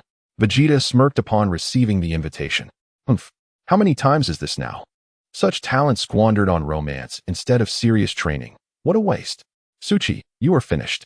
Piccolo scrutinized Suchi's wedding invitation, frowning and muttering angrily. Last time you asked me to help you woo a girl, and now you are getting married. The thoughts of humans are truly unfathomable. Krillin held Suchi's wedding invitation, lost in contemplation. How can the gap between people be so vast? Where did things go awry? In Suchi's office, although he rarely worked there, Wendy remained steadfast daily. Calls from reporters and fans flooded in one after another. She was perpetually busy. Hello, is this Wendy? When will Mr. Suchi hold another press conference? Wendy, what type of girl does Mr. Suchi prefer? Do you think Mr. Suchi would be interested in someone like me? I would be willing to serve the Suchi family like a loyal dog. Please, Wendy, make an introduction. By the way, do you know when Mr. Suchi's birthday is? Wendy hung up a call and gulped down a glass of water in one go. The morning was filled with such incessant inquiries, it was utterly exhausting. Her throat felt as if it might ignite. There were all sorts of bizarre questions, including one about the color of Mr. Suchi's underwear today. These fans are utterly mad. No wonder Mr. Suchi needs a secretary. Let the secretary handle everything. These tedious calls seem endless, and I can't even vent my frustration. It drives one to despair. There's so much work to be done. The materials for the next fan meeting's poster haven't even been selected yet. Wendy decided to put the phone on speaker, creating the illusion of a busy line to brush off the calls. She opened her computer, began selecting images for the next press conference, and prepared to create the poster. Suddenly, a particularly clear photograph captured her attention.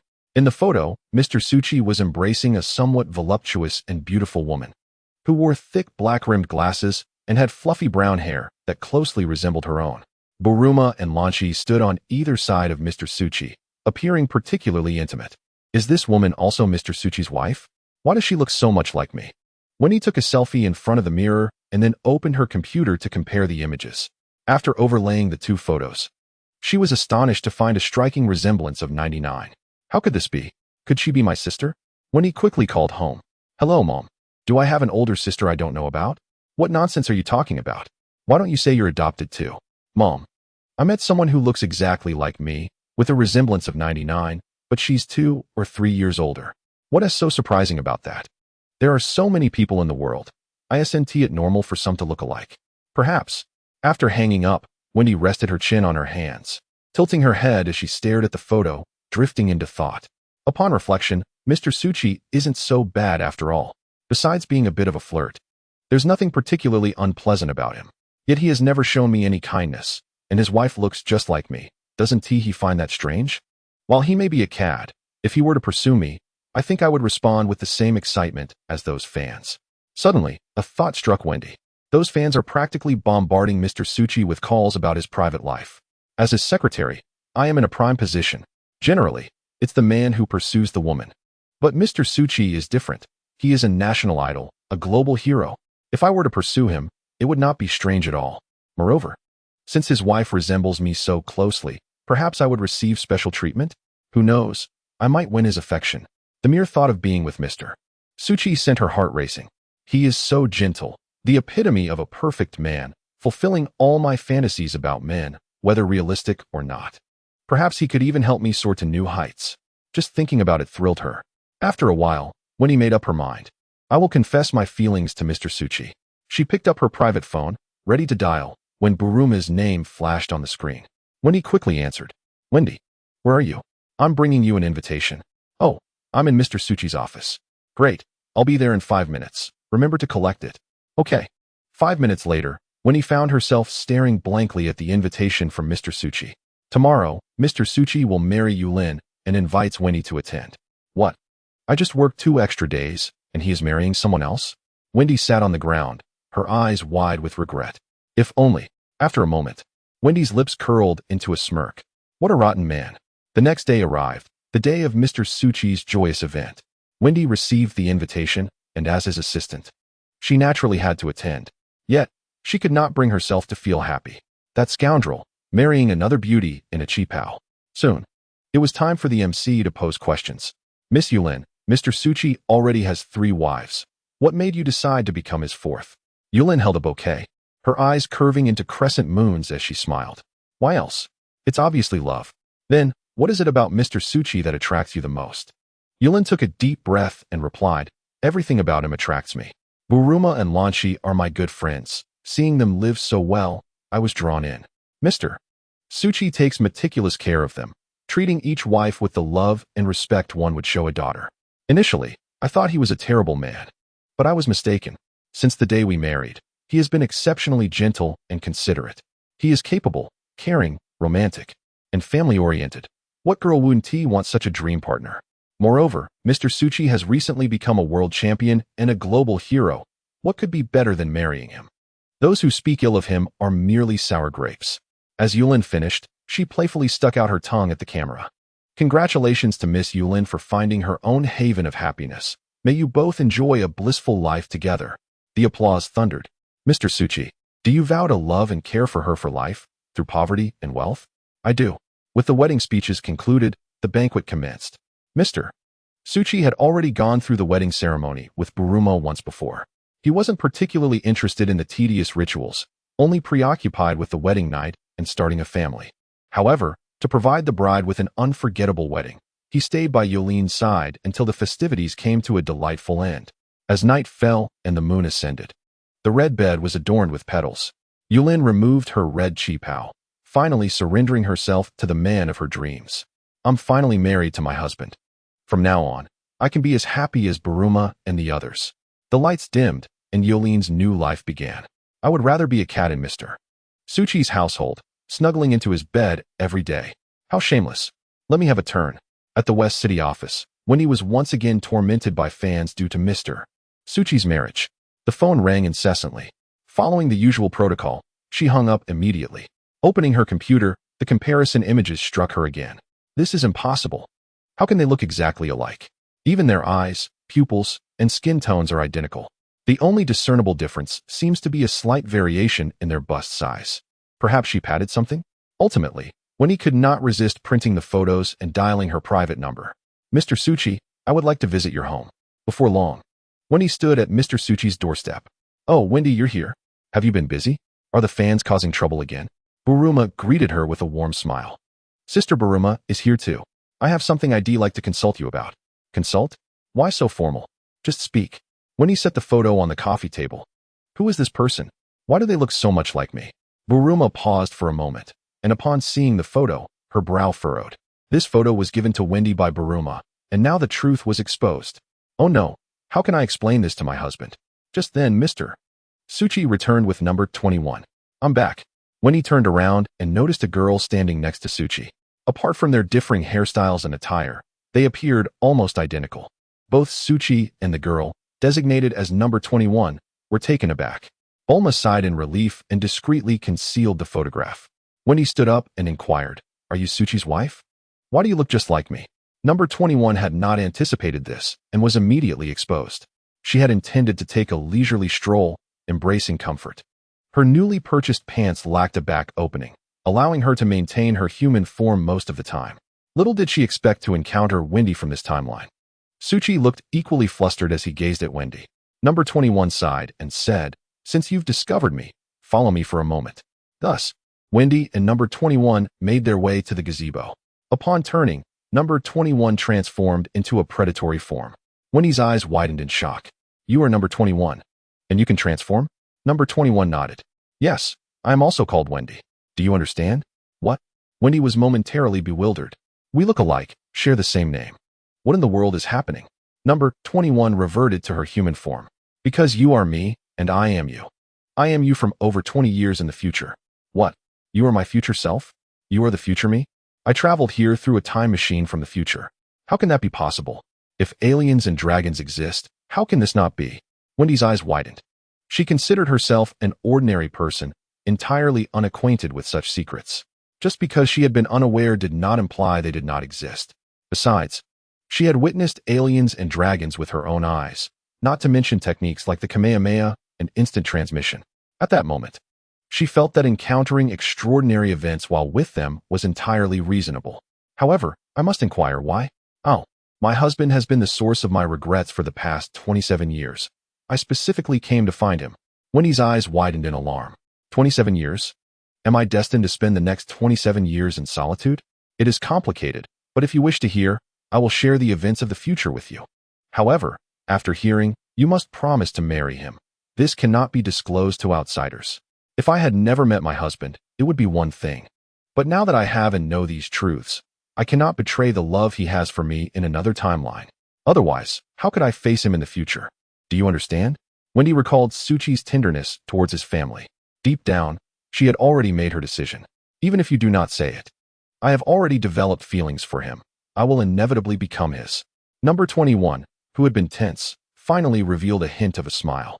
In my timeline. It was also during this martial arts tournament that I met my husband. You too can sense how special he is to me. He is the kind of man a woman cannot forget once she encounters him.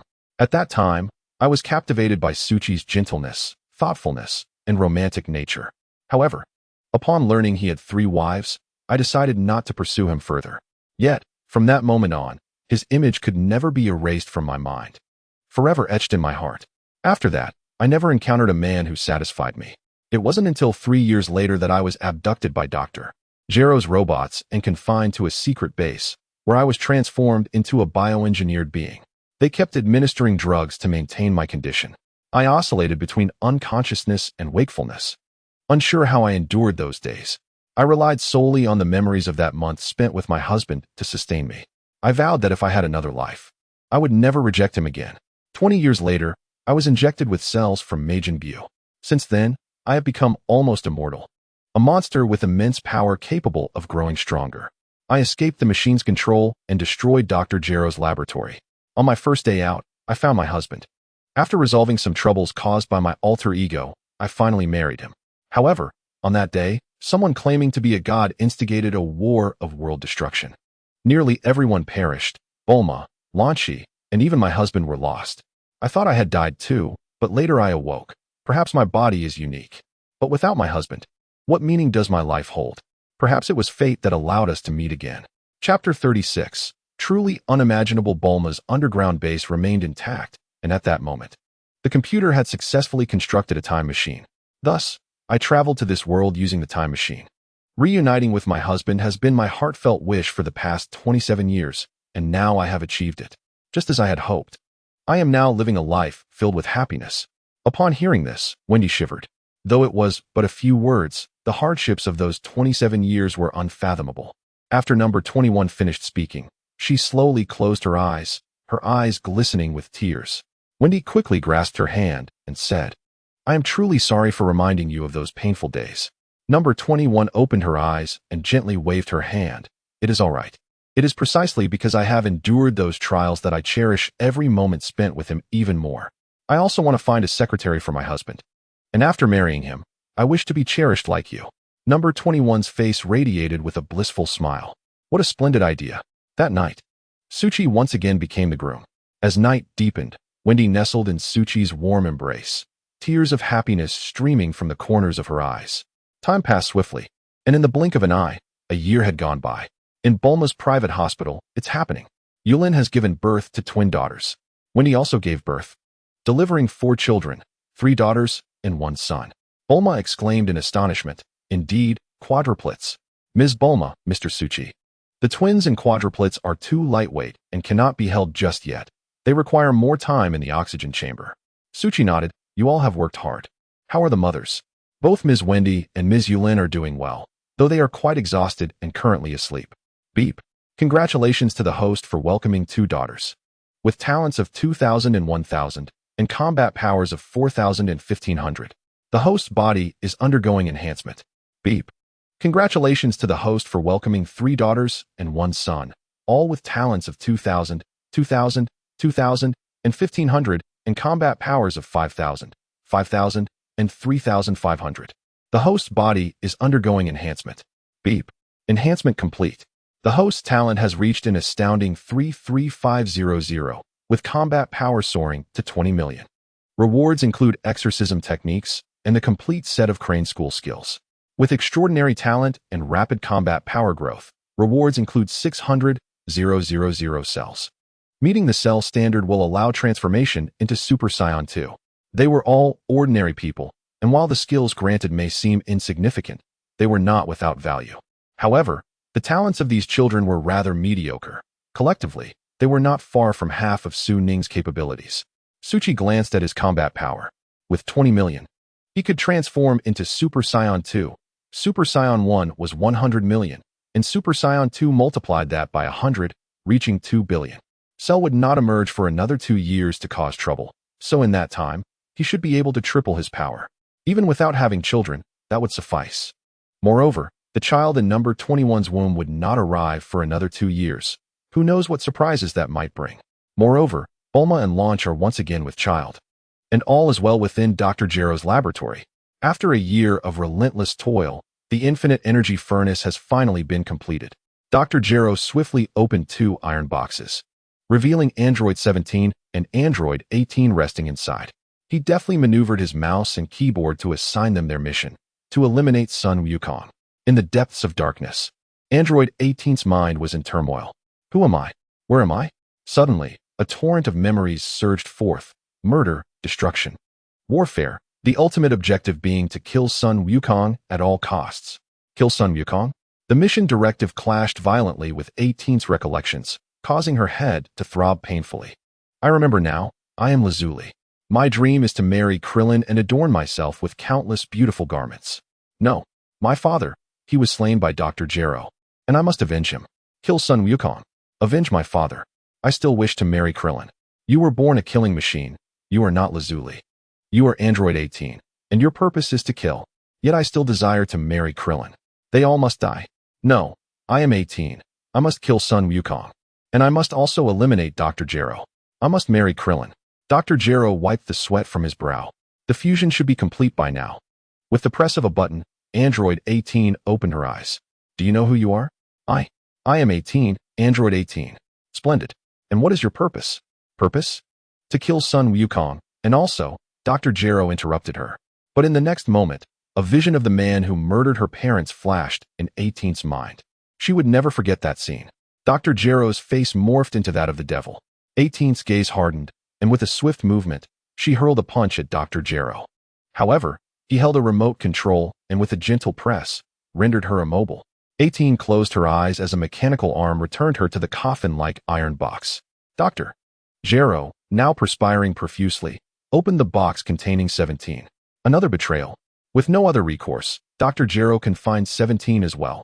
These two are truly disobedient, filled with murderous intent, daring even to strike at their creator. Dr. Gero re-entered the programming, instructing the computer to modify their memories, rendering them compliant. Since brute force has failed, let time erase those useless emotions. You need only to obey and follow orders. He then descended deeper into the laboratory, where a more clandestine chamber lay hidden.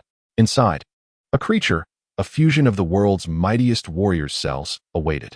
Regrettably, this being was still but an embryo, not yet fit for the infinite energy furnace. But as it matured, it would continue to evolve. Once you become powerful enough to consume them, you will attain your ultimate form. At that time, defeating Sun Wukong will be effortless, and obliterating the entire solar system will be trivial. Dr. Gero sighed heavily. My own life is nearing its end. It seems the time has come to dedicate myself to science. If successful, I shall achieve immortality. If I fail, I have already programmed the annihilation of Sun Wukong, allowing them to fulfill my mission. Dr. Gero stepped once more into the laboratory. A robust robot stood ready to transform him into an android. With preparations complete, Dr. Gero lay upon the operating table. Absorption type android. Estimated modification duration, 2 years. Modification, commence.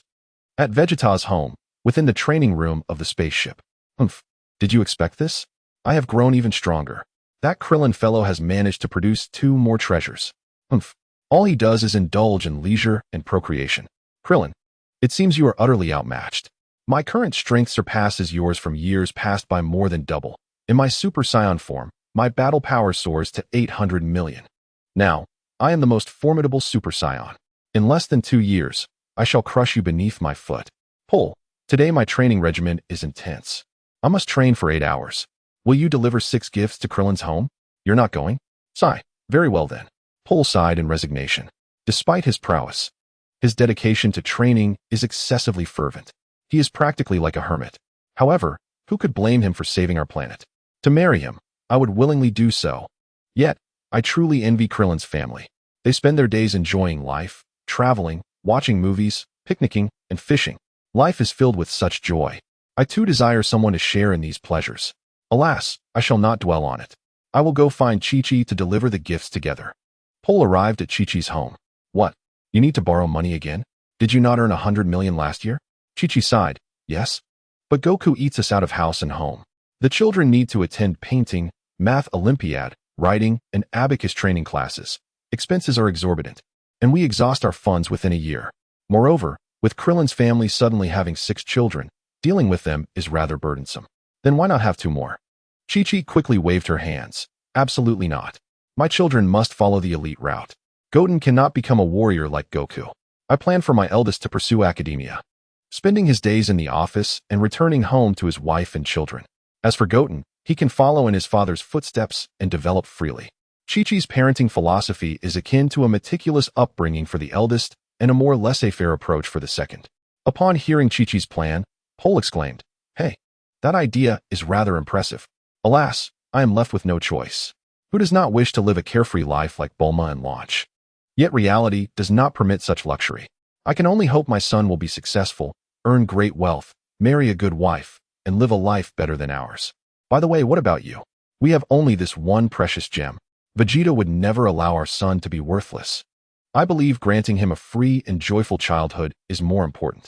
As for the future, we shall let it unfold naturally. Time flies swiftly, and 2 years have passed in the blink of an eye. During this time, Krillin has not trained a single day. Yet, he remains exceedingly busy. Bulma has given birth to another son, Launch has had a daughter, and Videl has given birth to twins, while Wendy welcomed a little princess. Krillin's potential has increased by 5,000, bringing him to 38,000, with his battle power soaring to 70 million, and his Super Saiyan 2 state reaching an astonishing 7 billion. This progress is commendable. Android 21's pregnancy has reached its limit, and she is on the verge of giving birth.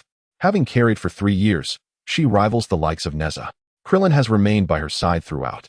Honey, I am so scared. Krillin gently caressed Android 21's belly, soothingly saying, What is there to fear about childbirth? Your strength is such that the earth would falter without you. Android 21 sighed. I am not afraid of pain or death. Others give birth every year, each one healthy and lively. But what if I give birth to a monster after 3 years? Honey, you won't abandon me, will you? With that, Android 21 began to weep. Krillin quickly pulled her close, resting her head against his chest. Even if you give birth to a little monster, I would never disdain you. Puffed. Android 21 chuckled, playfully hitting Krillin. You are the one who would give birth to a little monster. Krillin glanced at the time. It was now May 11th in the afternoon. According to calculations, she still had a few days until the birth. In these recent days, maintain a cheerful disposition. I shall accompany you on leisurely strolls to facilitate a smoother childbirth. Ah, dear husband, assist me to rise. I desire to meander in the corridor. Certainly. Suddenly, the 21st unit appeared to recall something significant. May 11th. Tomorrow marks May 12th, the day the androids are expected to reveal themselves. Perhaps you should refrain from accompanying me and investigate tomorrow instead? Suchi waved her hand dismissively. Isn't it merely 2 androids, numbers 17 and 18? A sudden tightness gripped Suchi's heart. 18. I must ensure that that scoundrel, Klin, does not encounter 18. I have long had my eyes set on it. You must keep your distance. Seeing that Suchi preferred her company over confronting the androids, the 21st unit felt a warmth within her heart. Yet, she understood the urgency of the situation. She quickly covered Suchi's mouth. No, I do not require your company. Let Wendy and Yulin converse with me instead. Alas, Suchi, you must venture out to prevent any unforeseen circumstances. Otherwise, I shall truly disregard your well-being. To compel Suchi's compliance, the 21st unit resorted to intimidation. Suchi sighed helplessly indeed. The matter of the androids is quite troublesome. It would be inappropriate not to engage. Yet, I feel a profound sadness at the thought of not being by your side during such a critical moment. Upon hearing this, the 21st unit immediately smiled and planted a kiss on Suchi's cheek. With your words, I would gladly endure 30 years of pregnancy. Hurry and notify them to prepare.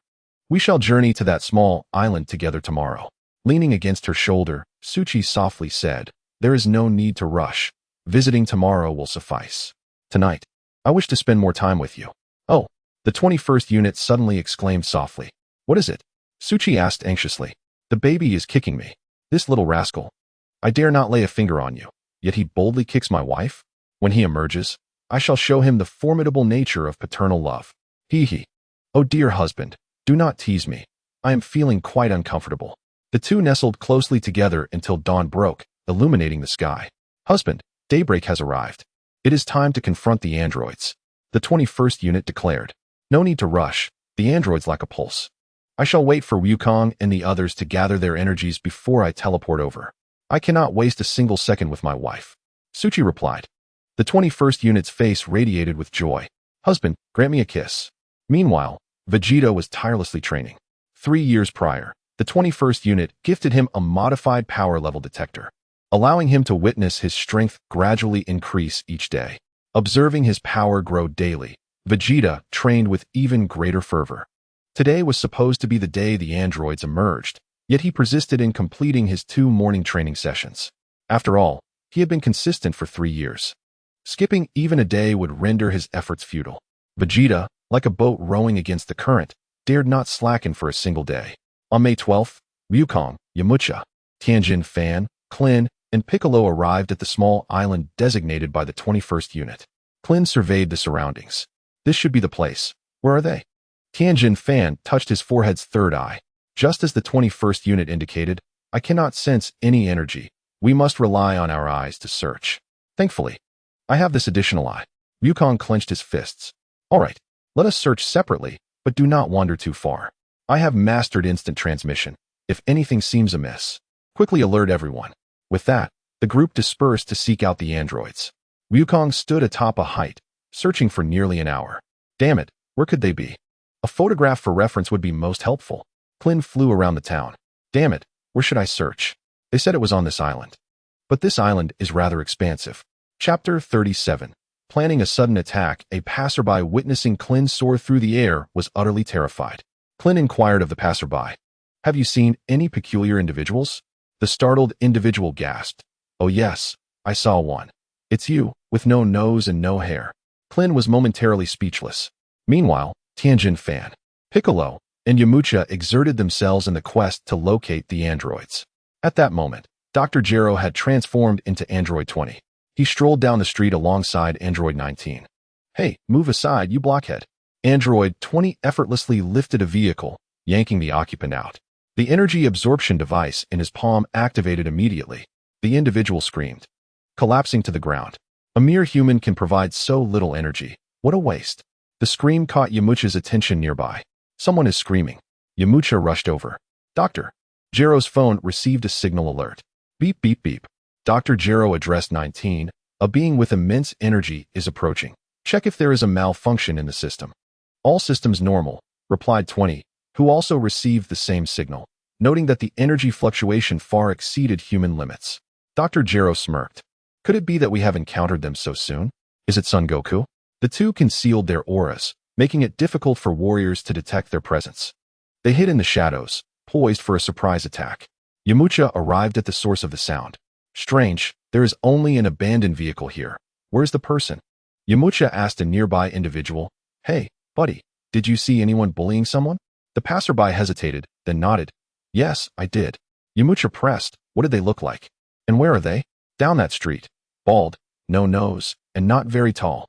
Yamcha searched, but found no trace of the androids. Have they vanished? Darn it. I should notify everyone. Dr. Gero and 19 observed him from the shadows.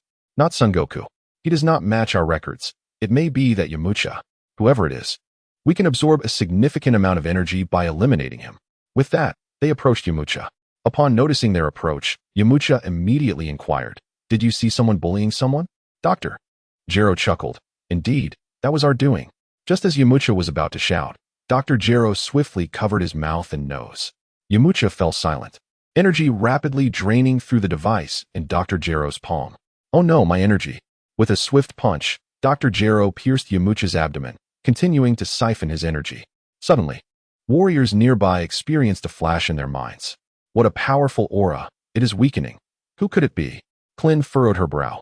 "Yamcha is over there," Piccolo shouted. "They have revealed themselves." In an instant, Wukong, Piccolo, Klin, and Tianjin Fan stood before androids 20 and 19. "Yamcha." Wukong's face paled in fright. As soon as Son Goku appeared, Dr. Gero tossed the nearly drained Yamcha aside. "Yamcha can still be saved. Klin, quickly give him a Sinza bean." Right away, Klin hurriedly placed a Senzabine in Yamucha's mouth and assisted him in fleeing. Piccolo glared coldly at the two androids, his gaze sharp as he demanded, "You two are the androids? We have finally found you." Dr. Gero momentarily faltered. How did they discern our identities? How did they accurately predict our presence here? Doctor, Gero queried, how did you discover we are androids? Can you enlighten me? Piccolo replied with a cold smirk. Let us see if your strength can reveal the answer. Wukong interjected, wait, fighting here could harm innocent people. Shall we relocate to a more secluded area? Dr. Gero responded, a secluded area? Very well. But there's no need for us to move. I will create one.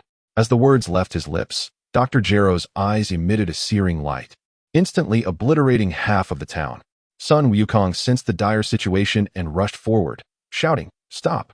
With that, he threw a powerful punch. Krillin and Yamcha, who had just taken flight, were taken aback by the devastation before them. The city lay in ruins, a testament to their cruelty. Yamcha exclaimed, how despicable. I can't believe they would resort to such treachery. Wukong was engaged in combat, and they believed he could prevail. Suddenly, Yamcha cried out, wait. We must inform Wukong. They can absorb energy. Dr. Gero sidestepped Sun Wukong's attack, a contemptuous smile gracing his lips. I merely created an uninhabited area, but you seem quite displeased. Damn it. I will annihilate you. Wukong charged at Dr. Gero once more, only to be effortlessly evaded. Unaccustomed to this fighting style without the use of ki detection, Wukong struggled. Seeing how easily he avoided Wukong's blows, Dr. Gero felt a swell of pride. Sun Wukong, it seems I underestimated you, but you are still no match for us. Wukong smiled faintly. Before we commence, I have a question. How do you know my name? Dr. Gero replied, I can explain, but you may regret hearing it. Sun Wukong, you have been monitored by my miniature reconnaissance robots since the World Martial Arts Tournament, through your battles with Piccolo and Vegeta. In other words, since you vanquished the Red Ribbon Army, I have been studying you and crafting robots specifically to counter you. Wukong murmured, all this just for revenge? Indeed. You eradicated the Red Ribbon Army and their ambitions, leaving me isolated, Dr. Gero retorted. Piccolo interjected, are you, by chance, Dr. Gero? Don't be absurd, Dr. Gero is long dead. I am Android 20. It became clear to Wukong and his companions the origins of the androids. I understand. But have you witnessed my battle on Namek? We haven't seen it. It is unnecessary. We have thoroughly analyzed your capabilities and can estimate your strength, they declared.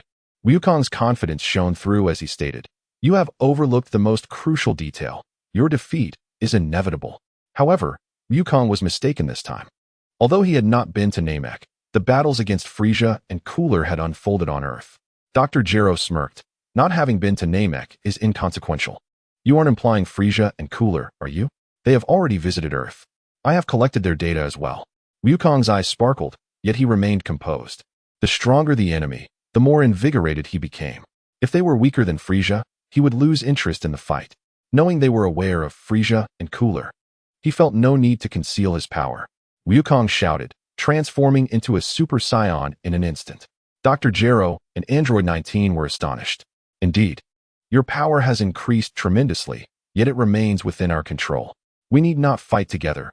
19 alone is sufficient. Wukong grinned, is that so? I shall see just how formidable you truly are. With that, he charged at Android 19. Android 19 extended his hand, transforming it into a claw, launching at Wukong with a Black Tiger's heart strike. Wukong swiftly dodged, appearing behind 19 and delivering a light elbow strike that sent him flying. Yet, 19 quickly regained his footing, launching himself at Wukong with a headbutt. Wukong effortlessly blocked 19's attack with one hand. At that moment, 19 kicked out, causing Wukong to sway slightly, but he countered with a knee strike to 19's abdomen. Using the momentum, Wukong followed up with a left hook, sending 19 crashing outwards. Dr. Gero observed the battle from below. His energy far exceeds our expectations. At this rate, 19 will exhaust himself before even absorbing his energy. He realized they needed to retreat. It seems we must deploy androids 17 and 18. Seizing the opportunity during their clash, Dr. Gero fled. Without a key signature, locating his hiding place would be arduous. Krillin gasped, oh no, that guy has escaped. We must pursue. Yamcha reassured him, don't worry. Wukong has completely mastered the power of Super Saiyan. Can't you see he is mercilessly thrashing Android 19? That guy's defeat is imminent. Alright then. With that, Krillin, Yamchu, Piccolo, and Ten Shinhan hurriedly chased after Android 20. Wukong and 19 had exchanged numerous blows, yet Wukong had not yet unleashed his full strength. However, he had discerned that 19's combat style and energy release were quite predictable. He seemed impervious to pain, which diminished Wukong's desire to continue the fight. As 19 was sent flying once again, Wukong resolved to subdue him once and for all. He clasped his hands together, adopting the classic pose. Kamehameha. In the blink of an eye, a powerful wave of energy surged towards Android 19. To Wukong's surprise, 19 displayed no panic. Instead, a smug grin spread across his face. You may lack speed and technique, but at last, you have revealed your ultimate move. Just as the energy wave was about to strike him, he extended a hand, and the wave was instantly absorbed by his energy absorption device. Wukong was momentarily stunned. So, this technique was specifically designed to counter me? 19 smirked. What do you think, son Wukong? Are you afraid? Wukong chuckled softly. Is that all? I could have done without that technique. Ha ha ha, you are so naive. Do you think I can only absorb that attack? Moreover, absorbing your move has significantly amplified my power. With that, 19 charged at Wukong. His strength and speed markedly increased. Yet he still proved no match for Wukong. As 19 threw a punch, Wukong seized his wrist. Crack! 19's arm broke, and the absorption device fell to the ground. How will you fight now? 19's pupils dilated in fear. Realizing he could not win, he turned to flee. However, Wukong's speed eclipsed his, and he was quickly in front of 19. Before 19 could react, Wukong delivered a swift kick. Crack! 19's body was cleaved in two. Without the absorption device, Wukong unleashed the technique once more, disintegrating him into dust. Wukong gazed skyward. Such fragile androids. Is this all they are capable of? I am quite disappointed. I expected to encounter a worthy adversary. At this level, without energy to absorb, even Krillin could easily defeat them. Not to mention Piccolo and the others nearby. Casting a glance toward the direction Krillin and the others had pursued, he lost interest and flew home. On his way, he encountered the approaching Vegeta. Kakarot, why have you returned? Wukong shook his head. Too weak, it was boring. There's a robot they are chasing. Vegeta furrowed his brow. Android 21 mentioned that robot was formidable. How disappointing. Yes, I shall take my leave. If you wish to join the fray, feel free. With that, Wukong shot off into the sky. Vegeta clenched his fists in frustration. Damn it, not even a worthy opponent to fight. Have my 3 years been in vain? Vegeta immediately soared towards Krillin and the others. Before long, he located them, yet without sensing any key, he could not find Dr. Gero's whereabouts. As Wukong flew, he pondered. Android 21 claimed that robot was incredibly powerful, even more so than Frieza. Yet why is it so weak? The heart condition reared its head prematurely. And Krillin had yet to find a spouse, undoubtedly foreshadowing future complications. Son Wukong discerned the situation swiftly. He concentrated on sensing Su Chi's aura and teleported to the hospital. Upon entering the delivery room, he found Su Chi waiting outside, accompanied by Bulma and Yulin. As soon as they saw Son Wukong, they inquired, Son Wukong, what brings you here? I've located the androids and defeated number 19. They are not formidable, merely capable of absorbing energy. I wish to know if the androids that number 21 mentioned are indeed them. I have long anticipated this battle. Yet my adversaries display such a lackluster level of skill. Both Vegeta and I are utterly disappointed. Su Chi suddenly realized, of course not. The true androids are no. 17 and number 18, the brother and sister duo. There are even stronger foes to come. Son Wukong's eyes sparkled with understanding. I knew it. Thank you. Oh, no need for thanks. By the way, Son Wukong turned. Please refrain from using teleportation to reach me casually. It's rather inconvenient. Feeling somewhat embarrassed, Son Wukong scratched his head. Right, my apologies. The situation was urgent, and thankfully, I did not interrupt you and your wife's delivery. Su Chi replied, all right. Should you encounter any androids, do remember to notify me. Maximize your aura, and I shall teleport over. Also, here is the address that number 21 wrote. You may want to search for the laboratory. Since number 19 and number 20 have already made their appearances, it is likely that they have emerged as well. Son Wukong cheerfully exclaimed, thank you. He then placed his finger on his forehead, sensing Krillin's aura before teleporting back to the battlefield.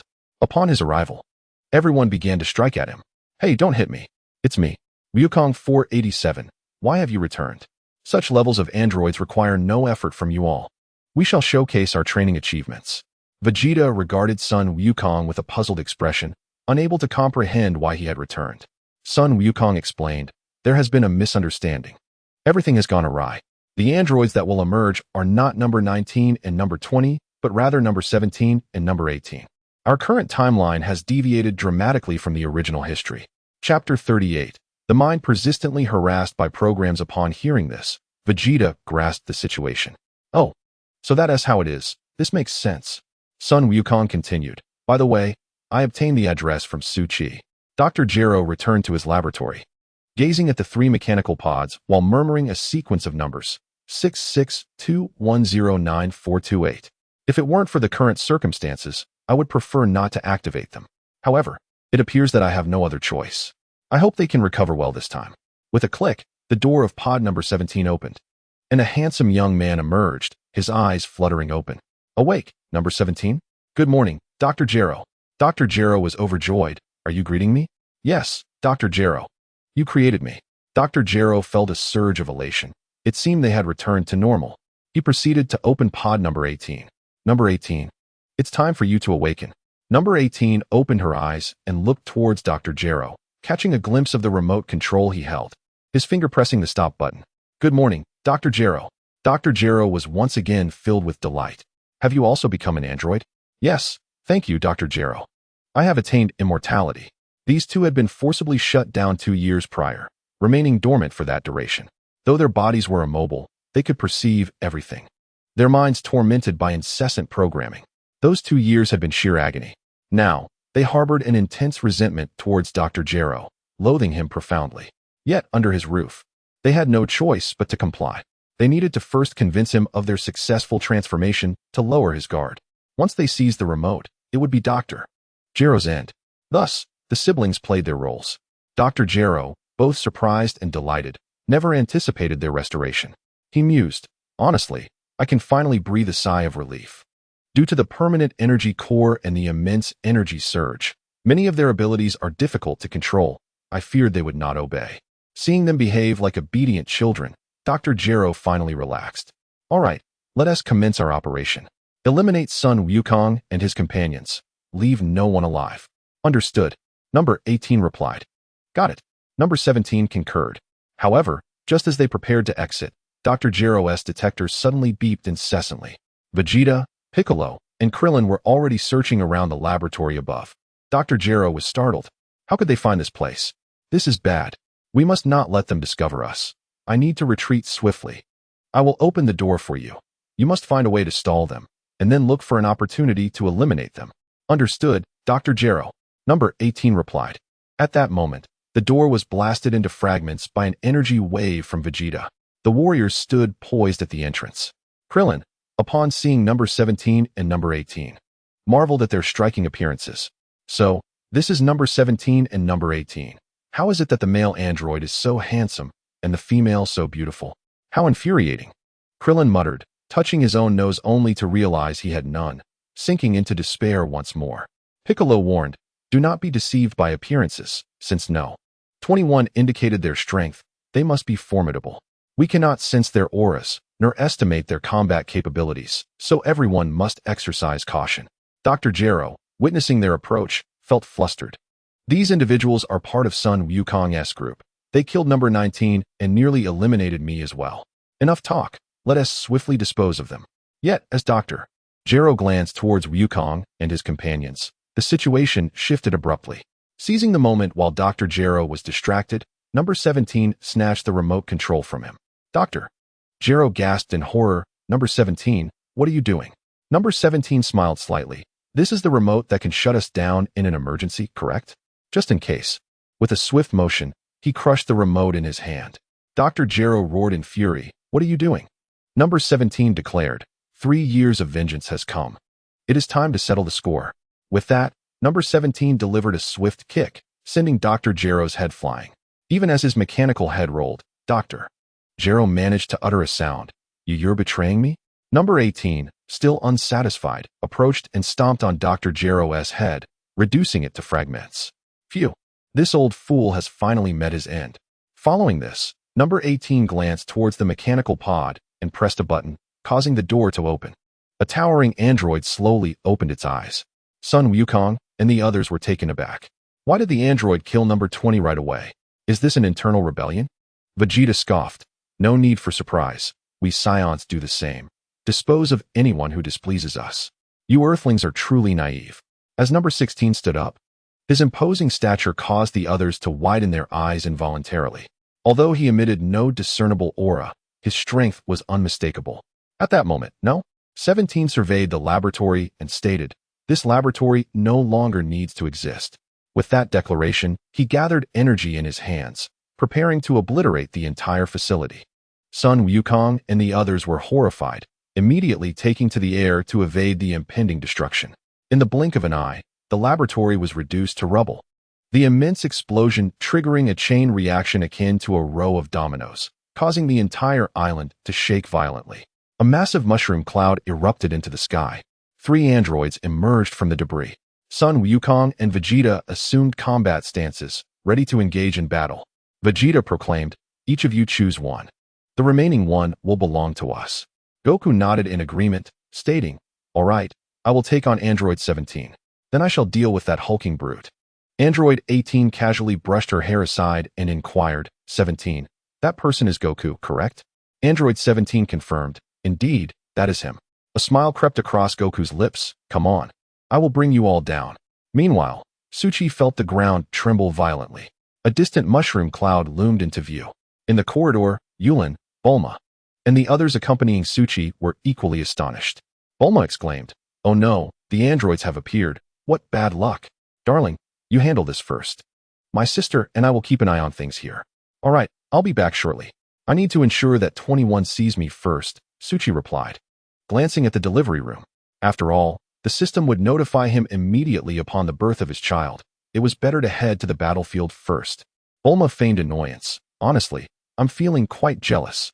At that moment, Suchi sensed the energy of Goku and Vegeta spiking. Had they encountered the androids? 18, I'm coming. With that, Suchi teleported directly between them. "Ah, Suchi has arrived. Perfect. We're 3 against 3. This will be no problem." He turned to androids 17, 18, and 16. His gaze locking firmly on Android 18. Androids 17 and 18 exchanged glances, both startled. "It is Mr. Suchi," Android 17 thought, having idolized him. While Android 18 had always held him in her thoughts, she was flustered to unexpectedly encounter him so soon after awakening. She glanced down at her tattered clothing. Having just escaped from the base, surely, Mr. Suchi would feel uncomfortable seeing her like this. "Run." With that, Androids 18 and 17 swiftly took to the skies. Android 16 hesitated for a moment before following suit. Vegeta and Goku stood dumbfounded. "Where are they going?" Krillin asked. "Huh? They've run away. That's great." Tianjin echoed. "What are they up to? Where do they think they're going?" Piccolo remarked, "It seems they intended to fight, but fled upon seeing Suchi. Could it be that they cannot contend with Suchi?" Vegeta clenched his fists. "Attempting to escape? I have long surpassed Suchi. Today, I will bring them all down."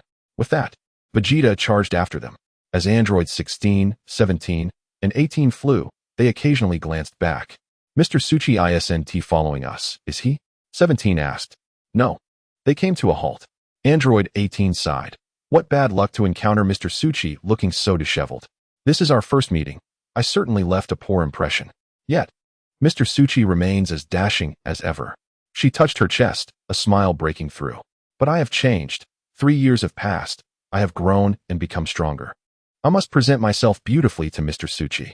Should we buy some clothes, cosmetics, and perhaps take a shower? I wonder if Mr. Suchi minds that I am not an android." Just then, Android 16 interjected. "He is catching up." 17 and 18 gasped. "Run." Only Vegeta was in pursuit. Mr.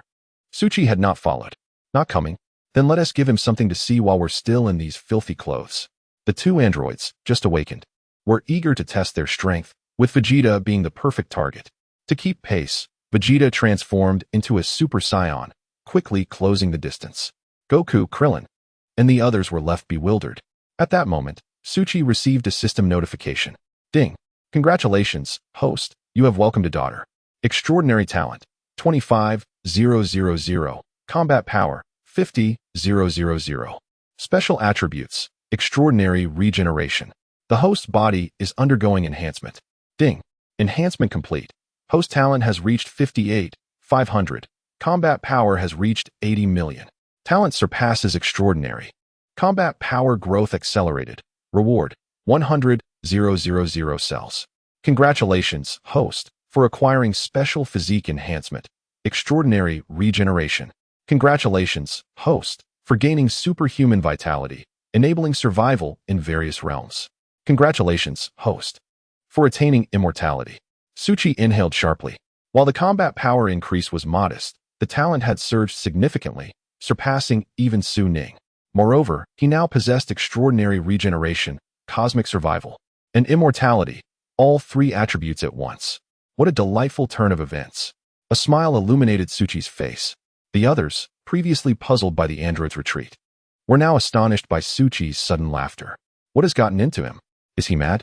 Why is he laughing uncontrollably? Krillin inquired, Suchi, what is it? Why are you laughing? Are you thinking of something joyful? Snapping back to reality, Suchi replied, Oh, it's nothing. I believe my wife has given birth. I must take my leave. By the way, it seems history has changed. Perhaps androids 16, 17, and 18 are not truly villains. You all carry on. I'll head back to check. With that, Suchi teleported back to the hospital. Goku, Krillin, and the others remained perplexed. Another child? When will this ever calm down? Goku sighed. Chi-Chi surely won't be pleased to give gifts again. Krillin complained. Honestly, I don't even have a partner while Suchi has so many women and children. Suchi, you're simply unbelievable. All right, let us hurry and pursue those androids. I sense Vegeta is already engaged with them. The group, resigned, flew towards Vegeta's location. Vegeta intercepted androids 16, 17, and 18, boldly declaring, Androids, where do you think you're running? Android 18 furrowed her brow. I despise being called an android. You're asking for death. Before she could finish, she launched a punch at Vegeta. He retaliated without hesitation, raising his fist to counter. Their fists collided, and Vegeta was taken aback. Android 18 followed up with another punch, forcing Vegeta to lean back to absorb the impact. Truly formidable. Then, Android 18 executed a sidekick, which Vegeta quickly blocked. The two exchanged blows, rapidly becoming entangled in combat. Seizing an opportunity, Vegeta delivered a kick that sent Android 18 crashing into a mountain. The mountain crumbled, leaving Android 18 covered in dust. Wiping her face, she exclaimed, How dare you strike a woman's face? You're far inferior to Mr. Suchi. With that, Android 18 leapt off the mountain like an arrow, charging at Vegeta.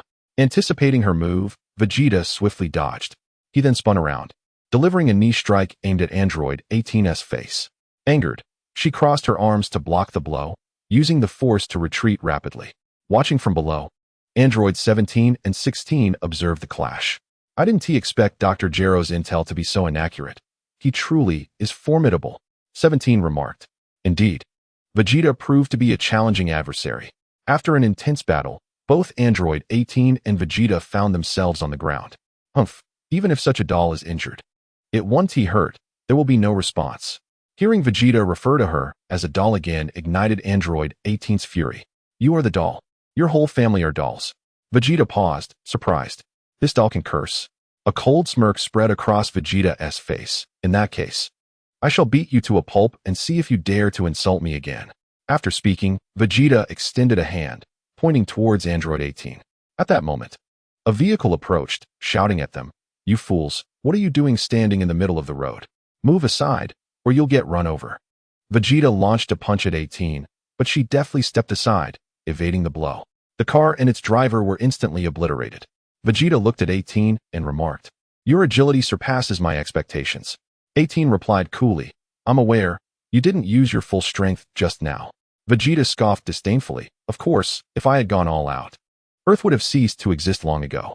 In fact, I haven't even exerted my full power. You should know that. Pointing to himself, he added, Oh, you'd best unleash your full capabilities, or you will regret it. 18 smiled slightly. That suits me perfectly. Suddenly, she charged at Vegeta, colliding with him head-on. To his surprise, Vegeta did not evade, and the impact sent him flying far away. Chapter 39. I thought you were more capable. He rubbed the large bump on his head, infuriated, and summoned greater strength, retaliating with a punch aimed at 18. Yet, her movements were swifter than he had anticipated. She sidestepped easily, bringing her knee to his abdomen. Vegeta cried out in pain, standing there with bloodshot eyes, nearly losing consciousness. Having been insulted by Vegeta moments ago, 18 did not grant him a moment's respite and struck him with a punch. Vegeta was sent crashing into the mountains, boulders shattering around him, dust swirling in the air. After a while, Vegeta staggered out from the cloud of dust, forcing himself to say, "Is that all you've got? I expected more from you." Really?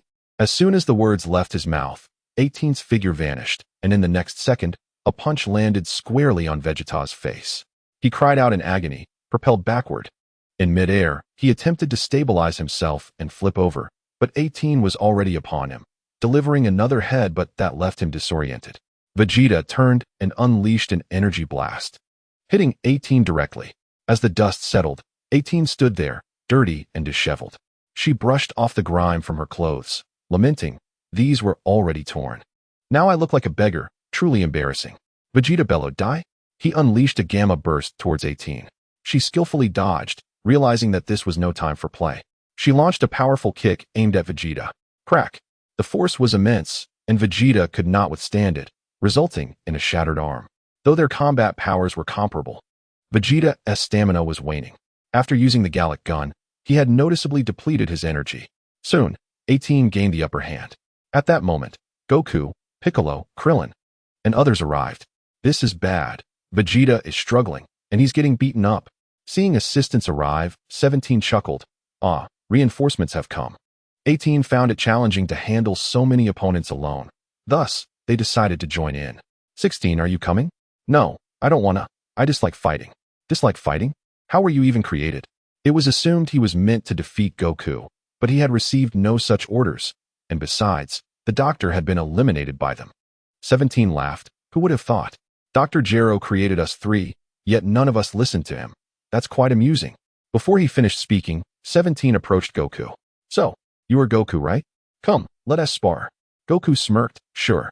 But I'm curious, why did you run earlier? Were you afraid of Suki?" 17 paused. "Afraid of Suki?" "Not at all. Suki is an idol to my sister and me. He is the great hero who saves the earth." Before her transformation, 18 even referred to Suki as her husband. What? Husband? Krillin, Tien, Piccolo, and the others were all taken aback. What is this Suki situation? Has he acquired yet another wife? Damn it, I don't even have a girlfriend, and he seems to have countless. Goku asked, what is going on? Goku, we still have orders to kill you, so stop overthinking. Let's get this fight started. With that, 17 charged towards Goku. Vegeta was forced back repeatedly, soon losing his ability to retaliate and ultimately collapsing to the ground. Goku was astounded, fearing that 18 might kill Vegeta. Vegeta, 17 intercepted him. Don't worry, he won't die. He insulted us by calling us androids. It's only fitting that 18 teaches him a lesson. What? You're not going to kill him? 17 countered, Doctor. Gero is dead. What would be the point in killing him now? Upon hearing this, Krillin's eyes lit up. Wonderful. You're not villains after all. Suki was right. 17 and 18 were taken aback, and 17 immediately halted his attack as the siblings approached. Krillin trembled in fear. Does Suki know about us? What else did he say? He mentioned that 16, 17, and 18 might not be bad people. 18 was elated. That is fantastic. Suki truly can see that we are not villains. Goku also relaxed his combat stance, asking, so, are we still fighting? 17 waved his hand dismissively. No more fighting. You've won. Goku. 18 bent down to ask Krillin. Hey, little one, what kind of girl does Suki like? Would he like someone like me? Krillin paused. He probably would. Upon hearing that Suki liked girls like her, 18's face flushed instantly. She excitedly covered her face with her hands, as if envisioning a romantic scenario. Goku and the others were stunned by her reaction. Then, 18 curiously inquired, so, are you quite familiar with Suki? Krillin nodded. Yes, I am very familiar with him. We often interact.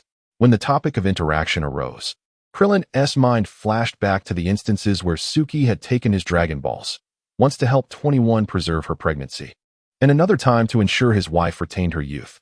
However, during the second wish, Krillin realized that the dragon was incapable of helping him find a girlfriend. Suki's arrival at Bulma's home was purely coincidental. Bulma was indeed a fateful encounter granted by the heavens. It was from that moment onward that Krillin entirely abandoned the notion of wishing for a girlfriend through the Dragon Balls. Upon hearing Krillin's thoughts, 18 pondered for a moment before asking, does he prefer cheerful girls or quieter ones? What kind of clothes does he like? Mature styles, pure looks, or casual wear? Krillin was rendered speechless. This was exactly like the routines of those fans on Turtle Island 3 years ago. After realizing that Suki hadn't visited the turtle house for an entire month, those fans had dispersed immediately. At a loss for words, Krillin glanced at 18's beautiful face and blurted out, "Any girl as lovely as you would look good in anything. He would surely like all of it." 18 smiled faintly, her face radiant with the sweetness of love, as she clasped her hands together as if making a wish. Suddenly, 18 uttered a remark that left Krillin utterly bewildered. "Little brat, Vegeta ruined my clothes. You two are friends, right? He knocked out, and you owe me for that. I need to take a shower and change into something clean to see Suki." Krillin, in the end, handed over the 30,000 he had saved throughout his life to 18. "Thanks." On the 16th, 17th, and 18th, they happily went out shopping for clothes. A group of warriors stood in stunned silence. Was the threat of the androids resolved so easily? Piccolo suddenly realized. Indeed, it was Sochi. The power of an idol had effortlessly diffused this crisis. They must be fans of Sochi. The others nodded in agreement. At that moment, Vegeta opened his eyes and raised his head. "Krillin, quickly, give me a Senzu bean." Krillin hesitated, holding the bean. "Vegeta, when will you pay me back?" Sochi arrived at the hospital, and soon after, Android 21 emerged. Seeing Sochi still there, Android 21 excitedly leaped into his arms. "Honey, the baby is healthy, not a monster." "It's a girl." Sochi gently embraced Android 21. "You just gave birth. Don't be too excited." "Oh, I'm different from others. My body recovers immediately after giving birth. Look, my skin is just as it was before pregnancy." After saying this, Android 21 lifted her shirt, revealing her flat stomach and sexy abs. "Indeed," Bulma exclaimed. "Android 21 is truly exceptional. She even skips the confinement period." "That's incredible." Urine agreed. "What a constitution, simply astonishing."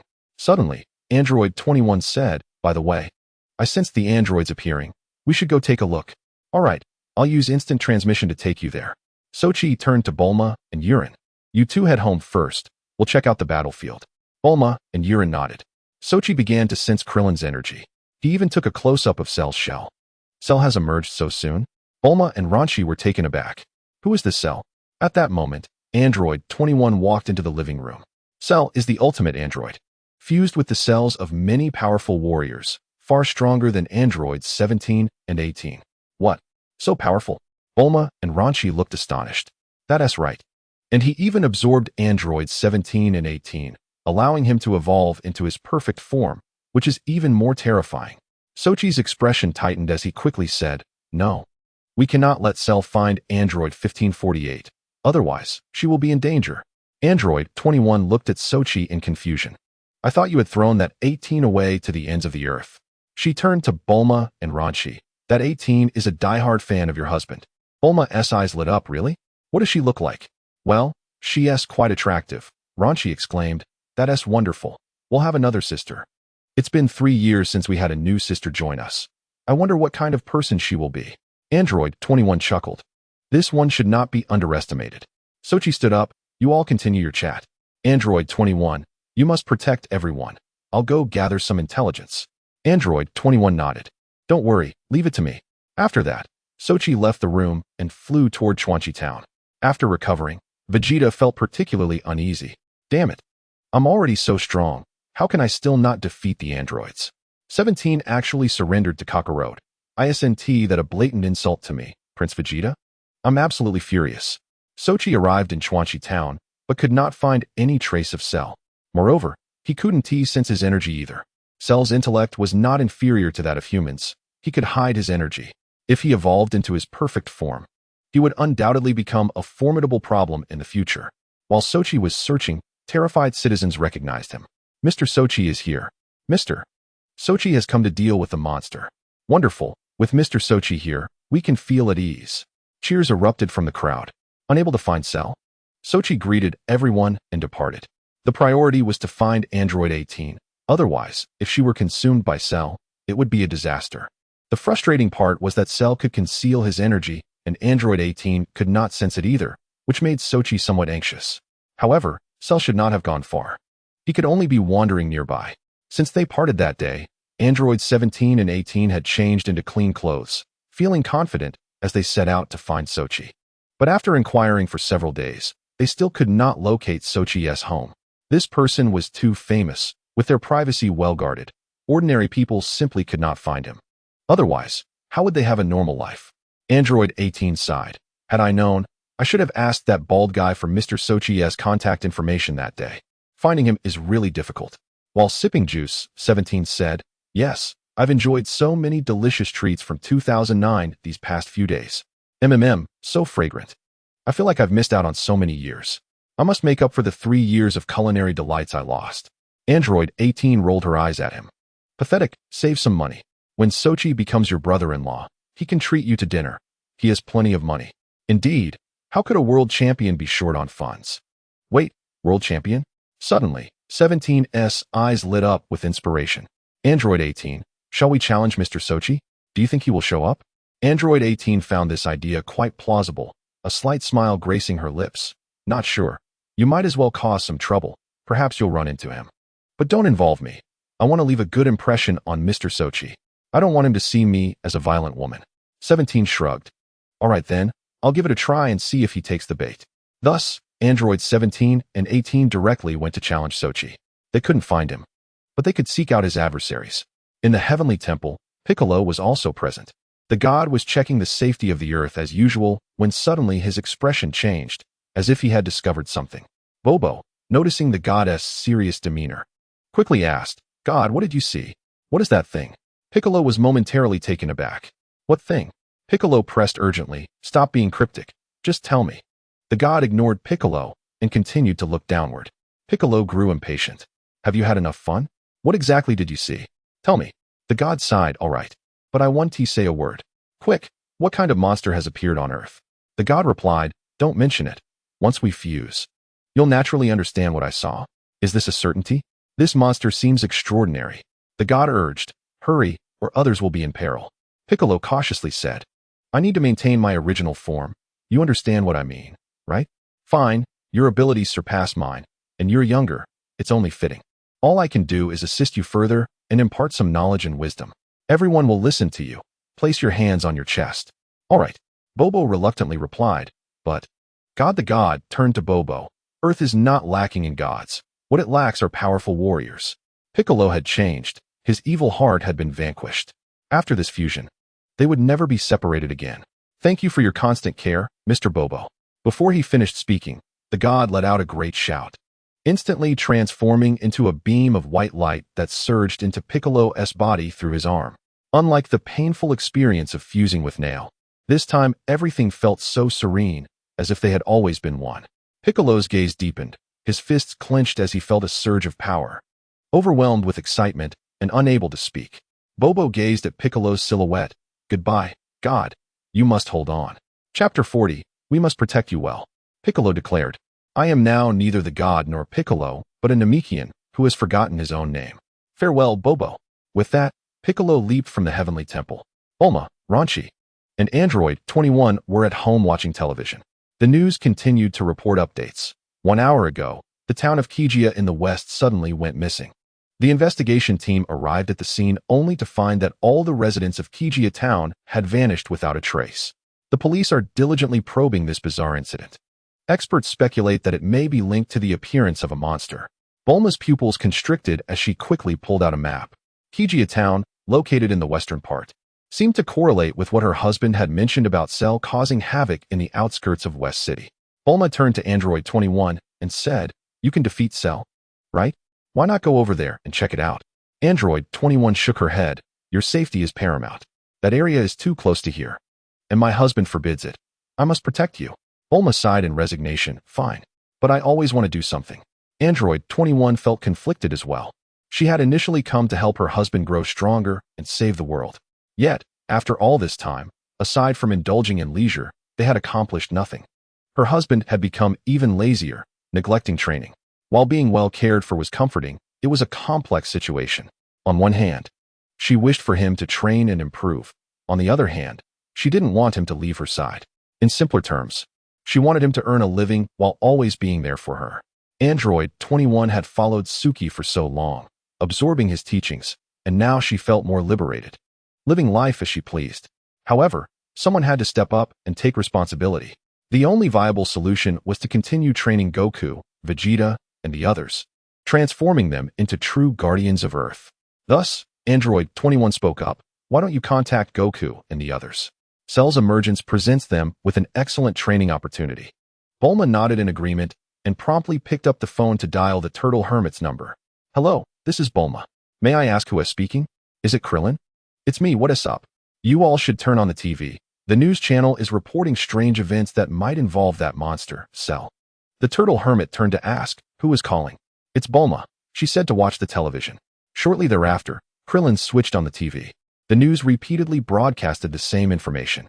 It reported that the investigation team had discovered numerous articles of clothing, yet the people were nowhere to be found. Some of the garments were accompanied by firearms, suggesting a struggle. Krillin speculated, these clothes must belong to the victims. Over 15,000 residents are missing, and new findings have emerged in Kijia town. Yamcha gasped in shock. What? Over 15,000? The Turtle Hermit inquired. Could this be the work of the androids? Bulma's voice came through the phone. Android 21 said this is the doing of the ultimate android, Cell, and even the other androids are on his hunt list. What exactly is Cell? A monster created through cellular fusion. He gains strength by consuming life. The group tensed at this revelation. Quick, call Goku. We need to investigate. What about Vegeta? That guy is probably sulking. Who knows where he has gone? Meanwhile, Suki received Bulma's message and immediately departed for Kijia town. As he soared through the sky, the office phone rang. Mr. Suki, someone wishes to challenge you. I'm busy. They claim to be the strongest androids, 17 and 18, and want to defeat you. Suki paused. Where are they? At the site of the World Martial Arts Tournament. Wait for me. I'll be there in 3 minutes. Understood. Mr. Suki. The secretary hung up and informed 17 and 18. Congratulations. Mr. Suki has accepted your challenge. He'll arrive in 3 minutes. Upon hearing this, 18 exclaimed with joy, really? That is fantastic. She then turned to 17, eagerly asking, 17, please help me check if I have anything on my face. If my hair is messy, and if my clothes are tidy? 17 sighed. You're driving yourself crazy, you know? I'm just really excited. Let me see. Piccolo sensed a strange aura emanating from Cell, leaving him astonished. The creature's energy was chaotic, intertwining with Goku's, his own, and Frisia's. Piccolo calmly stated, can you hear me? Let him go. He has a life, after all. Cell's gaze was icy as his long tail plunged into the unfortunate victim's body. In the blink of an eye, the hefty figure was drained of life, leaving only clothing behind. Cell coldly remarked, you're next, Piccolo. Piccolo, taken aback, asked, how do you know my name? Who are you?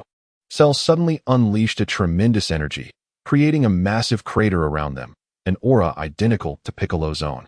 Piccolo was momentarily stunned. I am your brother. Piccolo, furious, demanded. Who are you? Speak plainly. Forget it. You'll soon be my meal. Is that so? You don't wish to disclose? Then I shall not inquire further. I will simply end you. Cell chuckled. Hee hee, Piccolo is getting angry. You seem quite knowledgeable about him. Piccolo abruptly released an overwhelming energy, causing debris to fly and demolishing the entire town. Unfortunately, you've mistaken your target. Cell paused. What? You say I've mistaken my target? Aren't you, Piccolo? Indeed. The townspeople you've slaughtered suit my desires perfectly. Cell gasped in surprise. What do you mean by that? This way, I can engage in a fulfilling battle. What nonsense. Piccolo struck with a fierce wave directed at Cell. Cell reacted swiftly, leaping back to evade the energy blast. However, it was merely a diversion. Piccolo swiftly appeared before Cell and kicked him away. Cell tumbled through the air, landing firmly on the ground. Piccolo declared, it seems you are indeed a terrifying monster. Cell laughed heartily. Haha, my abilities are quite impressive, aren't they? Wait until I evolve into my perfect form. I'll be even stronger. Perfect form? Is that the reason you attack humans?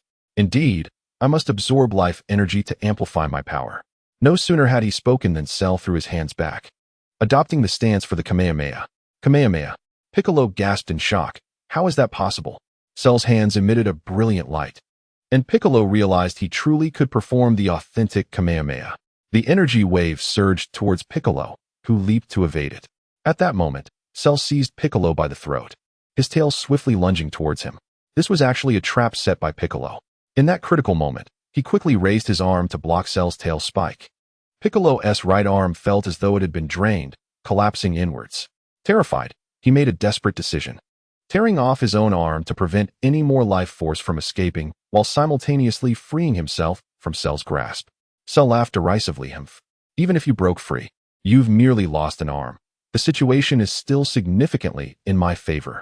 Piccolo hastily covered his severed arm, saying, yes, I can barely stand now. This is dire indeed. I truly cannot accept this. Perhaps you will win. Cell's laughter grew more arrogant. Haha, you have no choice. Once I absorb all your life energy, I'll only be a step away from achieving my perfect form. Piccolo pressed on. Before you absorb me, can you tell me how you possess Goku's and Frieza's auras? And can use the Kamehameha? Seeing that Piccolo had ceased his resistance, Cell replied, very well, I shall tell you. Dr. Gero created me. Long ago, he used micro-robots to extract your cells. I was fortunate enough to acquire cells from Frieza and Vegeta, as well as Suki's robust cells. However, with Goku's and Vegeta's cells, the Scion genes are more than sufficient. After numerous experiments, a supercell was synthesized. Over the past 3 years, I have gradually matured into a new entity, myself.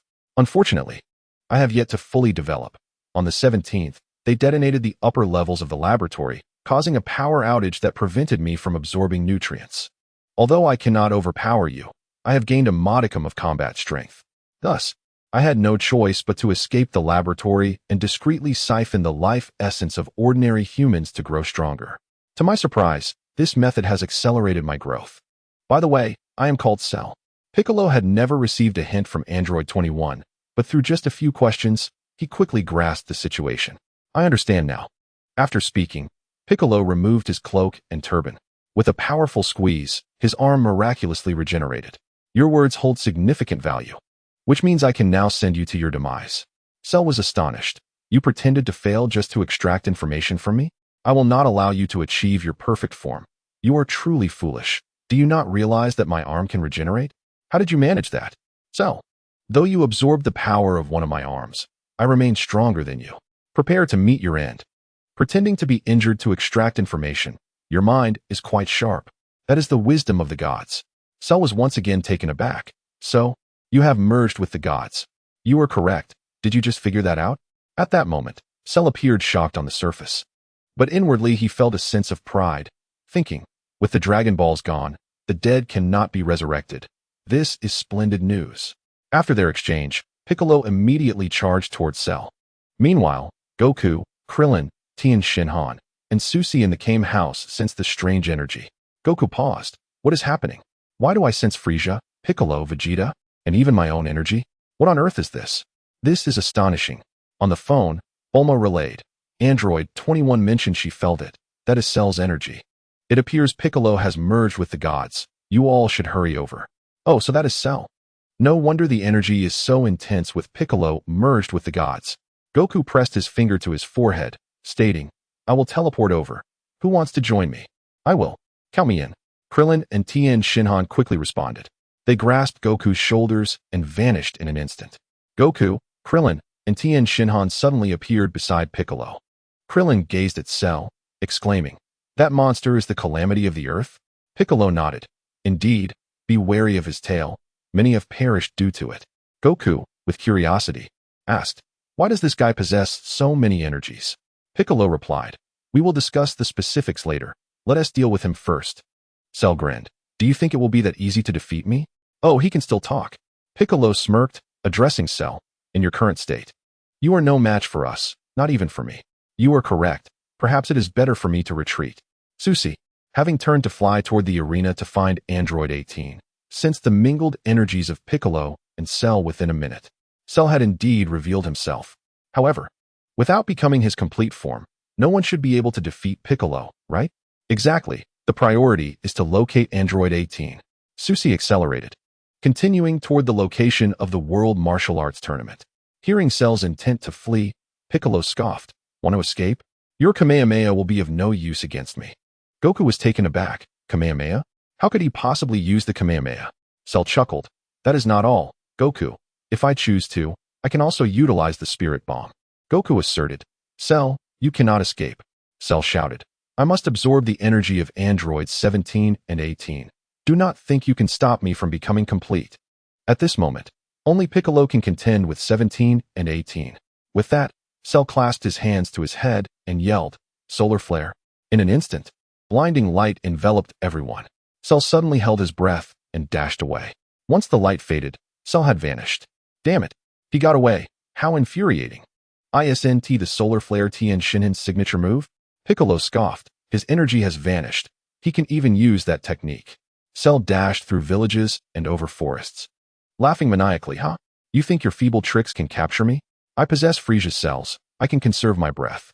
I need to find a place to hide and slowly absorb human life energy. Once I become powerful, I will seek out 17 and 18. There should be a city nearby. I'll absorb some energy here. If I encounter Piccolo and the others, I'll simply relocate. At that moment, Cell sensed Vegeta's energy approaching with remarkable speed. He quickly concealed himself behind a tree. Vegeta's strength is even more formidable than reported. I cannot engage. I must retreat. After Vegeta flew past, Cell sprinted toward the next town. Vegeta, while flying, muttered, "There are two powerful energies. One has vanished, but the other remains. What is going on? Androids cannot sense energy. What is this? The remaining energy is even stronger than mine. I am a Super Saiyan." Before long, Vegeta arrived at Piccolo's location. Piccolo was seething, exclaiming, "Damn it! I was careless and let him escape. I must not allow him to become complete, otherwise." Vegeta recognized this was Piccolo's energy, and it was extraordinarily powerful, leaving him astonished once again. "Piccolo, how is it you have become so strong?" Chapter 41. Cleaning up the mess. Krillin explained from the side. "He has merged with the gods." Vegeta was taken aback. "Merged? I see." Vegeta was deeply impacted by this revelation. Having lost to Android 18, he felt his ego shatter once more. His combat power surpasses mine. I am a Super Saiyan. How infuriating. He is merely a Namekian. Soon, Piccolo recounted everything he knew to the group. Finally, they comprehended what Cell truly was. Android 21's original plan had been for Cell to absorb 17 and 18, then have them confront Cell for training. If all else failed, she could step in to resolve the situation. However, things had unraveled. Due to the butterfly effect, 17 and 18 were not villains. Upon awakening, they had harmed no one and had instead become fans of Susi. This left Android 21 feeling helpless. She understood Susi too well. He would not allow Cell to absorb Android 18. Therefore, Cell could not attain his perfect form. Consequently, she relinquished her plans. In the old location of the World Martial Arts Tournament, typically deserted and tranquil, Susi's fame drew a crowd when it was rumored that someone wished to challenge him. Is there someone challenging Mr. Susi? Yes, it's that pair of siblings. How ridiculous. What kind of person dares to challenge Mr. Susi? I suppose I shall try my luck tomorrow. Stop it. Mr. Susi is very busy and cannot accept every challenge. Indeed, those siblings are quite fortunate to have their challenge accepted by Mr. Susi. I cannot wait to see him in action again. Androids 17 and 18 awaited Susi on the arena, and though only 3 minutes had passed, it felt as though they had waited a year. Here he comes. Mr. Susi has arrived. A golden figure descended from the heavens, crackling with lightning. Everyone looked up to the sky. Susi slowed his descent, waving to greet his fans below. Susi, Susi, Susi, Susi, darling, I want to bear your child. Suchi gracefully landed on the arena, taken aback by the appearance of contestant number 18, clad in a pink tracksuit. She had a rosy complexion, her head bowed, and her hands tightly gripping the corners of her attire, too timid to look up. Upon noticing Suchi, contestant number 17 exclaimed, "Mr. Suchi, it is truly fortunate to accept our challenge. We are quite formidable." Suchi smiled gently. "Shall you both take me on at once?" Number 17 nodded. "I will go first. My sister will follow in the next round." "Very well. Time is of the essence. Let us commence. I have been eager to witness Mr. Suchi's true prowess," responded number 17. With that, the temporary referee stepped forward and struck the gong.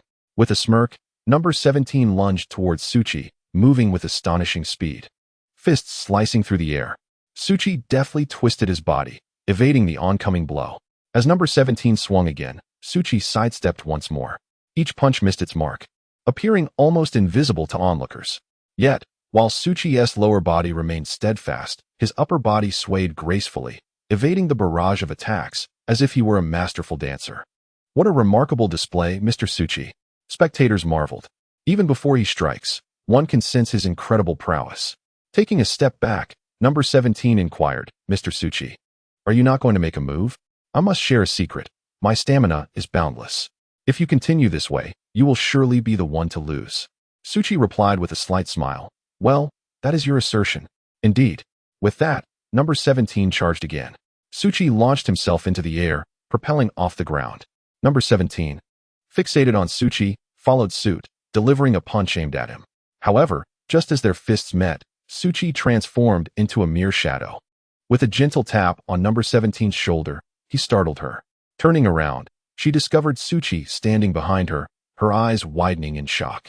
As she hastily swung her fist in retaliation, Suchi, without evasion, seized her arm and flicked her forehead with a single finger. With a soft push, boom. Number 17 was sent crashing into the arena floor, creating a deep crater, lying motionless with closed eyes. Number 18 stood by, astonished. Number 17 is finished. Worry not. She is merely dazed. The previously quiet arena erupted in jubilant cheers. Suchi, Suchi, Suchi. Number 18's eyes flickered with uncertainty. She realized her initial bravado was misplaced. And perhaps she was not a match for Suchi after all.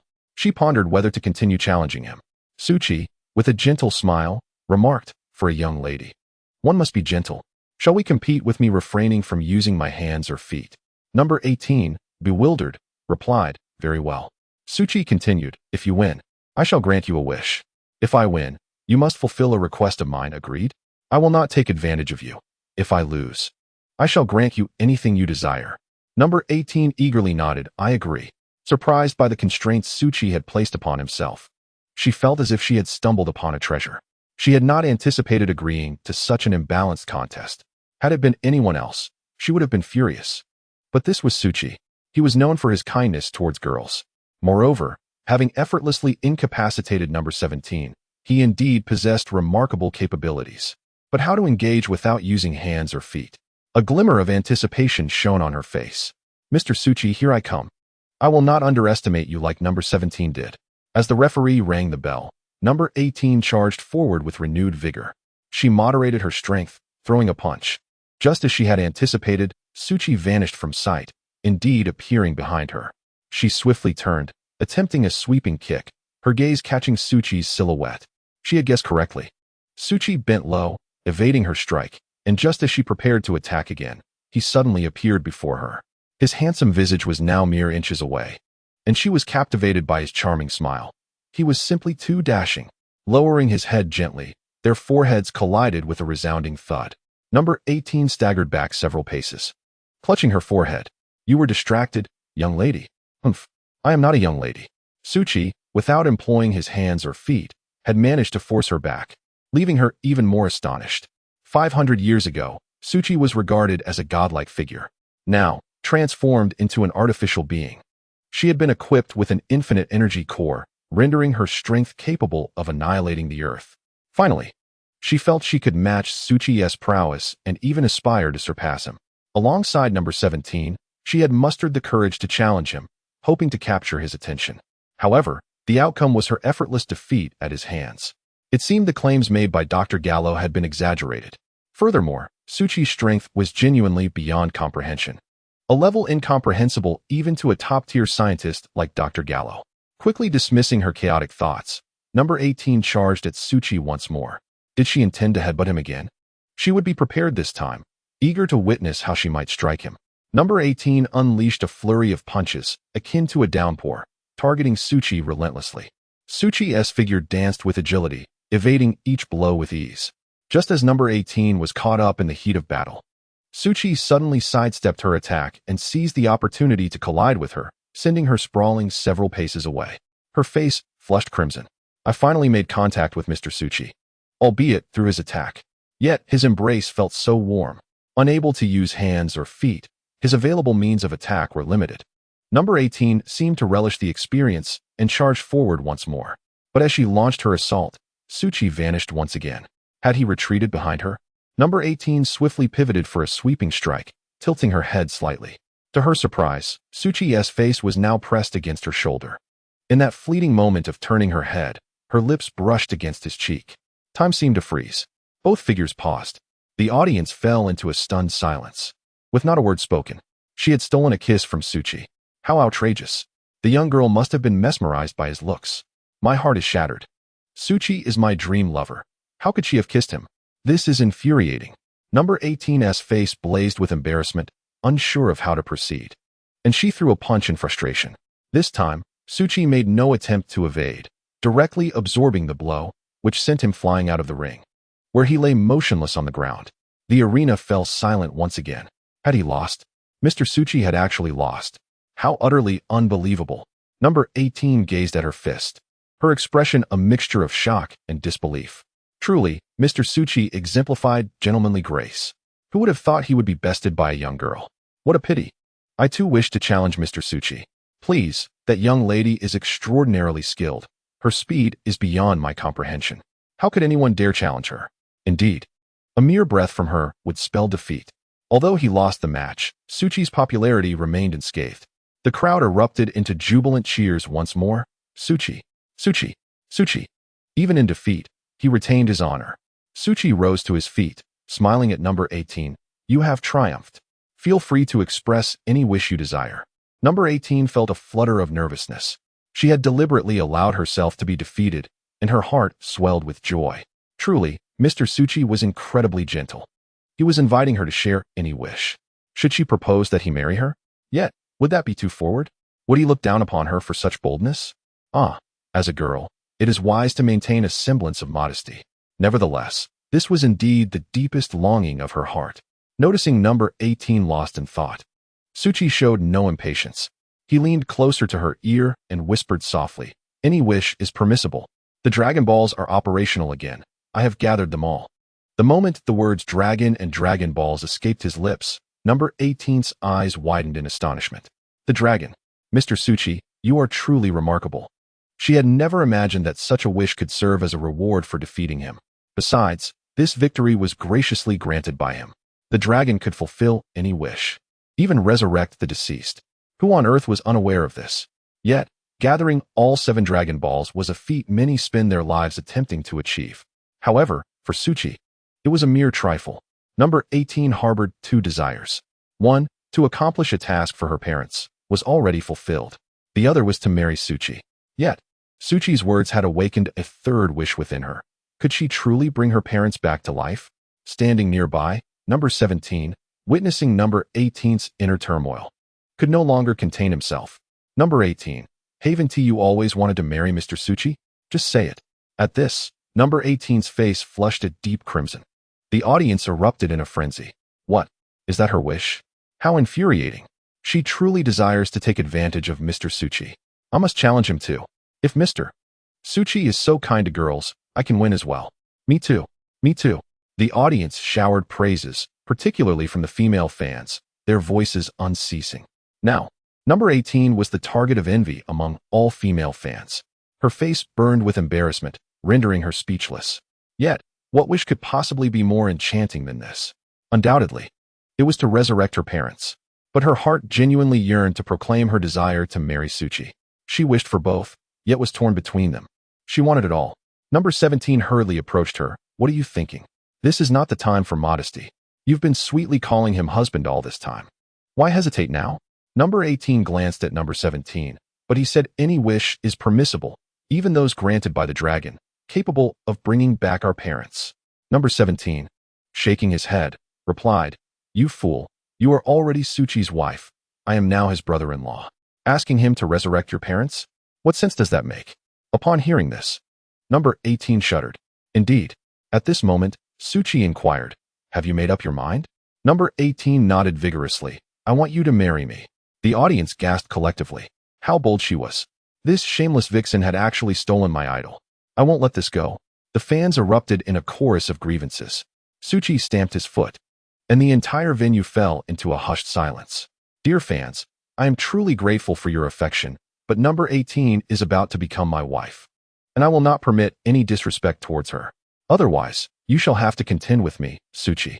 The atmosphere was once again enveloped in a profound stillness. Oh my, Mr. Suchi is truly devoted to his wife. Not merely devoted. He dotes on her as if she were divine. How fortunate she must be to marry into the Su family. What merits must she have accumulated in her past life to be wed to Suchi? I am so envious. Oh, I wish for such happiness. Mr. Tsuchi, please consider me. I would serve your family like a devoted servant. Yet, the next scene left everyone utterly astonished. In the midst of the crowd, Tsuchi knelt down, though without a ring. He extended his hand in a proposal. Number 18. May I ask if you will be my wife? The audience was once again struck with amazement. Her wish was for Tsuchi to marry her. And now he was the one proposing. Was this not redundant? You see, this is the softness of Tsuchi's heart. What girl does not yearn to be proposed to by her idol? What girl does not wish for a deeply memorable moment? Mr. Tsuchi is truly considerate. Chapter 42. A sense of security. Oh, this girl must have saved the world in her past life. How incredibly blissful she is. I am filled with envy, truly. Best wishes to her. Number 18 trembled once more. I do. He is so gentle and so caring. The painful memories of the past were instantly melted away by his warmth. At this moment, number 18 was so elated she felt she might faint. Yet, she strove to contain her excitement, placing her hand in Tsuchi's palm. His hand was so warm, providing an overwhelming sense of security. At that moment, Tsuchi gently kissed her lips. Countless fans bore witness to this romantic moment. This time, there were no voices of dissent, only abundant blessings. The venue erupted in enthusiastic applause. After Self fled, he attacked other villages. The warriors could not catch him, merely watching helplessly as he devoured innocent lives. Krillin fumed. This is intolerable. We must find that fiend quickly, or more will suffer. Piccolo nodded in agreement. Indeed. We must do everything in our power to prevent Cell from evolving to his perfect form. Krillin anxiously asked, but how do we achieve that? Are we to kill number 17 and number 18 to stop him? Vegeta shouted angrily. Do not forget, even I am no match for number 18. Let alone with number 17 involved. Do you truly believe we can win? Krillin acknowledged, that is true. Besides, number 17 and number 18 are good people. It would be unjust to sacrifice them for the sake of others. Tianjinhan resolutely stated, regardless, we must find a way to stop them, or the consequences will be dire. Piccolo elaborated, moreover, other planets in the universe will suffer as well, for Cell possesses the cells of Frisia's offspring. Vegeta interjected, and my cells too. What a nuisance. If he wants to fuse, let him. Wouldn't it be simpler with fewer enemies? Krillin countered, but number 17 and number 18 are not our foes. Vegeta, gritting his teeth, felt a surge of indignation. She has bested me so thoroughly, and yet you still defend her? It infuriates me. Were it not for the fact I cannot defeat Piccolo at present, I would resolve this matter myself. The thought of being a Scion Prince and yet unable to best even a Namekian filled Vegeta with rage. He roared, I care not what form the enemy takes. He must be eradicated. Piccolo calmly responded, Vegeta, you underestimate him. Cell is far more formidable than number 17 and number 18. Vegeta shouted back, stop your prattling. Do you wish to perish before the androids? Vegeta took a deep breath, filled with confidence. I have never encountered such a powerful opponent. I did not know such levels existed. Now, I shall transcend myself and become a Super Saiyan. With that, Vegeta turned and departed. The others stood in stunned silence. Could he truly achieve that? Hey, Vegeta, if you train, time may be short. There is a hyperbolic time chamber. Would you like to give it a try? Number 17 understood this was a moment for number 18 and Tsuchi to be alone, so he graciously withdrew. Suki departed from the ruins of the World Martial Arts Tournament, accompanied by Android 18, returning near Dr. Gero's laboratory. With a face full of perplexity, Android 18 inquired, Mr. Suki, where are you taking me? Aren't you going to send me home? Call me husband. Suki proclaimed. A flutter of emotions surged through 18, her cheeks instantly flushing. Gathering her courage a moment later, she exclaimed, husband. As the words escaped her lips, she felt an overwhelming softness envelop her. It was unfathomable that she could actually marry Suki. This was indeed the most blissful moment of her life. Moreover, the thought of resurrecting her parents filled her with a sense of completeness. She would be content even if she were to perish at that moment. But where could Suki be taking her? Could it possibly be for something else? With her cheeks reddening, she asked, husband, where exactly are we going? Isn't home preferable? Reflecting on their earlier conversation, Suki replied, well, not just yet. There's a matter related to you. Android 18 was taken aback. Related to her? Was he not taking her to some secluded place? Nevertheless, as long as she was with Suki, any destination was acceptable. Glancing around, she recognized the surroundings. Isn't this near Dr. Gero's laboratory? What are we doing here? Suki smiled slightly, saying, now that you are my wife, I must assist you in resolving potential threats. Otherwise, how shall we live together? Android 18 was momentarily stunned. A potential threat? Suddenly, her eyes widened. Right, Dr. Gero had implanted bombs within her and Android 17, capable of detonating that infinite energy core. Was this what he meant? How did he know? I'm such a fool, Suki. No, I should call him husband now. He is so remarkable. It's no wonder he knows everything. Soon, they landed amidst the ruins of Dr. Gero's laboratory. Let us search around. There's a basement, said Suki. Android 18 nodded, realizing he truly knew what he was doing. Before long, Suki cleared away debris, revealing an entrance. 18, over here, she exclaimed in astonishment. She had no idea there was a basement here. How did he know? Her husband was becoming increasingly enigmatic. She longed to kiss him. They jumped into the basement, where rows of equipment greeted them. Android 18 gazed around in awe. Where are we? Suki replied, this is Dr. Gero's ultimate laboratory. Pointing to a visible container, he continued, do you see that? It's the machine that creates the ultimate android. The one terrorizing the villages recently is the ultimate android cell. Android 18 gasped, asking, are there other androids? This is terrifying. Yes, this android has already been created. It still needs to evolve into its complete form. Its next target is to absorb you and 17, which would allow it to transform into a super powerful complete form. What? Absorb me and 17? Suki nodded, confirming, exactly. In other words, we were engineered not for any other purpose but to serve as nourishment for it, correct? Suki affirmed, yes. Android 18 felt a sudden tightness in her chest. She had believed that by eliminating Dr. Gero and acquiring immense power, she could navigate through life with ease. Encountering her idol Suki and becoming his wife, falling in love, and raising children. This was just the beginning of her life's pinnacle. Yet, they had still fallen into Dr. Gero's machinations. It was utterly frightening. Clutching her chest, she felt a lingering unease. At that moment, Suki embraced her, and the warmth of his chest comforted her. Do not fear. I now understand Cell's secret and will not allow you to be harmed by him. Rest assured, I will protect you. I will protect you. His words warmed her heart. Far mightier than Vegeta, yet devoid of arrogance, and so gentle. Truly, he is my idol. Now he is also my husband. And I feel overwhelming happiness. Immersed in joy, Android 18's spirit gradually calmed. She looked around and asked, so, are we here to completely destroy this laboratory? Suki shook his head. Not just that. I am also searching for something. What are we looking for? Your blueprints. Only by obtaining them can we safely dismantle the devices within you. Oh, and we must also destroy the emergency stop control plans. Android 18 gasped again. After such a brief time together, the revelations Suki brought her were beyond words. How did he know everything? Truly, he was remarkable. A world hero, with strength and wisdom surpassing ordinary beings.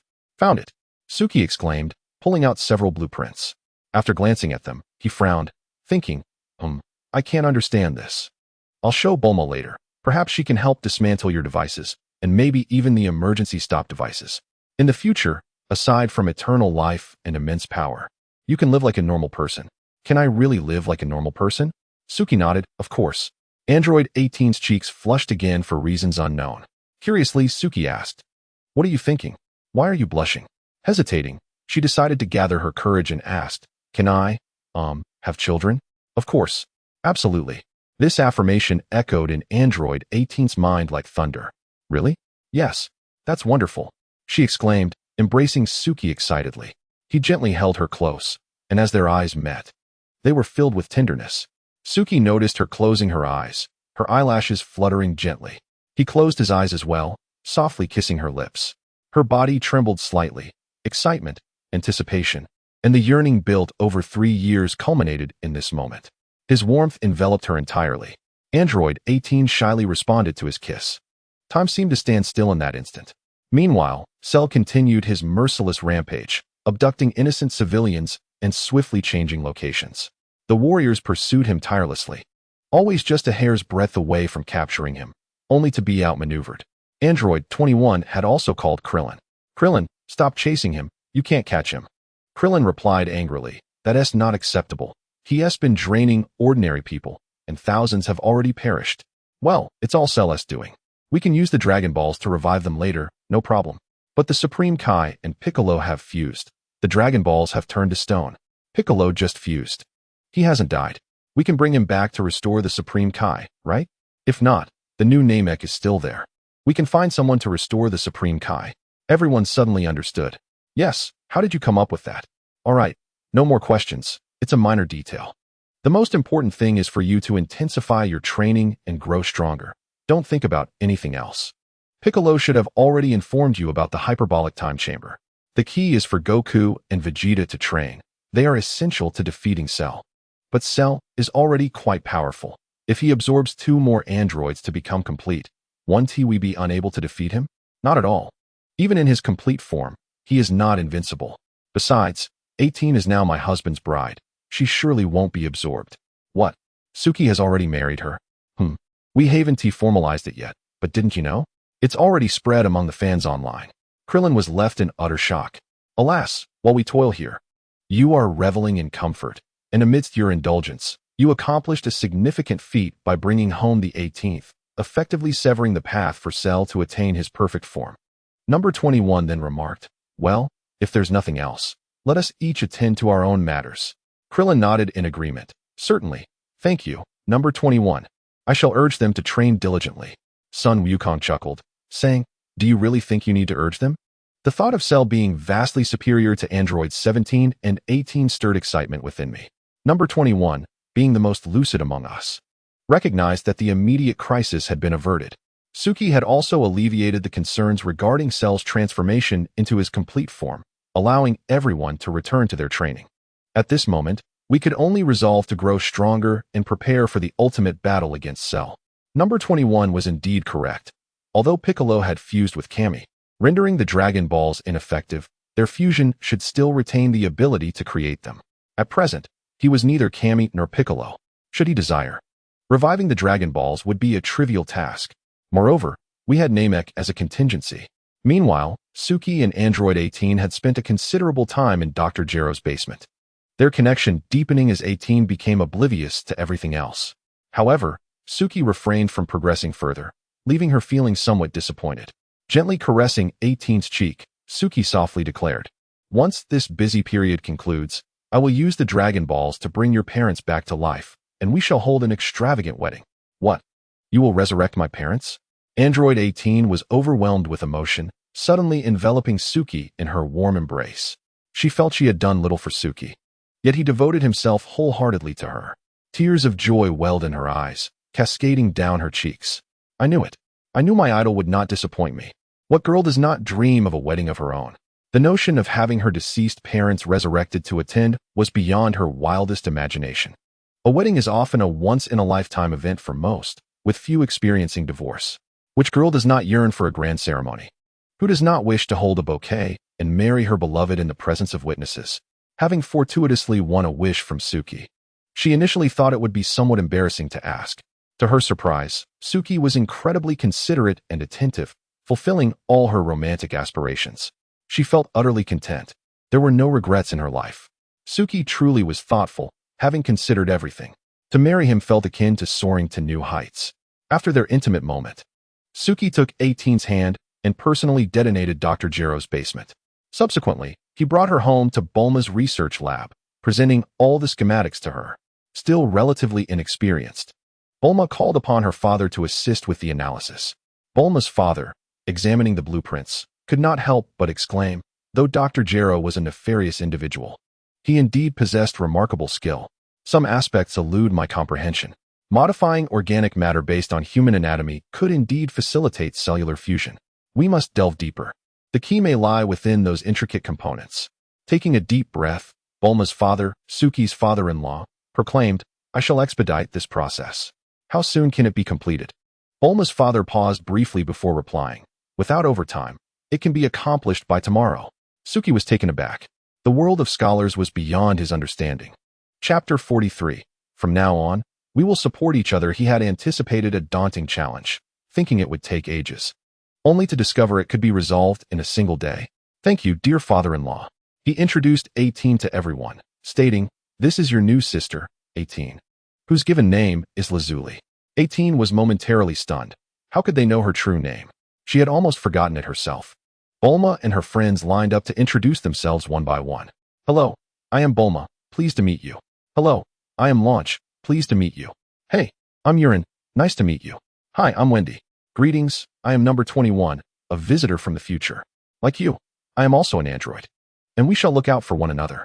Initially responding to each introduction, 18 was taken aback upon hearing number 21's words. Android number 21? Number 21 nodded gently. Indeed. The specifics are rather complex. When time allows, I will have my husband explain it to you. Bulma looked at 18 with delight, affectionately patting her on the back. What a splendid girl you are, good-looking and with a fine figure. You will surely bear twins. At this, 18's cheeks flushed crimson. Thank you, Bulma. Let's go eat. This afternoon, my husband will accompany us shopping to show you how lively West City is. Sounds wonderful. Throughout the afternoon, Bulma guided her, inviting several friends to join them for shopping.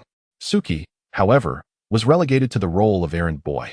Each time they bought ice cream or snacks, he had to procure 6 servings. None could be spared. Why 6? Because Suki only consumed imported goods. The designer clothes that 18 had once only dared to dream about were now hers to buy in abundance. They entered shops as if they were restocking inventory.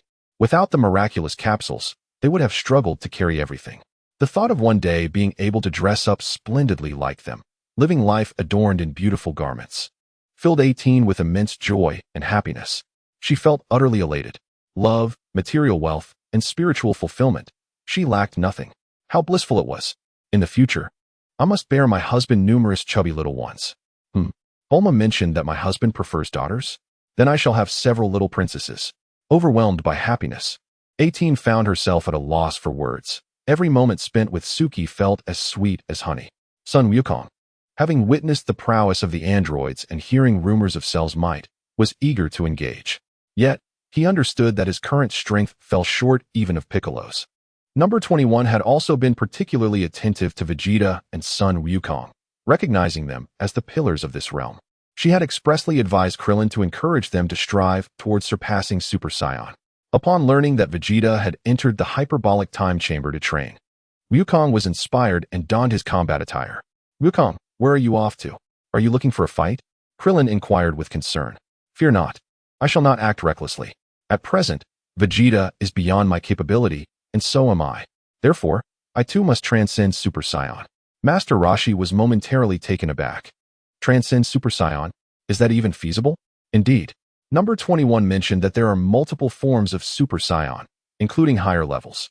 She stated that in the future, it was Vegeta and Suki who defeated Cell using a form that surpassed Super Saiyan. In this world, she anticipates that Vegeta and I will strive to grow stronger. The course of history had changed significantly. This was indeed a promising sign. Is that true? Yes, she has no reason to deceive me. I once thought number 21 was only slightly stronger than I. Yet, upon sensing her terrifying power, I came to a profound realization. There are always greater beings beyond us. And the path of martial arts is an endless journey. If I dedicate myself to training for a year, I believe I can surpass Super Saiyan. If I still cannot, then so be it. Master Roshi expressed astonishment. A year? That seems rather lengthy. At the Kami's place, there exists a hyperbolic time chamber. A year spent inside counts as merely a day outside. Yesterday, Vegeta entered for training, and today, it is my turn. Upon completion of his words, Sun Wukong instantly vanished using instantaneous movement to bid farewell to Piccolo and the others. Though it merely constituted a day for them, it represented an entire year for me. Sun Wukong needed a source of motivation. Piccolo, astonished, inquired, "Are you heading to the hyperbolic time chamber to train?" However, no one has ever managed to endure a year there. Your previous record was merely a month. Fear not. Now that I possess a goal, I am certain I can persevere. Wukong replied confidently. Krillin gazed at Wukong and asked, Wukong, if a foe even more formidable than Frieza emerges, would you feel excited or terrified? Wukong chuckled. I would be exhilarated. With the powerful android 21 on our side, there is nothing to fear. I can focus on enhancing my strength and ultimately vanquishing my enemies. Let this serve as a training opportunity. He mentioned how future Saiyans would surpass her, and he eagerly anticipated reaching the level she described. After speaking, Sun Wukong again vanished with instantaneous movement. Tianjing Fan observed Krillin and remarked, "What a luxury to ponder such matters while others are being slaughtered, and the earth is on the brink of destruction." Krillin maintained his smile. This is splendid. Wukong has not lost his confidence. Thus, we still possess hope. If Wukong and Vegeta have the chance to surpass Super Saiyan, he will undoubtedly be the first. At last, Vegeta emerged, and Wukong arrived at the temple to see Vegeta striding out with unwavering confidence. "How is it, Vegeta?" Wukong asked. Vegeta smirked and declared, "Kakarot, I have transcended Super Saiyan. Henceforth, you shall refer to me as Super Vegeta." Following this proclamation, Vegeta transformed, unleashing a terrifying power. Wukong's eyes widened. "You have truly become this powerful. How impressive." Vegeta laughed. "It doesn't matter whether you come or not. You can never catch up to me. Moreover, Cell is already within my grasp, and I am going to eliminate him." With that, Vegeta leaped down in pursuit of Cell. Wukong's gaze hardened, and he strode straight into the hyperbolic time chamber. Suki spent the entire afternoon with Android 18 and several of his wives. He had promised her a grand wedding, and she initially thought she could enjoy a restful sleep at Suki's home. However, after a slight indulgence in alcohol the previous night, the two had lost control. Consequently, Android 18 had not closed her eyes all night. She appeared even more radiant. It was not until the early hours of the following day that she finally fell into a deep slumber. Just as Suki stepped outside, Bulma's father called with great news. "I have made a breakthrough in the research on Android technology. Bring Android 17 and 18 over." Suki glanced back at the peacefully sleeping Android 18, gently kissed her, and then turned to leave. "Let us have 17 accompany me for an experiment." Androids 17 and 16 strolled along the street. Occasionally, 16 would gaze at the birds flying above, relishing the tranquility, while 17 wore a sullen expression, muttering, "It seems my sister has forgotten about me." A whole day has passed without a word. 16 replied, "My radar detects neither Android 18 nor Mr. Suki. I apologize for not being able to assist you." At that moment, Suki's call came through. "Hello, is this 17? "Yes, Mr. Suki. What else with the Mr.? "Call me brother-in-law." Right, brother-in-law. "How can I assist you?" "I have good news. Hurry and bring 16 to West City. It's urgent." 17 paused momentarily, realizing, "So, brother-in-law resides in West City?" "Yes." "Hurry over. It's near the Capsule Corporation Research Lab. Easy to find." Understood. The distance to West City was over 2,700 kilometers, but for them, it was merely a short flight away. Before long, the two had covered over 500 kilometers. Suddenly, an energy blast hurtled towards 17. Startled, 17 swiftly sidestepped, and the blast struck a mountain, obliterating it in an instant. "Who dares to ambush me?" At that moment, Cell appeared. "Hee. You were easy to find, 17. Come. Let us merge." 17 frowned. "You monstrous fiend. What nonsense are you spouting?" "What nonsense?" "I mean, allow me to absorb you, and I shall achieve my perfect form." Cell shook his long tail with a sinister grin. "You detestable creature, who would want to be absorbed by you? Take this." With that, Cell unleashed a barrage of energy blasts targeting 17. In the blink of an eye, 17 found himself surrounded by the energy blasts. There's no escaping now. Cell clasped his hands together, and countless energy blasts converged upon the center where 17 stood. The thunderous echoes resonated, reminiscent of a tempest, as the blasts enveloped 17. Yet, as the smoke cleared, everyone realized that 17 was shielded by a robust energy barrier. Cell stood frozen in disbelief. What sort of protective shield is this? 17 casually placed his hands in his pockets, entirely unfazed by his opponent. "What a pity, your attacks merely tickle." Cell, infuriated, retorted, "Humph. This is just the beginning." 17 suggested, "Let us change the venue for our battle. We shouldn't destroy this little island. We must cherish the environment." 16 nodded in agreement. Before Cell could respond, 17 had already zipped away to a barren land.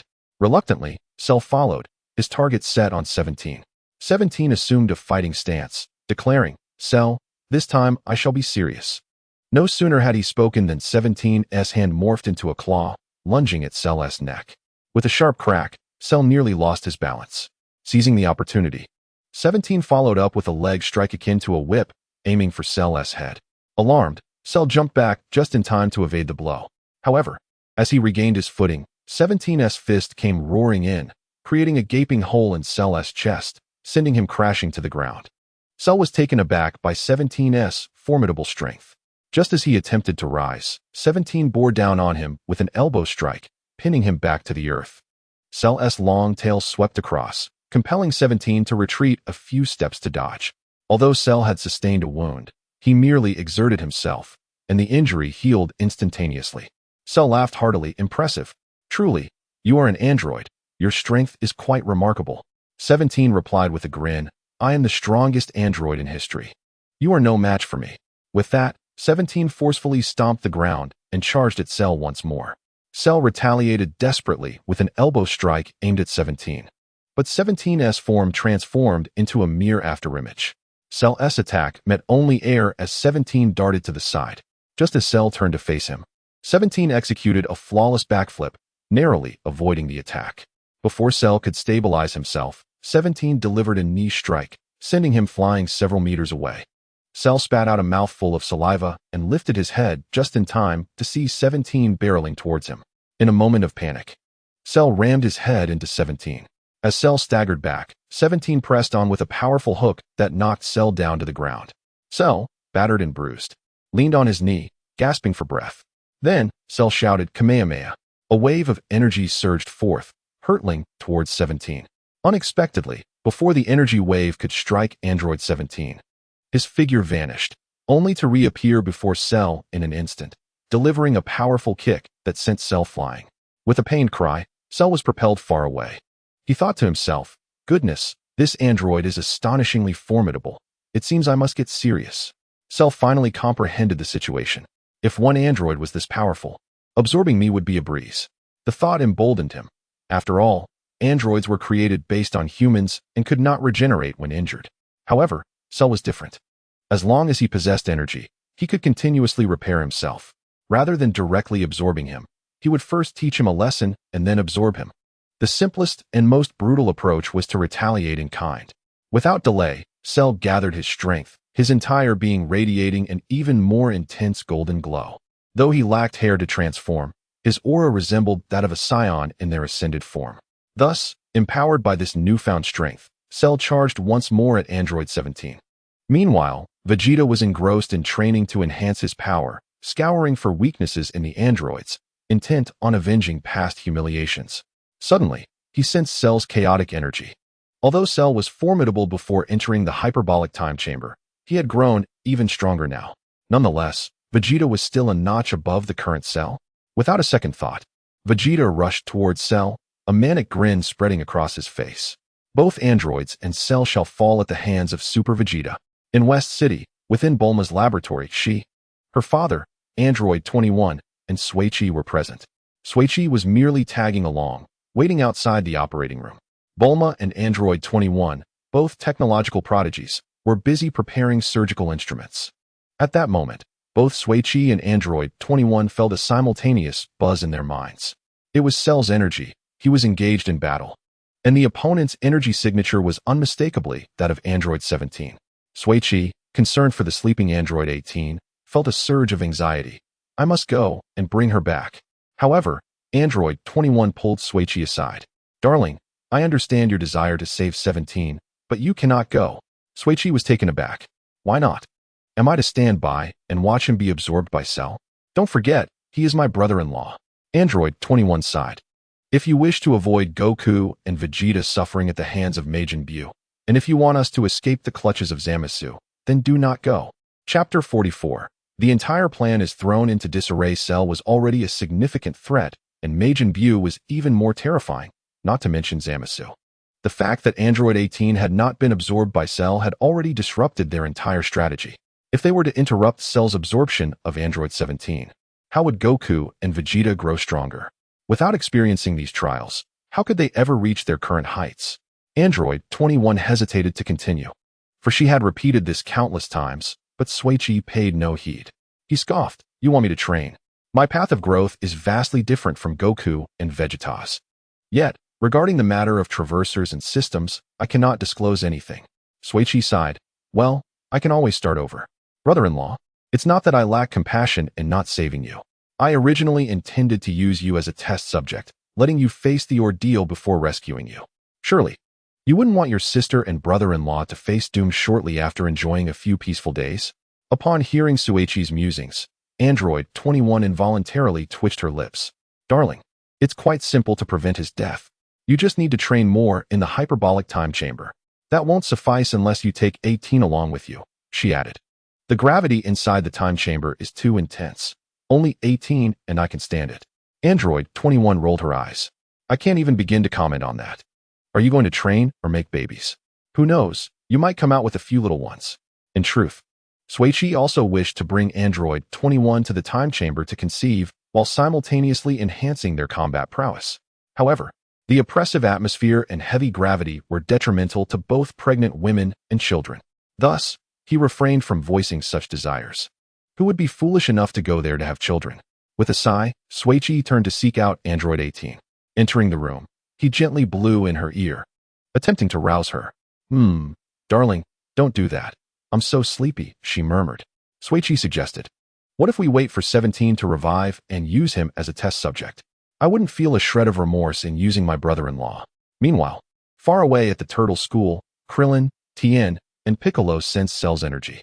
The chaotic aura had intensified. Who was he battling? Suddenly, it vanished. Had he targeted the androids? Upon hearing this, their expressions shifted dramatically. Krillin exclaimed, No, we must stop him.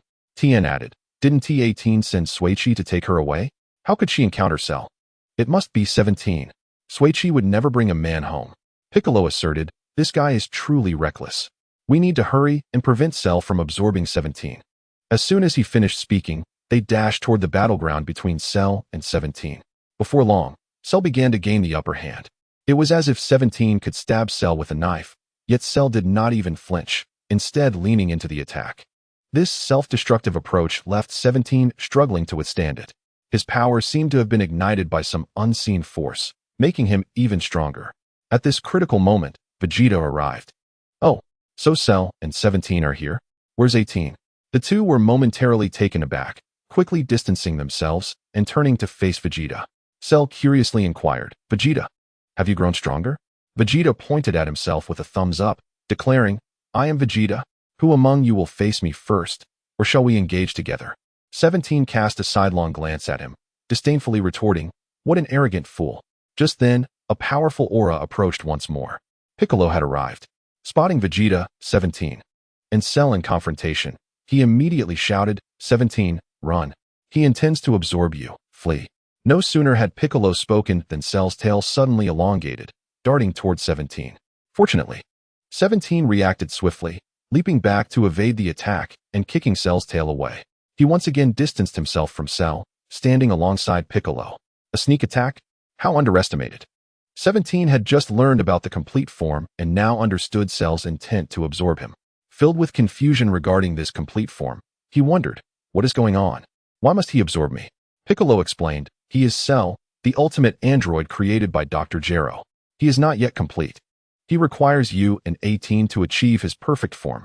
17, astonished, exclaimed, So you mean that I and 18 are merely tools for his evolution? Although this sounded absurd, it was indeed the truth. Cell gazed at 17 and said, Brother, you should feel honored. Once you become part of me, we shall become an invincible force. This is the strongest warrior developed from Dr. Gero's years of research. Furiously, 17 pointed at himself, absurd. You expect me to be absorbed by you, monster? The strongest warrior stands right here. Cell chuckled, regardless of your willingness, you will inevitably become part of me. At that moment, Android 16 also urged, Flee, 17. The enemy is too powerful. Seek out Suichi. Only he can protect you, and 18. Didn't T-18 instruct you to hurry to West City? Stop dawdling. 17, with a dismissive attitude, replied, I expected more from you. You want me to run away? You underestimate me. With that, 17 charged once again at Cell. On the 16th, he sighed, Alas, the 17th is always so stubborn. Wouldn't it be better to flee? At this moment, Vegeta interjected. A warrior who backs down in the face of battle is unworthy of the title of warrior. The 16th cast a glance at Vegeta, remaining silent. From the outset, the 16th had no fondness for fighting. He was a gentle soul who cherished nature. Piccolo, witnessing the 17th's unwillingness to retreat, was greatly agitated. With an air of superiority, he proclaimed, Youth is often too proud. Just as Cell and the 17th distanced themselves, the 17th gathered his strength and unleashed a powerful energy blast toward Cell. The overwhelming energy swiftly engulfed Cell, leaving the bystanders in stunned silence. Has he been defeated? The 17th inquired. Chapter 22.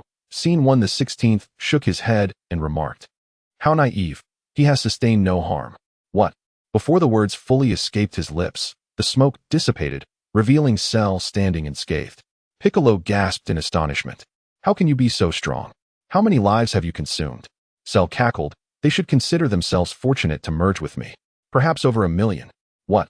Piccolo was rendered speechless by the revelation. The disparity from the reports was staggering. No wonder he was so formidable.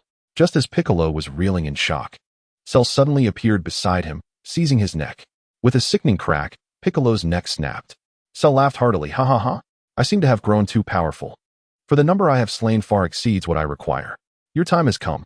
With that, Cell raised his hand to deliver a fatal blow to Piccolo. Yet suddenly, Cell staggered, his hand immobilized.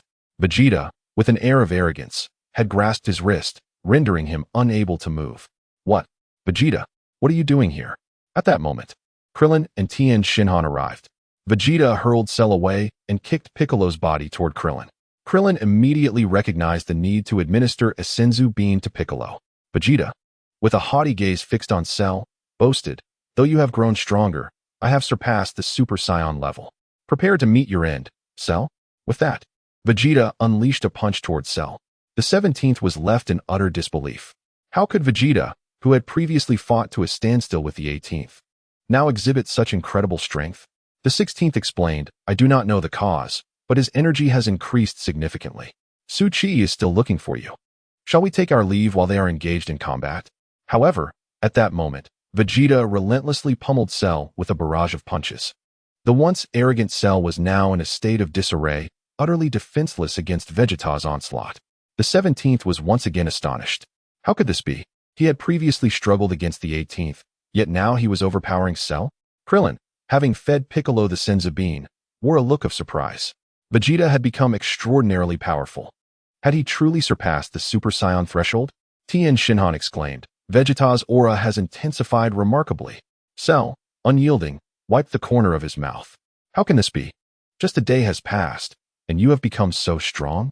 It is impossible. How could you possibly have grown faster than I? Vegeta sneered. Is this what you call strength? You are simply too weak. Allow me to demonstrate my true power. With a mighty roar, Vegeta's energy surged once more. The spectators were left in awe.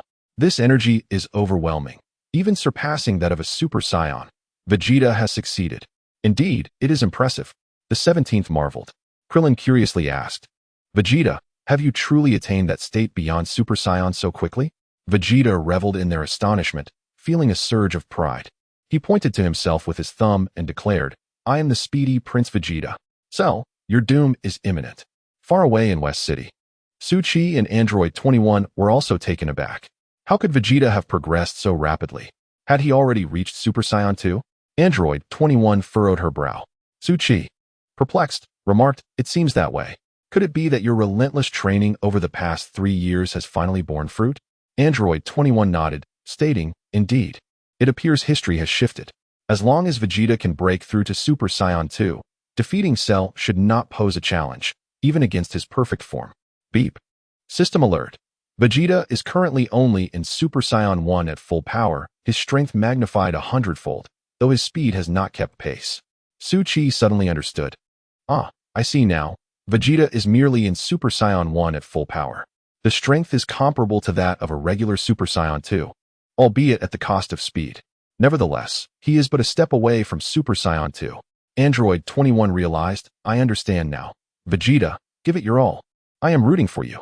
With that, she cast a glance at Su Chi, inwardly wishing, if only my husband could train as diligently. But for now, her hopes rested solely on Goku and Vegeta. Vegeta delivered a powerful punch to Cell's abdomen, causing Cell's pupils to dilate as he crumpled to the ground in agony. Yet, Vegeta would not grant him a moment's respite.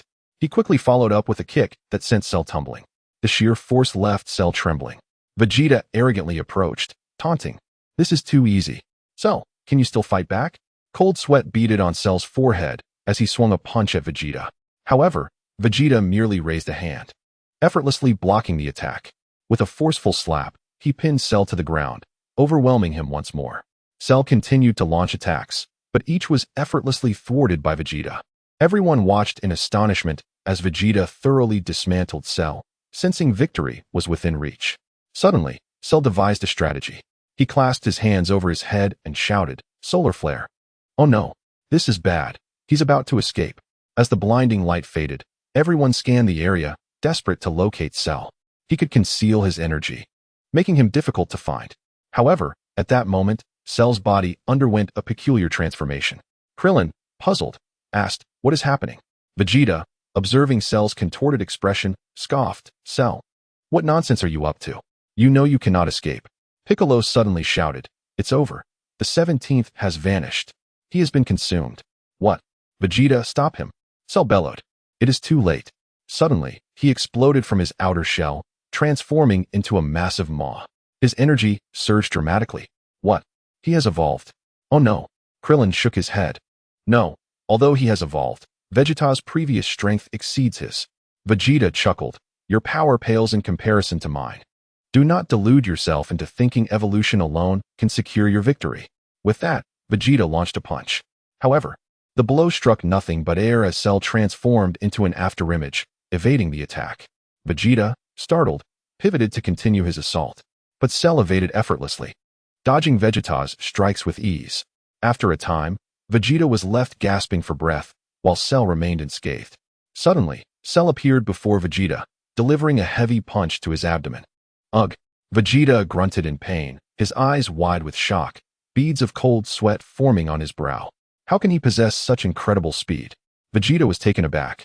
Hastily unleashing his ultimate technique, he knew he had to act swiftly or face dire consequences. With his arms outstretched, a formidable energy surged from his entire being. The onlookers, gripped by fear, quickly dropped to the ground in an attempt to shield themselves. A blinding white light enveloped Cell and the multitude of warriors in an instant. However, Vegeta maintained a measure of control, primarily targeting Cell. Yet, even so, the surrounding area for dozens of miles was reduced to rubble. Once the dust settled, Vegeta gasped for breath, only to discover that Cell was unscathed. What? How could this be? Vegeta immediately sensed something was amiss, as he could not pinpoint Cell's location. His earlier display of power had nearly drained his strength. Having faced humiliation in previous encounters, this time was particularly embarrassing, especially with so many witnesses. The pride of Prince Vegeta was on the verge of collapse. He had initially believed this would be an opportunity to redeem himself, yet it had turned out this way. Before Vegeta could dwell on his regrets, Cell's fist, like a sledgehammer, came crashing toward him. Vegeta attempted to evade, but it was futile. Bam! Bam! Bam! Cell unleashed a relentless barrage upon Vegeta. Just moments ago, Vegeta had been insufferably arrogant, but now he found himself in a dire predicament. Android 16 struggled to rise, furrowing his brow as he observed Cell mercilessly assaulting Vegeta. The speed was astonishing. Tianjing Fan also managed to get up, beads of cold sweat forming on his forehead. This is the end. Others wished to assist, but they simply could not match Cell's pace. Krillin, quick on his feet, remembered that Goku was still in the hyperbolic time chamber. Alas, even Vegeta, a being surpassing the Super Saiyan threshold, was no match for Goku. What chance did the notoriously lazy Suchi have? The only one capable of turning the tide was likely Android 21. With no other options, Krillin hastily retrieved his phone to call Android 21. 21, hurry. We can barely hold on here. Meanwhile, in Suchi's home, Android 18 was still fast asleep, while Suchi, along with Bulma and Launch, leisurely watched television. Just as the program reached a thrilling climax, an urgent news alert interrupted the broadcast. Breaking news. A massive explosion occurred 500 kilometers west of Suchi City, reducing multiple towns to ruins. Reports indicated an alien assault on Earth, and rescue teams were en route to investigate. Suchi was taken aback. This battle was far too fierce. No sooner had he thought this than his personal phone rang. "Hello, Mr. Suchi, we have a grave situation. An alien attack is imminent." Another explosion occurred 500 miles east of Suchi City, resulting in the deaths of tens of thousands. "Look, millions are pleading for your assistance. Please save Earth." Suchi sighed. Being a celebrity was no easy feat. It was impossible to relax. There was always someone urging him to act. "Whoever is responsible for this, just wait until I deal with you." Suchi resignedly replied, "All right, I will take a look." Just then, Android 21 rushed in, exclaiming, "Darling, hurry and help. Use instant transmission." Suchi smirked. "Oh, have you finally come to your senses? No longer letting them train?" Android 21 stamped her foot anxiously. "Everyone is here. If we don't leave now, it will all be over." As Android 21 reached for Suchi's hand to leave with him, he sensed Cell's chaotic energy and vanished in an instant. Android 21 stood there, bewildered. What was happening? Had he left her behind? But in the next moment, she felt Suchi's overwhelming aura and was left speechless. How is he doing this? After all these years of idleness, how can he possibly be stronger than Vegeta? Confused, Android 21 dashed out of the house, soaring into the sky to pursue Suchi. Vegeta was on the brink of death from Cell's relentless onslaught, his body a tapestry of shattered bones, yet Cell continued to pummel him without delivering a fatal blow. Tianjin Fan seized the moment when Cell kicked Vegeta away. Mustering his strength, new Kamehameha. Boom. Cell was sent crashing into the ground. Furious, Cell began to rise. Bam! Another Kamehameha struck, forcing him back down. "What are you waiting for? Quickly take Vegeta and go." Krillin nodded in agreement. At that moment, Suchi's figure materialized. "Stop, Tianjin Fan. You will lose your life." Piccolo interjected. "Suchi, what brings you here? Where is 21? Hurry and bring her. That monster has absorbed Android 17 and evolved. Even Vegeta cannot contend with him." Before he could finish, Tianjin Fan unleashed another Kamehameha, further subduing Cell. But Tianjin Fan was utterly exhausted, teetering on the brink of unconsciousness. Suchi shook his head. "Just because I usually remain silent does not mean I am easy to bully." He swiftly appeared beside Tianjin Fan, tossing him to Krillin. "Krillin, feed Vegeta and Tianjin Fan a senzu bean." Krillin's eyes widened. "But there's only one left. Can't you split it in half?" Upon hearing this, Krillin's face lit up. He quickly gave a thumbs up. "Brilliant." Just then, Cell emerged from the pit, fuming. "Damn Tianjin Fan. Oh, another fool comes to die?" Suchi did not bother to spare Cell a kind word. This second form was hideously unappealing. Instead of being angered, Cell chuckled. "How dare you speak to me like that? Today, I will ensure you all perish here." He pointed to himself with a thumb. "My speed is now astonishing, and I owe it all to absorbing Android 17. My strength has increased significantly." With that, Cell launched himself at Suchi, throwing a powerful punch. Suchi casually waved his hand, releasing a wave of energy that enveloped Cell in a blinding light. Caught off guard, Cell barely had time to react, raising his arm in a futile attempt to shield himself. When the white light faded, half of Cell's body had been obliterated. Yet, with the infinite energy core of Android 17, he quickly redirected energy to heal his wounds. "Heh, you cannot kill me. I possess Piccolo's cells, and they are far more efficient." Cell then aimed a kick at Suchi. Unmoved, Suchi retaliated with a kick of his own. Crack! Cell's leg shattered on impact. Cell gasped. "How is this possible? How can you be stronger than me?" In the face of Suchi, Cell was utterly powerless. Meanwhile, Vegeta, having consumed a senzu bean, was left astonished. "Suchi, despite not having trained, how is he stronger than me? This is infuriating." Vegeta seethed with frustration. Although Cell's leg was broken, he was not like Vegeta. He could self-repair and quickly regained his strength. But in the next moment, he regretted his ability to recover. Suchi seized Cell's long tail, delivering a flurry of blows that left Cell disoriented. Suddenly, an idea struck Suchi. Perhaps he could make Cell regurgitate Android 17. Gripping Cell's neck with one hand, he unleashed a relentless barrage of punches with the other. The strikes were not particularly fast, but each one forced Cell to grimace in pain. Blood began seeping from his eyes, saliva dripped from his mouth, and even blood flowed from his nose. Yet, despite this, Cell still refused to expel Android 17. Suchi's stamina seemed inexhaustible as he continued his assault. Nearby, Vegeta, Krillin, and Tianjin Fan watched in disbelief. How had this seemingly carefree individual achieved such power? 3 years without training, and yet he was still so formidable? In a bid to calm the crowd, the television station promptly began live broadcasting the unfolding events. The television, once showcasing scenes of calamity, has now transformed into a spectacle of Suchi battling a colossal monster. Indeed, it is Suchi. Is this creature not the very architect of the disaster? Look at him go. Suchi is decisively overpowering the beast. The surrounding environment resembles the very area that was just devastated. Yes, it is undoubtedly that place. It appears Suchi is once again engaged in combat with the monster. What prowess!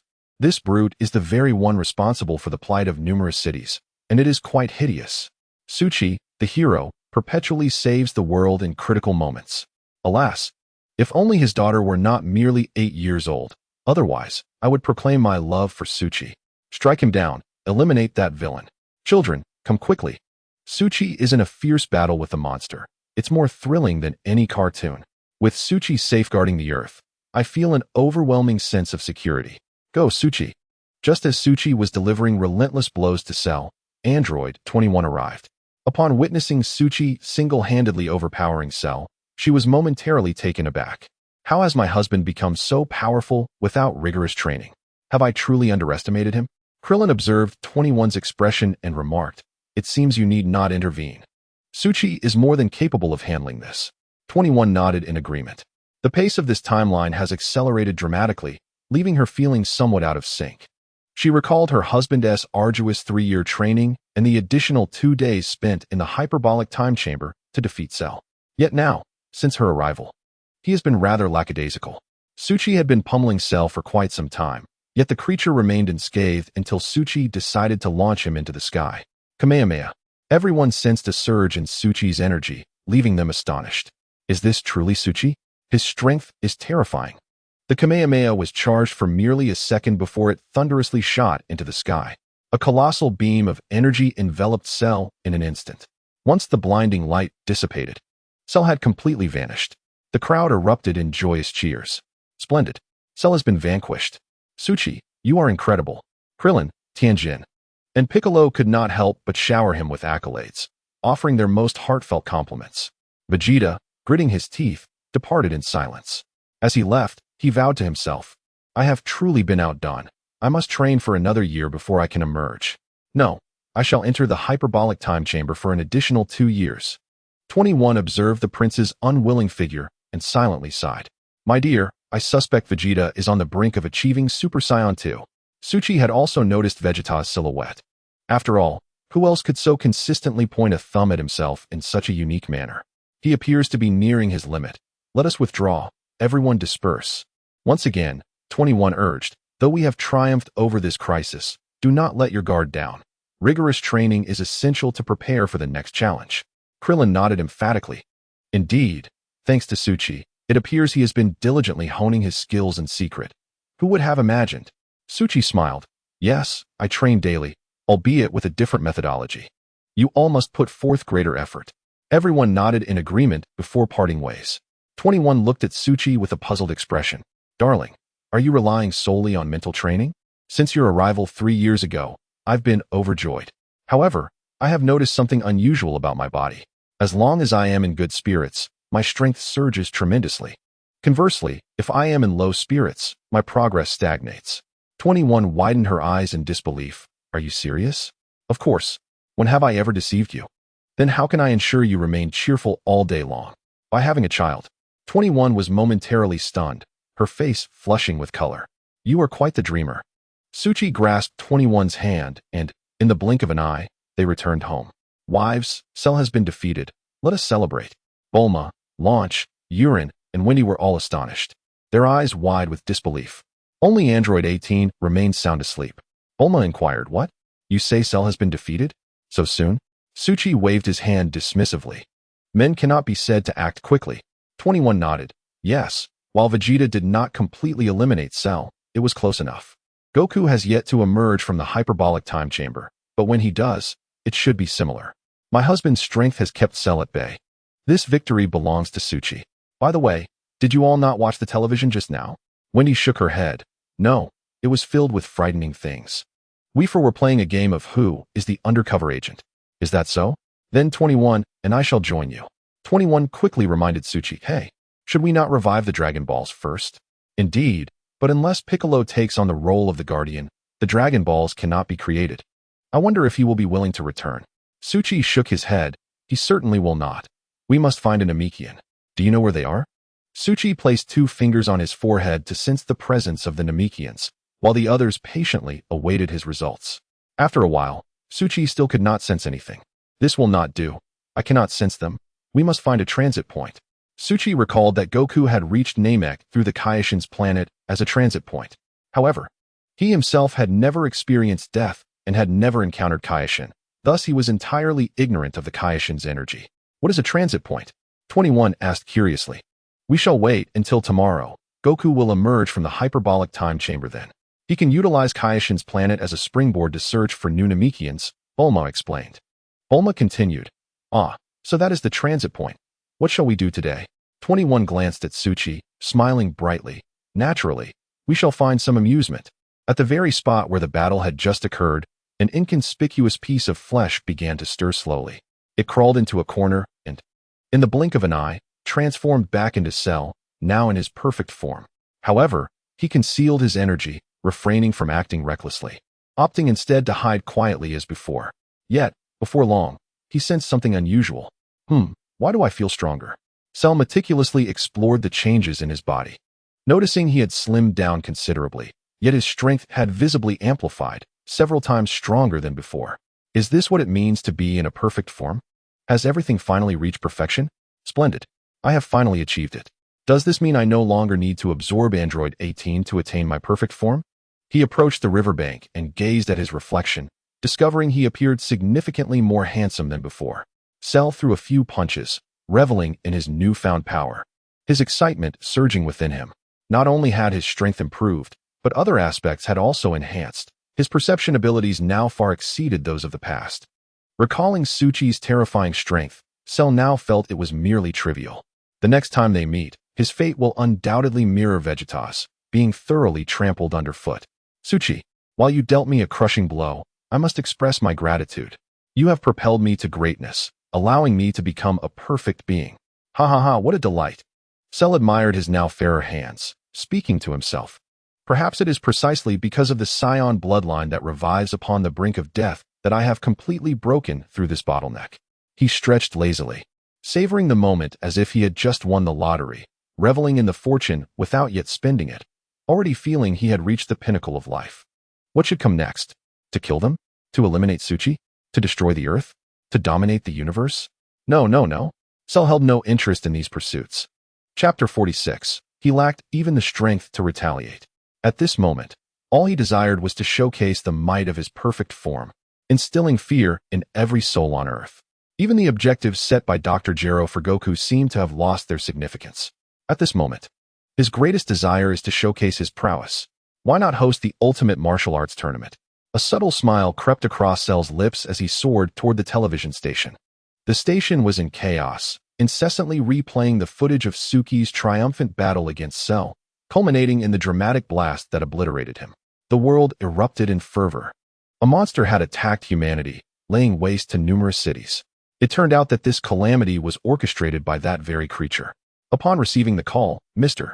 Suki rushed to the scene, successfully thwarting the monster's attempt to annihilate the Earth.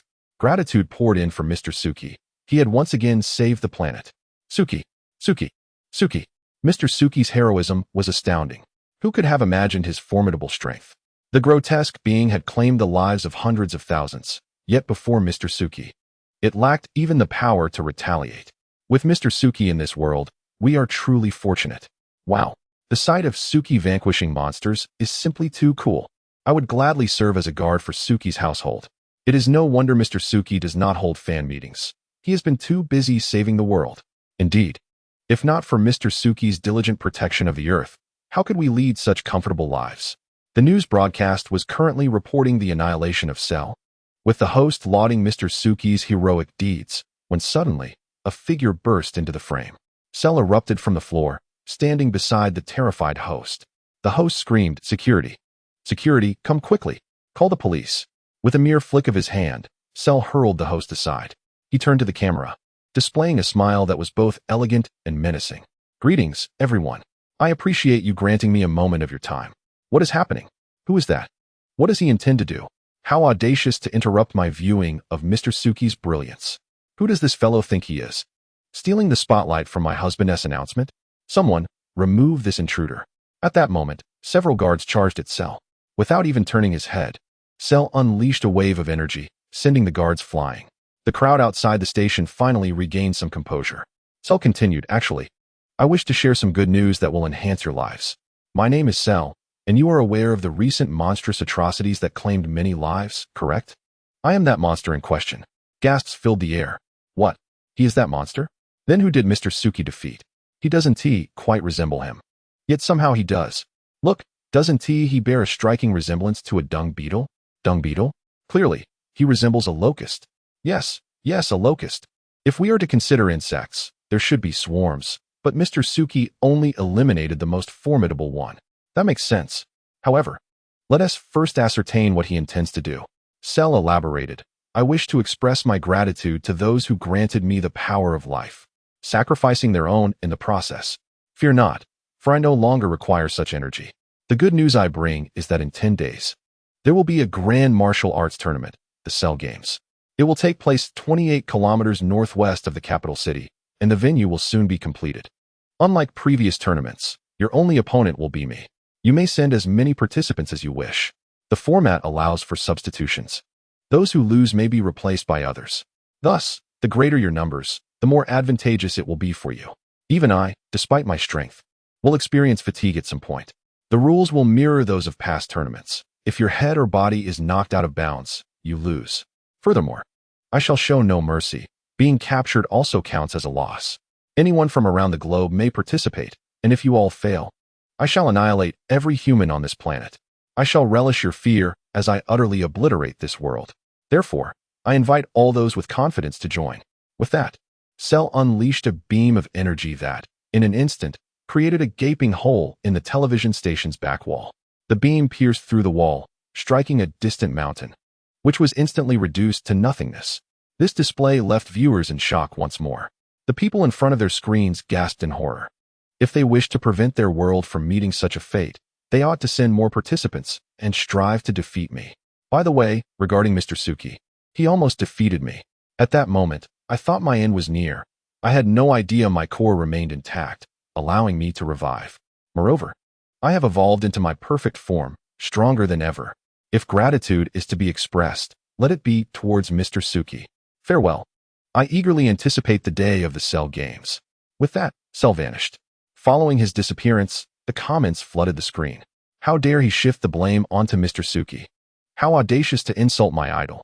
Cell, do not be so arrogant. Mr. Suki will surely defeat you. Suki is the best. He can defeat you once. He can do so again. Suki is invincible. Mr. Suki, did you see this? You must defeat this arrogant fiend. In the turtle hermit's abode, the old master was watching a beautiful woman practicing yoga when he was interrupted. After witnessing Cell's broadcast, he was astonished. Cell is truly formidable.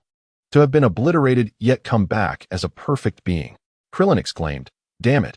He said he would kill everyone on Earth. Yamcha asked, can Suki truly defeat him? Sweat beaded on Krillin's forehead as he recalled how confidently Vegeta had approached the fight, only to be utterly decimated by the evolved Cell. Now that Cell had evolved again, Krillin feared Suki's abilities might not suffice. The turtle hermit proposed, for the safety of our planet, why not summon Suki to the hyperbolic time chamber for 3 days of rigorous training? With his talent, if he truly dedicates himself for 3 years, defeating Cell should not pose a problem. Krillin remained silent for a while.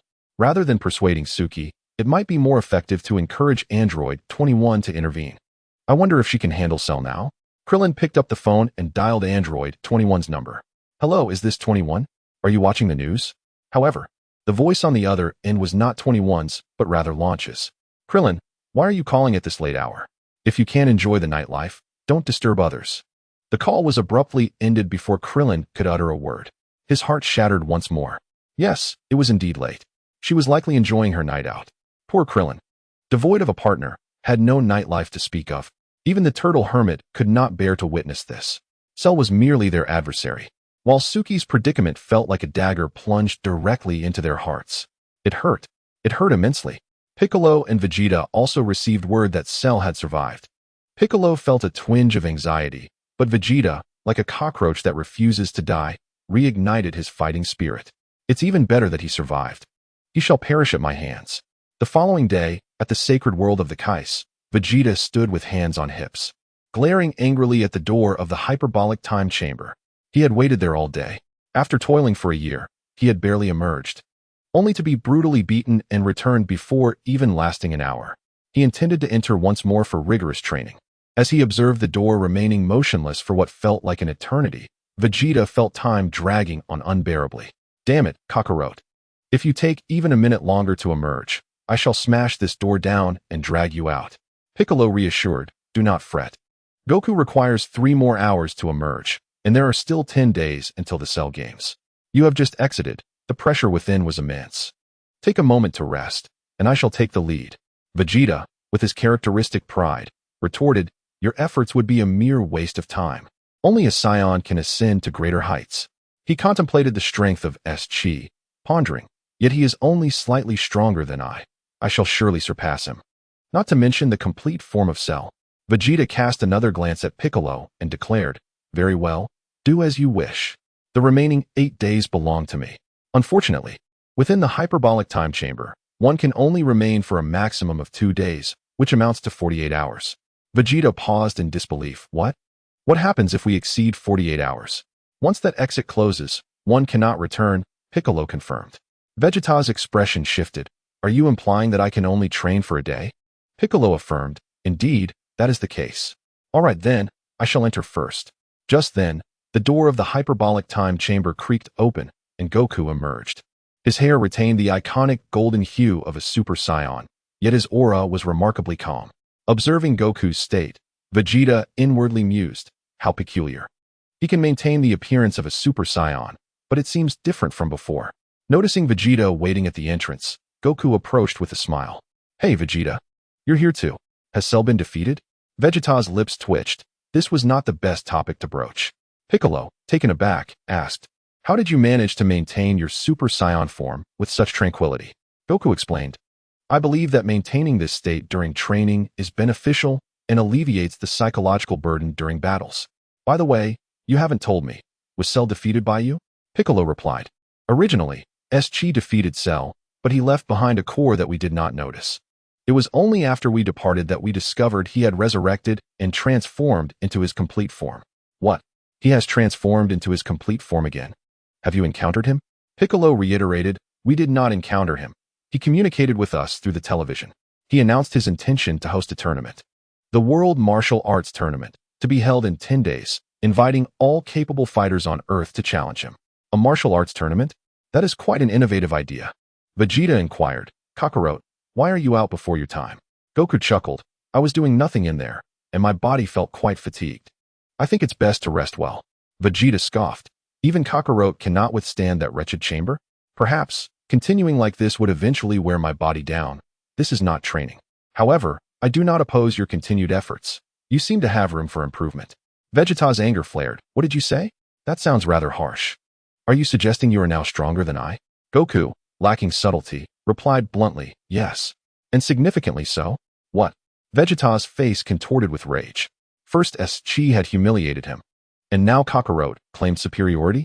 Piccolo hurriedly intervened. All right, everyone, let us focus on our training.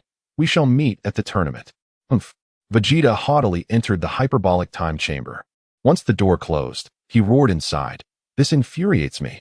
SSJ, Kakarot, Cell, I vow to crush you all beneath my feet. Meanwhile, at SSJ's residence, Android 18 awoke languidly, stretching like a lazy kitten, a satisfied smile gracing her face. She gazed at the still sleeping SSJ, a sweet smile curling her lips as she leaned down to plant a gentle kiss on his cheek. To her surprise, SSJ, still dreaming, pulled her into his embrace. At that moment, Android 21 entered. This is dire. Cell has not perished and has evolved into his complete form. Android 18 gasped, nearly jumping up. Upon realizing it was Android 21, she quickly straightened her posture, closing her lips tightly to feign nonchalance. Android 21 adjusted her glasses and laughed. We are family now. Why be shy? Look, Launch is sprawled on the ground asleep. Suddenly, Android 18 remembered something and asked, "Oh right, what did you just say?" I said Cell has not died. He resurrected yesterday and announced on television that he intends to host a Cell game. Cell game? What on earth is that? As Android 21 began to explain, she noticed SSJ's awkward position and added, "You should wake your husband and Launch so they can hear this together." All right. Android 18 agreed. Soon, everyone gathered in the living room. SSJ yawned and complained, "I find the design of this house quite impractical." Bulma curiously asked, "What is impractical about it?" The bedroom is too small. Launch always steals my blanket. Come on, our bedroom is already the largest. Even if it were larger, it could only fit 2 big beds. How many do you wish to fit? Perhaps we should construct a bed platform. SG's eyes lit up. Bulma, your creativity is remarkable. Come here and give me a kiss. He leaned in to kiss Bulma. Oh, stop it. You haven't even brushed your teeth. Bulma protested, playfully pushing him away but ultimately allowing him a kiss, a smile secretly lingering on her face. Despite their many years of marriage and SG taking multiple wives, their affection for one another remained strong. Bulma felt far happier than Launch. Android 21, with a serious demeanor, interjected, enough of this. Cell has resurrected and transformed into his complete form. SG dismissed her concerns. Oh, I thought it was something significant. Is this truly worth waking me for? Urine inquired. Then what would you consider significant? SG gently wrapped his arm around Urine's waist, whispering, for instance, if little Urine were to become pregnant again. Urine retorted with annoyance. You are terrible, treating me like a pig. Chapter 47. Finding a satisfactory place. Android 21 looked at SG, her lips slightly downturned, and asked, You appear utterly unconcerned. Do you have confidence in defeating Cell now?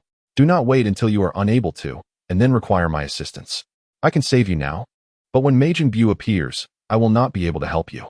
SG gently caressed Android 21's lips, soothingly assuring her, Do not worry. With just a slight effort, Cell will vanish without a trace once more. Moreover, Goku has yet to emerge from the hyperbolic time chamber, and Vegeta seems to have exited again. In truth, I am also a scion, not just you. Android 21 sighed. Very well, this time I shall trust you. By the way, Cell has announced a World Martial Arts Tournament, commencing in 10 days, with the rules being. After departing the television station, Cell found a location that pleased him. With a wave of his hands, he began to carve through the rocks, and soon a grand arena was constructed. Cell's aesthetic sense and architectural skills were impressive. The new arena was both visually striking and practical, situated far from the city, allowing for an unrestricted battle. Once completed, he stood atop the arena, patiently awaiting the commencement of the Cell Games 10 days hence. Cell appeared on television, threatening the world, thus initiating the Cell Games. The populace, who had been celebrating, sank back into panic. Heroes alone cannot save us. The nation possesses formidable military strength. The Royal Army received orders and mobilized a vast number of troops towards Cell's arena. Royal Guard, move out. In no time, fighter jets and various weaponry surged towards Cell. Cell leaped to another mountain peak. The commander shouted, Are you afraid? Do you intend to flee? Cell smirked slightly. Foolish one. I merely wish to preserve my carefully prepared arena. Assuming he intended to retreat, the commander immediately ordered a full-scale assault. Do not let him escape. Attack. Airborne forces, advance. Ground troops, move out. In an instant, countless shells rained down upon Cell, the sound of explosions incessantly echoing, soon engulfing him in a cloud of smoke and debris. Inside their home, Suki and his companions felt the tremors beneath their feet. Is the army deploying their heavy artillery? Number 21 exclaimed in astonishment. Suki shook his head. It's futile. They won't heed any warning. One cannot advise the damned. Compassion does not save those who seek their own demise. Once they experience the consequences, they will cease their reckless pursuits. Suki was aware of Sun Wukong's desire to intervene, but he knew it would be in vain. He had given up before even attempting. Yet, wasn't it too cruel to allow them to perish so senselessly? Number 21 inquired. Suki replied, Regardless, it is Cell who will be responsible for their deaths. They can be revived later. Number 21 was momentarily speechless. By the way, Sun Wukong should be emerging soon, shouldn't he? Suki suddenly shifted the topic, prompting number 21 to come back to reality. He should be, but I wonder if he can transform into Super Saiyan 2. I mean the Dragon Balls. He needs to retrieve the Namekian, Suki clarified. We must restore the Dragon Balls first to find peace of mind. Indeed, after all, number 18's brother and her parents also rely on the Dragon Balls. Suki continued. Once Cell's game concludes, I will revive them and then marry number 18. At this, number 18 shuddered slightly, thinking, my husband is so considerate. He remembers to help me revive my parents. He has not forgotten his promise. Yet, with so many ordinary lives lost, shouldn't the dragon be summoned to resurrect everyone first? Would it be too selfish of her to prioritize her parents? If she insisted on reviving them first, would her husband be displeased? Number 18 felt a twinge of conflict within her. After all, In recent days, they had grown closer, and she might already be carrying his child. This thought brought her to reminisce about Suki's tenderness and care. The wedding could not be postponed any longer. She sincerely wished for her parents and brother to attend, to witness her happiness. They would surely boast about her marriage to Suki before friends and family. If no one was there to celebrate her joy, it would diminish the delight of the occasion. However, if she insisted on reviving her parents first, making millions of civilians wait another year, would that not be inconsiderate? She must also consider her husband. As a public figure, he had to consider the greater good. Thus, number 18 softly said, "Darling, I am not in a rush. Let us first revive those slain by Cell. As for my parents, I do not mind waiting another year as long as they can be brought back." Suki held number 18 tightly, whispering, "That is out of the question. The Dragon Balls must first restore you and your family. No one is more important than you." As soon as he finished speaking, number 18's cheeks flushed again. He certainly knew how to charm her, even though she recognized it as mere flattery. Yet, what girl wouldn't relish such words? Although, from a moral standpoint, more citizens should be revived first, she adored hearing him say that she was his priority, more important than all the world's populace. However, number 18 was no fool. She turned and covered Suki's mouth. "Darling, thank you. But I truly believe we should prioritize reviving those who were killed by Cell. So many families have been shattered. The Dragon Balls should be utilized where they are most needed." Suki shook his head. "No, I have already stated that no one is more important than you. We must save ourselves first. If we have the ability, we can think of others afterward. They did not give me children. Why should I care for them first?" "Are you serious?" Number 18 gasped, her eyes widening in surprise. "Of course I am serious. How could I be anything but?" Everyone was taken aback. Having initially thought Suki was eager to revive the Dragon Balls to save the entire world, only to realize it was merely to fulfill his promise to number 18. Each heart felt as if it had been thrown into a large stone, creating ripples of emotion. Number 18 was so moved that tears streamed down her face. "They did not give me children. Why should I prioritize them?" That reasoning was quite compelling, too solid to dispute. Number 21 gazed at Suki with a complex expression. Her heart stirred profoundly. Coming from the future, she was aware that Namekians could adjust the Dragon Ball's powers to grant 2 or even 3 wishes. 2 wishes would be ideal, allowing many to be revived at once. If only 1 wish were granted, Suki would need to attach conditions to his request, as he had done previously. Number 21 had assumed Suki would prioritize reviving more civilians, placing the greater good above all else. Allowing number 18 to wait a year for her parents' revival, thus presenting the most flawless solution. After all, number 18 was already his. Soothing her would be easy. Even if Suki proposed such a plan, none of them would find fault in it, though it might slightly inconvenience him. This way, she could suggest optimizing the Dragon Balls, helping him navigate the situation, achieving 2 goals at once. To her surprise, he directly prioritized reviving number 18's family without a second thought. The lives of millions seemed inconsequential to him. His declaration that no one was more important than them deeply resonated with her. Indeed, while it sounded a bit selfish, it aligned closely with their innermost feelings. Like number 18, Bulma, Launch, and the others, they were all women, all Suki's women. They did not wish for their man to be a grand hero who would sacrifice himself or his family for the world. What they desired was a good man, one who would wholeheartedly love and cherish them. In that moment, it was not only number 21 but also Bulma, Launch, Urin, and Wendy who felt immense happiness. Having been married to him for so many years, they had never felt a shred of grievance. Suki's wives now realized that the more he acted this way, the more they adored him. It was a love that ran deep, unwavering, and resolute. Those who hoped for Suki to become a hero and save the populace could never win his heart.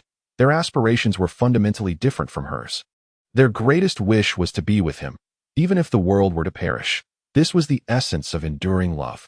Number 21 refrained from speaking further or mentioning the single wish. When the time came, with 2 wishes, those killed by Cell could be revived, and everyone would rejoice, giving her husband a delightful surprise. Just as they were enveloped in Suki's favoritism, a phone call suddenly interrupted their thoughts. "Mr. Suki, you are aware of Cell's upcoming tournament, aren't you? I did not wish to disturb you, but the royal army has suffered heavy losses and has yet to defeat Cell. Suki, I implore you, intervene and vanquish Cell. Save this world." Suki took a deep breath and responded, "Before the Cell games officially commence, do not provoke him. In due time, there will be challengers. If no one can defeat him, I shall enter the fray myself. With that, Suki hung up the phone. Number 21 asked, Darling, the cell games begin in 9 days. Shall we prepare in these next few days? Prepare for what? Suki queried. Number 21 replied, I will accompany you to the hyperbolic time chamber for a day of training. What? You will join me in the hyperbolic time chamber? I must personally oversee your training. Number 21's sincere gaze made it difficult for Suki to refuse.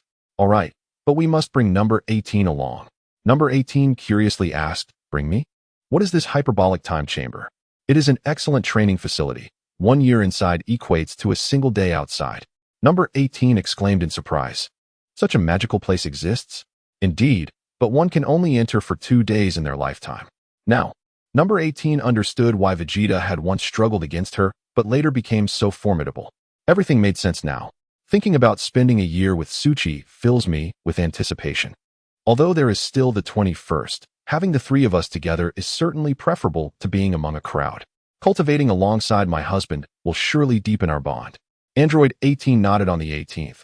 All right, I will definitely go. Thus, Suchi bid farewell to Bulma and the others, packed a few versatile capsules. And together with Android 18 and 21, they headed to the Sacred Hall.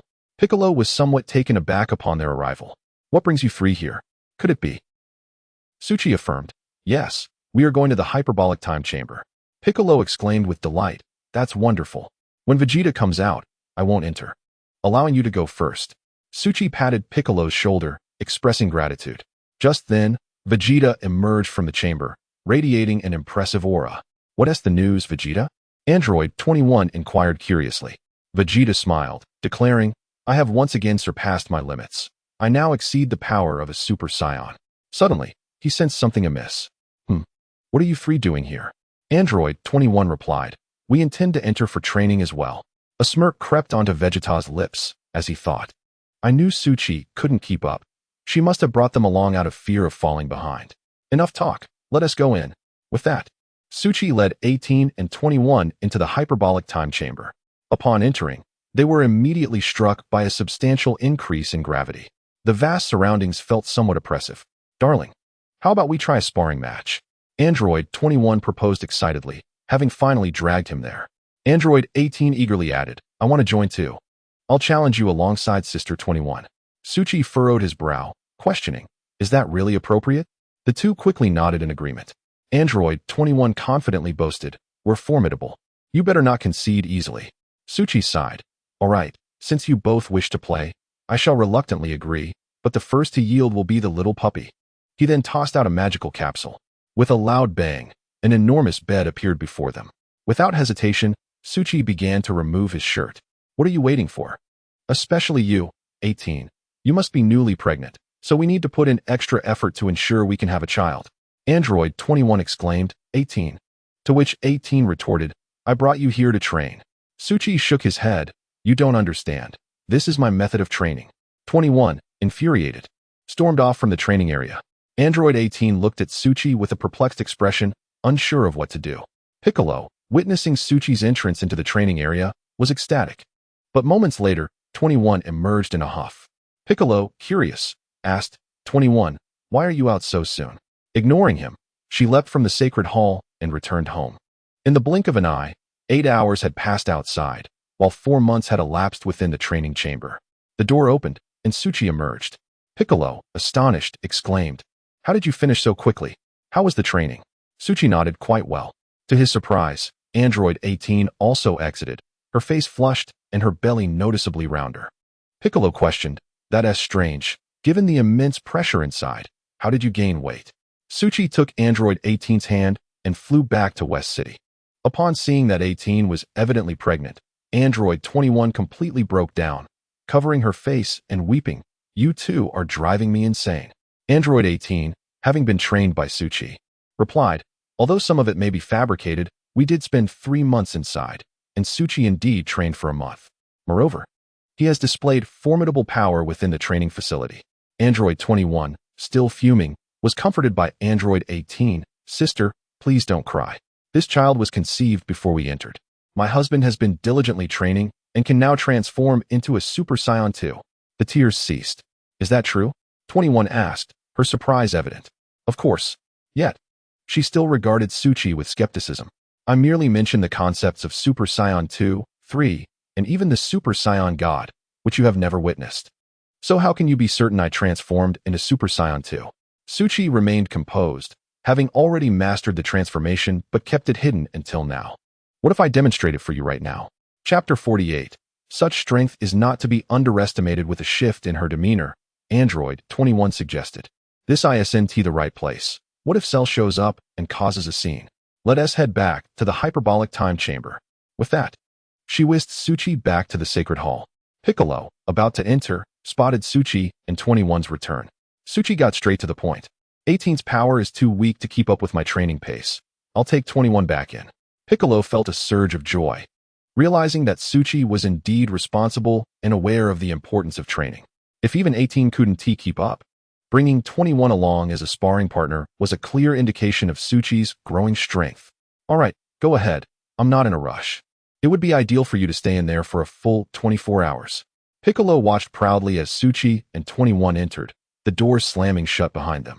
Suchi wasted no time, unleashing a tremendous golden energy that crackled with electricity. He was mindful, however, only releasing over 4 billion battle power, comparable to a fully realized Cell. According to the original tale, perfect Cell's power was 3.7 billion, while consuming a Senzu being raised him to 4 billion, and his electrifying form reached 6 billion. Super Saiyan 2 Gohan was approximately 5 billion, with emotional fluctuations impacting his power. In truth, Suchi's actual strength had skyrocketed to over 8 billion after transformation. Seeing Suchi's display, Android 21 was both astonished and delighted. You truly achieved it? Of course. Would I deceive you? Grabbing Suchi's clothing, she began to apologize. I'm sorry, dear husband. I shouldn't have quarreled with you. Will you forgive me? No, Suchi bluntly refused. 21 was taken aback, feeling a pang of discomfort. Have I upset my husband? He has never been angry with me before, and now he won't forgive me. What should I do? I shouldn't have acted so petulantly. Then Suchi added, unless you give me another child. Android 21 was momentarily stunned. It turned out her husband was merely teasing her. You scared me. I thought you were disappointed in me. Given that her husband had already attained Super Saiyan 2 power, they need not rush the training. That is sufficient, she replied, becoming submissive. Yes. Let us have 100 children. Shall we go outside now? Not a chance. We can't give birth here. You're not leaving. Suchi retorted, tossing out another capsule, which conjured a large bed and a few rolls of toilet paper. Android 21 twitched at the corner of her mouth. A day passed, and Piccolo, noticing Suchi had yet to emerge, felt optimistic about the future. Suchi was a prodigious half-Saiyan. In the past, defeating Frieza and his father had been effortless for him, akin to slicing through vegetables. He had even battled another form of Cell, rendering that arrogant foe powerless. Now, Suchi had entered the hyperbolic time chamber again, investing at least 30 hours in solitary training, which translated to over a year in the outside world. His abilities had undoubtedly evolved beyond measure. At that moment, Vegeta flew over. Oh, you didn't go to the hyperbolic time chamber? Piccolo nodded, yes. Suki and Android 21 went in and haven't come out yet. Vegeta was taken aback. What? They've been in there for over a day? Piccolo nodded again, indeed. Vegeta immediately felt a sense of foreboding. Suki was already formidable, though perhaps not on par with perfect Cell, yet apart from Cell and his own post-training self. He was the strongest. After training for such an extended period, Suki might have surpassed him. Despite his reluctance, Vegeta could only sigh inwardly, feeling somewhat unlucky. If only his spaceship hadn't run out of fuel back then, wasting half a year, he wouldn't be in this predicament. The thought that the spaceship belonged to Suki only fueled his frustration. Just then, with a creak, the door of the time chamber opened. Suki emerged with Android 21, who was still clad in maternity wear, her belly round and prominent. Piccolo was puzzled, wondering how 21 had also gained weight. Strange. He had no understanding of such matters, as he neither consumed food nor could conceive. But Vegeta understood. Upon seeing 21's swollen belly, he was taken aback. He exclaimed, Suki, what on earth did you and 21 do in there? Suki replied, of course, we were training. And what else with her belly? Suki shrugged, what do you expect? Do you think your training can go on 24 hours without a break? Vegeta retorted, I'm leaving, see you. With that, Suki and 21 jumped off the sacred land.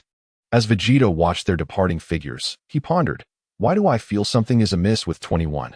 Could it be that this guy slacked off in the time chamber? Piccolo chimed in, I also sense something is off. After Suki and Android 18 trained in there, I noticed 18's belly had grown. Now, after another 24 hours, 21's belly has also expanded. Is it really possible to gain weight in there? What? Vegeta seemed to grasp a clue. A few hours in the time chamber equated to approximately 3 to 4 months outside. Android 18's belly had grown as if she were 3 to 4 months pregnant. Given 21's unique physiology, her pregnancy would take 3 years, which is 3 to 4 times slower than normal. Reflecting on 21's current state, with her regeneration abilities surpassing even Cell S, it was evident she must be pregnant. 24 hours equated to a year. It made sense that 21's belly had grown to such an extent. Vegeta understood, muttering to himself, that's Suki. He's actually having a child in the hyperbolic time chamber. Suki, you're just wasting time. You're doomed. In recent days, Goku had not entered the time chamber, but instead stayed home to relax with Chi-Chi and Goten. He had reached his peak and could no longer progress through sheer effort. He needed to explore different methods. Goku sensed something was brewing. He had attained a new height as a Super Saiyan, merely awaiting the right opportunity. Whether it be through extreme anger or profound emotion, he was on the cusp of a breakthrough. Vegeta, too, had reached the pinnacle of Super Saiyan, mere moments away from achieving Super Saiyan 2. Though he was incensed, it was primarily out of jealousy, which did not catalyze his latent potential. Consequently, he had yet to break through to Super Saiyan 2. Since returning from the time chamber, 21 had ceased to pressure him into training. In there, aside from that matter, they had done nothing else. When they left, Suki had exploded in power, doubling his battle strength, and only then did 21 believe in his capabilities. It seemed that as long as he was in a good mood, his power surged exponentially. In fact, during his year in the time chamber, Suki had automatically accumulated over 10 million in battle power, reaching 9 billion after transforming into Super Saiyan 2. However, he decided to keep this under wraps. If 21 ever complained about his lack of diligence, he would showcase his strength to ensure she focused on their future family. While the world was tense, Suki's household remained peaceful as he played cards with Bulma, Launch, Urine, and Wendy for 8 consecutive days. 10 days swiftly passed. The Cell games were about to commence. Suki had already arrived at the venue, and television reporters had traveled far to broadcast live. Dear viewers, there are just 10 minutes until the Cell games begin. Let us take a look at the exciting moments within. As the camera shifted, it focused on Suki. Look, Mr. Suki remains composed and unfazed, radiating confidence in his ultimate victory. Truly the most reassuring man on earth. Mr. Suki is so handsome. Why do I feel so secure just looking at Mr. Suki? Suki darling, go for it. Does Suki darling even need your encouragement? He can handle 100 cells with ease. Exactly. Suki darling is invincible. At that moment, Goku, Vegeta, Krillin, and Android 16 arrived. The time had come. Goku glanced at Vegeta and asked, Vegeta, will you go first? Kakarot, I'm stronger than you now. You go first. I'll take the stage last. Goku cracked his knuckles and replied, all right, I'm ready, I'll go. With that, Goku stepped onto the arena. Cell looked at Goku and asked, shall we begin, Goku? Absolutely. The battle erupted immediately. Goku maintained his Super Saiyan form. He suddenly stomped the ground and launched a kick at Cell. Cell raised his arm to block it. Goku retracted his foot, spun around, and threw a punch, which Cell met with a precise defensive maneuver. In the blink of an eye, the two were embroiled in a fierce exchange, their fists colliding in a flurry of blurred shadows. After a few exchanges, Goku stepped back, creating some distance. The cameramen were left dumbfounded, unable to comprehend the spectacle unfolding before them. One reporter, gathering his courage, approached Suki, followed closely by another cameraman. Mr. Suki, are they really fighting? Suki glanced at the camera and waved his hand. Hello everyone. I'm Suki. In a battle of this caliber, ordinary people cannot possibly discern what is happening. Wait until we slow it down 100-fold with a high-speed camera, then you might understand. Just focus on filming, no commentary necessary. It's best to use a drone and keep your distance. Otherwise, the intensity of the battle might endanger you. Suki smiled at the camera. Mr. Suki is so considerate, worried about the crew's safety. Wow, Mr. Suki is truly handsome. Look, he is smiling at us. My heart is racing. Oh, you feel that way too? When Mr. Suki smiles, I already have names in mind for our future kids.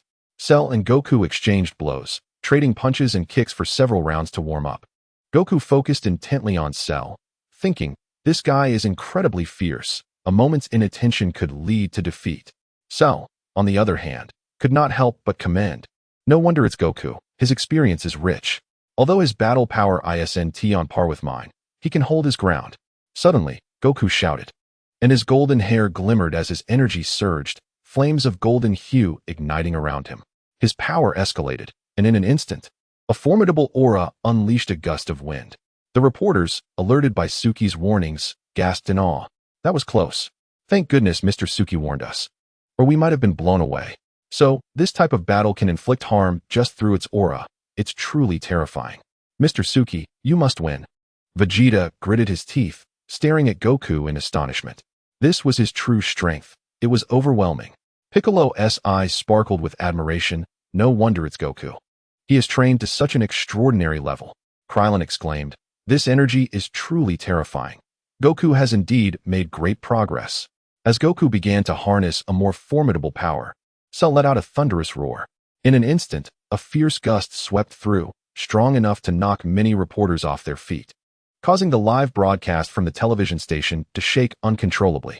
Goodness, even from this distance, the wind is so powerful. Is this truly the commotion a human can create? I can barely stand. At that critical moment, Suchi swiftly positioned himself in front of the reporters. Channeling his inner strength, he effectively shielded them from the raging winds, which swirled around him, keeping the journalists and photographers safe behind him. The reporters gazed at Suchi with gratitude. Wow, Suchi is so cool for protecting us from the strong winds. He is incredible. Thanks to Mr. Suchi, we can witness such a breathtaking battle. I'm a fan now. If I were a woman, I would definitely marry Mr. Suchi. Suchi, I love you. As Goku amplified his aura, he engaged in combat with Cell once more. Each move was exquisite, executed with astounding speed. Cell began to relish the duel against Goku. Fighting the current version of Goku was exhilarating. Not only was the battle thrilling, but it also showcased his full potential brilliantly. Cell felt that this martial arts tournament was truly worthwhile, as it allowed for such an exhilarating fight. This is fantastic, Goku. A battle of equals is truly satisfying. Goku responded with a smile. Indeed, I feel the same way. As they clashed again, Cell suddenly extended his arms behind him. Striking a classic pose, Goku shouted, stop. At this level of power, if you use the Kamehameha wave, but Cell was already immersed in the battle and would not be halted. Kamehameha. Just as he was about to unleash the final syllable, Goku soared into the sky. I'm right here, Cell. Cell glared at Goku, and the Kamehameha wave shot towards the sky. With a whoosh, the energy blast appeared poised to hit Goku, but he vanished using instant transmission. Before Cell could retract his energy wave, Goku reappeared beside him and delivered a powerful kick to Cell's face, sending him flying. However, Cell reacted swiftly, flipping in midair and landing firmly back on the arena. What just happened? That Kamehameha should have hit you, he said, puzzled. Goku explained, it was instant transmission. Can you do that? Cell muttered, instant transmission? That technique is indeed difficult to counter. Goku then inquired, I have a question too. If I hadn't jumped, would you have used the Kamehameha wave to destroy the Earth? Cell smirked. Well, that is not certain, but I know you would definitely jump. Goku's lips curled into a cold smile. Oh really? It seems you're quite clever. Cell continued, but I must clarify that I had no intention of destroying the Earth. If I did that, the game wouldn't be any fun. As soon as he finished speaking, Cell lunged at Goku. Despite Goku's intense focus, he couldn't evade Cell's ferocious assault. A straight punch, a sweeping kick, a knee strike. Each blow landed heavily on Goku, sending him crashing. Cell sneered, while I may not have instant transmission, my speed isn't too shabby. In Chapter 49, a sweeping kick brought Goku crashing to the ground. Cell charged at him once more. Goku's eyes sharpened, and he used instant transmission to appear behind Cell. However, Cell was not only fast, but also remarkably agile, catching up to Goku in the blink of an eye. Bang! A punch landed solidly on Goku's face. As Goku staggered back, Cell pursued him with another punch. In a moment of tension, Goku utilized instant transmission to evade, but Cell still managed to catch up, delivering a sweeping kick that knocked Goku to the ground. Gritting his teeth, Goku endured but still fell heavily onto the arena, creating a significant crater. He rolled over and stood, charging at Cell with a punch, but only struck air as Cell had already moved behind him. Goku barely managed to fend off Cell's relentless barrage. After they distanced themselves, Cell ascended into the sky, while Goku stood on the arena, breathing heavily. Cell chuckled. You are indeed strong. Honestly, I didn't expect fighting you to be this enjoyable. If the match ended just because someone was knocked out of the ring, it would be utterly dull. Goku frowned. The rule that being knocked out of the ring means defeat is null and void. Goku asked in confusion. What do you want then? Suddenly, Cell unleashed an energy wave that struck the arena. With a deafening boom, dust clouded the air, and in an instant, the arena transformed into a deep pit, completely unrecognizable from its original form. Cell grinned. Now the entire Earth is our battlefield. The outcome will depend solely on who surrenders or dies. Realizing this, Goku understood that victory must be determined by surrender or death. Cell said, all right, let us make good use of this vast battlefield. With that, Cell fired an energy blast at Goku, who hurriedly dodged. The next moment, Cell morphed into a mobile machine gun, unleashing a torrent of energy blasts towards Goku. Goku fled in a panic. Cell's attacks were ferocious, leaving Goku no chance to catch his breath. Even Goku, experienced in battle, was nearing his limit. Cell's strength had escalated, or rather, he was finally taking Goku seriously. Goku realized he could not continue like this. He had to muster all his strength for a final effort to have any chance of winning. He positioned his hands behind his back, adopting the stance for the Kamehameha wave. Cell laughed heartily. Ha ha ha. You better not unleash the Kamehameha wave from here, or the Earth will be finished. Kamehameha. Vegeta shouted urgently. Kakarot, don't be foolish. Krillin appeared confident. Don't worry, if he really fires it from here, the Earth is definitely doomed. Cell looked bewildered. What are you trying to do? You wouldn't dare. Vegeta cried out in terror. He really would. Cell was equally astonished. How is that possible? How could he dare to do such a thing? However, just as Goku gathered energy with his hands, his body suddenly appeared beneath Cell. A blinding white light shot towards Cell at incredible speed. Oh no! Cell gasped in horror, realizing it was too late to evade. He could only cross his arms defensively in front of his chest, bracing for the impact. Boom! The massive light wave instantly engulfed Cell. Within the blinding light, Cell's head was obliterated. As the brilliance faded, Cell's lower half collapsed to the ground. Goku panted heavily. Yamcha laughed excitedly. That's amazing. That's instant transmission. Hooray! Goku has defeated Cell. Even the reporters and photographers began to cheer. That unassuming fighter actually triumphed over Cell? Yet, at that moment, Suchi shouted, don't be careless. He is not dead yet. Everyone was struck with alarm. Before their eyes, Cell's lower half stood up, and his upper body rapidly regenerated. Goku remarked, I've been pondering why it was so easy for me to win. However, you've already weakened significantly after taking that hit. Cell retorted with a sneer, Humph. You are just as winded, aren't you? Let me tell you once more, don't use the same technique again. It's futile. Repeating the same attack will only waste your effort and make this battle tedious. Goku shouted, I understand. Is that so? Shall we continue? No, I concede, Goku replied. Cell was taken aback. You concede? Goku nodded again. Yes, I concede. Cell was furious. Damn it. I hit him head on, and he dares to concede? Having been struck mercilessly by his ultimate attack, I found myself bereft of even a chance to retaliate before he conceded defeat. Though victorious, Cell was filled with an overwhelming sense of frustration. He surveyed his surroundings and spotted Vegeta, who wore an expression of unrestrained excitement. Oh well, since I established the rules, and we have only engaged in a single round, I have already made adjustments to the arena's constraints. To modify it further would seem too arbitrary. I shall reclaim the blow Goku dealt me from my next opponent, Cell sighed, announcing, all right, next. All eyes turned toward Vegeta. Goku turned to him and said, I lost, Vegeta. The stage is yours now. With a smirk, Vegeta replied, Umph. In critical moments, the Prince of Science must step up. I am not to be trifled with. Without further ado, Vegeta launched himself toward Cell. Without hesitation, he unleashed his most potent aura, charging forth with unwavering confidence. A smile crept onto Cell's lips as he too threw a punch at Vegeta. In an instant, their fists collided, unleashing a tremendous force that stirred a fierce wind. After several exchanges, both fighters retreated, establishing a distance between them. Suki gasped in astonishment, nearly dropping his jaw. Initially believing that Goku had gained the upper hand and would escape, he expected Cell, in his fury, to unleash a brutal assault. To his surprise, Vegeta managed to hold his ground against Cell's wrath. Suk even felt a surge of joy for Vegeta, realizing that the prolonged restraint he had endured had finally culminated in an explosive release. Cell too gasped, taken aback by Vegeta's unexpected strength. Vegeta, I did not foresee your power surpassing Goku's. Vegeta retorted with a scoff. Humph. Cell, my strength far exceeds your imagination. I shall not waste my breath like Kakarot. With that, he launched a fierce punch towards Cell. Cell had intended to take his time, but Vegeta's eagerness to engage took him by surprise, prompting him to focus. Vegeta's fists flew with the swiftness of the wind, each strike landing with relentless force. Cell raised his arms to defend, but the impact left him numb. It was evident that Vegeta's might was formidable. Cell evaded one of Vegeta's jabs, maneuvering behind him to deliver a brutal kick to his midsection. Gasps erupted from the crowd, envisioning Vegeta being left battered and bruised. However, they had grown accustomed to this pattern. Every time they praised Vegeta, he seemed to end up on the receiving end of a beating. Thus, they had learned their lesson. This individual was not to be overly praised. Silence enveloped the arena. Yet a sense of secret delight permeated the air as Vegeta maintained his upper hand. Cell attempted to retaliate with a flurry of punches, but each was expertly countered by Vegeta's powerful strikes.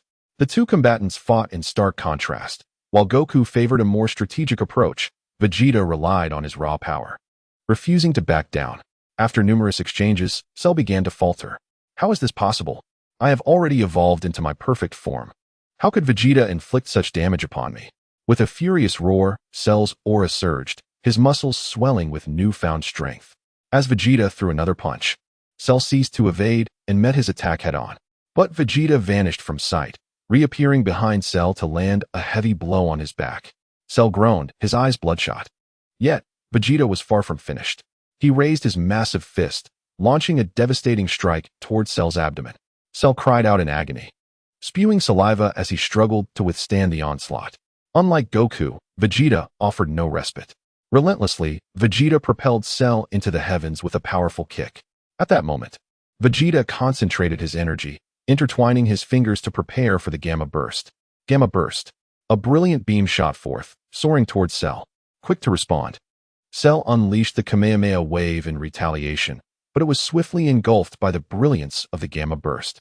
As the blinding light dissipated, dust swirled around the arena. He won. Vegeta has triumphed.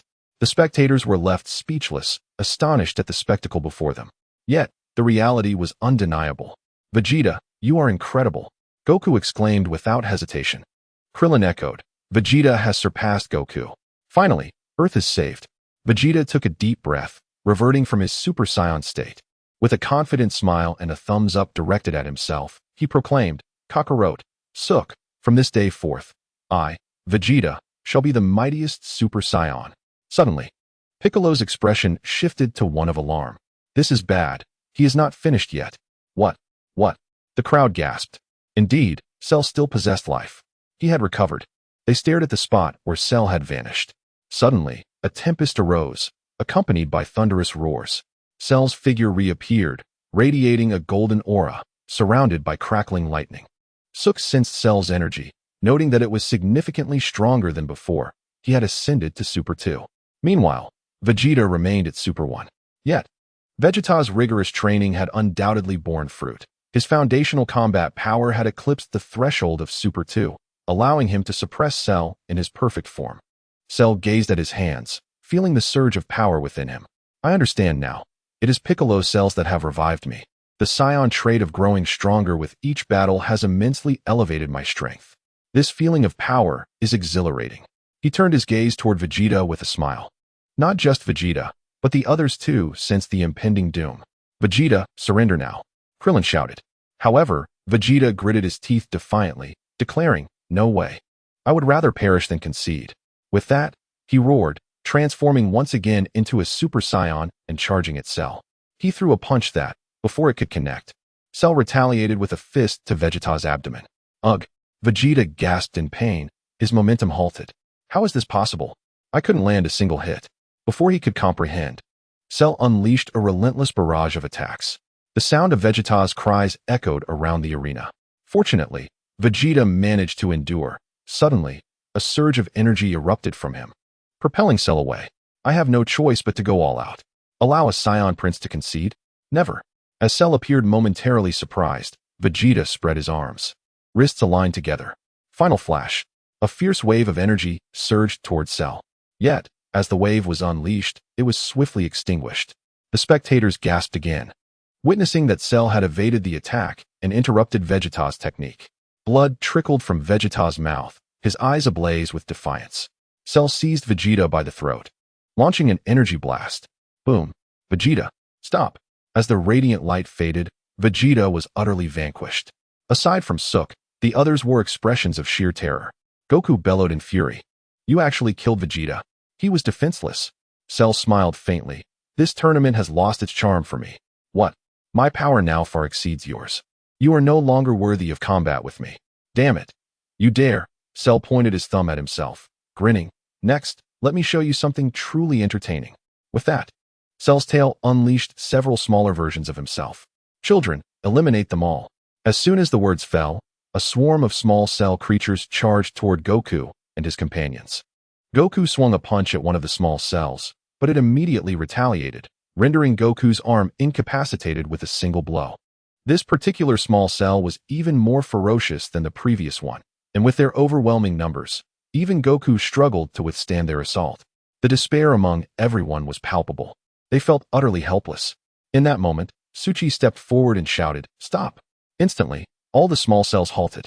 Recognizing Suchi's arrival, he exclaimed, "Cell, is it not beneath you to change the rules after just 2 matches? Are you unable to accept defeat?" Cell, grinning, replied, "Oh, I almost forgot about you. My main opponent. However, you are no match for me now. I have lost interest in defeating you. So, you shall perish as well." With that, Cell's body crackled with energy, and a powerful wave surged towards Suchi. In an instant, Suchi transformed into Super Saiyan 2, enveloped in electric energy. As the energy wave rushed toward him, Suchi swiftly deflected it with a precise hand strike, sending it hurtling back at one of the small cells, obliterating it in an instant. Cell narrowed his eyes in disbelief. What? How can you? You think you're so formidable? You are gravely mistaken. To me, you are merely a jest. Before he could finish, Suchi launched himself at Cell like a bolt of lightning, delivering a devastating kick that cleaved Cell in half. Despite Cell's staggering combat power of 6 billion, he stood no chance against Suchi's overwhelming 90 billion. With that single maneuver, Suchi had triumphed. The crowd was astonished, believing Cell to be unbeatable, yet Suchi proved himself invincible, dispatching Cell with effortless grace. Suchi, my love, I adore you. Chapter 50. He will not rest easy indeed. Suchi, the guardian of Earth, demonstrated extraordinary prowess. His strength was beyond our comprehension. How fortunate we are to have Suchi on our side. Though he had severed Cell in two, he would not relent. Should Cell become enraged, he might not hesitate to take the entire Earth and even the solar system down with him. Seizing the moment while Cell was still reeling, Suchi launched the halves of Cell's body into the sky. With a swift flick of his fingers, countless energy blasts scattered, annihilating the dazed small cells. Then, he directed his hand skyward, unleashing a massive area attack. A deafening explosion ensued as a fan-shaped energy wave engulfed Cell entirely. The tremendous energy reduced Cell to mere dust, even incinerating his core. The sky cleared once more. Suchi remained poised, a finger pointed toward the heavens. The battlefield fell silent for an extended moment. Had Cell truly been vanquished? It seemed so. His presence was entirely absent. Hooray! We have won. Suchi, you are incredible. Piccolo gazed at Suchi's composed demeanor, his heart swelling with joy. Indeed, the training in the hyperbolic time chamber proved to be crucial. Perhaps I should contemplate entering it myself for further training. Although the battle's intricacies were not visible on television, the outcome was clear. Cell had been cleaved in two amidst blinding white light, with Suchi's striking silhouette standing tall, accompanied by cheers of victory from Krillin and the others. Suchi had acted decisively and emerged victorious. The comments section exploded with excitement. Suchi is so handsome. He saved Earth once more. Suchi is amazing. Quick, take a picture. His pose is too cool. Yes, I finally have material to fantasize about tonight. Haha, you two. I want to go on a date with Suchi in my dreams. The battle concluded, and Bulma, Android 21, and Android 18 watched the live broadcast from home. Witnessing Cell's newfound strength and his defeat of the already formidable Vegeta caused a stir of anxiety. when Cell unleashed several equally powerful small cells, overwhelming Goku and Piccolo. The feeling of dread was intense, but thankfully did not linger for long. Suchi stepped in, dispatching several small cells with lightning speed, and soon after, Cell himself was no more. After a while, with Cell not reappearing, everyone exhaled a collective sigh of relief. Even Android 21, who was aware of Suchi's strength, had felt intense anxiety. Thankfully, Suchi had not faltered, resolving the crisis in a matter of moments, saving Earth. Android 18 and Android 21, both pregnant, smiled at Suchi's triumph. 3 months passed since the epic battle, and Earth returned to its peaceful state. Android 18 began to envision herself in a wedding gown, marrying Suchi under the gaze of family and friends. Android 21 contemplated that with Cell's demise, they should enjoy a long period of tranquility. Although her pregnancy might take a while, she was determined to give her husband 2 children. She heard that the more frequent the encounters, the higher the chance of twins or triplets. Yes, I shall strive for this.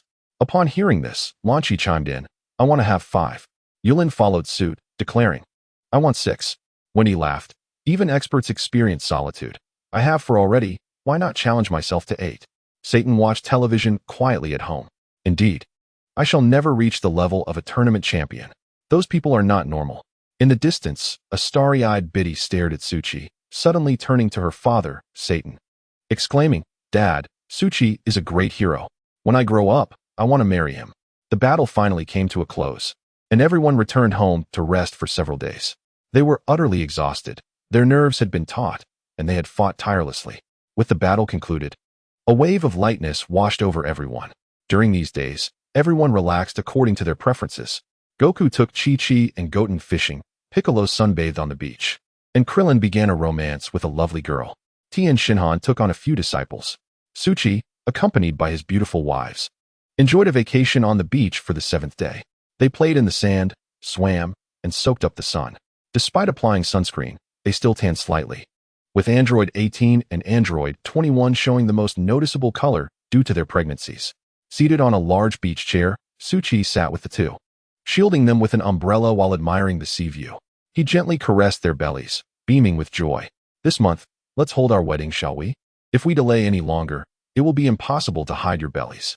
Android 18 smiled, turning to gaze at Suchi's face. All right, I will follow your lead. My dear husband, I need to gather them for a meeting. The Dragon Balls will be ready for revival in a few days. Rest assured, I will arrange a grand wedding for you. Yes, our holiday is nearing its end. A few more days of sunbathing, and we will be charred. The women laughed merrily. A little tan is healthy, Suchi remarked. However, I prefer a lighter complexion. Android 21, teasing from a distance, quipped, Is my husband complimenting my skin? Suchi called out. Android 21, what is it? Accompany me to the temple. Of course, in these days of relaxation, everyone felt rejuvenated. However, Vegeta had fallen into misfortune, meeting his end and descending into the underworld, where he endured the freezing and scorching torments, receiving lashes and suffering. Damn it, this guy has surpassed me once again. Vegeta, once I surpass you, I shall be the first to eliminate you upon my resurrection. A year in hell feels like merely a day on earth. And thus it has passed. Kakarot, why do you not allow my revival? Do you comprehend the torment I have endured during this year? Another year in hell has elapsed. Damn it, why is it so arduous to fulfill a wish after 2 years? In the blink of an eye, 3 years have slipped away in hell. Do they wish to prevent my revival? Kakarot, you have subjected me to this torment for 5 years. A decade has passed, and I still cannot acclimate. The pain is unbearable. Hasten my resurrection, for I can no longer endure it. In a fleeting moment, Vegeta finds himself cast once more into the boiling oil of hell. Agony overwhelming him. On Earth, Cell has absorbed countless lives. Vegeta has perished, and Android 17 is also gone. Over a week has passed. It is time for the Dragon Balls to intervene. Suki, Android 21, Goku, and Krillin have all arrived at the Kai's temple. Goku states, Piccolo, you should restore the position of the Supreme Kai. Otherwise, the Dragon Balls cannot be utilized, and those slain by Cell cannot be revived. Piccolo shakes his head, unfortunately. That is not possible. When I fused with the Supreme Kai, I assumed dominance. In pursuit of greater power, I retained too much wisdom and combat prowess, ultimately losing the ability to create Dragon Balls. Otherwise, the fusion would not have been so complicated. Is it truly hopeless? Goku expresses his regret. Android 21 steps forward. I thought Piccolo was unwilling. It turns out he is incapable. Goku, you should inquire about the location of the new Namek with King Kai, then teleport there. Find a Namekian to take the place of the Supreme Kai? To King Kai's planet? Yes, I conceived this idea after the Dragon Balls turned to stone. In the future, your husband will bring the Namekian deity back to Earth.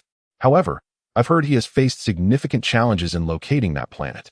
But you have a good rapport with King Kai. You should be of great assistance. Goku nods. Android 21 is remarkable. She knows about future events and has saved me a great deal of effort. With that, Goku swiftly teleports to King Kai's planet. Ah, is that not Goku? What brings you here? King Kai greets. Goku smiles. You are unaware of the calamity on Earth, are you? Cell has killed many. Piccolo has fused with the Supreme Kai. And the Dragon Balls have turned to stone. I need to find the location of the new Namek to bring a Namekian back and revive the Dragon Balls. King Kai nods. I see. Earth has truly encountered a string of misfortunes lately. Very well, I shall search for the location. With that, King Kai begins to seek out the position of Namek. His antennae sway, and soon he exclaims, found it. It is over there. Is that so? As long as the direction is correct, I should be able to sense its energy. Goku places 2 fingers on his forehead, and after a moment, his eyes gleam with clarity. Indeed, I sense Elder Guru. Farewell, King Kai. Goku vanishes as soon as he finishes speaking. On the new Namek, Goku materializes. The Namekians at work turn to gaze at him. Who is that? Is it not Mr. Goku? Goku? The one who fought Frieza on Namek and saved us? Yes, that is him. Goku greets them warmly. Hello, everyone. However, Namek has been destroyed. The moment the words leave his lips, all are left in shock. Now, to the matter at hand. Our Earth deity has fused with Piccolo, and the Dragon Balls have turned to stone. A few days ago, Cell came and caused great havoc. I wish to find a Namekian to serve as our deity and revive the Dragon Balls, so that the innocent may return to life. I beseech you. Elder Guru replies. I see, I have a candidate. Is that so? Guru turns to the crowd and calls. Dend, come here. Dend excitedly rushes over. He and Krillin share a close friendship, and he deeply cherishes life on Earth.